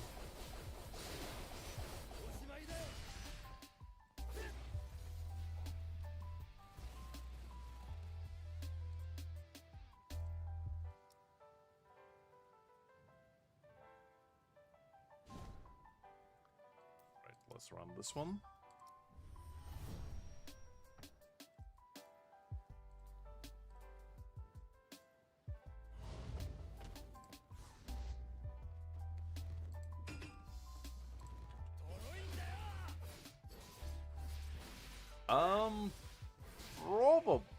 Well, kind of depends, because the thing is, I feel like on a new server, people are more tryhardy than they are on an old server.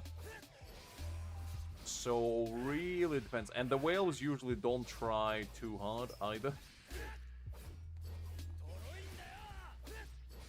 Unless you're talking about, like, the regular ranking event, not this one.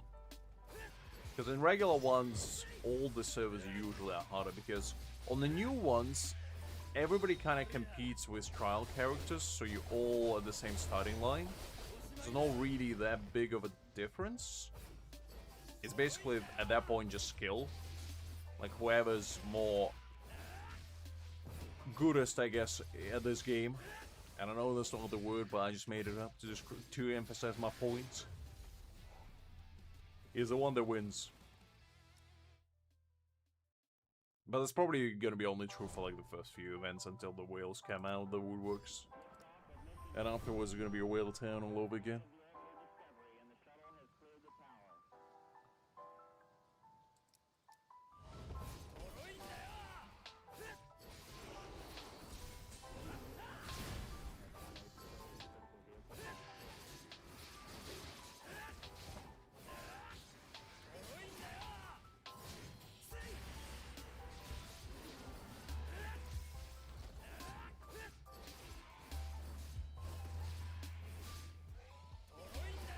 Wait, where did all my red lights disappear?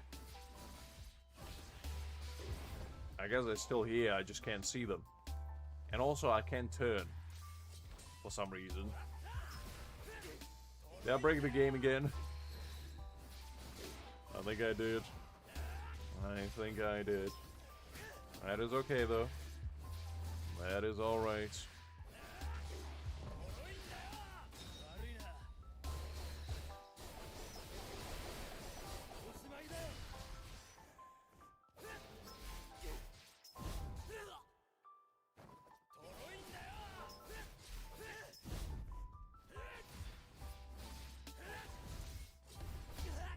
Come on, I definitely blocked that.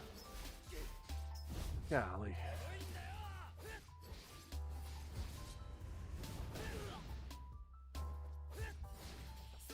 Listen, Liz. Some people are born to run, some people born to fly, I'm born to break. It's in my blood, I can't help it. There we go.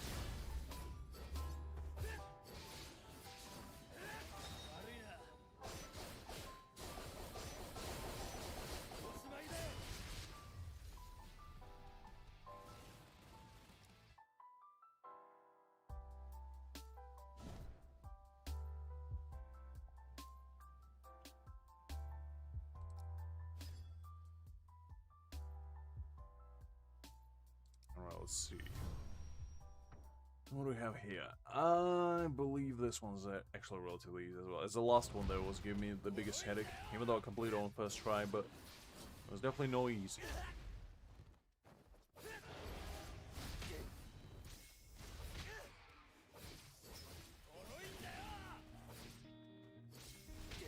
Oh, come on, I definitely blocked.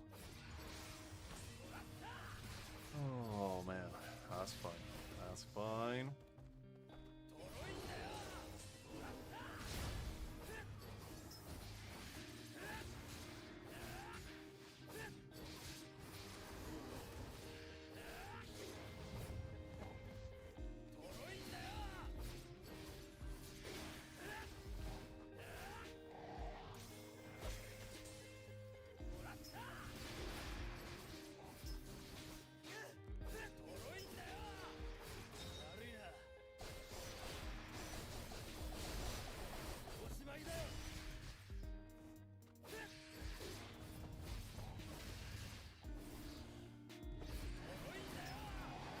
We all have a strengths list. No need to flex on me like that. Unbelievable.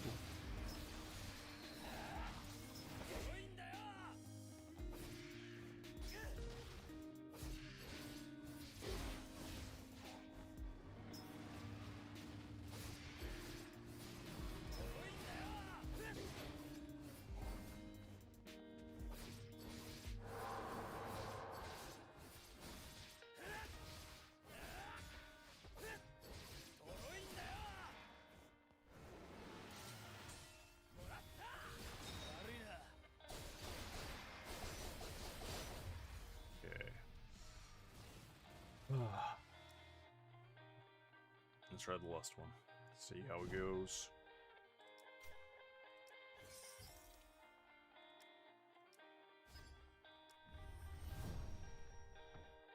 You definitely are, Liz. You definitely are. Whether you like to admit it or not, you are.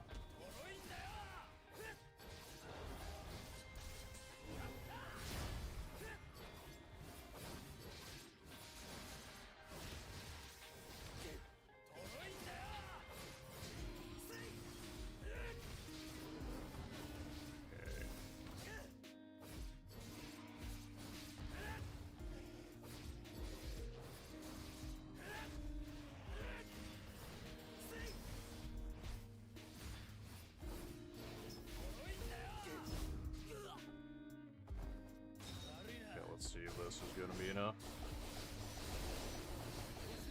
Alright, that was pretty nice.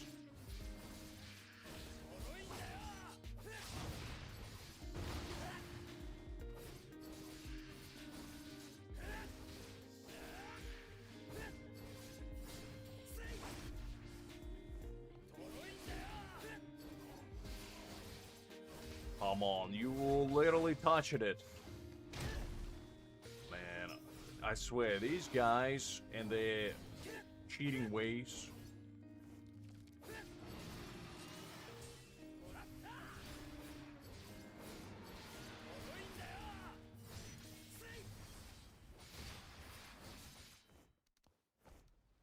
Alright, let's try this. How did I...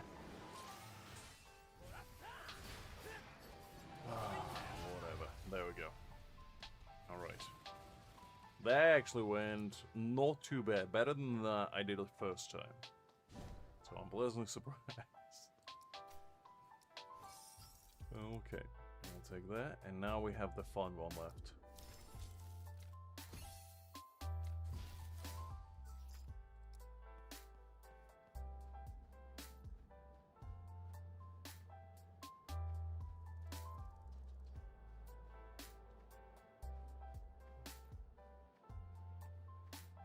Let's see what happens.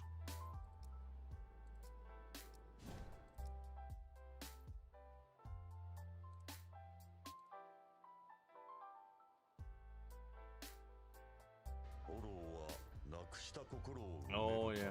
You know what, let's watch it again, why not? Because it's one of the few times we actually get to watch a cutscene.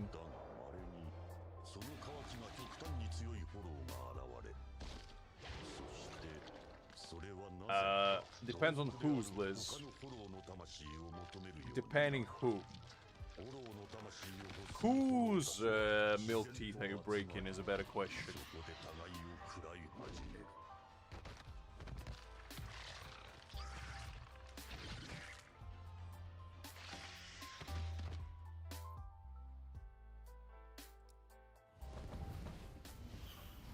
Alright, it's big boy time. Gotta do a nice little quick roundhouse kick to show them the dominant force in this domain.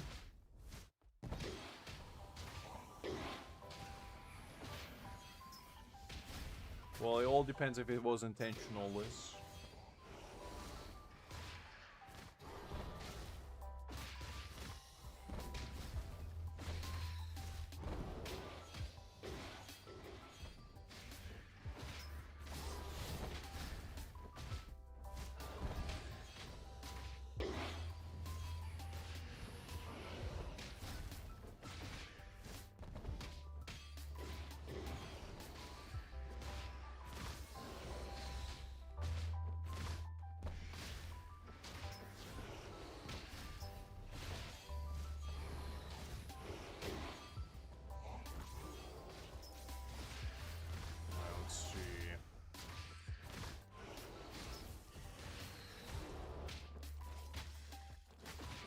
Oh man, I kinda go stuck in a corner here.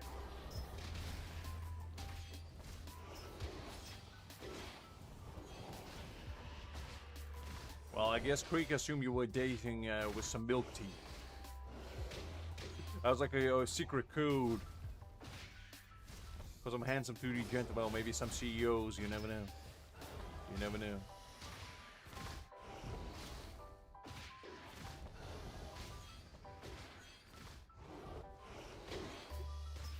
If some guy tried to make a move and he still had milk teeth, Greek,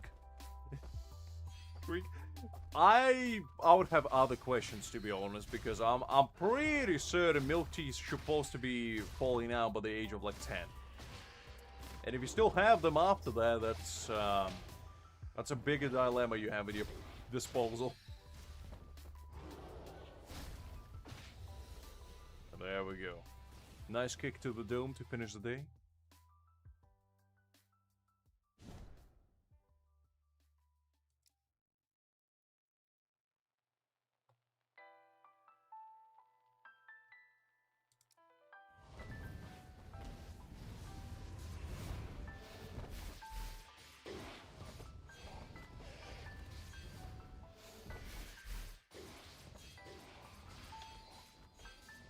What is this? Can't you see I'm slashing and dashing over here? We didn't know many things about Liz, Greg. We're learning the more we hear, the more we learn. It's an educational program and the only thing we learn is about Liz's life habits.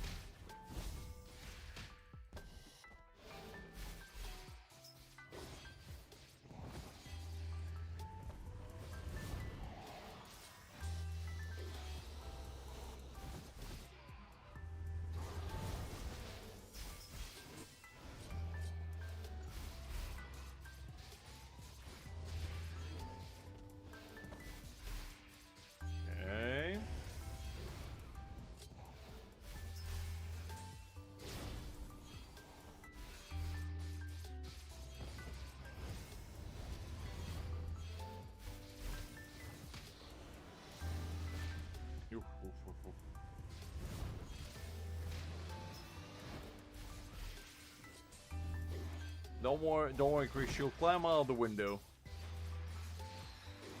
He'll avoid it. Just give you some time, and enough time to break a lock. I shall be out of here. Look at this split. Exactly. I would listen to my lawyer, Liz. My lawyer knows what he's doing. He's dealing with me on a daily basis. And I've said worse.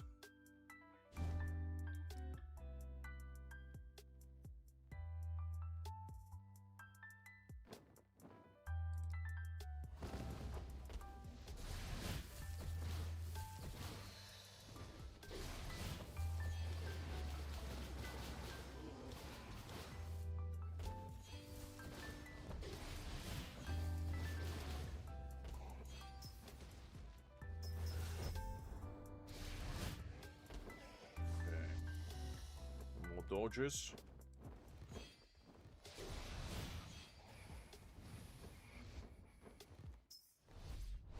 Okay, that's the second one.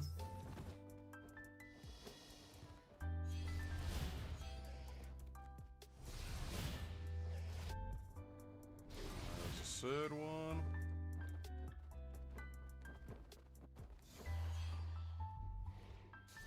Fourth one. Okay. That is the fifth one.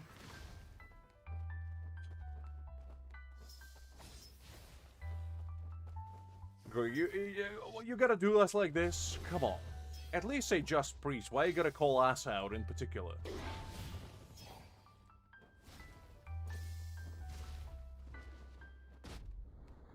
6.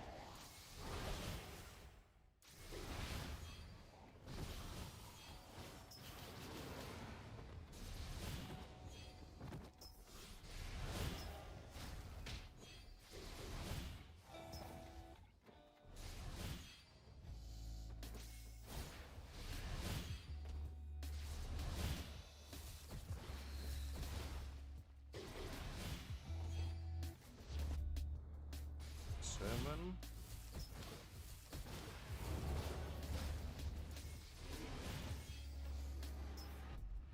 Yeah, that's 8. That should be all of them.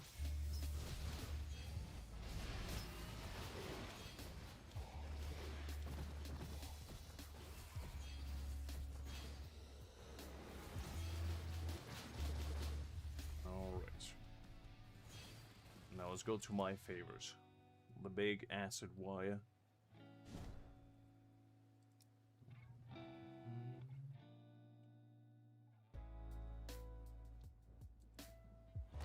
Now we're cooking. Nothing quite like a little tail sweep attack to brighten up your day.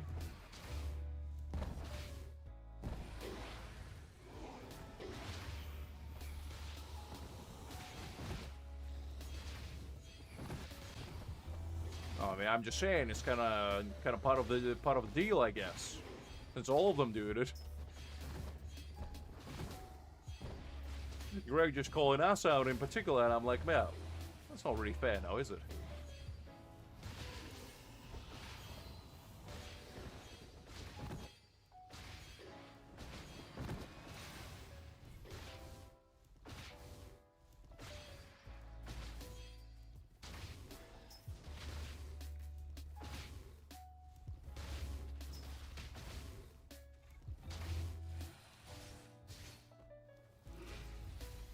There we go. That one's sorted. Now let's do the last one.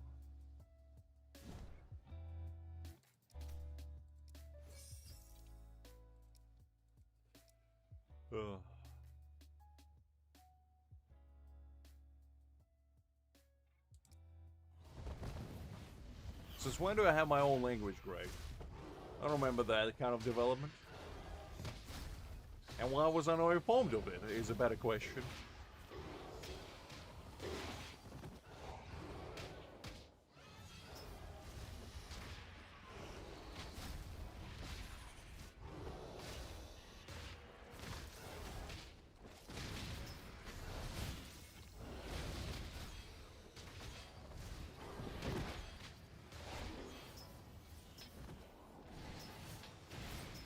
And was it now?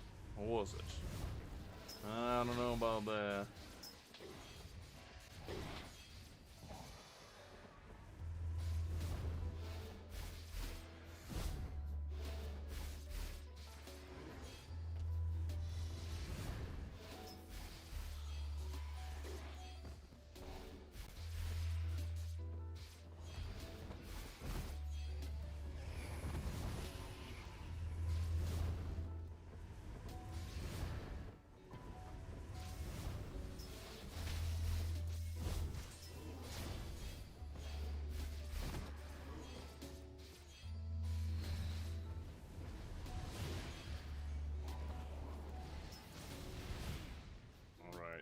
I'll do the tail sweep. Nice and clean, sweep.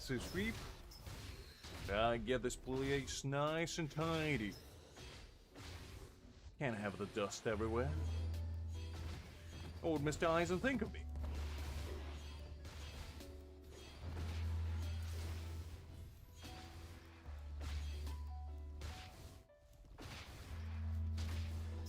Ignorance is blissless, and I live in it. I thrive in it, in fact.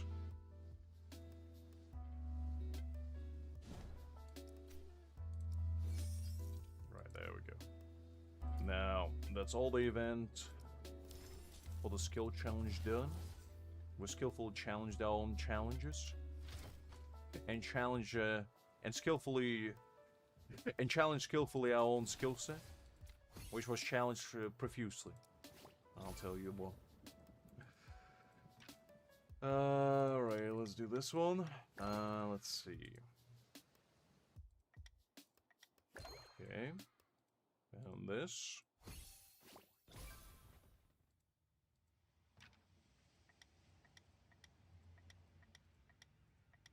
And why is that, Greg?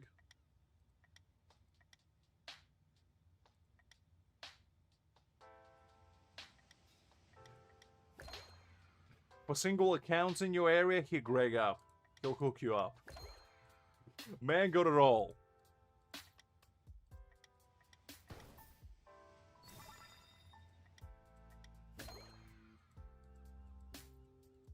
I want to say game is boring. I mean, they just released a bunch of new events. So, I don't know. I'm kind of excited about the game. I feel like it's really fun.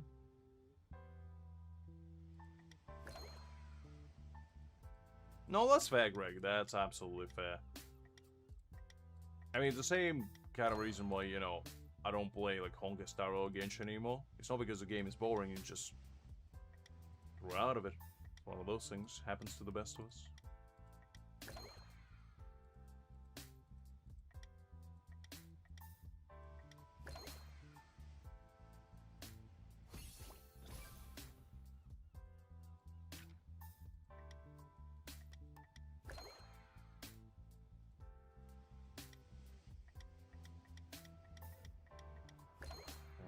Go.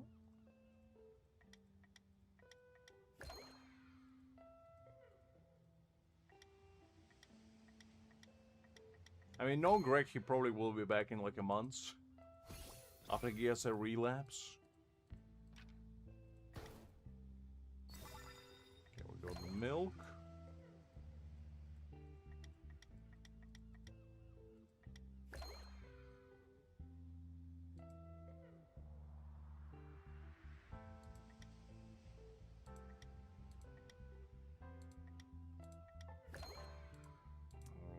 Go.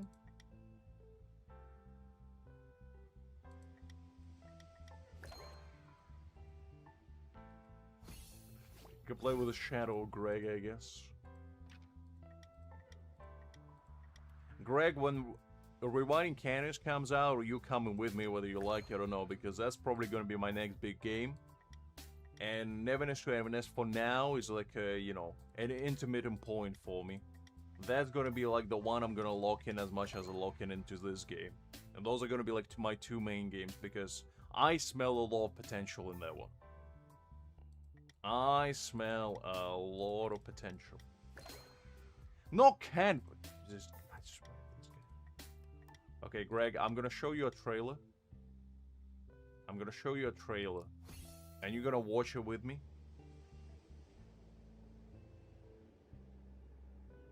Nexus Anime? I never even heard of that one. Let me show you a trailer, and you tell me whether you would be excited for this or not. I just want you to see this trailer, and just you tell me. Yeah. Kinda. I don't know. I don't remember.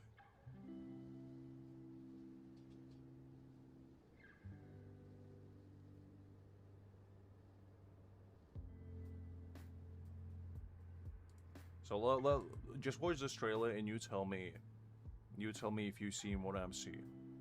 Because I smell potential. And you know what they say, when you smell a potential, you gotta lock in. Right, let's take a quick little break from this. And watch a nice little trailer. Let's go full 4K. Is this how it ends?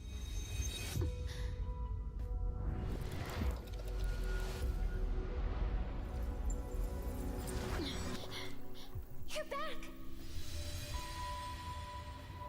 We've returned to the beginning once more. Before any of it happened. The Recursor shall overturn the prophecy of the Sunblade Tide. But... You're awake! The end is already written. Like, look at that, man. I still couldn't change anything. Then let's try again. stories repeat in endless cycles. Narratives etched in timeless script. The wheel of fate perpetually frozen.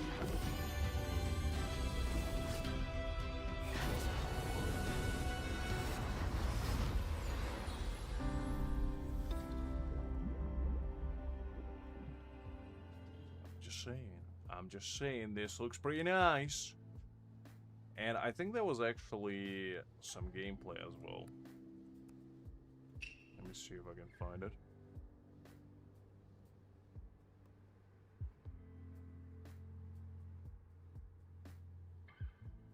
Oh yeah, I think it's this one. Well, hold your horses. It's gonna be the gameplay. 久等了，超级回馈环节。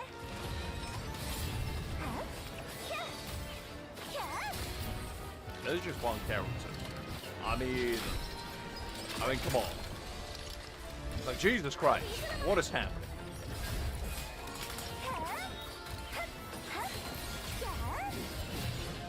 I'm like, golly, I can't pay attention.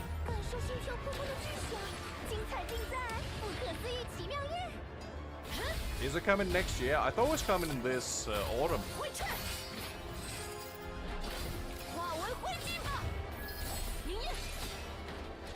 Like, man, this looks awesome. Like, not gonna lie, this looks clean. Like, this looks like if Wuthering Waves had a more anime-forward cousin.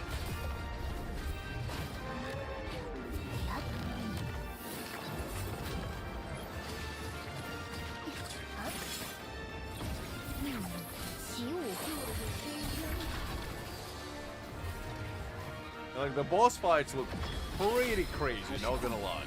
It gives me a very strong Bloodborne vibes.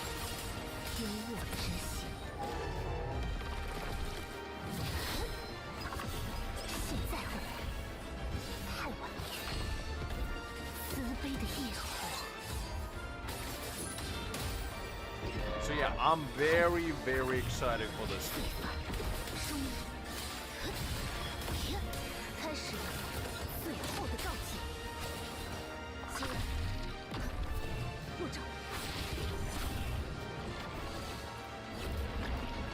Oh, do you? I don't know you have a list of them all. But yeah, I'm exceptionally excited for this game. Like, I feel like this is gonna be the next big, you know, gacha game. And I don't know. Just seems like, you know, all the signs of greatness are there. Ah, okay. Only one male character? God. Wait, is that a male? Okay, two. Never mind, two of them. Two. There's two male characters. Come on. Come on, what is this? Although I do like this guy. He is a gold lion one, I believe. And he actually was pretty clean. But then again, it's only like, well, 1, 2, 3, 4, 5, 6, 7, 8, 9. Okay, 9 characters. I'll forgive them for only having 2 male, but man. This guy. I don't know what that is, but I kinda like it. That lady looks kinda cool. Everybody else, alright. Maybe. But it definitely looks cool.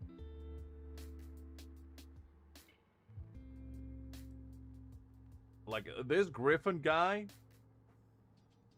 this guy's gonna be my main. I don't care if he's good in the game, I'm maining that guy. I just really like, because I believe I saw his gameplay before as well. Let me see if I can find it.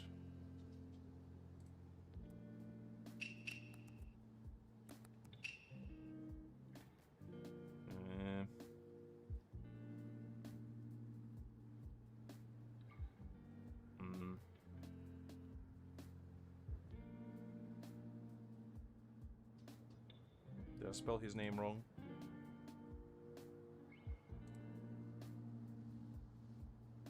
No, I did spell right there. Yeah, I did. Okay. I definitely seen it. Okay, let me see if I can find it here. Okay. Let's see. This fire lady looks pretty cool as well. I do like her. But where's my boy? Where's my man?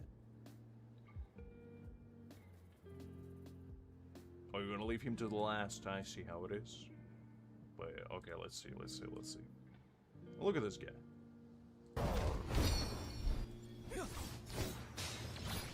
And I'm a big sucker for spears as well. I like me a good spear. But he looks awesome. And just hearing the lion roar in the background, I mean, come on. Come on. Come on. That's just my boy. It does look like Genshin, like the gameplay itself reminds me of Genshin almost to a T, which I feel like that's the Genshin Impact effect. I feel like the majority of gacha games will have in the future, where every gacha game will have resemblance to Genshin, just because Genshin is like the big one, and everybody knows it, so thus everybody, you know, wants a piece of it. Mage Punk? I don't know about that, Greg. I don't know about that. Maybe one day, maybe one day.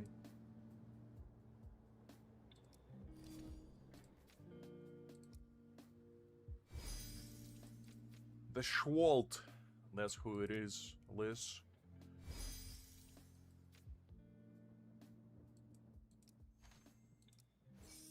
I know what you're talking about, because it's like steampunk goes magic.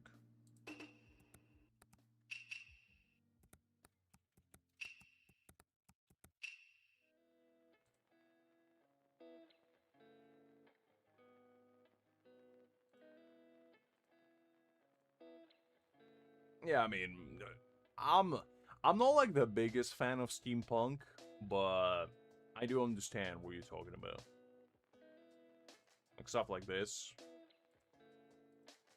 I definitely can see it, but to me personally, I like me a good old-fashioned, you know, old-timey world, like stuff like this. It's cool to me, but I don't know. I just like the good old-fashioned, kind of like Mondstadt type areas, you know? Just plain adventure with magic swords and cool stuff. But I definitely can see some nice designs popping out from stuff like that as well. I just don't really know if we're gonna get anything like that in the future. Well, actually, now that I think about it, Silver Palace kind of like that, Greg. Silver Palace kind of looks steampunk-esque. Because it's that old-timey, like, Victorian era. But it does have, like, guns and whatever, no? So... let me see. Yeah, this one. Let me just pull this up. I mean, I know it's kind of more Victorian era-esque, but they do have, like, the resemblance, I'd say. No one-to-one. Has their eyes on But the they do have the resemblance. to conceal it. Like, look at this. It does remind me a little bit of steampunk. Miss Bentham. Well, that is a rather serious accusation. Let me see. I hope you find the evidence. Yeah, like, look at this. Like, the guns and everything.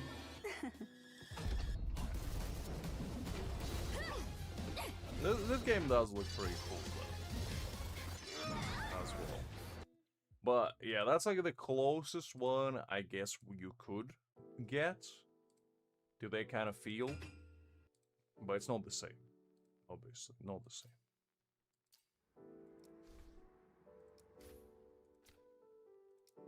I don't know who that lady is. And I don't know why she wants me to add as a friend, but I guess I'll do it. I guess I'll do it, Greg. Against my better judgment. Alright. What was I doing? Alright, we completed all of these, so that's all good.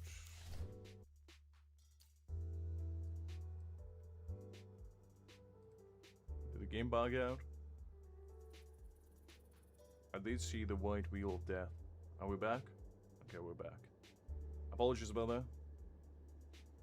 Listen, Greg, it's 12 p.m. Mother Nature just having a little bit of a rough go at it. Well, as I was saying, I don't know if I call anything, so I'll just repeat myself. Basically, there's 2 new gacha games coming out besides, you know, the ones that we know about. And that's like one for Bleach and one for JoJo. And I'm excited for the JoJo one because, you know, I like me some JoJo. But the Bleach one, kind of on the fence about. For now, at least. I don't really know how I feel about it. I mean, it's fine. But it has PvP in it, and every single gacha game that has PvP in it is usually exceptionally, and I mean exceptionally pay to win. To the point where... And it's also by Bandai, so... yeah. The Bandai are really not sweetening the deal for me personally, because I played plenty of Bandai games, and every single game they ever made is pretty much a cash cow for them. Where they mask it as a game, but instead it's like a scam racket. Where they just squeeze you out of your money as much as possible. But they can't squeeze you no more.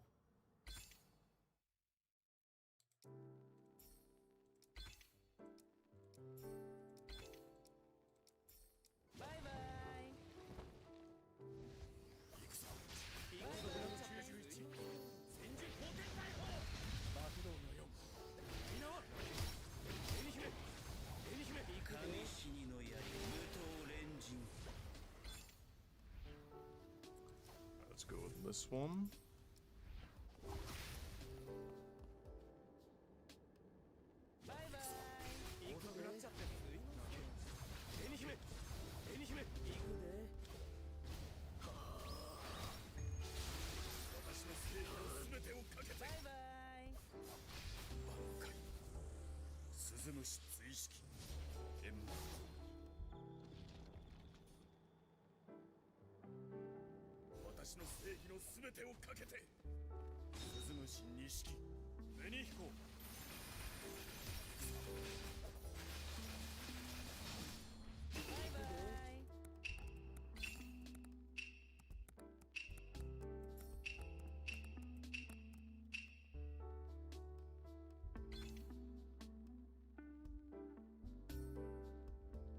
I just googled, out of curiosity, how many gacha games are coming out this year, and Google Sensei told me it's over a dozen. So apparently there's still over a dozen gacha games that's coming out till the end of this year. I just wanted to see to confirm my speculation. I know I wasn't trying to hide it. I just had the idea pop into my mind, and I don't know. I don't know. I mean, I don't trust it entirely, but it does say over 20. So, you know, gotta trust something. All I care about is a JoJo game and the Rewinding Cannons game. Everything else is like when it comes, I'll check it out, maybe. But I wouldn't bank on it. It just, I love trying new games, even if they're absolute dog water. Like, you know, we played plenty of games on this channel where it was just like one-offs, but I still had fun with them, you know?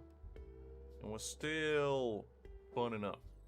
What do you have against Opera Creek? It's a perfectly fine browser for perfectly fine old man like me. And I'm using Opera GX, okay? I'm not using the regular one. I'm a classy man that way. I just like have pretty backgrounds and pretty sounds while I type things, Creek. Can your browser do that? I don't think so. No, it's not. It's not, Creek. It's like saying, you know, a $1 chocolate ice cream and then having Ugandan vanilla chocolate bean from cacao pods straight from Brazil, mixed up by 80-year-old artisan that spent 60 years perfecting his craft in ice cream making you a fine artisan bowl of ice cream. And then, you know, you have two side by side, you take a bite of each and you're like, ah, same stuff. Can't tell the difference. Are you seriously gonna tell me that, Creek? Unbelievable. Unbelievable. Well, you know what else blocks all the ads? You block Origin Creek. I just got that. Does all the same stuff. And now I can have my pretty pictures and the privacy at the same time. I bet you didn't think about that now, have you?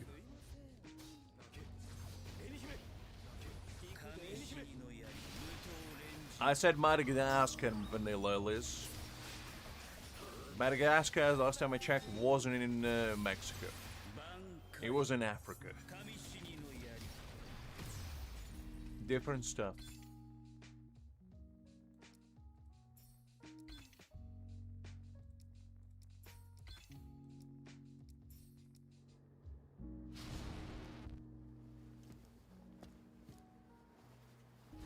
Listen, on the phone, fair.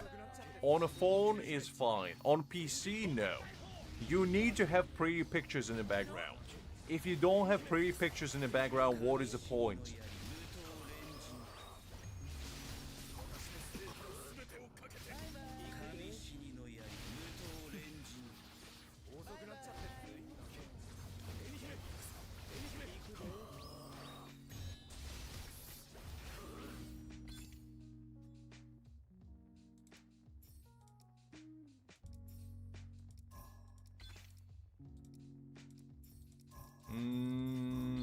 I don't know about that, Liz. I don't know about that.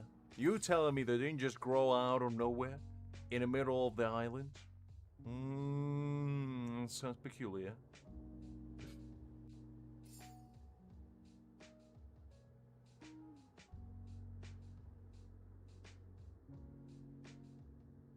No, I use it as my wallpaper. That's all I needed. If my browser doesn't... Okay, just to prove a point. Just to prove a point. You see this?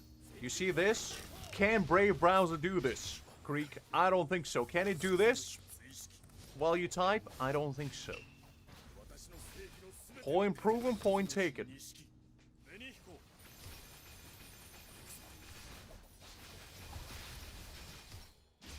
Liz, I can Google it, but I just wouldn't want to embarrass you. Alright, fine.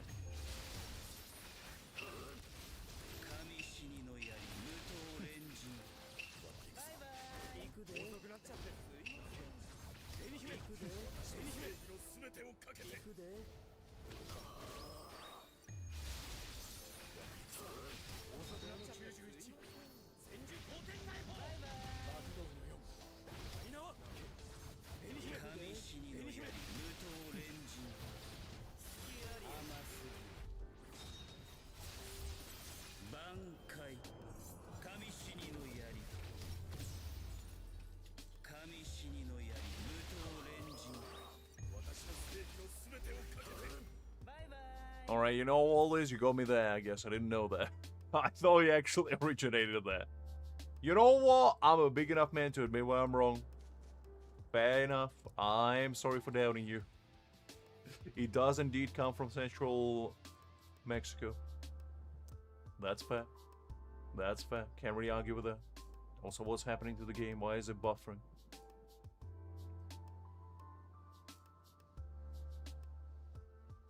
Why is the game buffering? What's happening? Liz, is that yours doing? Alright, you know what, while the game is buffering, let's check the facts. So apparently Madagascar, I know that most of the vanilla comes from there. So I thought it was native to there. But apparently these Mexican individuals, they had a plan for it, and some European lads went over there in 1842 and basically, you know, just took a bunch of them and they were like, okay, we gotta peace out. And brought them to Madagascar and just basically started growing them. Fascinating stuff indeed. Anyway, why is the game buffering? Like, why is it buffering? Yeah. Okay, you know what? You know, we'll restart that real quick. We'll restart that very quickly. Let's run it back. And actually plug the sound quickly so your eardrums don't shatter. Alright.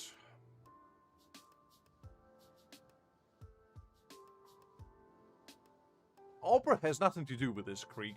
That's your agenda. Not the opera's fault.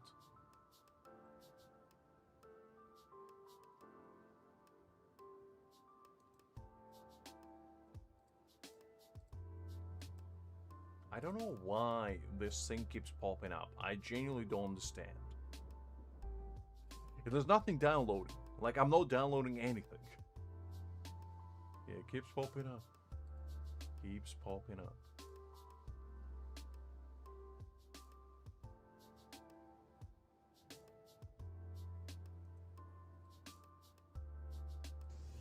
Alright.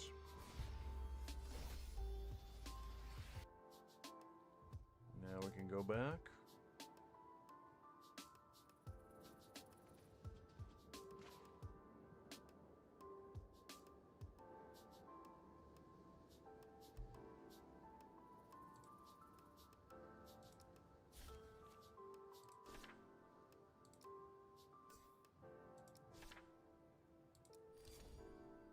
Let's see. What are we doing? Alright, unknown adventure. Alright, let's go back. Let's go with this one.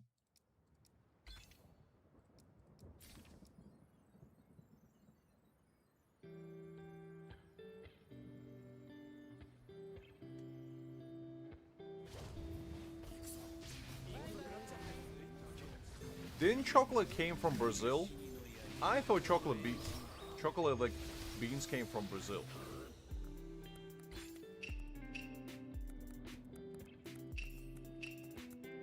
Hold up. It was originated in Amazon, Liz. What are you trying to pull a fast one on me over here? This woman. You see what it says? Chocolate comes from a tropical cacao tree where it was in Amazon basin over 4,000 years ago. But what do you have to do with Amazon, huh? Nothing, that's what. Golly, this woman. She just wants to take all the credits. Jeez. No, it's not, Liz. It was in Amazon forest. Where does Amazon forest has to do anything with Mexico, huh? Just because you stole it from Amazon forest doesn't make it yours, Liz. I know something about steel. Listen, imperialism runs in my veins. I know a thing or two about that. But last time I checked, Brazil and Mexico are in the same place. I don't know what to tell you. Pretty far apart. Yes, but it wasn't originated from you. Now, was it? You just stole it. It's like me saying the curry is British.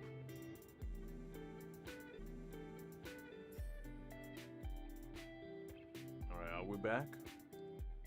I think we're back. Liz, you stole everything. What are you talking about? Liz, you steal the cacao and you steal the Brazilian glory of having chocolate invented from them. And you claim it was Mexican. Unbelievable, this woman. Greg, can you believe it? Can you believe this woman deceiving us right here, right now? In the sacrosanctum of honesty? Saying that chocolate originated from her place? Liz? Yes, but they're not the same country, Greg. Now are they? It's like me saying that we Ukrainians invented goulash just because we're right next to each other. What do you think about that, huh, Greg? And it's like you saying you invented borscht. There's basically gonna be a war happening if we both say that. Same thing. Same thing. It's like, you know, Brazil claiming that they invented salsa.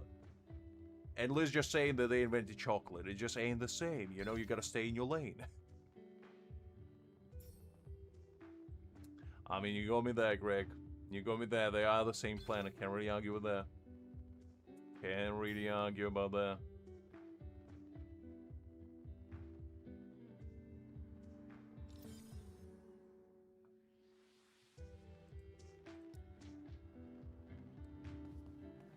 Alright, let's run again.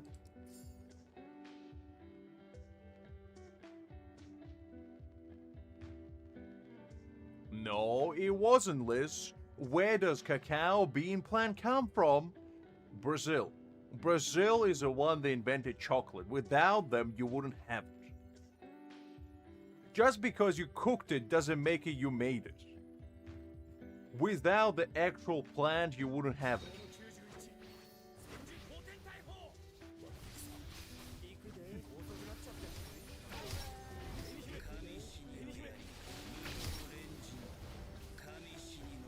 That is true, Greg. I never thought about it this way. Fascinating stuff.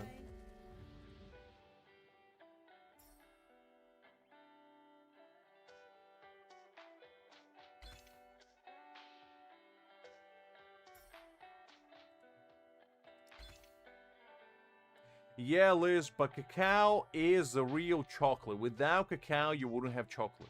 It's like me saying that we invented onions because we cultivated red onions first. No, onions originated from Central Asia. That's where they come from. I can't say that we invented them. We invented adjacent product of it, but we didn't invent the onions. And neither did you, Liz. You didn't invent the chocolate. Stop lying to yourself, and more importantly, to me.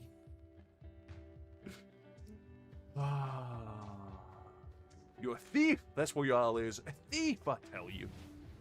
You stole the glory from inventing chocolate to the Brazilian people. And I will not stand for such disrespect.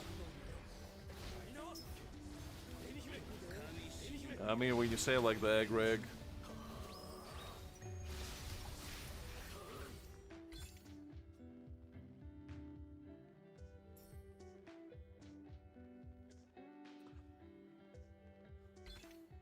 What is chocolate, Liz? What is? Tell me. Exactly, Greg. I gotta show my imperialism. Listen, curry is British. We all know that, okay? Let's get one thing straight. Curry is British. And don't let anybody tell you otherwise. Yes. But, Liz, what is chocolate? Is chocolate 100% cacao? No, it's not. If chocolate was basically just taking a cacao plant and refining it, like grinding it up and then remolding it into chocolate bar, I'll give it to you. It wasn't. In fact, the stuff that you drank, it was basically just adding cacao, crushed cacao, into hot water. And you called it bitter drink.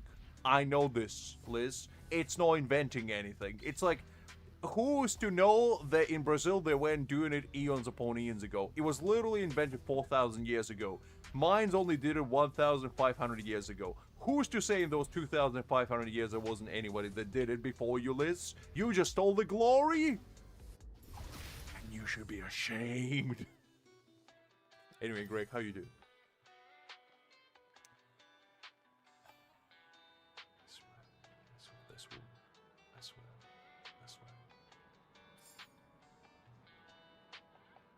It's the same as you saying you invented tomatoes, Liz. We've been through this. You stole them from Brazil, and you're claiming them as your own. You deceiver. Probably quite a bit, Greg. Probably quite a bit. What did she not steal, Creek, is a better question. What did Liz not steal?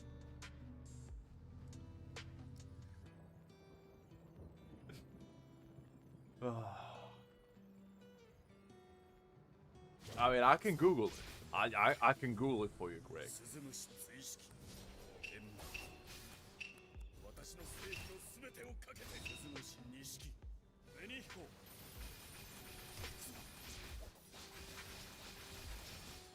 I mean, it's 628 kilometers square, so which is 233.62 square miles. So if I had to estimate, it's probably like 2 billion tons. You know, just to eyeball it. Just to eyeball it.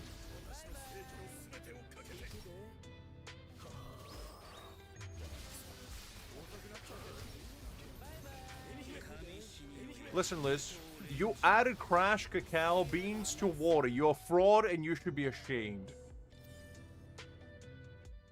Calling they invented chocolate is like me going to a store, getting a bottle of milk, let it, you know, go past its expiration date, and just say I invented yogurt. That's not how it works, Liz. That's not how it works. As patents do these things. You are a fraud, and you should be ashamed.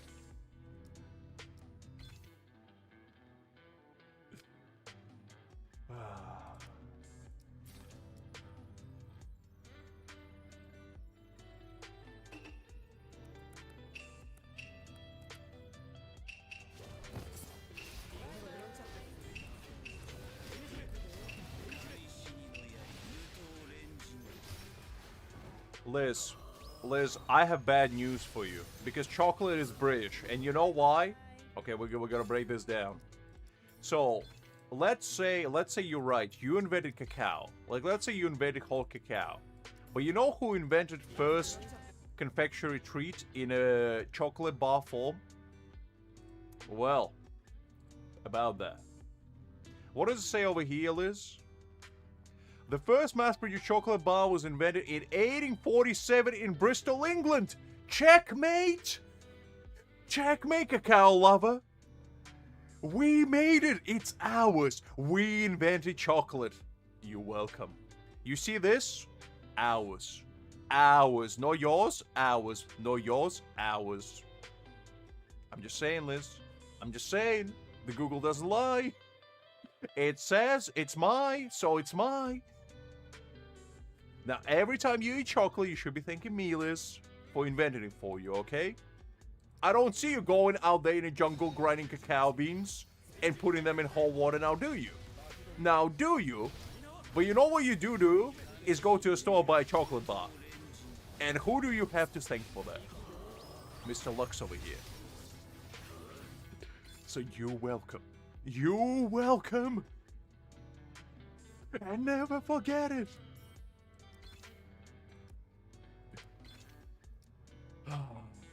Yeah, honest day's work. Proving Liz wrong yet again.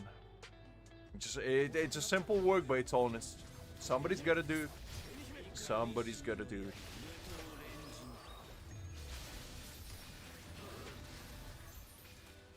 Listen, Liz, I don't care who made chocolate sweet first. Who made the first candy bar is all that matters. And we did it. We did it. Those Spanish people can shove it. That just because they added sugar to cacao beans doesn't make it chocolate. Unless it's mass-produced, doesn't count. Doesn't count. If it doesn't come in a tinfoil wrapper, in a nice square piece, it's not chocolate. You know it, I know it, Greg knows.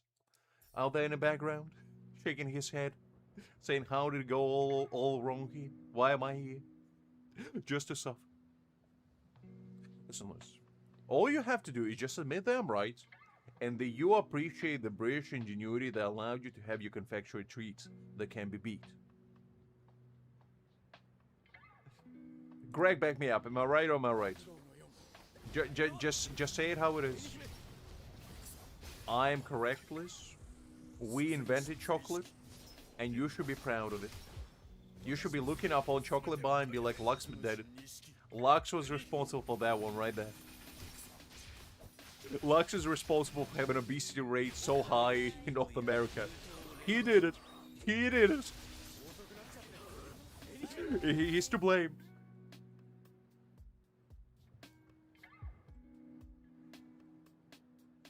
We mass-produced it, Liz. Without us, you wouldn't have your chocolate. You would still be going to jungles, crushing your cacao beans, and adding them to your hot water. You welcome. You welcome.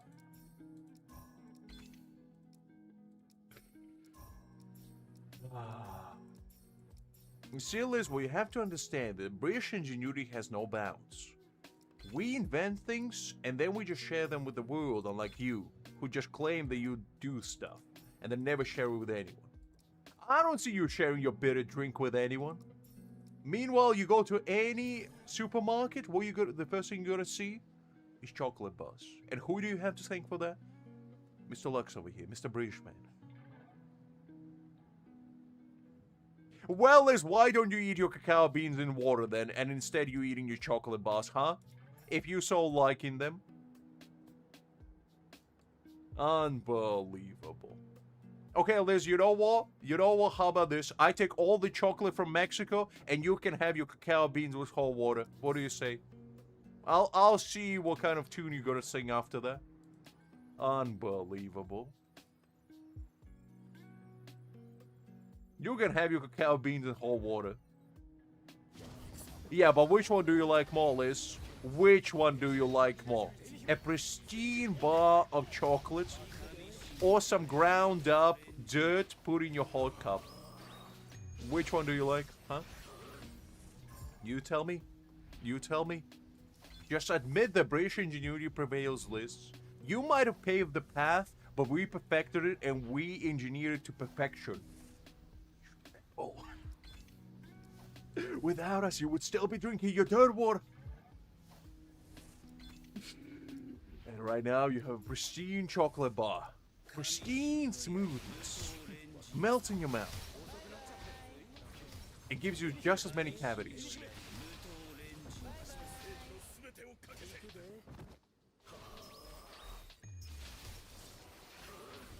Listen, Liz, you can't stop my imperialism from coming. It's never ending and ever expanding. Just ask Greg. Just ask Greg. I came for his paprika once upon a time. He's still recovering. Still recovering to this day.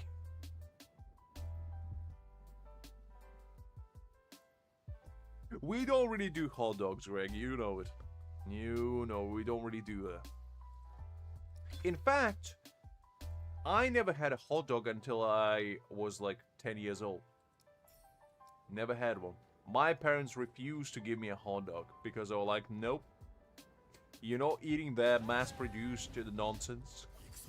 And then one time, me and a bunch of my friends went to a skating ring. And they told me tales of this mythical thing called hot dog. And I was like, okay, I'll give it a shot. Against my better judgment. And I ate it, and I loved it. It was great. And I never told my parents about it. And I'll take this secret to my grave. To this day, they don't know I ate hot dogs. And they shall never know. And since then, I ate dozens, if not hundreds of hot dogs in my life. Oh. If they knew, they would be so disappointed. Never tell them.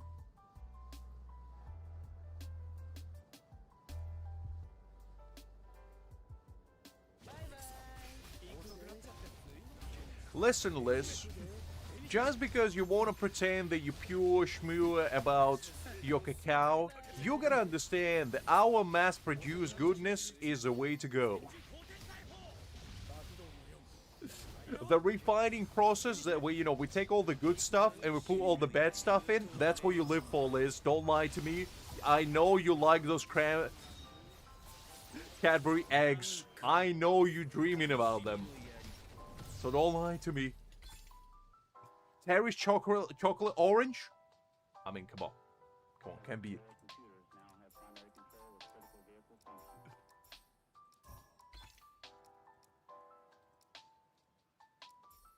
I mean, I'm gonna be real with you. Like, all jokes aside, I don't even like chocolate. I said it. Icing chocolate is mid. I said it. I said it. Well, actually, no. Okay, I like dark chocolate. Dark chocolate is alright. I don't like milk chocolate because milk chocolate is not chocolate. If you say otherwise, you're wrong. And you should be ashamed. There's no cacao in it whatsoever. It's just poison. Milk chocolate is alright. Milk chocolate I can get behind, but it's all about the dark chocolate. The darker, the better.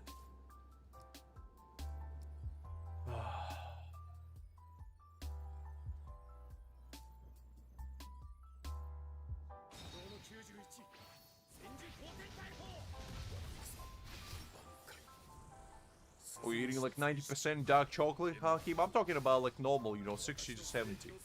Like the human palate can stomach kind of chocolate. Liz over there with 100% cacao just eats it, and her eyes popping out of her eye sockets as she takes a bite. That's not the kind of chocolate I'm talking about.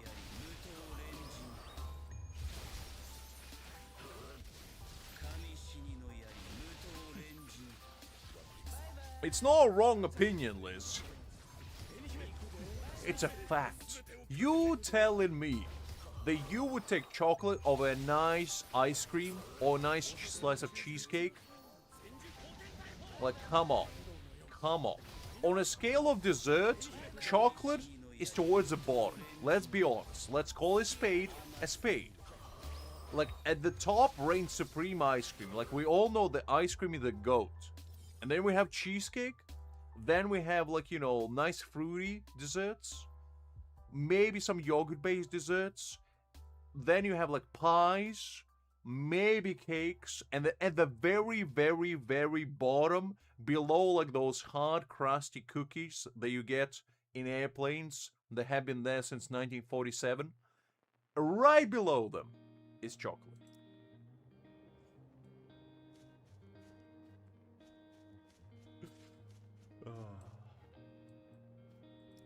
I don't like either, Liz. So to me, it's like whatever you want to put above it is fine by me. I don't like chocolate. I don't like cake. Neither one is good for me.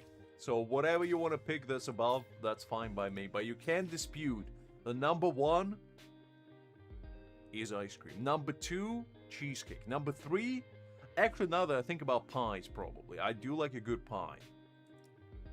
And everything below it is kind of like situation, depending on what you feel like. I like a good mousse. Like, I'll give credit to Hakim. A good French mousse goes a long way. You know, nice, airy, pretty delicious. Not gonna lie. I like a good gelato. Gelato's pretty nice. You know, giving credit to Italians. Tiramisu, pretty good. Creme brulee, pretty nice. Actually, you know what? Scratch that. We're moving pies towards the fourth because you know what? The third is crepes. And in fact, not the French style, but Ukrainian style, because those are better. I said it. No, I'm kidding. All of them are good. I like a good crepe. A good crepe goes a long way. I don't like American style pancakes personally. Too thick for my blood. Too thick. I don't like them too thick. I like them nice and thin. Those are number three. Pies would be four.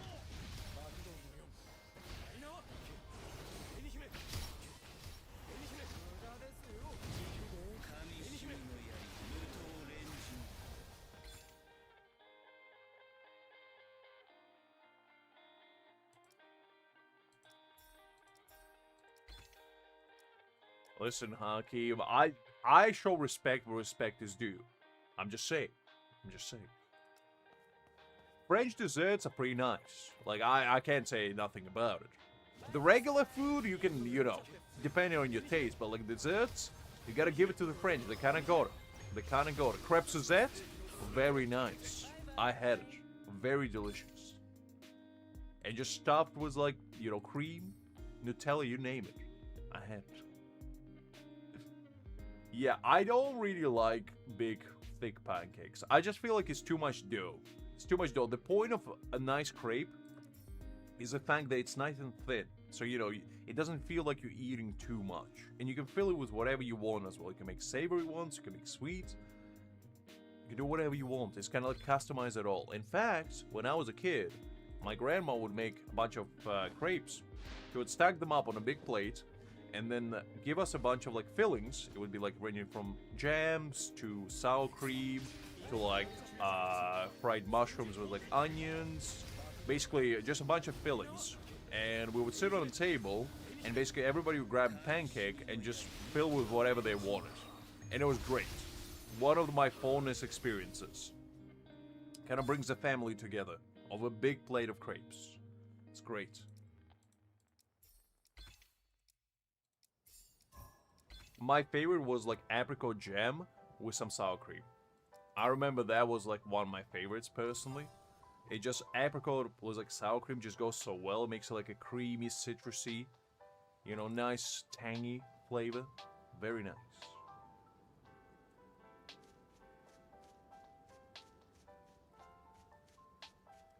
I don't add lime to my crepes, to be honest with you. I grew up with sour cream on crepes. Like that's Ukrainian style. It's not French. French people don't do that. They like their crepes nice and plain, you know, with filling inside. But in Ukraine, if it's like a sweet filling, we always add sour cream on top. Always. It's just a given. With savory ones, kind of depends what it is. Sometimes we still add sour cream, but not always. I wouldn't call it a fancy version of taco because it's completely different. It's not even the same texture. Because taco is more like bread forward, and crepe is more dessert forward. It's not the same.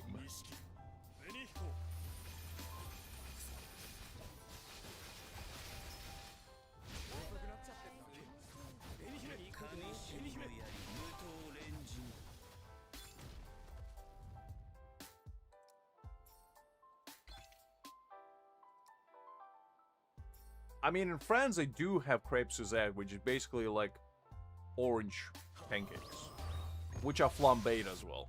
It's like an old school dessert. Nowadays, they don't really do it as often, but it's very delicious. And it's basically this. Let me pull it up.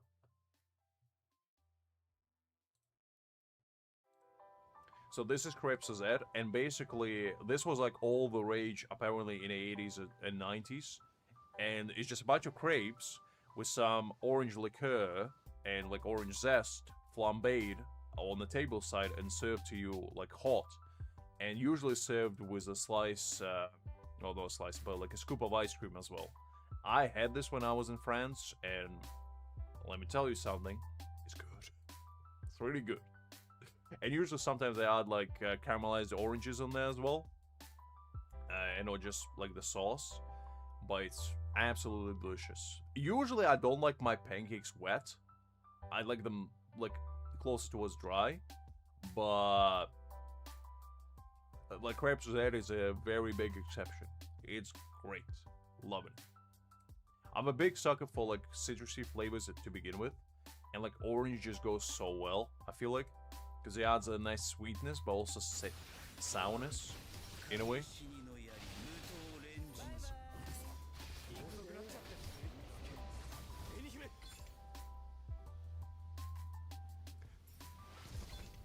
I was talking there was like the battle for the third place happening. So I assume the England won. To be honest, doesn't really matter. But it is rigged, because I know some friends that are like big football fans, and they were saying that like England versus Argentina game was rigged to the gills. But yeah, if you get a chance, try crepe Suzette. Absolutely amazing. One of the best desserts I personally ever had. You don't get it often nowadays, personally. I feel like it's one of those desserts that kind of, I don't want to say seized out of existence, but it definitely is not as prevalent as it used to be.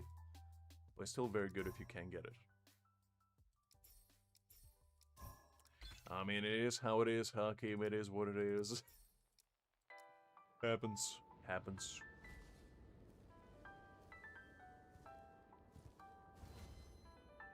The thing is, for usually like a traditional one, they usually add a little bit of brandy, but I personally had the one with orange liqueur instead, and that one was better. To me personally, because I don't really like alcohol that much. But you can make without it, probably. Just skip the flambe part, because the last thing you want is to burn your, or singe your eyebrows off.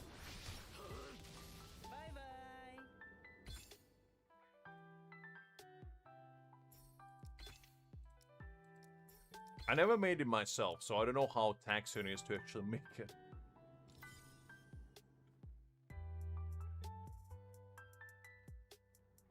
Welcome back, Divio. Welcome back.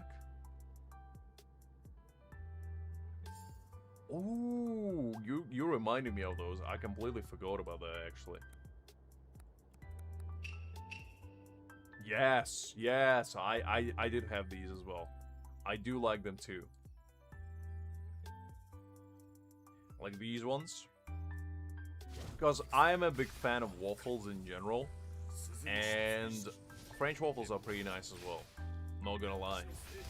Because unlike Belgian waffles, these are not too thick. Belgian waffles can be an absolute thick bad boys, because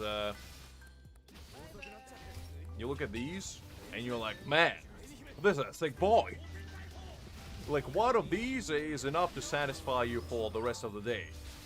Meanwhile, French ones are a little bit more tame. You know, they're a little bit more manageable. So, yeah. I do like these two. Also, the other waffles that... Let me just stop there for a second. The other waffles that I really like is... Let me see if I can... I don't remember the name.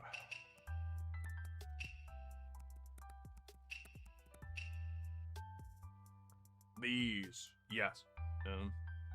Hello. I think it's these. Yeah, so it's basically... In Japan...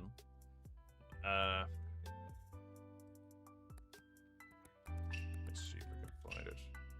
Yes. Yes. Yes. So these ones. So basically, it's like a waffle, bubbles, stuff inside with a bunch of like whatever you want, really. Any like, I had the one with strawberry like this and a bunch of cream inside. It was great. It was nice and airy on the inside and crispy on the outside. It was amazing, amazing. Loved it. I mean, it is a calorie bomb. It is, but like, it tastes good. It tastes great. It's very tasty. But yeah, I do agree that, you know, in Europe we usually try to go a little bit more tame with stuff. And France is a good example of that. Meanwhile, in Asia and in America, people go on ham. They're like, how much can we put inside this food to make it, at the bare minimum, as lethal as possible? And Freedom Land mastered that, I feel like. And Japan is slowly approaching that place as well. With desserts, at least. With desserts. Because, like, in Japan, even bread is so sweet. Like, if you go to a traditional Japanese bakery, their bread has so much sugar. It's amazing. It's delicious. But it has so much sugar. I swear. There's more sugar than bread. It's amazing how much sugar they can hide in there. It's absolutely tremendously delicious. But golly, you eat one of those, and you pretty much go into cardiac arrest immediately. Immediately. Alright, let's do this one.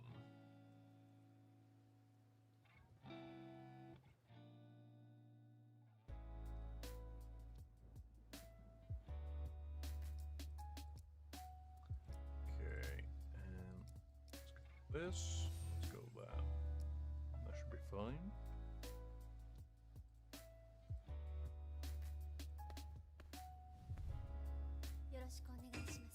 Man, there's nothing like talking about the food at 12:30 in the morning. Ooh. Well, funny you mentioned that, Hakim, because did you know, and that's the case for all of you guys, did you know that there is a place in America called Heart Attack Grill? Now, you might be asking yourself, Lux, what is a Heart Attack Grill? And I'm glad you asked, because I'm gonna tell you anyway. And that is basically a place which is run by a retired doctor, of all people, whose sole mission in life is to basically kill as many people as possible due to the fact that he got fed up with the medical care system and basically just wanted to make the unhealthiest place on earth, where he outright says that my food will kill you, and people still go in there. And the entire premise is that that place has some of the most unhealthiest foods ever. It has a burger that has 12,000 calories, okay? 1,200, 12,000 calories burger. And the entire premise is it, I believe if you're over 400 pounds, you eat for free, but if you don't finish your food, they put you on like a podium and they spank you with a paddle. Every single waiter is dressed as a nurse, and is basically like, you know, like a medical facility kind of vibe to it. The food there looks like stuff of nightmares. Have you any of you ever played My Little Nightmares? If you have, remember that scene from the ending where, you know, the main character is running towards the table of all these, like, grotesque people eating a bunch of nasty food? That's, I feel like, what it looks like in real life. That's, like, the closest you can get to My Little Nightmare's portrayal of greed. And it just baffles me to this day that that place is not only operational, okay? Not only legally operational, but also the fact that it's popular. Like, people actively go there. And one of the other crazy things that happened before is the guy had an interview back in the day with, like, NBC or some other network. And they were talking about, like, why he started the business, what his goal and whatever, no. And the guy was brutally honest. It's like, I'm just here to make money. And if my food kills people, great. If not, great as well. And then another thing, the reporter asked him, do you think your food is harmful to people? And the man reached under the table. And I kid you not, he pulls out a bag, plops it on a table, points to it and says, these are the ashes of my spokesperson that promoted my place for 10 years in a row. I dare you go to any other big fast food establishment out there and ask them to do the same. I know my food kills people. And do I enjoy it? Yes, I do. Does it plague me that my food kills people? No, it doesn't. I'm here for one thing and one thing only, that is to make money. And I was like, okay. Okay, well, I mean, you can't blame the guy. He's honest. Like, at certain points, you go all the way from, like, hatred to just amazement. Because I'm like, on one hand, he does sound like an absolute dick.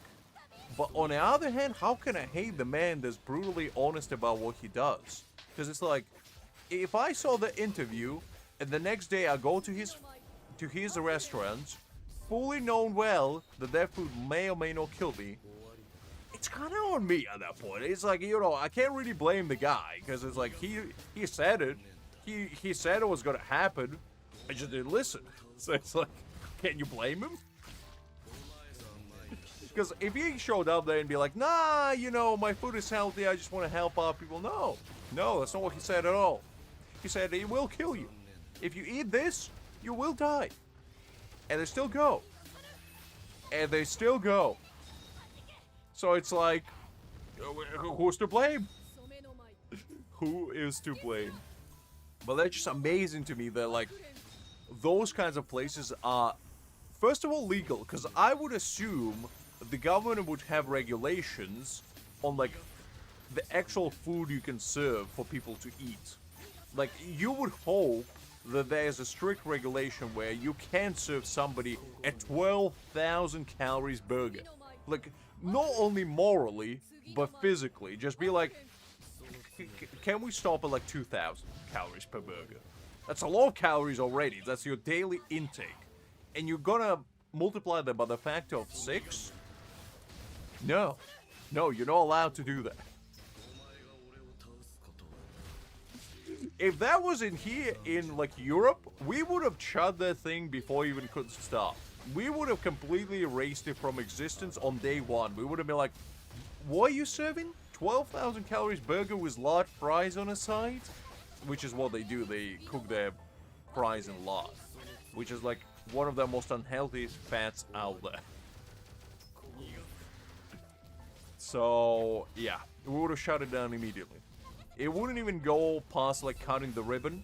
As soon as they cut the ribbon, the health inspector would have shown up and they just look in the kitchen and like, yeah, we're shutting this place down. Exactly, Hakim. You're literally eating an entire week's worth of meal in one sitting, which is crazy to me. It's insane.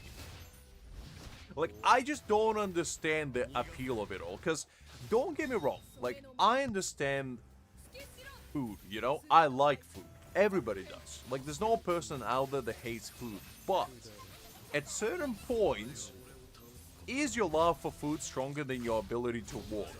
without being impeded from said walking. Like, if you will stand up and you have an after breath, there's a problem. There is a problem. If you walk up the stairs and you have an after breath, there's a problem. If you need one of those mobility scooters, you know, instead of walking, there's a problem. At a perfectly, like, healthy age of, like, 30 or whatever. You know, without having any health conditions. You just can't be bothered to walk. It's like, you know, at certain point, kinda on you. Kinda on you. Like, not for me to fat shame, because I've been chunky in my time of life. You know, I had my chunky period as a kid. I've been there. And, it wasn't fun. I'll tell you that much. So it's like, I understand the appeal of food. I totally do. I love food as much as the next guy. But, at certain points, you gotta be like, do I really need to eat an extra cheeseburger today? Or can I get away with just one? Do I really need to eat large fries today? Do I really need to have 12,000 calories in one sitting? Like, come on. 600 pounds is crazy to me. Like, that is the kind of weight that, like, is actually, you would assume, physically impossible to achieve. Because that's over, like, 200 kilograms, isn't it? I believe. Like, how much is that in kilograms? Because pounds, to me, don't mean much.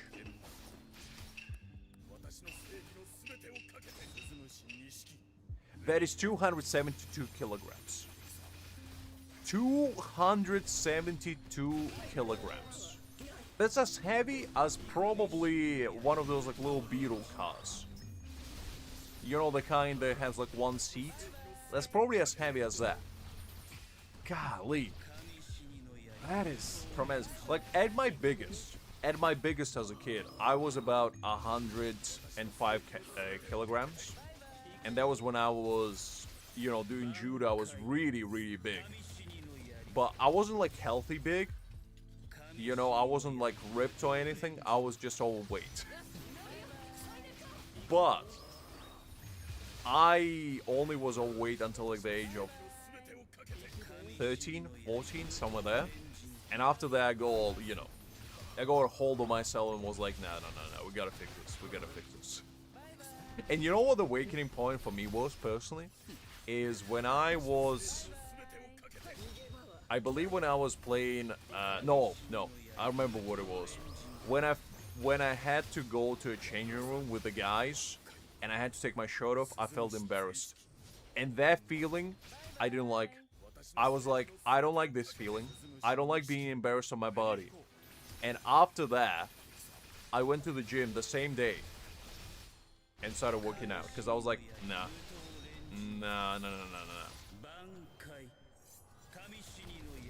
Well, right now, I think I'm 90 at the moment. And I'm in a relatively healthy spot, I'd say. Like, obviously I can be bigger if I put more muscle on, but like 90 for me right now is pretty much like that. 90 to 95, I'd say. It's like my ideal weight for the most part, depending on how much, you know, muscle I go. If it's less muscle, I did drop all the way down to 85 before. But yeah, 105 was definitely me being quite overweight, especially as a kid. Like, nowadays I'm bigger than I was during then. During then I had like a bit of a belly and everything. So yeah. Yeah, I mean, I feel healthier than ever, you know? Well, actually, no, that's a lie. I did feel healthier when I was, you know, working out like an absolute maniac, but that just wasn't fun. And if it wasn't fun, I didn't feel like doing it. So, yeah. Because there's one thing, you know, being healthy and all that good stuff, and another thing actually, you know, sacrificing your own sanity and mental well-being for some gains. It just didn't really resonate with me on a personal level. Because I was like working out like an absolute bull. I would wake up, go for a run, then go home, have breakfast, like have like a protein shake, go to school. After school, I would go to gym, exercise for like 2 hours, then go home, have my meal, go for a run for another like an hour to two, then go home, do some more exercises, then have like my before bed snack, basically, which would be like bowl of Greek yogurt or whatever with some crushed walnuts, just for some extra protein. And then, you know, I'll proceed to like play some video games or whatever until I pass out, and then repeat it all over again the next day.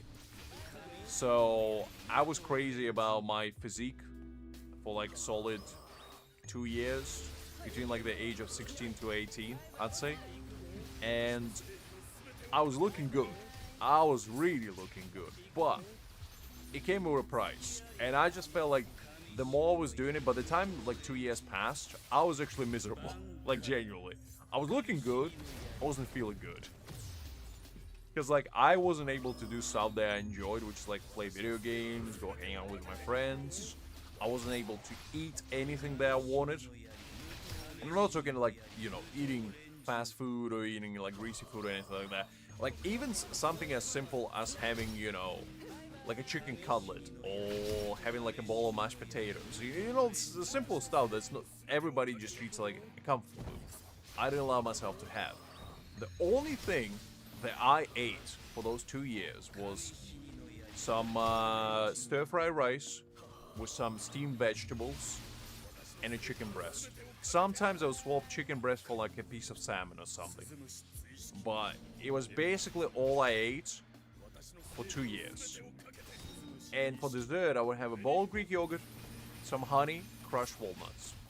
That was it. Some seeds as well, maybe. If I was feeling particularly healthy that day. That was it. That's all I ate. That's all I had. And they just put me in a very... I don't want to say negative mindset, but like, I started treating food as an enemy. And I didn't like that. Because I always used to love food. I grew up in a household which always like was brimming with delicious food. And just having that kind of experience really made me realize that I don't think I want to sacrifice my enjoyment of life for a six-pack.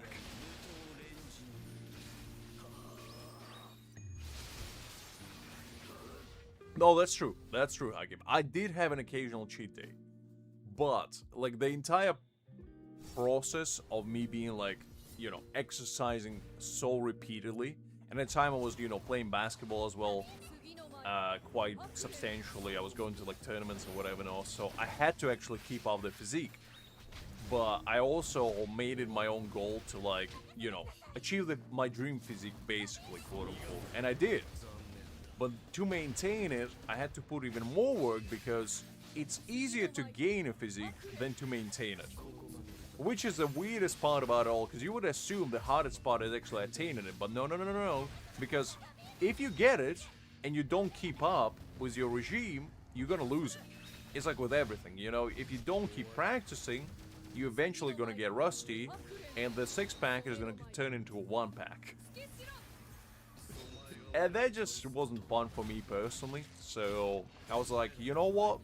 As long as I stay in a healthy range where I feel good about my body, I look fine, and you know, it doesn't impair anything to do with my daily life, that is like the ideal spot for me. Like right now I don't have a six-pack, but I don't have one-pack either.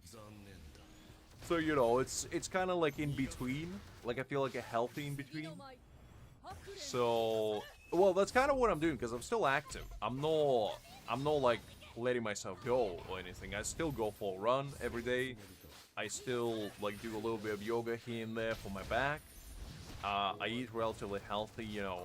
I still have like chicken rice with some vegetables like 3 times a week or so.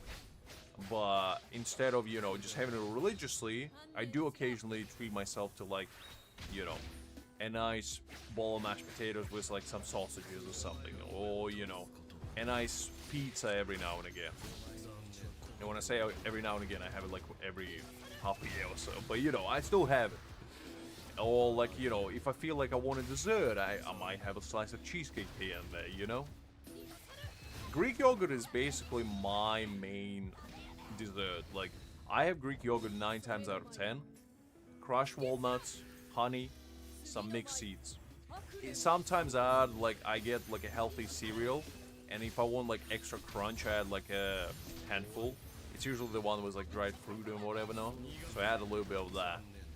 And, you know, to me personally, that's like the ideal dessert because it's light, it's filling, and, you know, it gives you everything you want, like protein, it gives you good fats, healthy oils, you know, all the good stuff that you want from your dessert without feeling like you have a brick inside your stomach. Because as much as I praise cheesecake, every time I have cheesecake, I feel like there's a brick inside my stomach. In the best way possible, obviously. I would not trade it for anything, but it's not the kind of dessert I can have every day.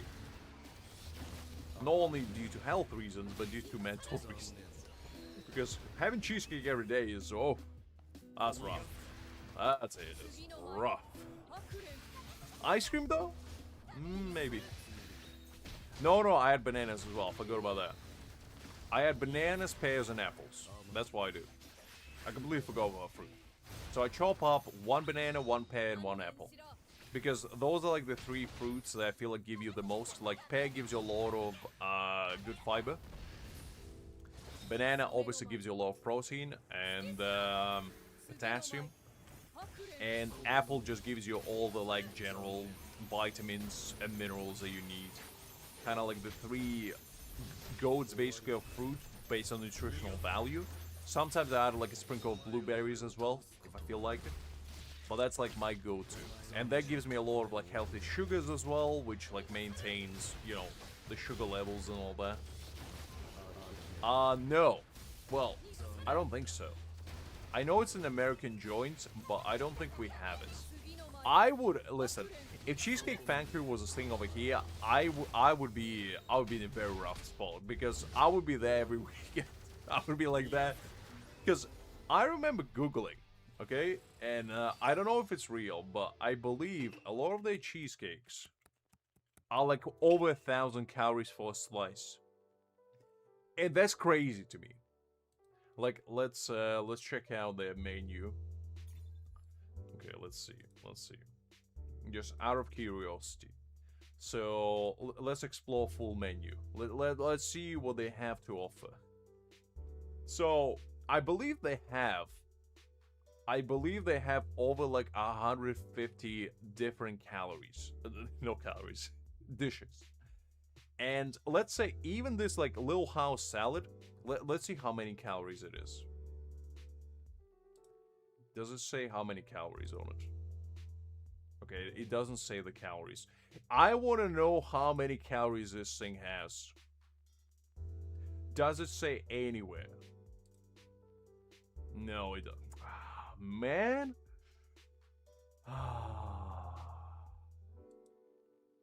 I want to know the calories of these things.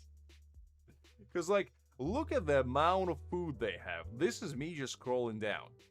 Look at the amount of food. All of these things, by the way, over 1,000 calories. Over 1,000 calories. I'm gonna keep scrolling. I keep scrolling. I'm not stopping. We just go to desserts. And, you know, this is what they're known for. Like, look at all of this food. Like, Jesus Christ. 6-inch to 7-inch whole cheesecake? Who eats a whole cheesecake? Who needs a whole cheesecake? Who does it? One slice is already enough to put you in cardiac arrest. Jeez. Okay, you know what I want to Google?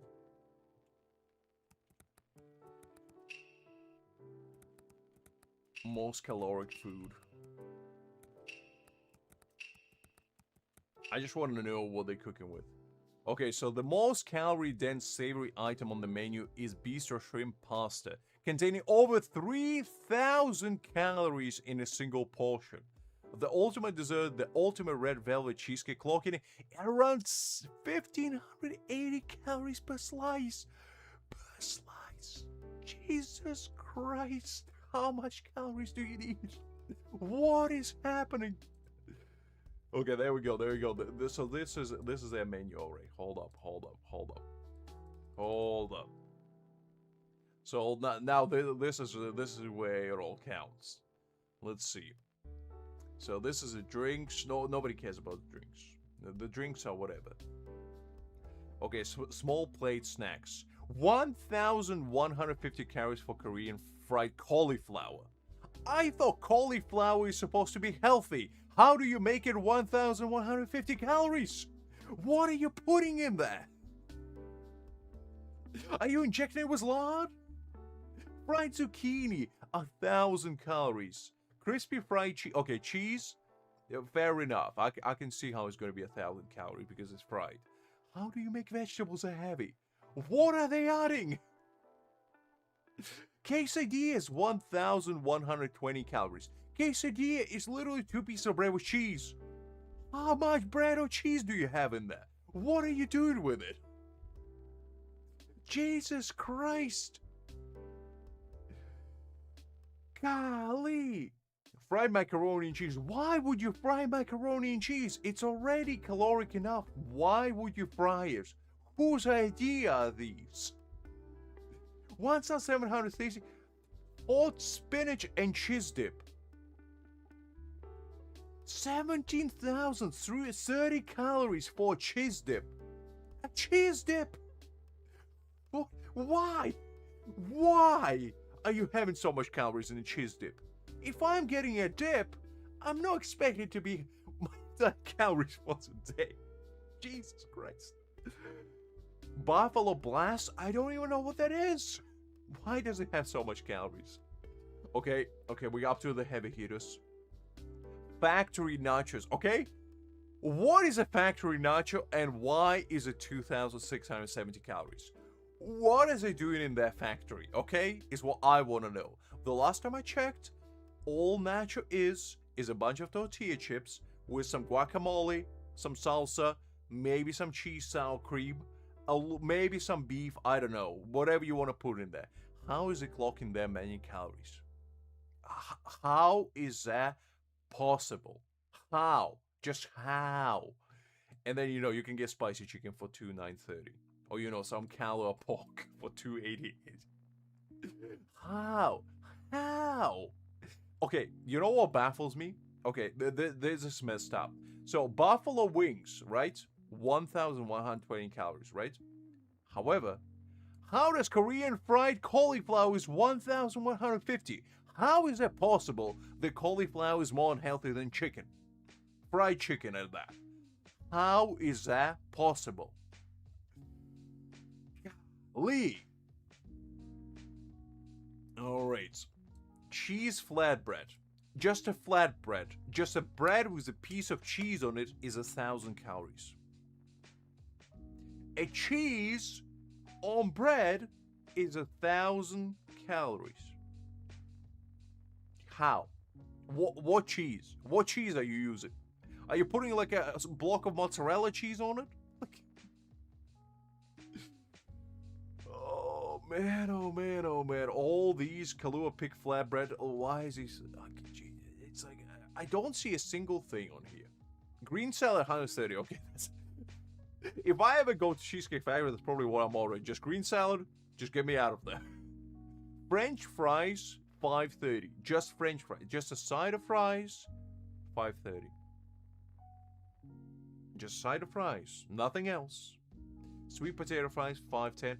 Old-fashioned burger, 990. Okay, that's still a lot, but it's more reasonable. Like, just a burger, I can see how a burger can reach 1,000 calories. I can see that. I can see that. Double smash cheeseburger, 140. Okay, the burgers are not too outrageous. Like, this French dip cheeseburger is goddamn a monstrosity unlike any. Golly, Hakim, they decimated your culture in a burger form right here, I tell you what. Golly. The cauliflower is like the biggest outlier. I still don't understand how it can have so much calories. It's a bloody cauliflower. How can you make it unhealthy? Are you drowning in lard? Bacon cheeseburger. Yeah, they double it down. Golly. No, nothing is burger. How is a veggie burger 1,000 calories? How? How are you making vegetables so unhealthy? It's vegetables. They don't have calories. That's the whole point of vegetables. And how is it only 20 calories away from turkey burger?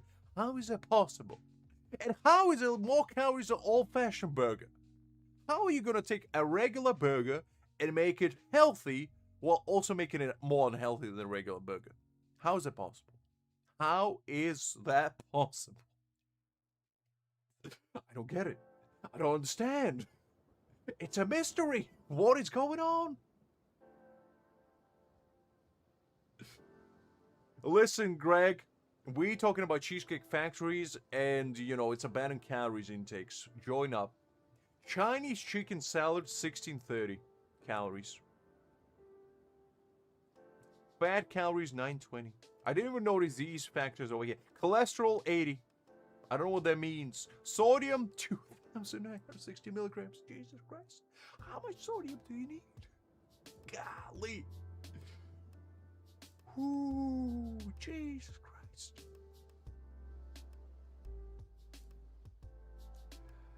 Thai chicken salad? I don't know what Laowa salad is. Shayla chicken salad and avocado salad, 18,020. How do you make a salad have 1,800 calories? What are you putting in there? Barbecue ranch chicken salad? Okay, that sounds like something would have 1950. Okay, I'll give you that. I'll give you that. Listen, if I had this in UK, we already have a BC problem in UK. This would ruin it even further. We would just literally die out. Oh, Jesus Christ. Okay, cup of soup, 310. I can get behind that. You know, a nice, simple cup of soup. It just, like, so many foods on this menu are over 1,000 calories. Like, legitimately, I don't remember the last time I had a meal in a restaurant that was this calorie dense for the entire meal, including the dessert. Including the dessert. Like, Jesus Christ, how big are the portions? How much food do you get? Because if these are tiny portions, what are they putting in there? I assume they're massive. I assume that it's like a big plate, right? Because that's the only way I could describe this. There's no way this is normal human-sized portions. This is like a family serving, right? It's the only way I can sleep at peace tonight, knowing there's these foods out there and somebody's eating them. Carbonara with chicken, 1,500 calories. Fettuccine Alfredo, 1,400 calories. With chicken. How is chicken only 120 calories? How is that possible? What are you putting in the actual pasta for chicken to be only 120? What is in there? Fish and chips, 1720. I'm gonna be real with you. I had fish and chips in UK. I don't think even like the greasiest, the absolute worst pub food comes close to 1720 calories. Like, you can go to hole-in-the-wall kind of pub and order fish and chips, and I promise you, it's not going to be anywhere near 1720. Like, no shot is it that much. How do you make a shepherd's pie have that much calories? It's just minced meat with mashed potatoes.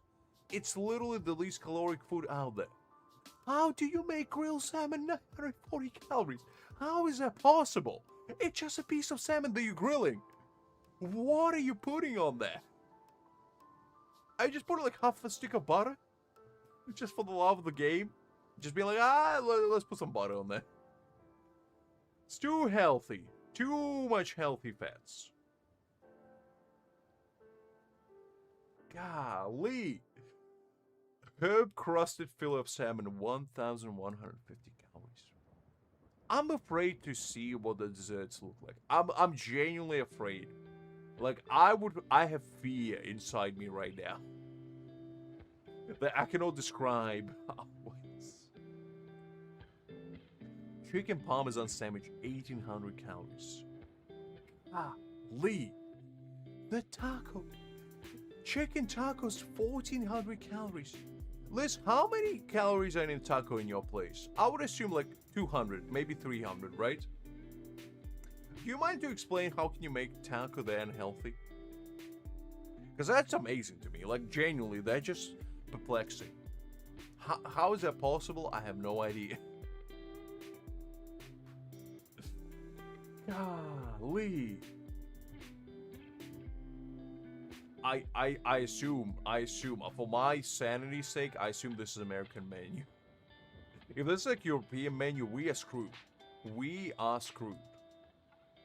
Fettuccine Alfredo, 2,100 calories. Jesus Christ. Pasta carbonara with chicken. Italians are rolling in their graves right now looking at this menu. I swear.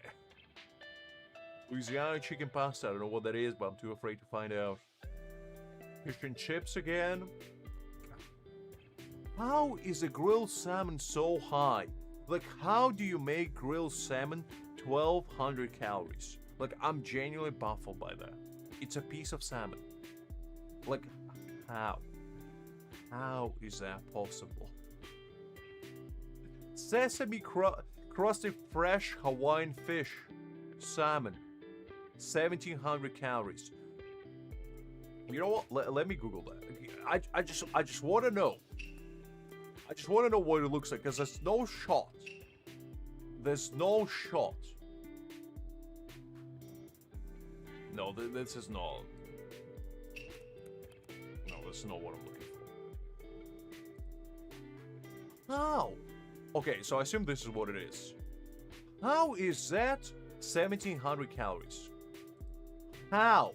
It's literally rice with some fish and some edamame beans. How? How? I'm genuinely confused. I'm genuinely perturbed. How is this?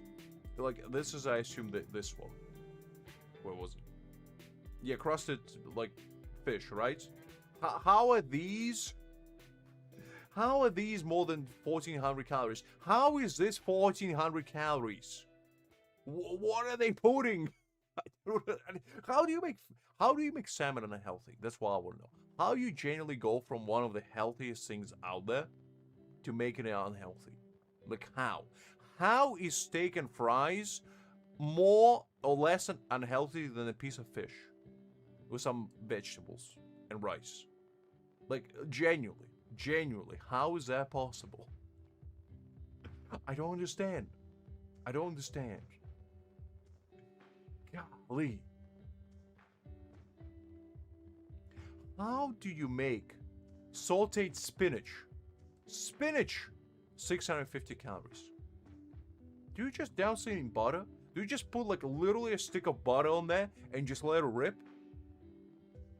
Because how do you make plantain 630? How? Just how? What are they putting in their food? Isn't lokomoko literally like rice with some spam? Well, actually, spam is probably what makes it, to be fair. Cinnamon roll pancake. Okay, these are the ones where I'm like, okay, these are the desserts. So I'm still baffled by 2,300 calories. So like, I'm gonna be real with you. But French toast with grilled ham, 2,200 calories. French toast with bacon, 2,300 calories. Breakfast burrito. Imagine starting your day going to Cheesecake Factory, ordering a breakfast burrito because, you know, you want to start a day right, and you get slapped with 2,000 calories. That's quite a start to your day, not gonna lie. Maybe that's how you reach 600 pounds. Maybe that's the secret. You go to Cheesecake Factory and just point to the menu, whatever you point to, that's what you eat. Like, okay, these ones, I can feel like this is more, you know, in line. Like, it's still a crazy amount to me, but like, for a slice of cheesecake, you know, like, I can see 580 calories. You know, tiramisu cheesecake 980. I can see that. I can see that because it's probably a big slice of cheesecake. I can understand that. You know, because these are the desserts. You expect them to be calorie dense.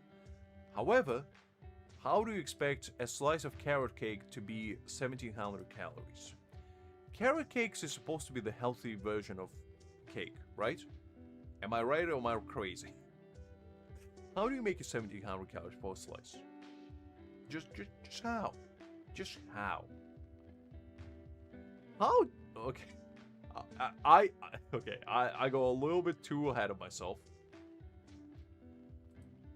I saw this bowl of fresh strawberries is 1300 calories and I was like, why? Why? I was about to lose faith in humanity there for a second. Well, in Cheesecake Factory is 1400 calories, Liz. Welcome to America. Welcome to the land of the free. Okay, milkshake 1200 calories. That's insane, but, you know, milkshakes are pretty calorie dense. I can see that. I can see that. Smoothies, okay. Okay. Now, these are more in line, okay. I don't see anything too crazy. Okay. Got a toast, buns and truffle fries. Okay, fries 1200 calories, probably just a big portion, I guess. Okay, these seem like more reasonable. You know, these ones I can get behind. You know, the reasonable calories. I can see myself snacking on some of these. How are you gonna feed a kid 1200 calories in a French toast? Jesus Christ. Okay, now you see these ones are way more reasonable. Like I can see these and be like, actually, you know what? Scratch that. Carbonara with chicken, 1600 calories, and it's gluten free as well. I'll tell you what, gluten ain't the one to blame for calories. That's for certain. That is for certain. Like at this point, I'm not even afraid. I'm not even like mad. I'm actually afraid from what it's doing. How are you putting that much calories shepherd's pie? Like how? How? How do you have Thai stir-fried noodles with shrimp that heavy? Like, genuinely. How is that possible? Like, these carbonaras and whatever, no, they probably just aren't cream out of a zoo, but even then, like, Cajun salmon, 1500 calories. A salmon. A piece of fish. Jesus Christ. Like, I'm genuinely baffled. Like, I understand the food is great. Don't get me wrong. I get it. However, if you go to Cheesecake Factory even once a week, you're doing yourself a disservice. Like, genuinely. You're doing yourself a disservice. I'm gonna Google this because I need to know that it's not here. Let me, just for my own sanity. There are no standalone Cheesecake Factory. Whew, man. Okay. Hakeem, we're safe. We are safe. Whew. Okay, Hakeem, I'm gonna do you a service as well. I'm gonna do you a service. Brace yourself. Okay, Hakeem, you're safe as well. You can still buy their prepackaged desserts, unfortunately. Unfortunately, you can still get a mini heart attack, but there's no Cheesecake Factories. Actually, Cheesecake Factory is in Europe. Let's see if anybody's screwed. There's no anyways sit-down education in Europe. Okay, guys, we are safe. Liz is screwed, but we are safe. We as a society are good. Because Cheesecake Factory is not here. We can sleep with restful abandon. You know, reckless abandon. We don't have to worry about Cheesecake Factory coming up for our cholesterol levels and diabetes. You have Cheesecake Factory in Mexico, Liz? I'm sorry to hear that. That is quite a circumstance. My condolences.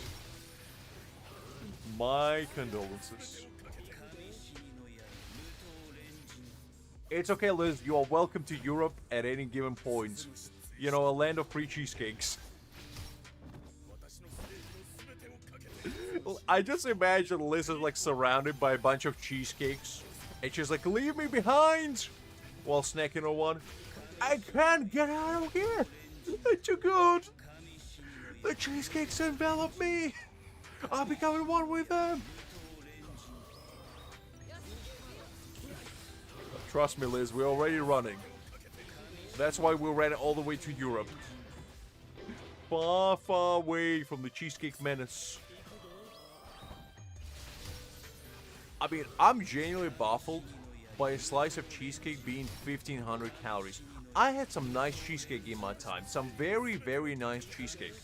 I never had a slice of cheesecake that was even 1,000 calories. Like, I genuinely don't think I ever had a slice of cheesecake over like 700 calories. And that was 700 calories was like a big slice of cheesecake, like Japanese souffle cheesecake, and it was wonderful. It was great. I felt great after eating it. If I eat one of those Cheese Factory cheesecakes, I think I will actually like perish to exist right then and there. Like my stomach will probably exit through my mouth and just be like, you know what, I'm out. I'm out, I didn't sign up for this. I'm not gonna be here. I'm going. And I'm never coming back. I mean, I guess, I genuinely baffles me. How can you make that much calories to be in a single dish? Like physically. Not even from perspective of health. Like health is going outside the window. Like obviously that's not the main concern. How do you actually make it that calorie dense is what I want to know. Like what are you adding? Are you adding like such a tremendous amount of butter and like cream they just overpowers everything? Or is it like, I don't know, the salt? Like I genuinely don't understand. But, you know, I guess RIP Freedom Land. You had a good run. No wonder they had a obesity problem. The odds are stacked against you. I mean, if Cheesecake Factory is like the prevalent food establishment, how can you not be overweight is a better question. Like, gee Louise. Corn syrup probably. How many Cheesecake Factories are there in America?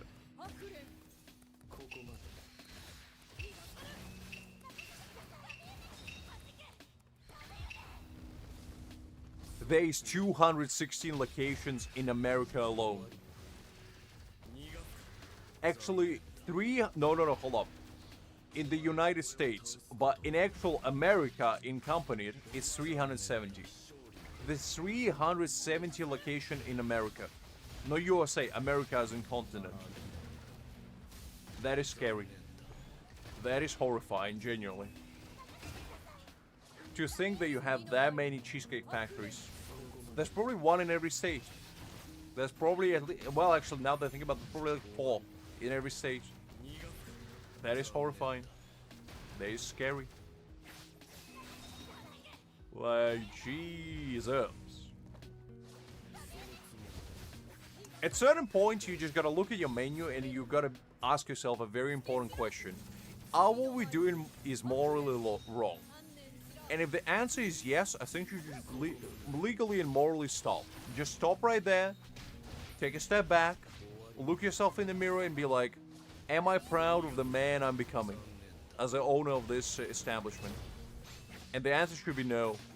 The answer should be categorically no.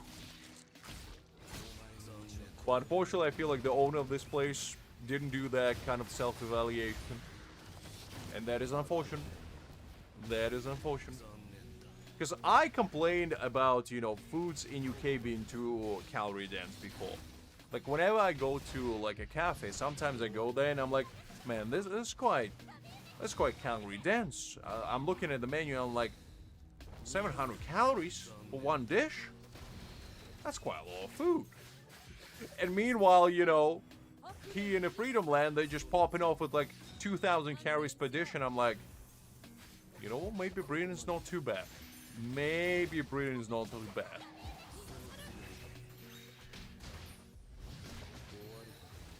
That's fine, Liz. I mean, you are not to blame. Because Cheesecake Factory didn't originate from you. It just invaded your space. It conquered you one diabetes case at a time. I understand that. You can't stop such a, you know, big menace from spreading around far and wide.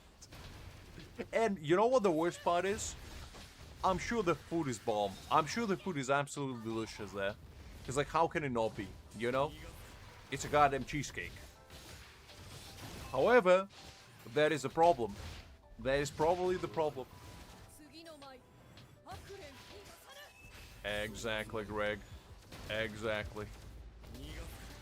They just took it running like the wind, never looking back, never crediting their OGs. Liz, don't, please, please. We need you in one piece, please. For the love of all that's holy. Good, Liz. Keep it that way. Keep it that way. Your arteries will thank you for your service.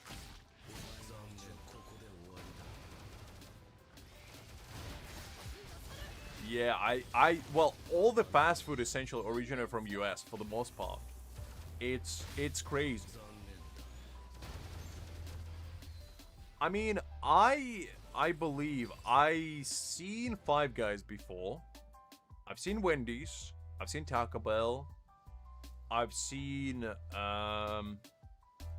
even Chick-fil-A.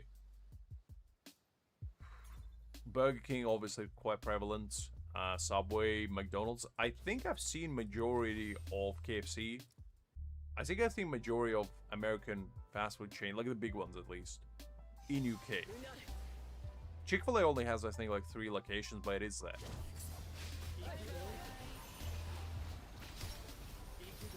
Good, Liz, good. Keep it that way. You don't want to go in there and just being rolled out of there like a little tumbleweed.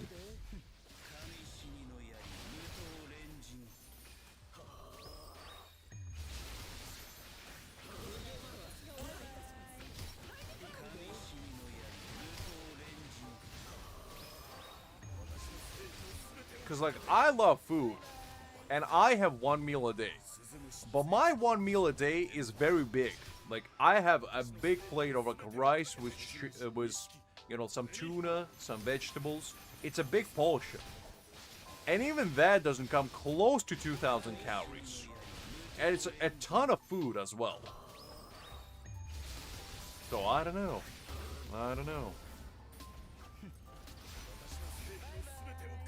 I've seen Wendy's and I've seen Chick-fil-A, but it's only like a very few locations. It's not all of them. It's like 1 or 2 or 3 somewhere there. I never been, so I don't know. I don't know how good they are, but I heard good things about Chick-fil-A. I heard that it's like one of the better fast food joints. I think we have Popeyes. I heard that one's pretty big in America as well. I am indeed, Liz, can't say otherwise. But even as a big boy, you know, I don't think I would be able to eat 2,000 calories worth of, like, pasta. Like, I genuinely feel like my stomach would just stop. I would be like, nope, nah, we done here. We going. And we no looking back. Because as I said, I mean, if Cheesecake Factory is your kind of place where, you know, you go and you leave a certain dress size and then you come back with like 2 dress sizes up, if that's your kind of experience that you would like to partake in, that's fine. However, I just feel like, you know, legally, you shouldn't be allowed to serve dishes because they have more than 2,000 calories in one sitting. It just seems excessive, to say the least.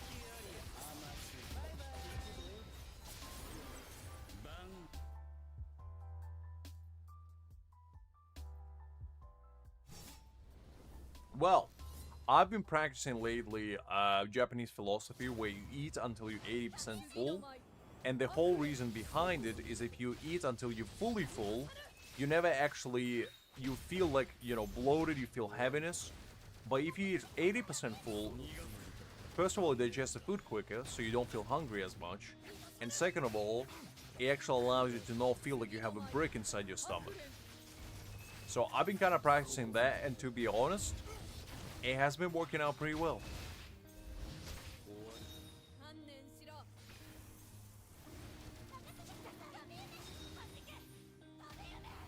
I feel like that's just the right way to go about it, because don't get me wrong, occasionally, you know, if you like, in a good company of friends, and you know, you're eating out or you have like a barbecue. We all been there, you know, we're eating a little bit too much than we bargained for, and you know, we have a little bit of a upset stomach. We all been there. However, if you eat like that every day, it's not really that healthy. So you always gotta eat until, you know, you're kind of full, but you're not really full. So, you know, you're feeling satiated, but you don't feel like, you know, if you eat anything else, your stomach will explode, basically.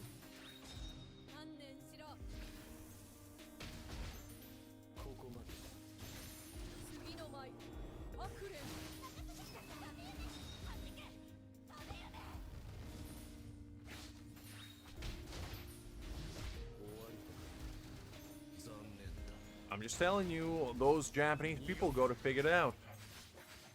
That's how they survive for as long as they have. Live up to like 100 years old.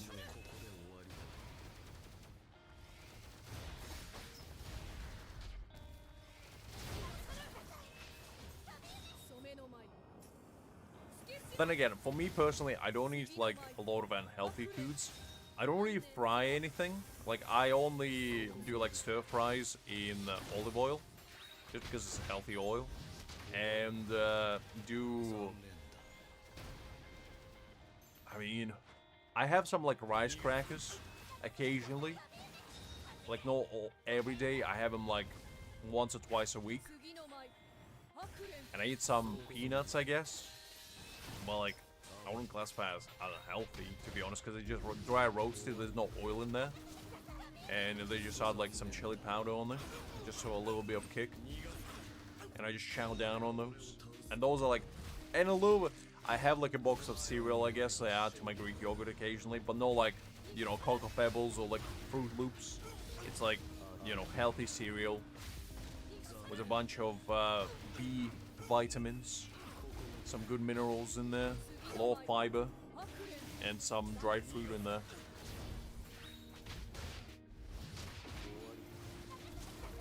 Well, you see, what I'm doing, Hakim, is a very elaborate hydration technique. And the only time I break it is during streams. So basically, day to day, I wake up in the morning and I drink 2 liters of water. Very important. I chug them down first thing in the morning, 2 liters. Then I go about my day. I don't drink anything until I get home at like 6 to 7 p.m. Then, when I get home, I drink a tall glass of water, like you know, a mug, so probably like about half a liter. Then I cook my dinner, I eat my dinner, I fill up another big bottle of like 2 liters of water, and I basically just drink on it throughout the evening until I finish it by the end of the day, and then I fall asleep. No, actually, then I go back downstairs, I refill it for the next morning, and then I fall asleep. Well, you didn't remind me either, Liz, so touche to you. Pretty much. Pretty much. And I break that rule on during streams, because during streams, I still drink 2 liters in the morning, but then I have 2 water bottles, one like 1.5 liters and another one a liter, that I just sip on throughout, you know, the streams. Just to keep my throat hydrated, so I don't get voice cracks, don't go through puberty at the age of 26, basically.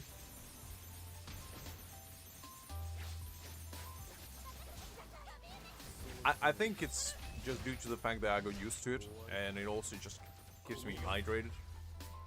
I think it's to do with my body mass as well, so considering I am relatively tall, I probably need more water, and it just feels like that's what my body needs. I don't drink if I don't feel thirsty. Like, in the morning, I do force myself, essentially, but in the evening, I'm not religiously, like, finishing 2 liters of water. Sometimes I finish, like, a liter, sometimes half, sometimes all of it. It really depends. Like, during summer, I chug it down all. Like, there's nothing left by the end of the day. But during, like, winter, I probably drink, like, 3 liters, realistically, you know? So it really depends on the weather more than anything, and, like, how I feel. Because you don't want to force your body to, like, take liquids if you don't want to. I gotta make sure you're still hydrated.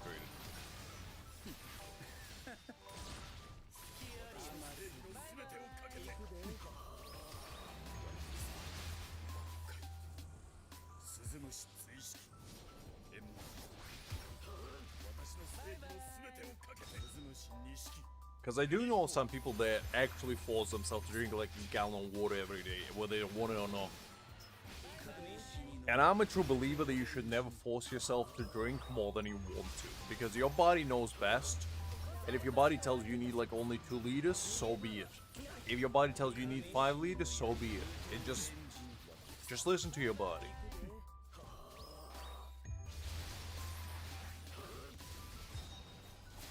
I don't know, that's kind of what I've been doing since forever, Hakim. Like, I've been doing it since I was in high school. And it just kind of works out for me.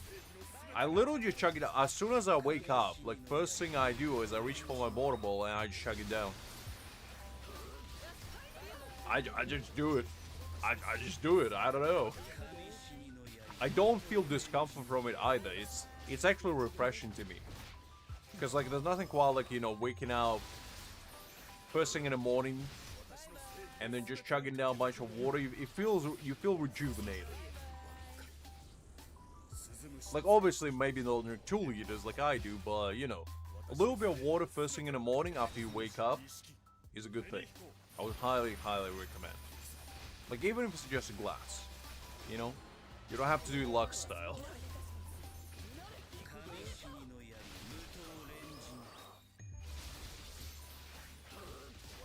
It's just a good habit. Just a good habit. Keeping yourself hydrated first thing in the morning. And also, I drink water before I brush my teeth, because if I brush my teeth and then drink water, just not the same. Not the same. What is up with you and hot dogs today, Greg? Is that like a new meme that I'm not aware of? We don't really do hot dogs in Ukraine, I don't know what to tell you.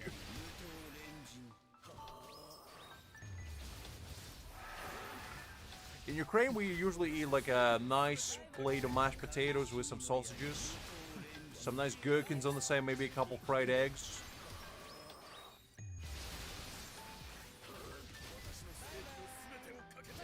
Okay, it does look like Greg is has kind of lost it, so I might need a new lawyer by the looks of it. Any candidates? Oh.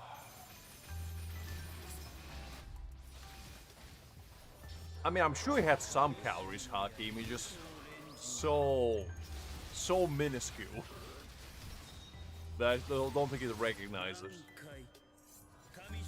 Because anything you put inside your body technically gives you energy, and energy, you know, is measured by kilocalories. Because the more you burn, obviously, the less you maintain. I don't get the reference, unfortunately, Greg. It's 1 AM. If you expect me to get references at 1 AM, I'm sorry to say it ain't happening.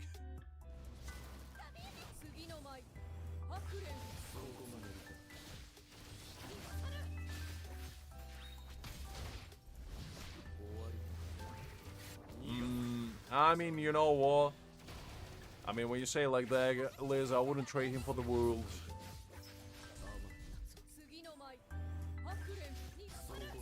I think you can skip them all, Greg, because you would soon be isekai to the great beyond. That would be your last meal, unfortunately. I'm sorry to say, but you will never have to eat again.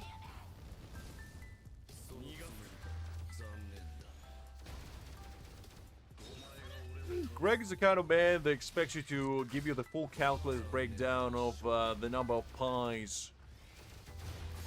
It's a square root of 7. At 2 AM in the morning, be like, okay, chop chop.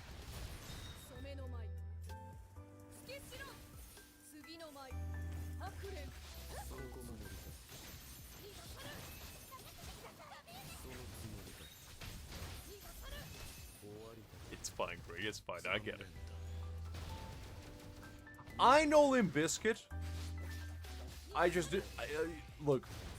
Limp Bizkit is one of those bands I listened to their songs, right? I couldn't tell you what their songs are. Like, you name me a song, I wouldn't be able to tell you what it's about. And I listen to quite a few of them. It's the same with, like, you know, like Nickelback. I don't know what their lyrics are. I just maybe listen to one or two of their songs. I couldn't tell you what they're about. That's just how it is.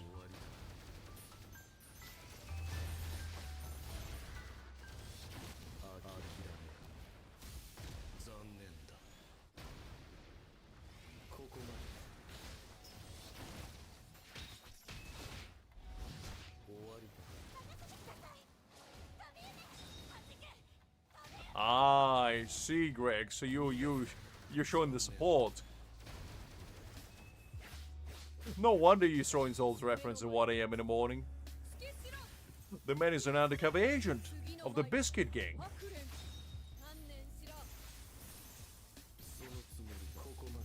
I thought some of their songs were decent.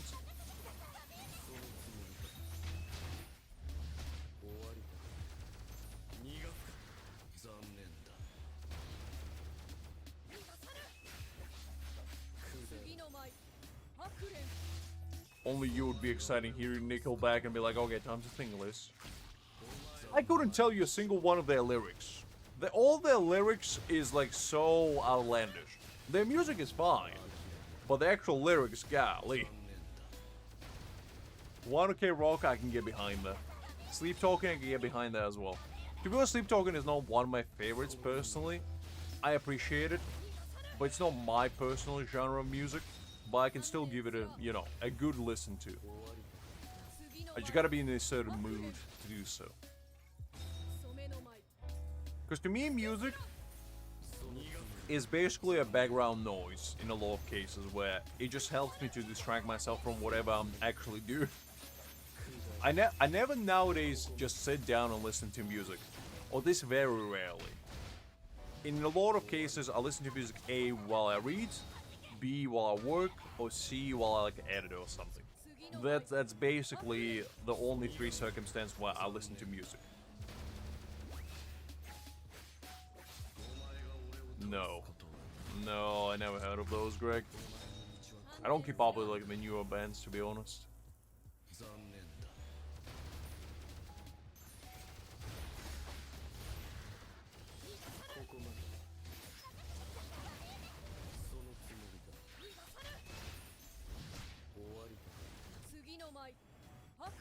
I'm not judging this. I'm just saying. I think as a band, they hate it for no real specific reason. Like, people just don't like them, just for the sake of not liking them. But the actual music is alright. Like, it's not the best music ever, but it's not the worst. I've heard worse. King Diamond? No, that doesn't sound familiar. No, I don't. Listen, my shower is like 5 minutes. We spoke about this before. I don't take a long time in a shower. It's 5-10 minutes tops, and I'm out.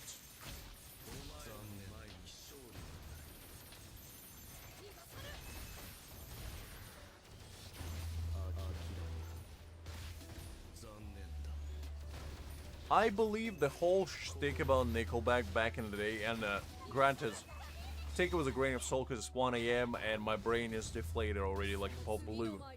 I believe back in the day, they made a bunch of hit songs, right? And some radio show, some guy showed up and said that he hated Nickelback. And it basically spiraled into a trend of everybody starting hating Nickelback for no real good reason. Because he said, oh yeah, Nickelback are through.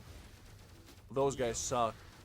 And then there was like a general consensus that Nickelback was a bad band because one guy said so. It's like the biggest sheep mentality tactic that ever got deployed on a big scale.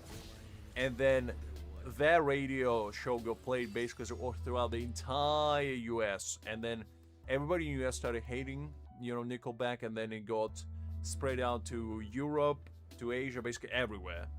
And nowadays, there's two kinds of people. first one is people who listen to Nickelback and have no idea why people hate them. And the second one is people that pretend to hate them because it's what everybody else does without ever actually listening to their songs. Obviously, there are some people that genuinely hate them, but like those are not the majority. I feel like majority of people are probably same as me, where it's like, all right. I mean, I heard worse. You know, kind of like meh. That would be like the genuine reaction I feel like most people would have. They'd be like, ah, it's fine. It's like a solid 5 out of 10.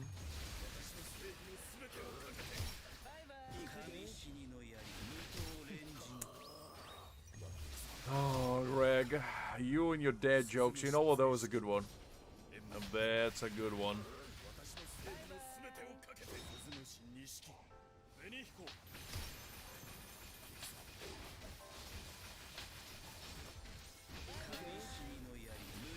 You know, you still got it in you. That good old funny dead bone is still within you. So yeah, basically just...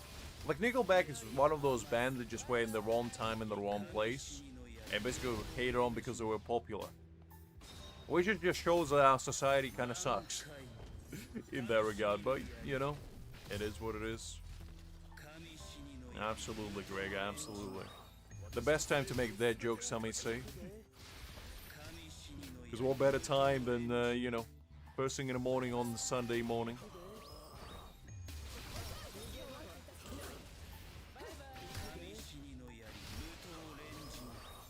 I mean, Greg was the one responsible for them. And I think Dark to an extent. I like a good dad joke as well, I'd say.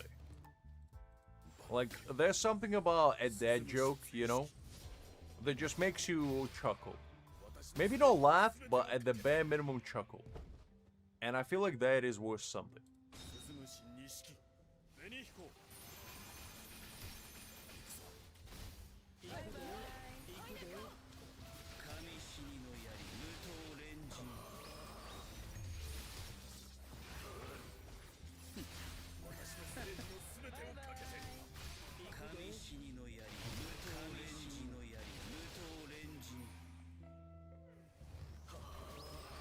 I mean, fair enough, Greg. Can't really argue with that one.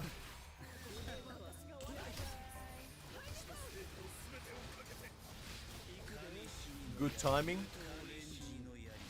Punchline. A clear setup and premise. A funny conclusion list. I don't know. You tell me.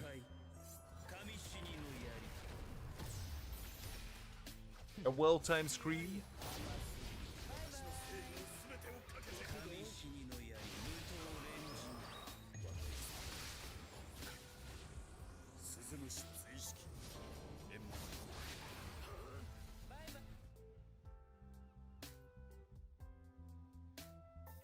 You see, I can relate to that, Liz. I'm the only child. The only time I would stay up late is by myself, under the cover of darkness, staring in the moonlight, wondering what it's like to have a resemblance of soul next to you. It is what it is. Okay, Liz, don't take it too far. What do you mean you laugh at opening the door? That's a condition. That's not a laughing matter. If I open a door and you start maniacally laughing at it, I would think there's a concern to be had. That's not a laughing matter. That's a medical emergency.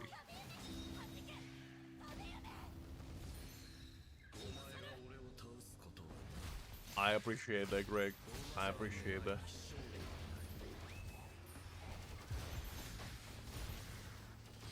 I guess when you invite me to a sleepover, I'll finally feel like what Liz is talking about.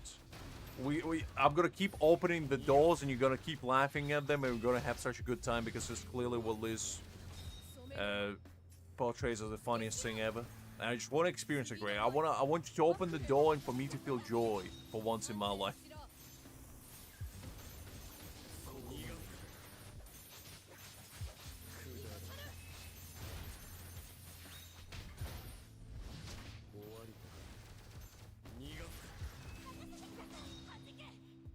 Perhaps, Liz, perhaps. You never know. You never know. I mean, I opened many of those. Some of those doors were already open when I walked through them. None of them made me laugh. I'm just saying, Liz, I'm just saying. The door frame is pretty hilarious. The only exception, you are supposed to laugh at a door frame if somebody's head bumps on top of it. And unfortunately, somebody in most cases is me. So I don't appreciate you laughing at me, Liz. Thank you very much. That is the only possible exception where you laugh.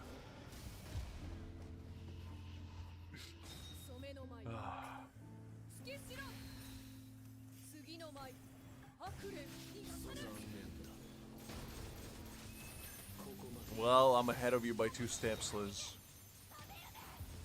What do you mean flexing? It's not a flex if I'm hurting myself, Greg. That's an anti-flex if anything. It's like, I'm too tall for door frames. What a flex. The society wasn't made for me, Greg. Why do you think Bigfoot is still out there? Because the shoes weren't made for that man, and neither were the door frames. And I feel the same. I feel the same.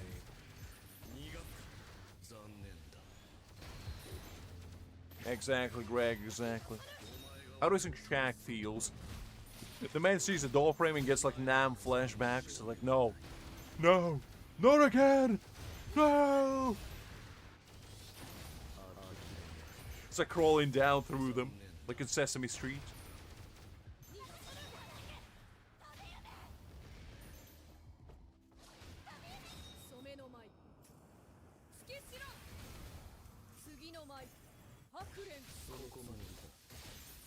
Well, Liz, what am I to say, huh? I'm just built different. You are free to talk as well, if you find out how.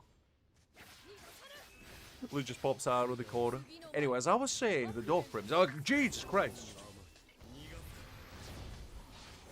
Who is this Mexican lady? An imposing 4'2" stature, showing up unannounced. And why is she holding court?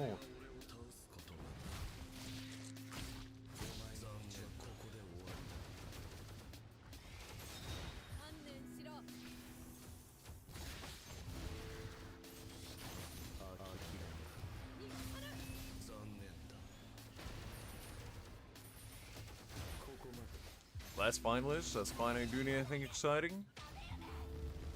Are you trying to find my GPS location and fly to me to smother me during the stream? Being like, I'm just gonna be out here having fun, you know, being like, yeah, guys, today's a great day, you know, we're just gonna have some fun and, yeah, just see how it goes. And, just out of nowhere, it's like, you know, wait, what is it?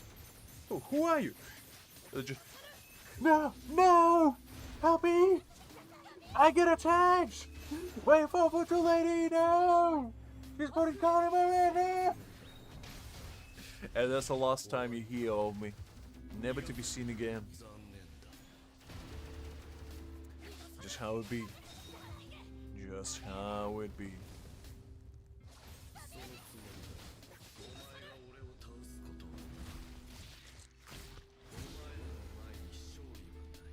What do we shoot this? Unbelievable.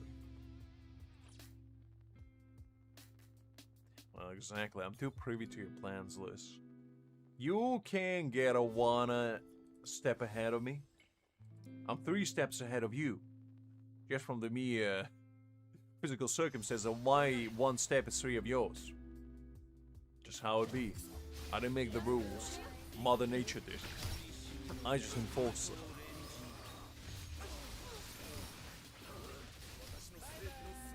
Oh, that's very nice, Liz. That's very nice. Well, hopefully you're gonna have a nice time.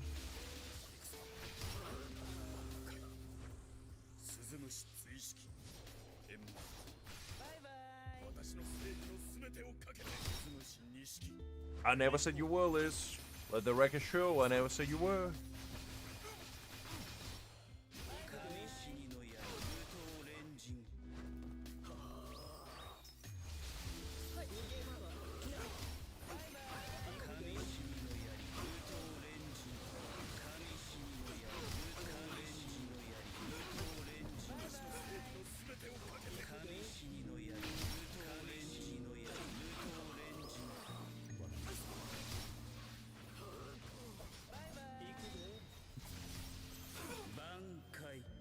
Exactly, Greg. Exactly.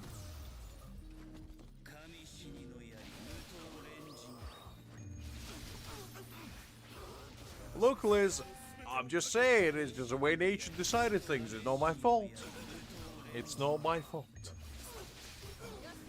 I'm just a man. A very naive, dumbfounded man by men nonetheless.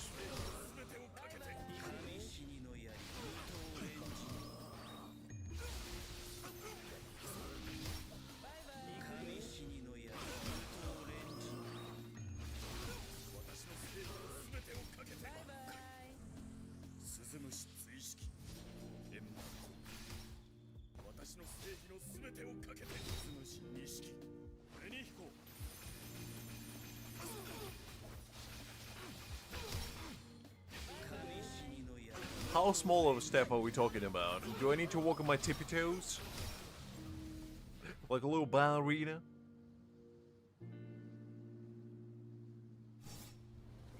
No, Liz, be nice. Treat your cousin well. What did Dominic Toretto always said, Liz? Corona, beer, and family are always first.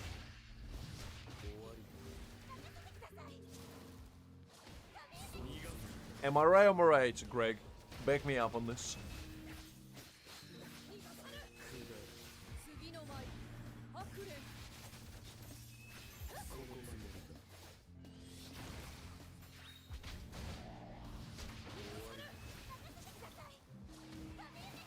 Listen, Liz, you can have so much family, you can have such a big extended family.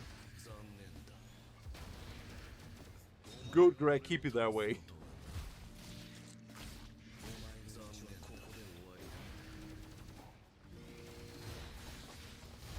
Just how it be, Hakeem, just how it be. You see, when you reach Liz's level of level 50, you will understand that power did not... She did not choose power, power chose her. It's corrupting her from within, morphing her into something greater than she ever could have achieved otherwise. The experience just flowing to her whether she likes it or not. She's like Emperor Gilgamesh, you know? Just sitting on her golden throne, pondering upon the skies on how she can amass even greater wealth. But unfortunately, the wealth is already within her. It's all it is. As much as wealth as she wants, she already has it. She already has it.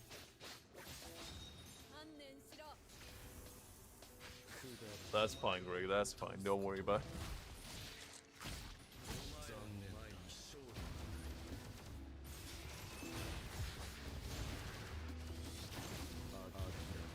What is it, Liz?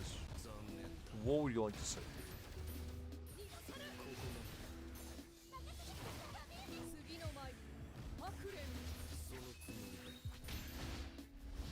I mean, for one time, Liz, I'm just saying, Hakeem is just nicely offering to, you know, carve for you. I don't, he wasn't disrespecting you, he wasn't saying he's gonna steal it away. He was just gonna say that, you know, he's gonna carve for you, and I feel like, you know, all things considered, it's not a mean thing to say, so your reaction was a little bit unfounded. I'm just saying. I'm just saying. He could have politely said, no thank you.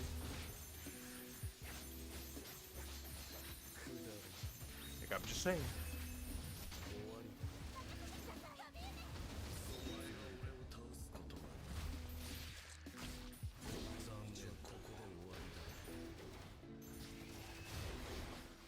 Exactly, Greg. I know we'll be objecting, but I agree with my lawyer 100%.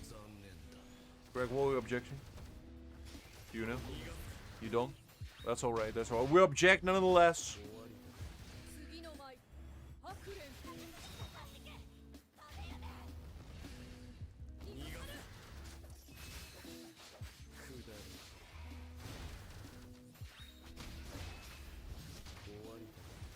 Me and Greg would kill it in like Ace Attorney kind of scenario, because you know, I would just show up, half asleep, half late, half bamboozled, and Greg will roll up through the window, you know, just bust out, Spider-Man style. plop his briefcase on the table and be like, "Ladies and gentlemen of the court, I would like to present you my client, a mere humble man, a mere humble purveyor of eternal knowledge. That's all he is, that's all he'll ever be, and he couldn't possibly have robbed their bank on September 4th, 2024. And you know why he couldn't rob their bank? Because these are the images which portray my client at the very moment sitting in his cave, pondering into existence, staring into horizon, thinking about which bank he's gonna rob next. I mean, which manga he's gonna read next. And you see, this is clearly portrayed by his detailed schedule of that day. He never exited his cave, not even once. And everybody that tells you otherwise has already been disposed of. I mean, has already been talked to, and they gave the testimony, as you can see right here. Am I right? Greg politely raises a handgun. Am I right? Everybody nods in silence. That's what I thought. Puts it back. It's a water gun, you know, but they don't know that. They don't know it. They think it's a real gun, but, you know, Greg just rolls that way. He got one custom made to look like a, you know, a Colt. But it's actual water gun. Like, when you press it, it just shoots a little water spray. Anyway, as I was saying, the case closed, the victory won, the jury won over, and we just roll into horizon, prancing into the sunset on the beach, hand in hand, staring into horizon, legal papers in both our hands, throwing them into the air, and then, you know, we're doing like a little Friends type ending where we both jump into the ocean. And it's like time freezes, and both our hands interlock in such a way where we'll make like a little circle, and we'll lock the sun inside the palms of our hands, and that's basically where it ends. And it just says, lived happily ever after. Never lost a case in a single time in their life. I mean, to be honest, Greg, you probably could do it. I wouldn't put it past you. I wouldn't put it past you.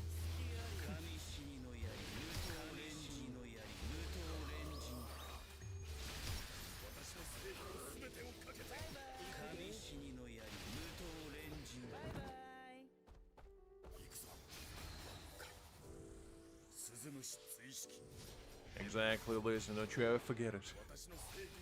With my ability to get myself into trouble and Greg's ability to get me out of said trouble, we are basically the perfect duo. We're like peanut butter and jelly, we just go well together.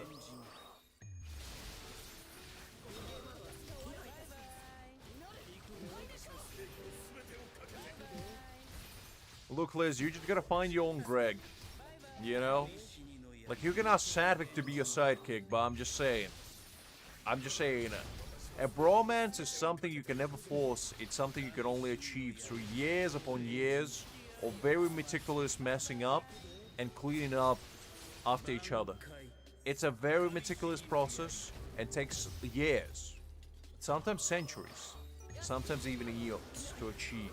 But when you do achieve it, it's a great treasure that you gotta have until the end of times.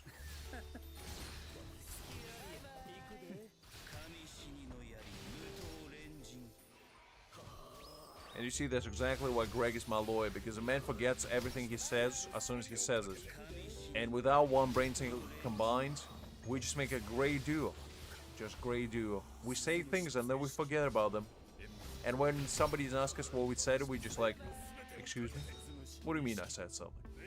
Are you trying to frame me over here? Saying I'm saying things? Preposterous. Have you seen my stick? I'm gonna discipline you with it if you keep saying this kind of nonsense. Anyway, are we free to go?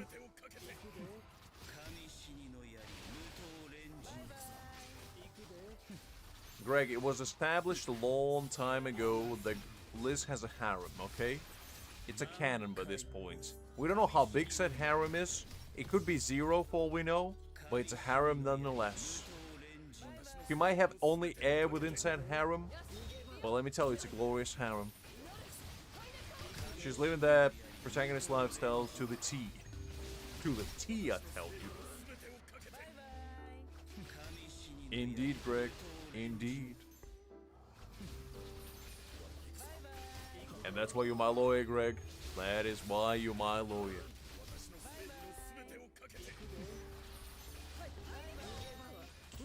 Well, it could be a harem of one, for all I know, Liz. It is a harem, though.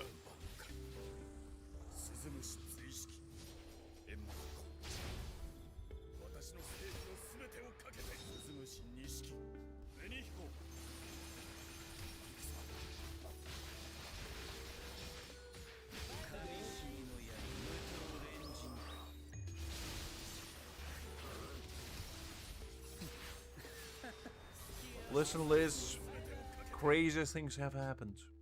A harem doesn't have a dedicated number. It just, it's a harem. You're gonna have a single lady in your harem, and she's just your best woman in the harem. But you can always expand, you can always grow, you never know. You might want some expansion in the future. You might be like, you know what? This one wife that I have is good and all, but what if I get another? I'm just saying. It might happen. It might happen.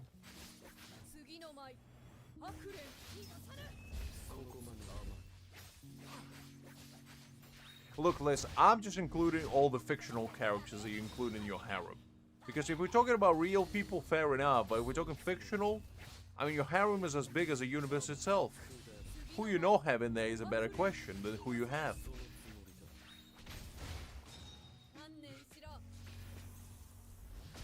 Exactly, Greg, you see? Greg gets it. It's not all one night stand, it's one harem stand.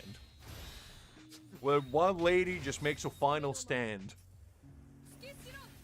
And just see what happens. Just see what happens.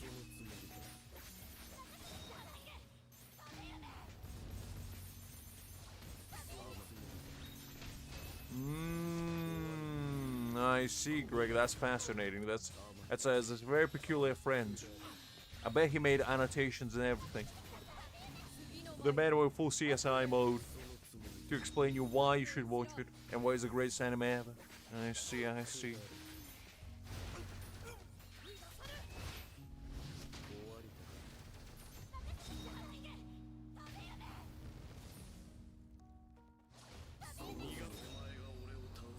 Liz, I'm not blaming you. I'm just saying you gotta call spade a spade. I'm not better. I'm just saying you gotta be honest with yourself. First of all. And then with us.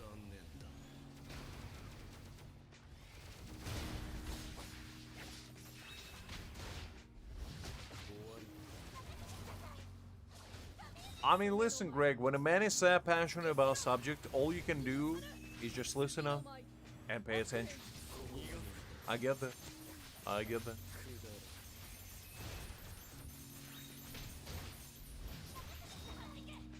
Yeah, that's what they all say, Liz. That's what they all say. How do you know she's not a Smurf in disguise? She might be living Smurf willful, you know. She could be a disguised Teletubby. You know, the purple one? That's a one.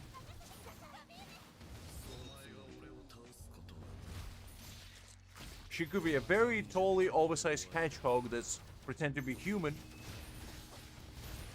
To pry your deepest, darkest secrets so it can tell it to its brethren to overthrow this nation as we know it.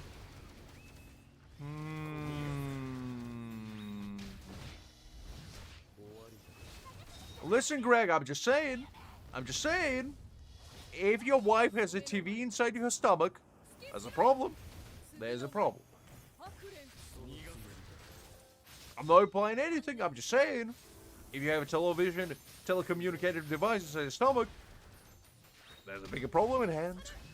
Don't worry about having a harem.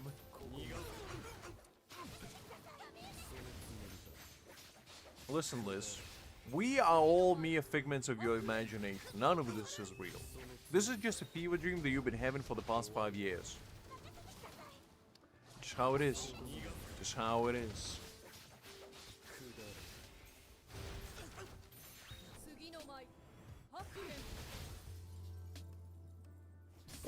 Listen, Liz, it's not what I'm into that we should be concerned about. It's what your wife is into.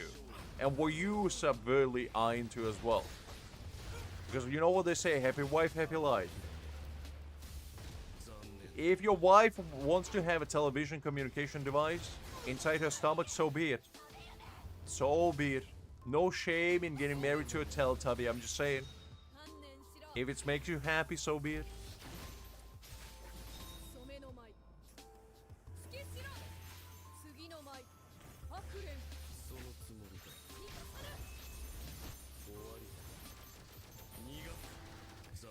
Hi there, gentlemen. Glad to see you. Hopefully doing well. Well, one of the best ways is, you know, going to Liz over there, under the cover of darkness, packing her little treasure box full of spirit jades, taking them, then disguising them under a little serviette, putting them all in there, and then walking out, guns blazing, through the front door, and leave a little message saying, "Thank you for your services.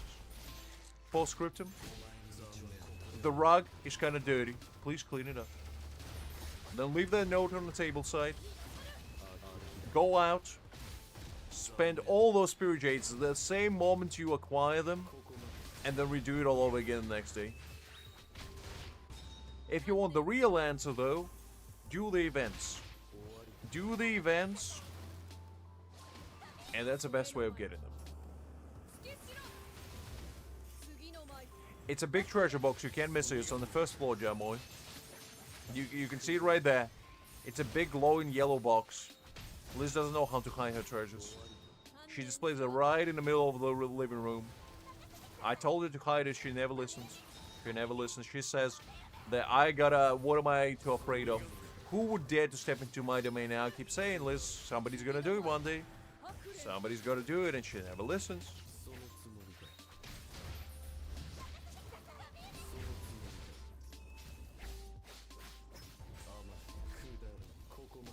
But yeah, do events, do your daily quests, finish all your trial towers and whatever, no? And the best actual way is, you know, the funky credit card, you know? You know the big blue or black little piece of plastic you got? Just type those funky numbers in the, you know, the checkout box, and your weirdest, wildest dream gonna come true when you do so. That's unfortunately the best way. Not the most, you know, satisfying way, but the best way.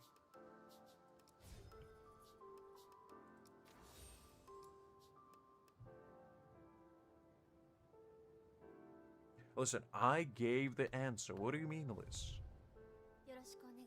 They asked a question and I answered it. I'm a very helpful individual, couldn't you tell? You ask me a question, I give you the answer. But listen, Liz, I'm not inciting anything. Somebody has to keep the lights on. And I'm just saying, the more of us do it, the better. Do you think true chair Aizen is gonna come cheap?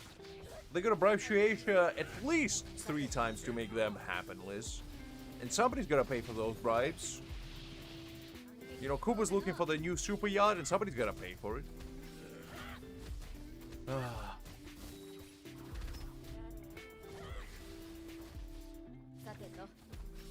Listen, Greg, truth is never easy to swallow. It's a tough pill to swallow, but somebody's gonna do it. I mean, you still have plenty of time, Jamoy. You still got, like, what, 80 days? So don't sweat about it. Like, all jokes aside, you still have plenty of time to get it. So just wait until you get more spirit jades and then get it later. It's all good.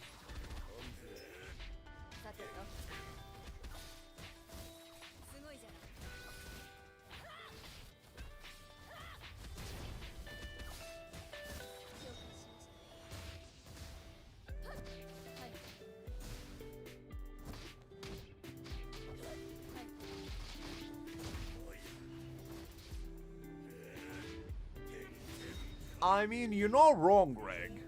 But with that logic, you could say it's hard to swallow a spaceship. Or, you know, a skyscraper. Or a human being. Or a planet. You know, many things are hard to swallow, Greg.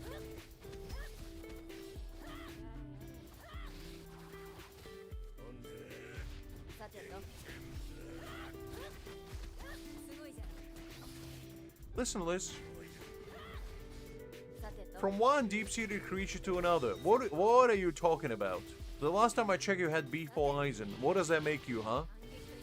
What does that make you, Miss I'm free to play? Huh? Huh? Unbelievable. Unbelievable.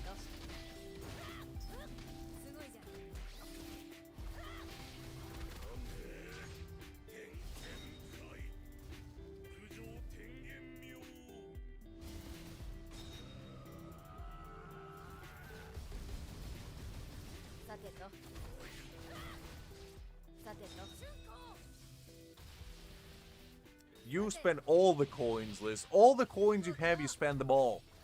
I've seen it. I've seen your crimes. I know exactly what you did. You can hide away from it. You gotta embrace it, Liz, accept it, and understand that you are a whale and you should be ashamed.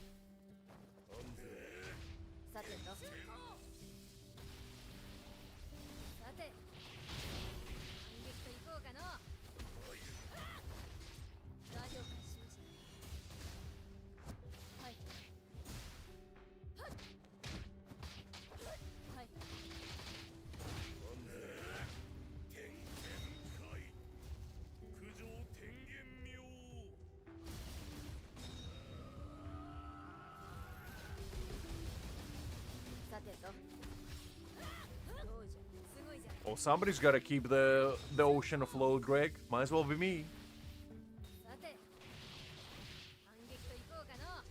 Liz, be very careful what you're gonna finish with that statement. Don't be turning into Angel all of a sudden.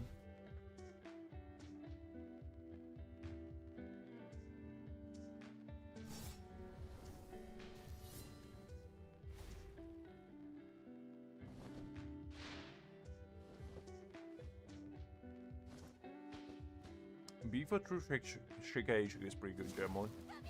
I personally wouldn't recommend going above B1 if you're free to play, but it's not a bad decision. Listen, Greg, I've seen some soft tractors. Don't lie to me. I've seen some very soft tractors out there. And it's not their fault. It's just age, you know. When tractors get older, they get softer. Just how it be. I've seen plenty of soft tractors, Greg. I will show you a soft tractor. Don't dare me. I will. I will do so. Alright, Greg. Alright, you brought this upon yourself.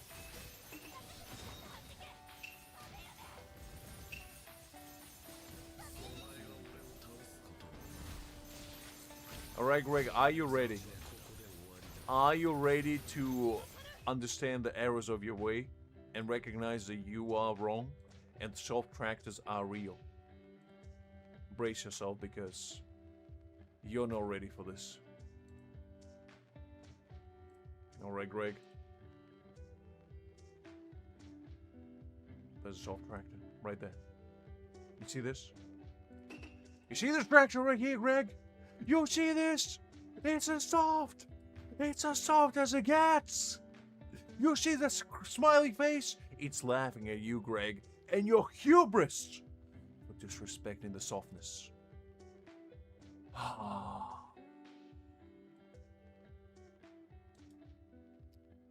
It is what it is, Greg. It is what it is. You see that child over there? He doesn't know what's happening right there. The Tad really got them. Got the best.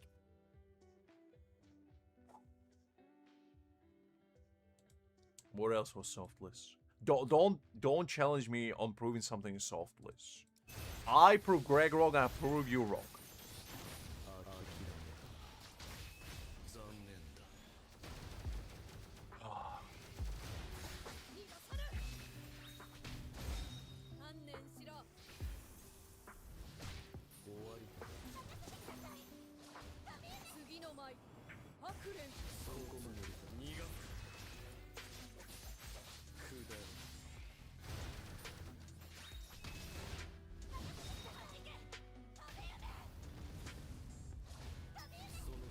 Angel, First of all, hi there. Second of all, rude. Third of all, no. Sleep is for the weak, and I'm strong. Well, sometimes. Occasionally. Once in a while. On a bright moon night, maybe. Mayhaps. Listen, Liz, I've seen plenty of soft hearts. I'm just gonna tell you right now. I've been seeing plenty of soft hearts.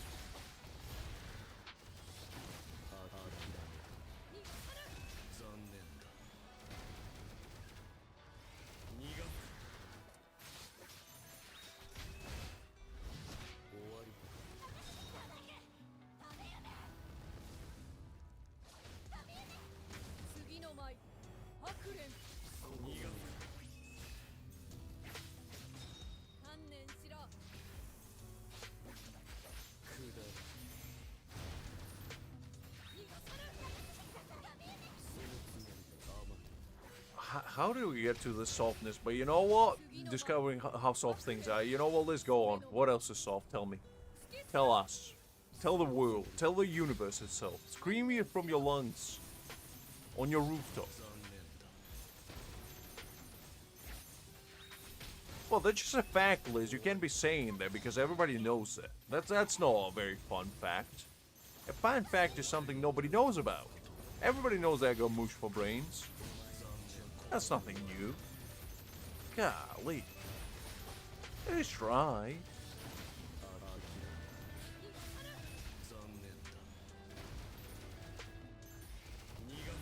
Listen, Angel. You don't want to know. We were discussing Liz's harem. And let's just say, you were brought up many of times.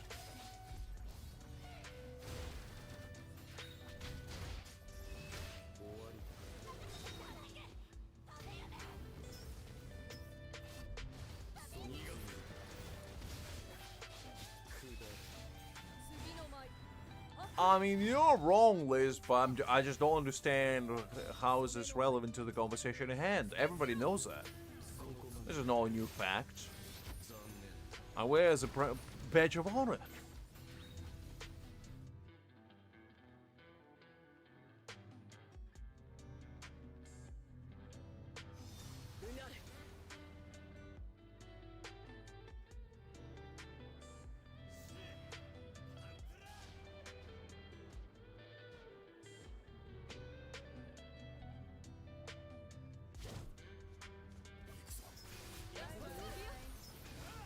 Well, by that logic, Liz, how can air be hard? What kind of air are you breathing that it's hard? The last time I checked, air is non-tangible. You can't just hold it like a block of ice.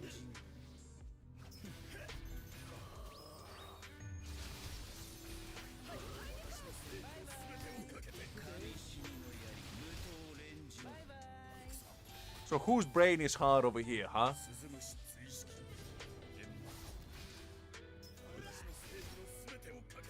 Before slandering me, take a look in the mirror, Liz. You might see a reflection that will horrify you.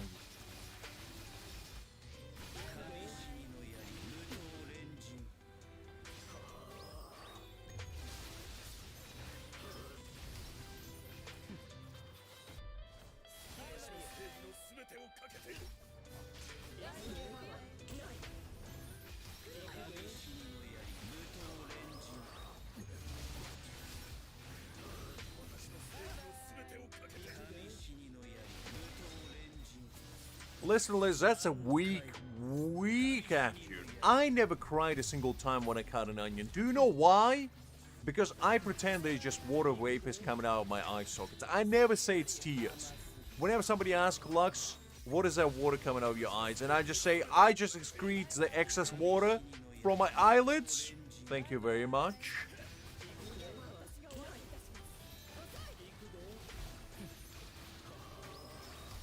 Hi there, Duck. Let's see, hopefully you're doing well.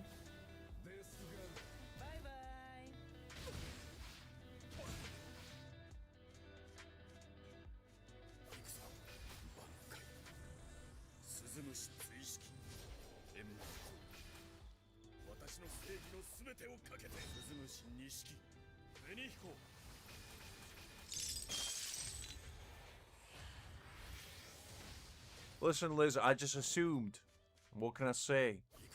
Whenever somebody talks about not having a brain, I just assume they're talking about me. What do you want me to say, huh? Who else were you talking about, huh? Air? Earth? Water? Fire? Is the Fire Nation attacking? Is that what you're talking about? Because if it is, we gotta prepare.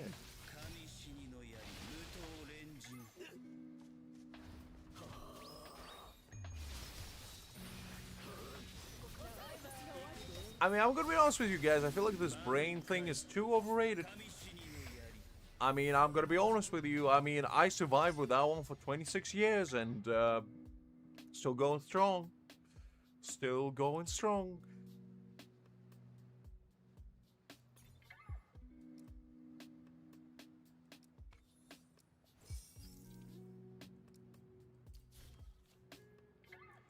Liz, you're a fire spitter at best.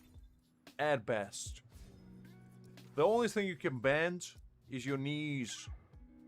Very unsuccessfully at that. Like, the 90 degrees angles are pretty much your worst enemies. The sharp turn, the gyrations, just not doing any favors for your hips. So you ain't gonna bend anything. You gotta stand straight.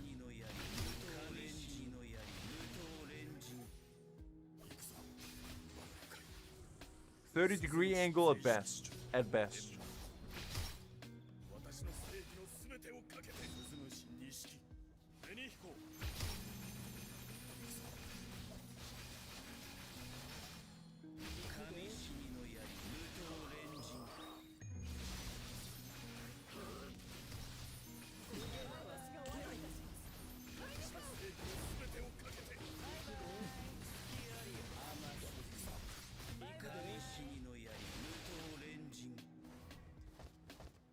Who is Brian and why is he stealing your money at the bus, Liz? So many questions, so little time.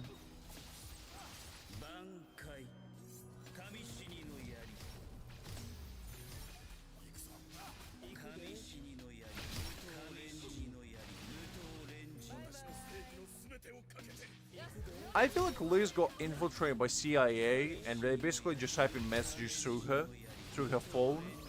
And they're trying to communicate with us, maybe. And they're giving us, like, some secret signals, and we're just not picking them up. We're just not picking them up.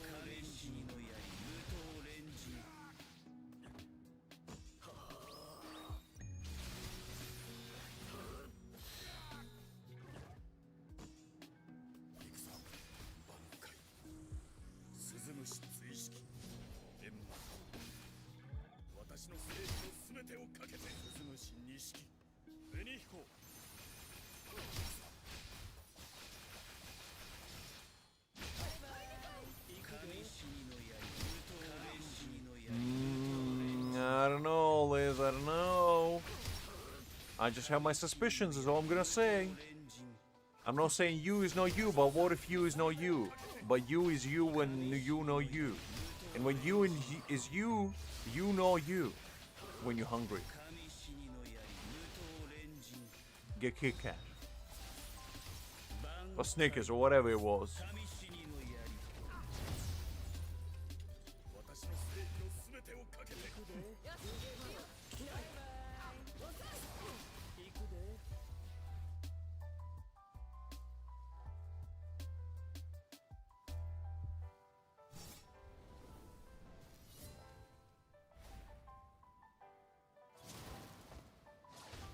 Listen, Liz, do you want me to get a reference right at 1 a.m. in the morning? What are you talking about?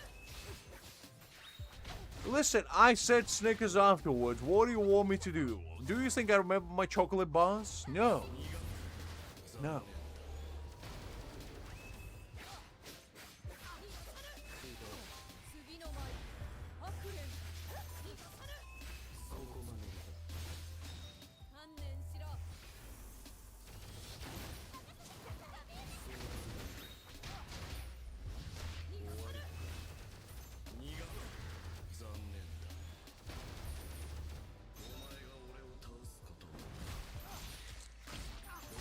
I don't yet. You are correct, Liz. Nobody does. Yeah, but what if you is not you, Liz? And what if you that says you is not really you, that's saying that you is you? Have you ever thought about that? What if you that you know as you is actually not the real you, but the fake you? They're trying to pretend to be the real you, and you got deceived into believing that the you is the real you, when in reality your real you is never seen before. It's hiding into the darkness, in a shadowy corner, never to be seen again.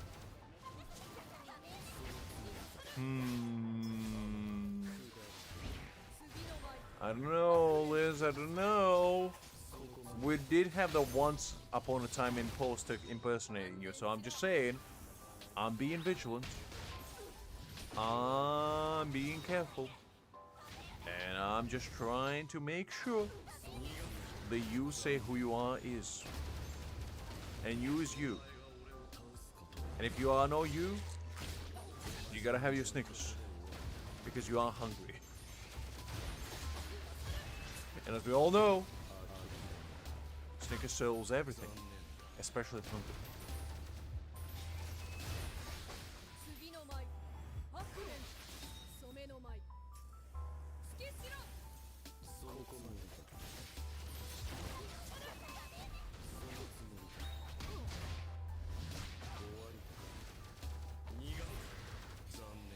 No worries, Doc. A pleasure seeing you as always. Get a good night rest and I'll catch you later.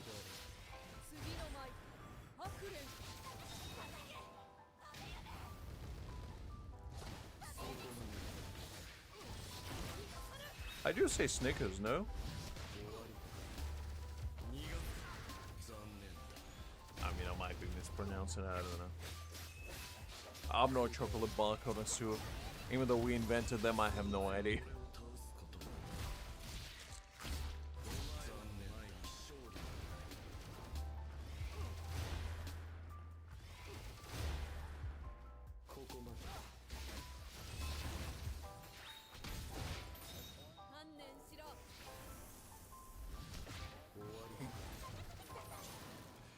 The true embodiment of the youth of today, Doc.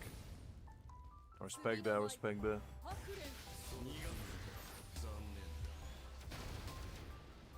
Listen, Liz, just because we invented chocolate bars doesn't mean we need to know about them. It's a dark history in our world. We've got so many obesities throughout the world. Do you think we want to know about it? You're gonna have it. You're gonna have that right.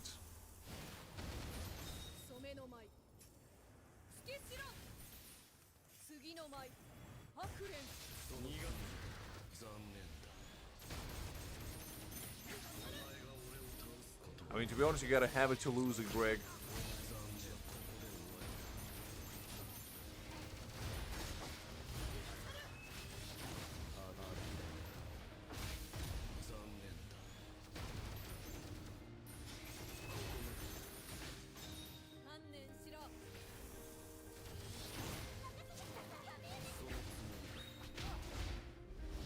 What do you mean in my imperial hands, Liz? I didn't do nothing.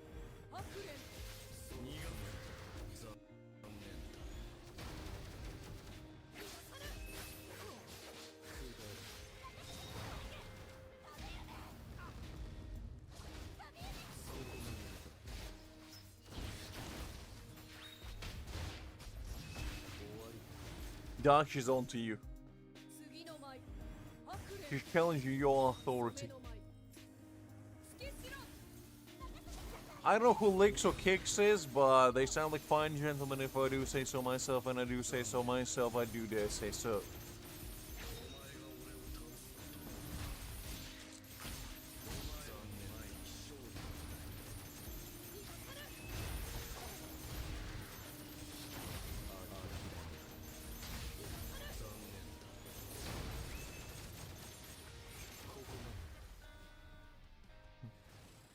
Listen, Doc, we're all the same. We are all the same. Who needs attention span? It's overrated anyway. The memory of a goldfish is the way to go. Now look at me. I always had it, and see how I turned out. Great.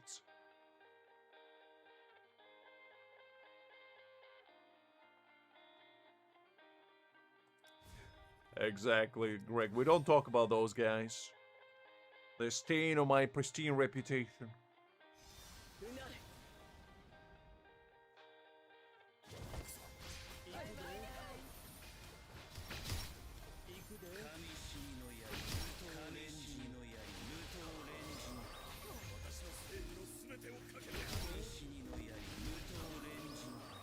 They never stood a chance against us, Greg. We took them for all their worth and they ran like the wind, like the little pansies they were.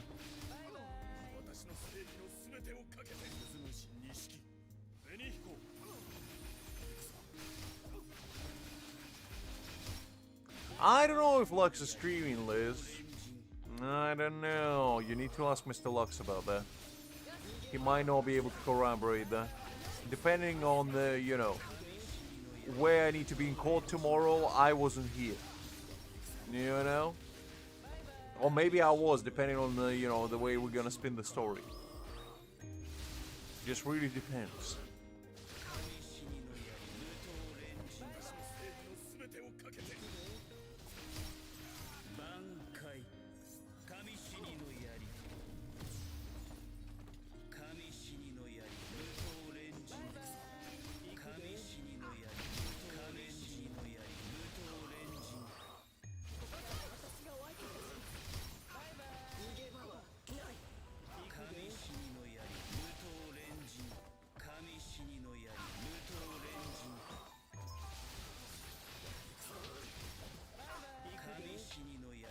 Look, Liz, I'm just saying.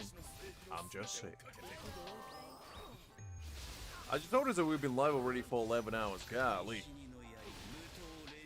How time flies.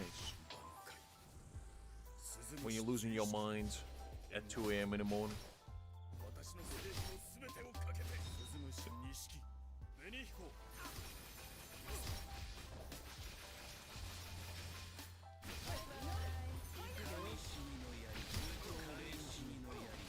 Look, Liz, you don't have to say one letter at a time. You can just say the word, it's fine.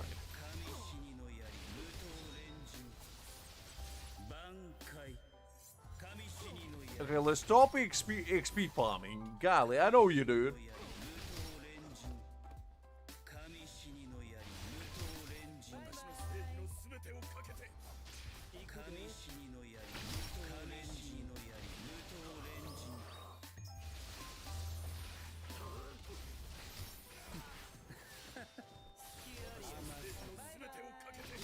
That almost going up.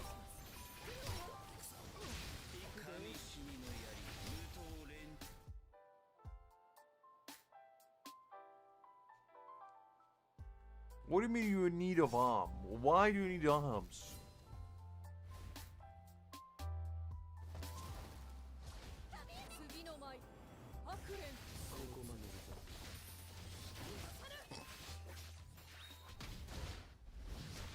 Greg, feel free. I allow you to. Because this woman is employing dark sorcery to farm me experience. Unbelievable.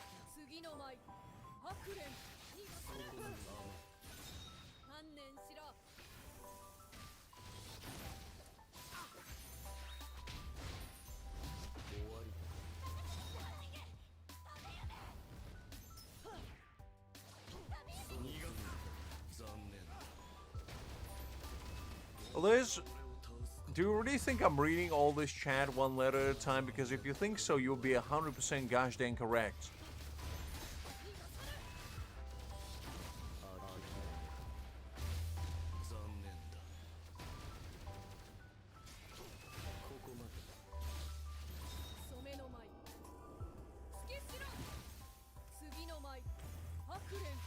Listen, Liz, if you need a farm, you need a farm. No shame in that.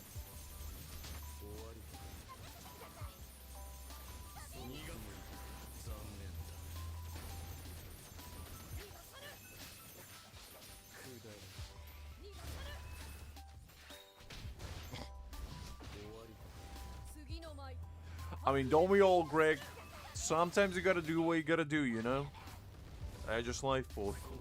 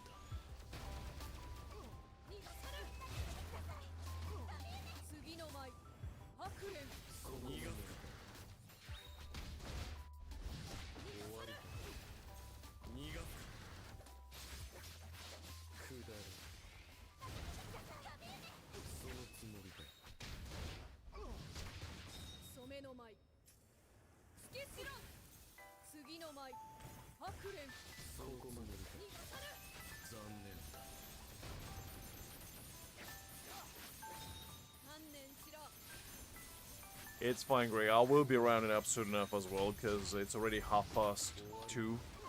And I will be a nice Samaritan and, you know, a rest. Because otherwise I'm not gonna wake up tomorrow. So it's absolutely fine. I'll see you tomorrow, big man, if you're gonna be around. Tomorrow we're gonna do the D&D adventure in Neverness to Everness, so hopefully it will be fun. If I wake up, that is.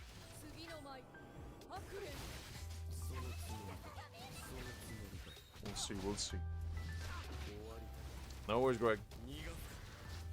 As always, pleasure seeing you, big man. Have a good night rest, and I'll catch you later. It's probably going to be the last round, and we'll call it a day after that. Because I am slowly but surely passing out as well. Who would have known after 11 hours I would be a little bit drowsy, shall we say. I'm losing my form, I'm losing my steez. I'm getting old. Now that I'm 26, I can't do it like the 25-year-old Lux. Staying up all night streaming. Just not built the same. The old knees not doing the same in lifting. That's what happens, guys. Don't get old. Just don't get old.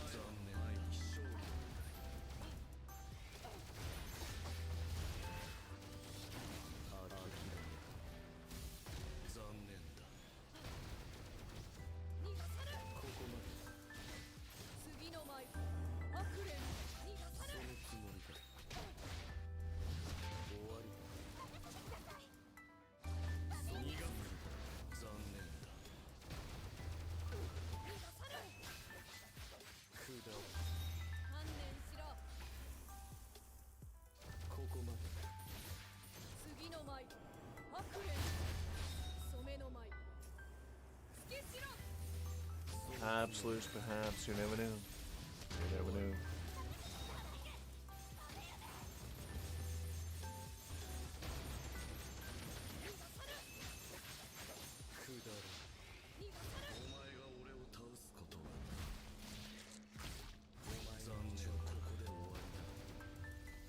Yeah, there we go.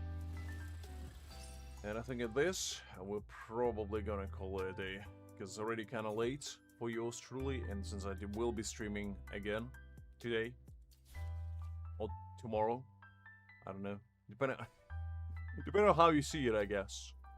We will be live in basically another, like, what, 12 hours, give or take. Okay, let's do these quickly as well, and just making sure we cleared all this stuff. Yeah, it's all good. Look, Liz, it is kind of late. What do you mean? It is kind of late. What, are you going to tell me it's not kind of late? Probably need to do this next week as well, because I kind of forgot about it. Not going to lie. Alright. I think we did everything we needed to do. We did Frenzy Feast. We didn't do Bound Rewind. Okay, this is the last thing I need to do. Okay, so we're not done quite yet, but this is going to be pretty fast. Hopefully. Look, Liz, just because you live in your Narnia land where you have fake time zones, fake polar bears that are talking, fake magic wardrobes, and fake wars that you're starting with said wardrobes and bears, doesn't mean we all do. Golly.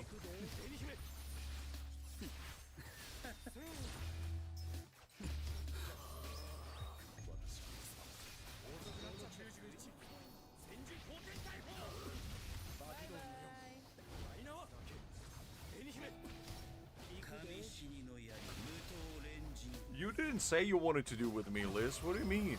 If you say you wanted, I would have said okay.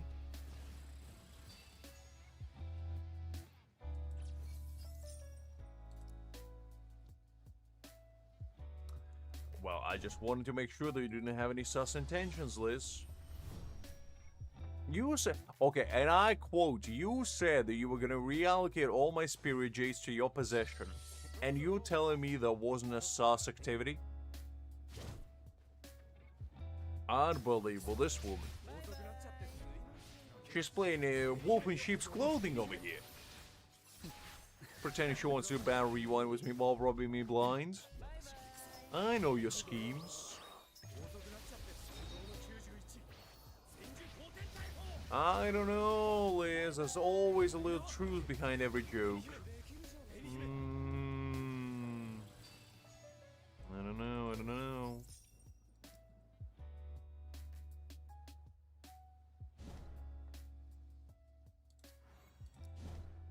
Alright, let's do the Aizen one.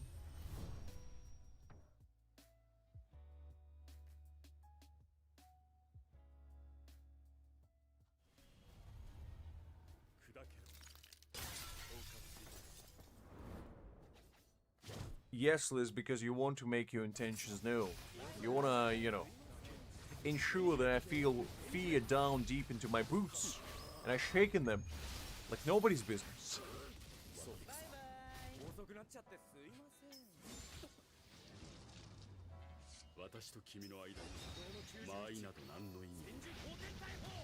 I'm like Puss in Boots. I have very nice boots and I'm shaking them relentlessly. And you just want to see that. You just want to see that.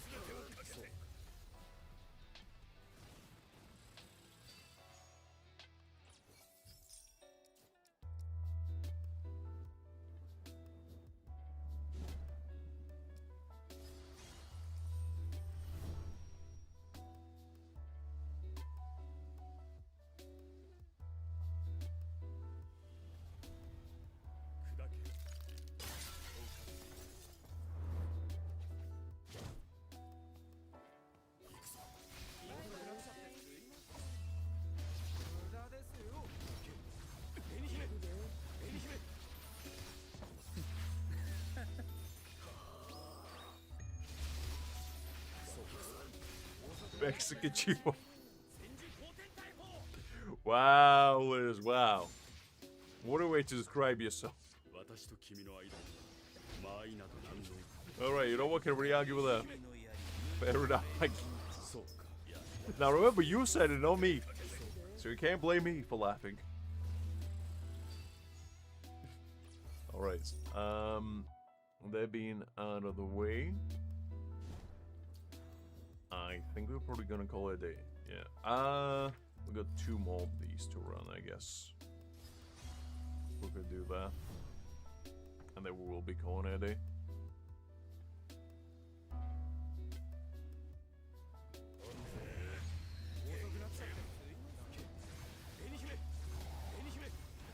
Listen, Liz, if you said it yourself, I'm not gonna, disapprove your proclamation. I'm just saying.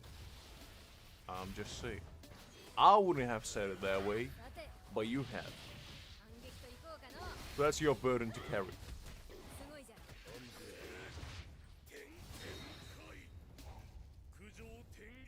I mean, I do, Liz, but, for different reasons that you may think.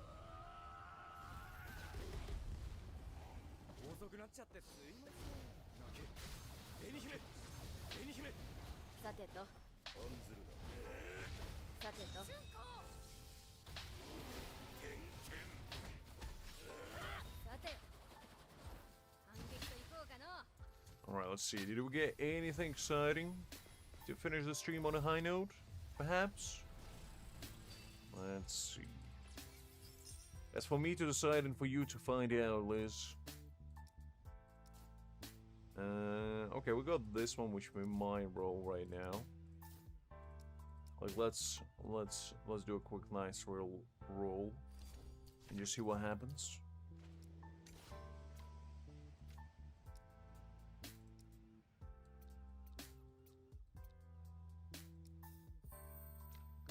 Alright, let's see. Can we end it on a high note? Let's witness it. Probably not. That's as high as a note as you can get defense percentage. That is fine. That is fine. You can't have it all. If you mean anything. That is all good, though. That is all good. Alright. I think with that now, that's where Hold up, let me just claim that.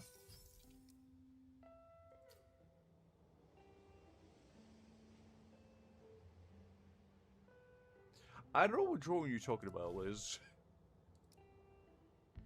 Are you okay? Is a better question. Don't let these open up. And that joke aside, I did see the drawing. I really appreciate it. It was very pretty, Liz. It was very pretty. I did like the pimp jacket. I probably won't show it on stream until, you know, you're happy with it, but I did appreciate the pimp jacket, is all I'm gonna say. Anyway, hopefully you guys had fun today, as much as I have, and Clue as much as Liz is having. And I'll see you all precisely in about 12 hours, 3 p.m. sharp, so don't be late, because today, tomorrow, yesterday, depending on where you are in the world,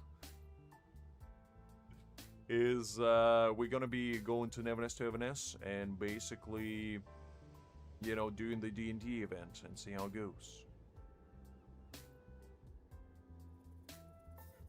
I am finishing up random. Hi there. Hopefully you had a nice rest. I'll see you in 12 hours. Bye everyone. Take care. And I'll catch you all later. Bye bye. On tap. There we go. I always mess them up. Anyway, see you guys.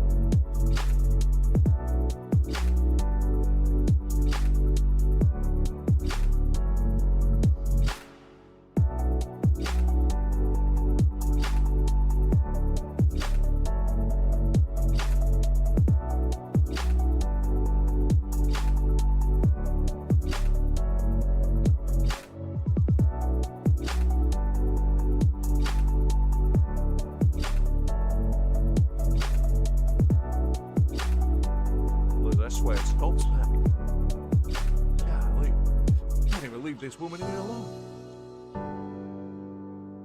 Just listen to the outro in peace.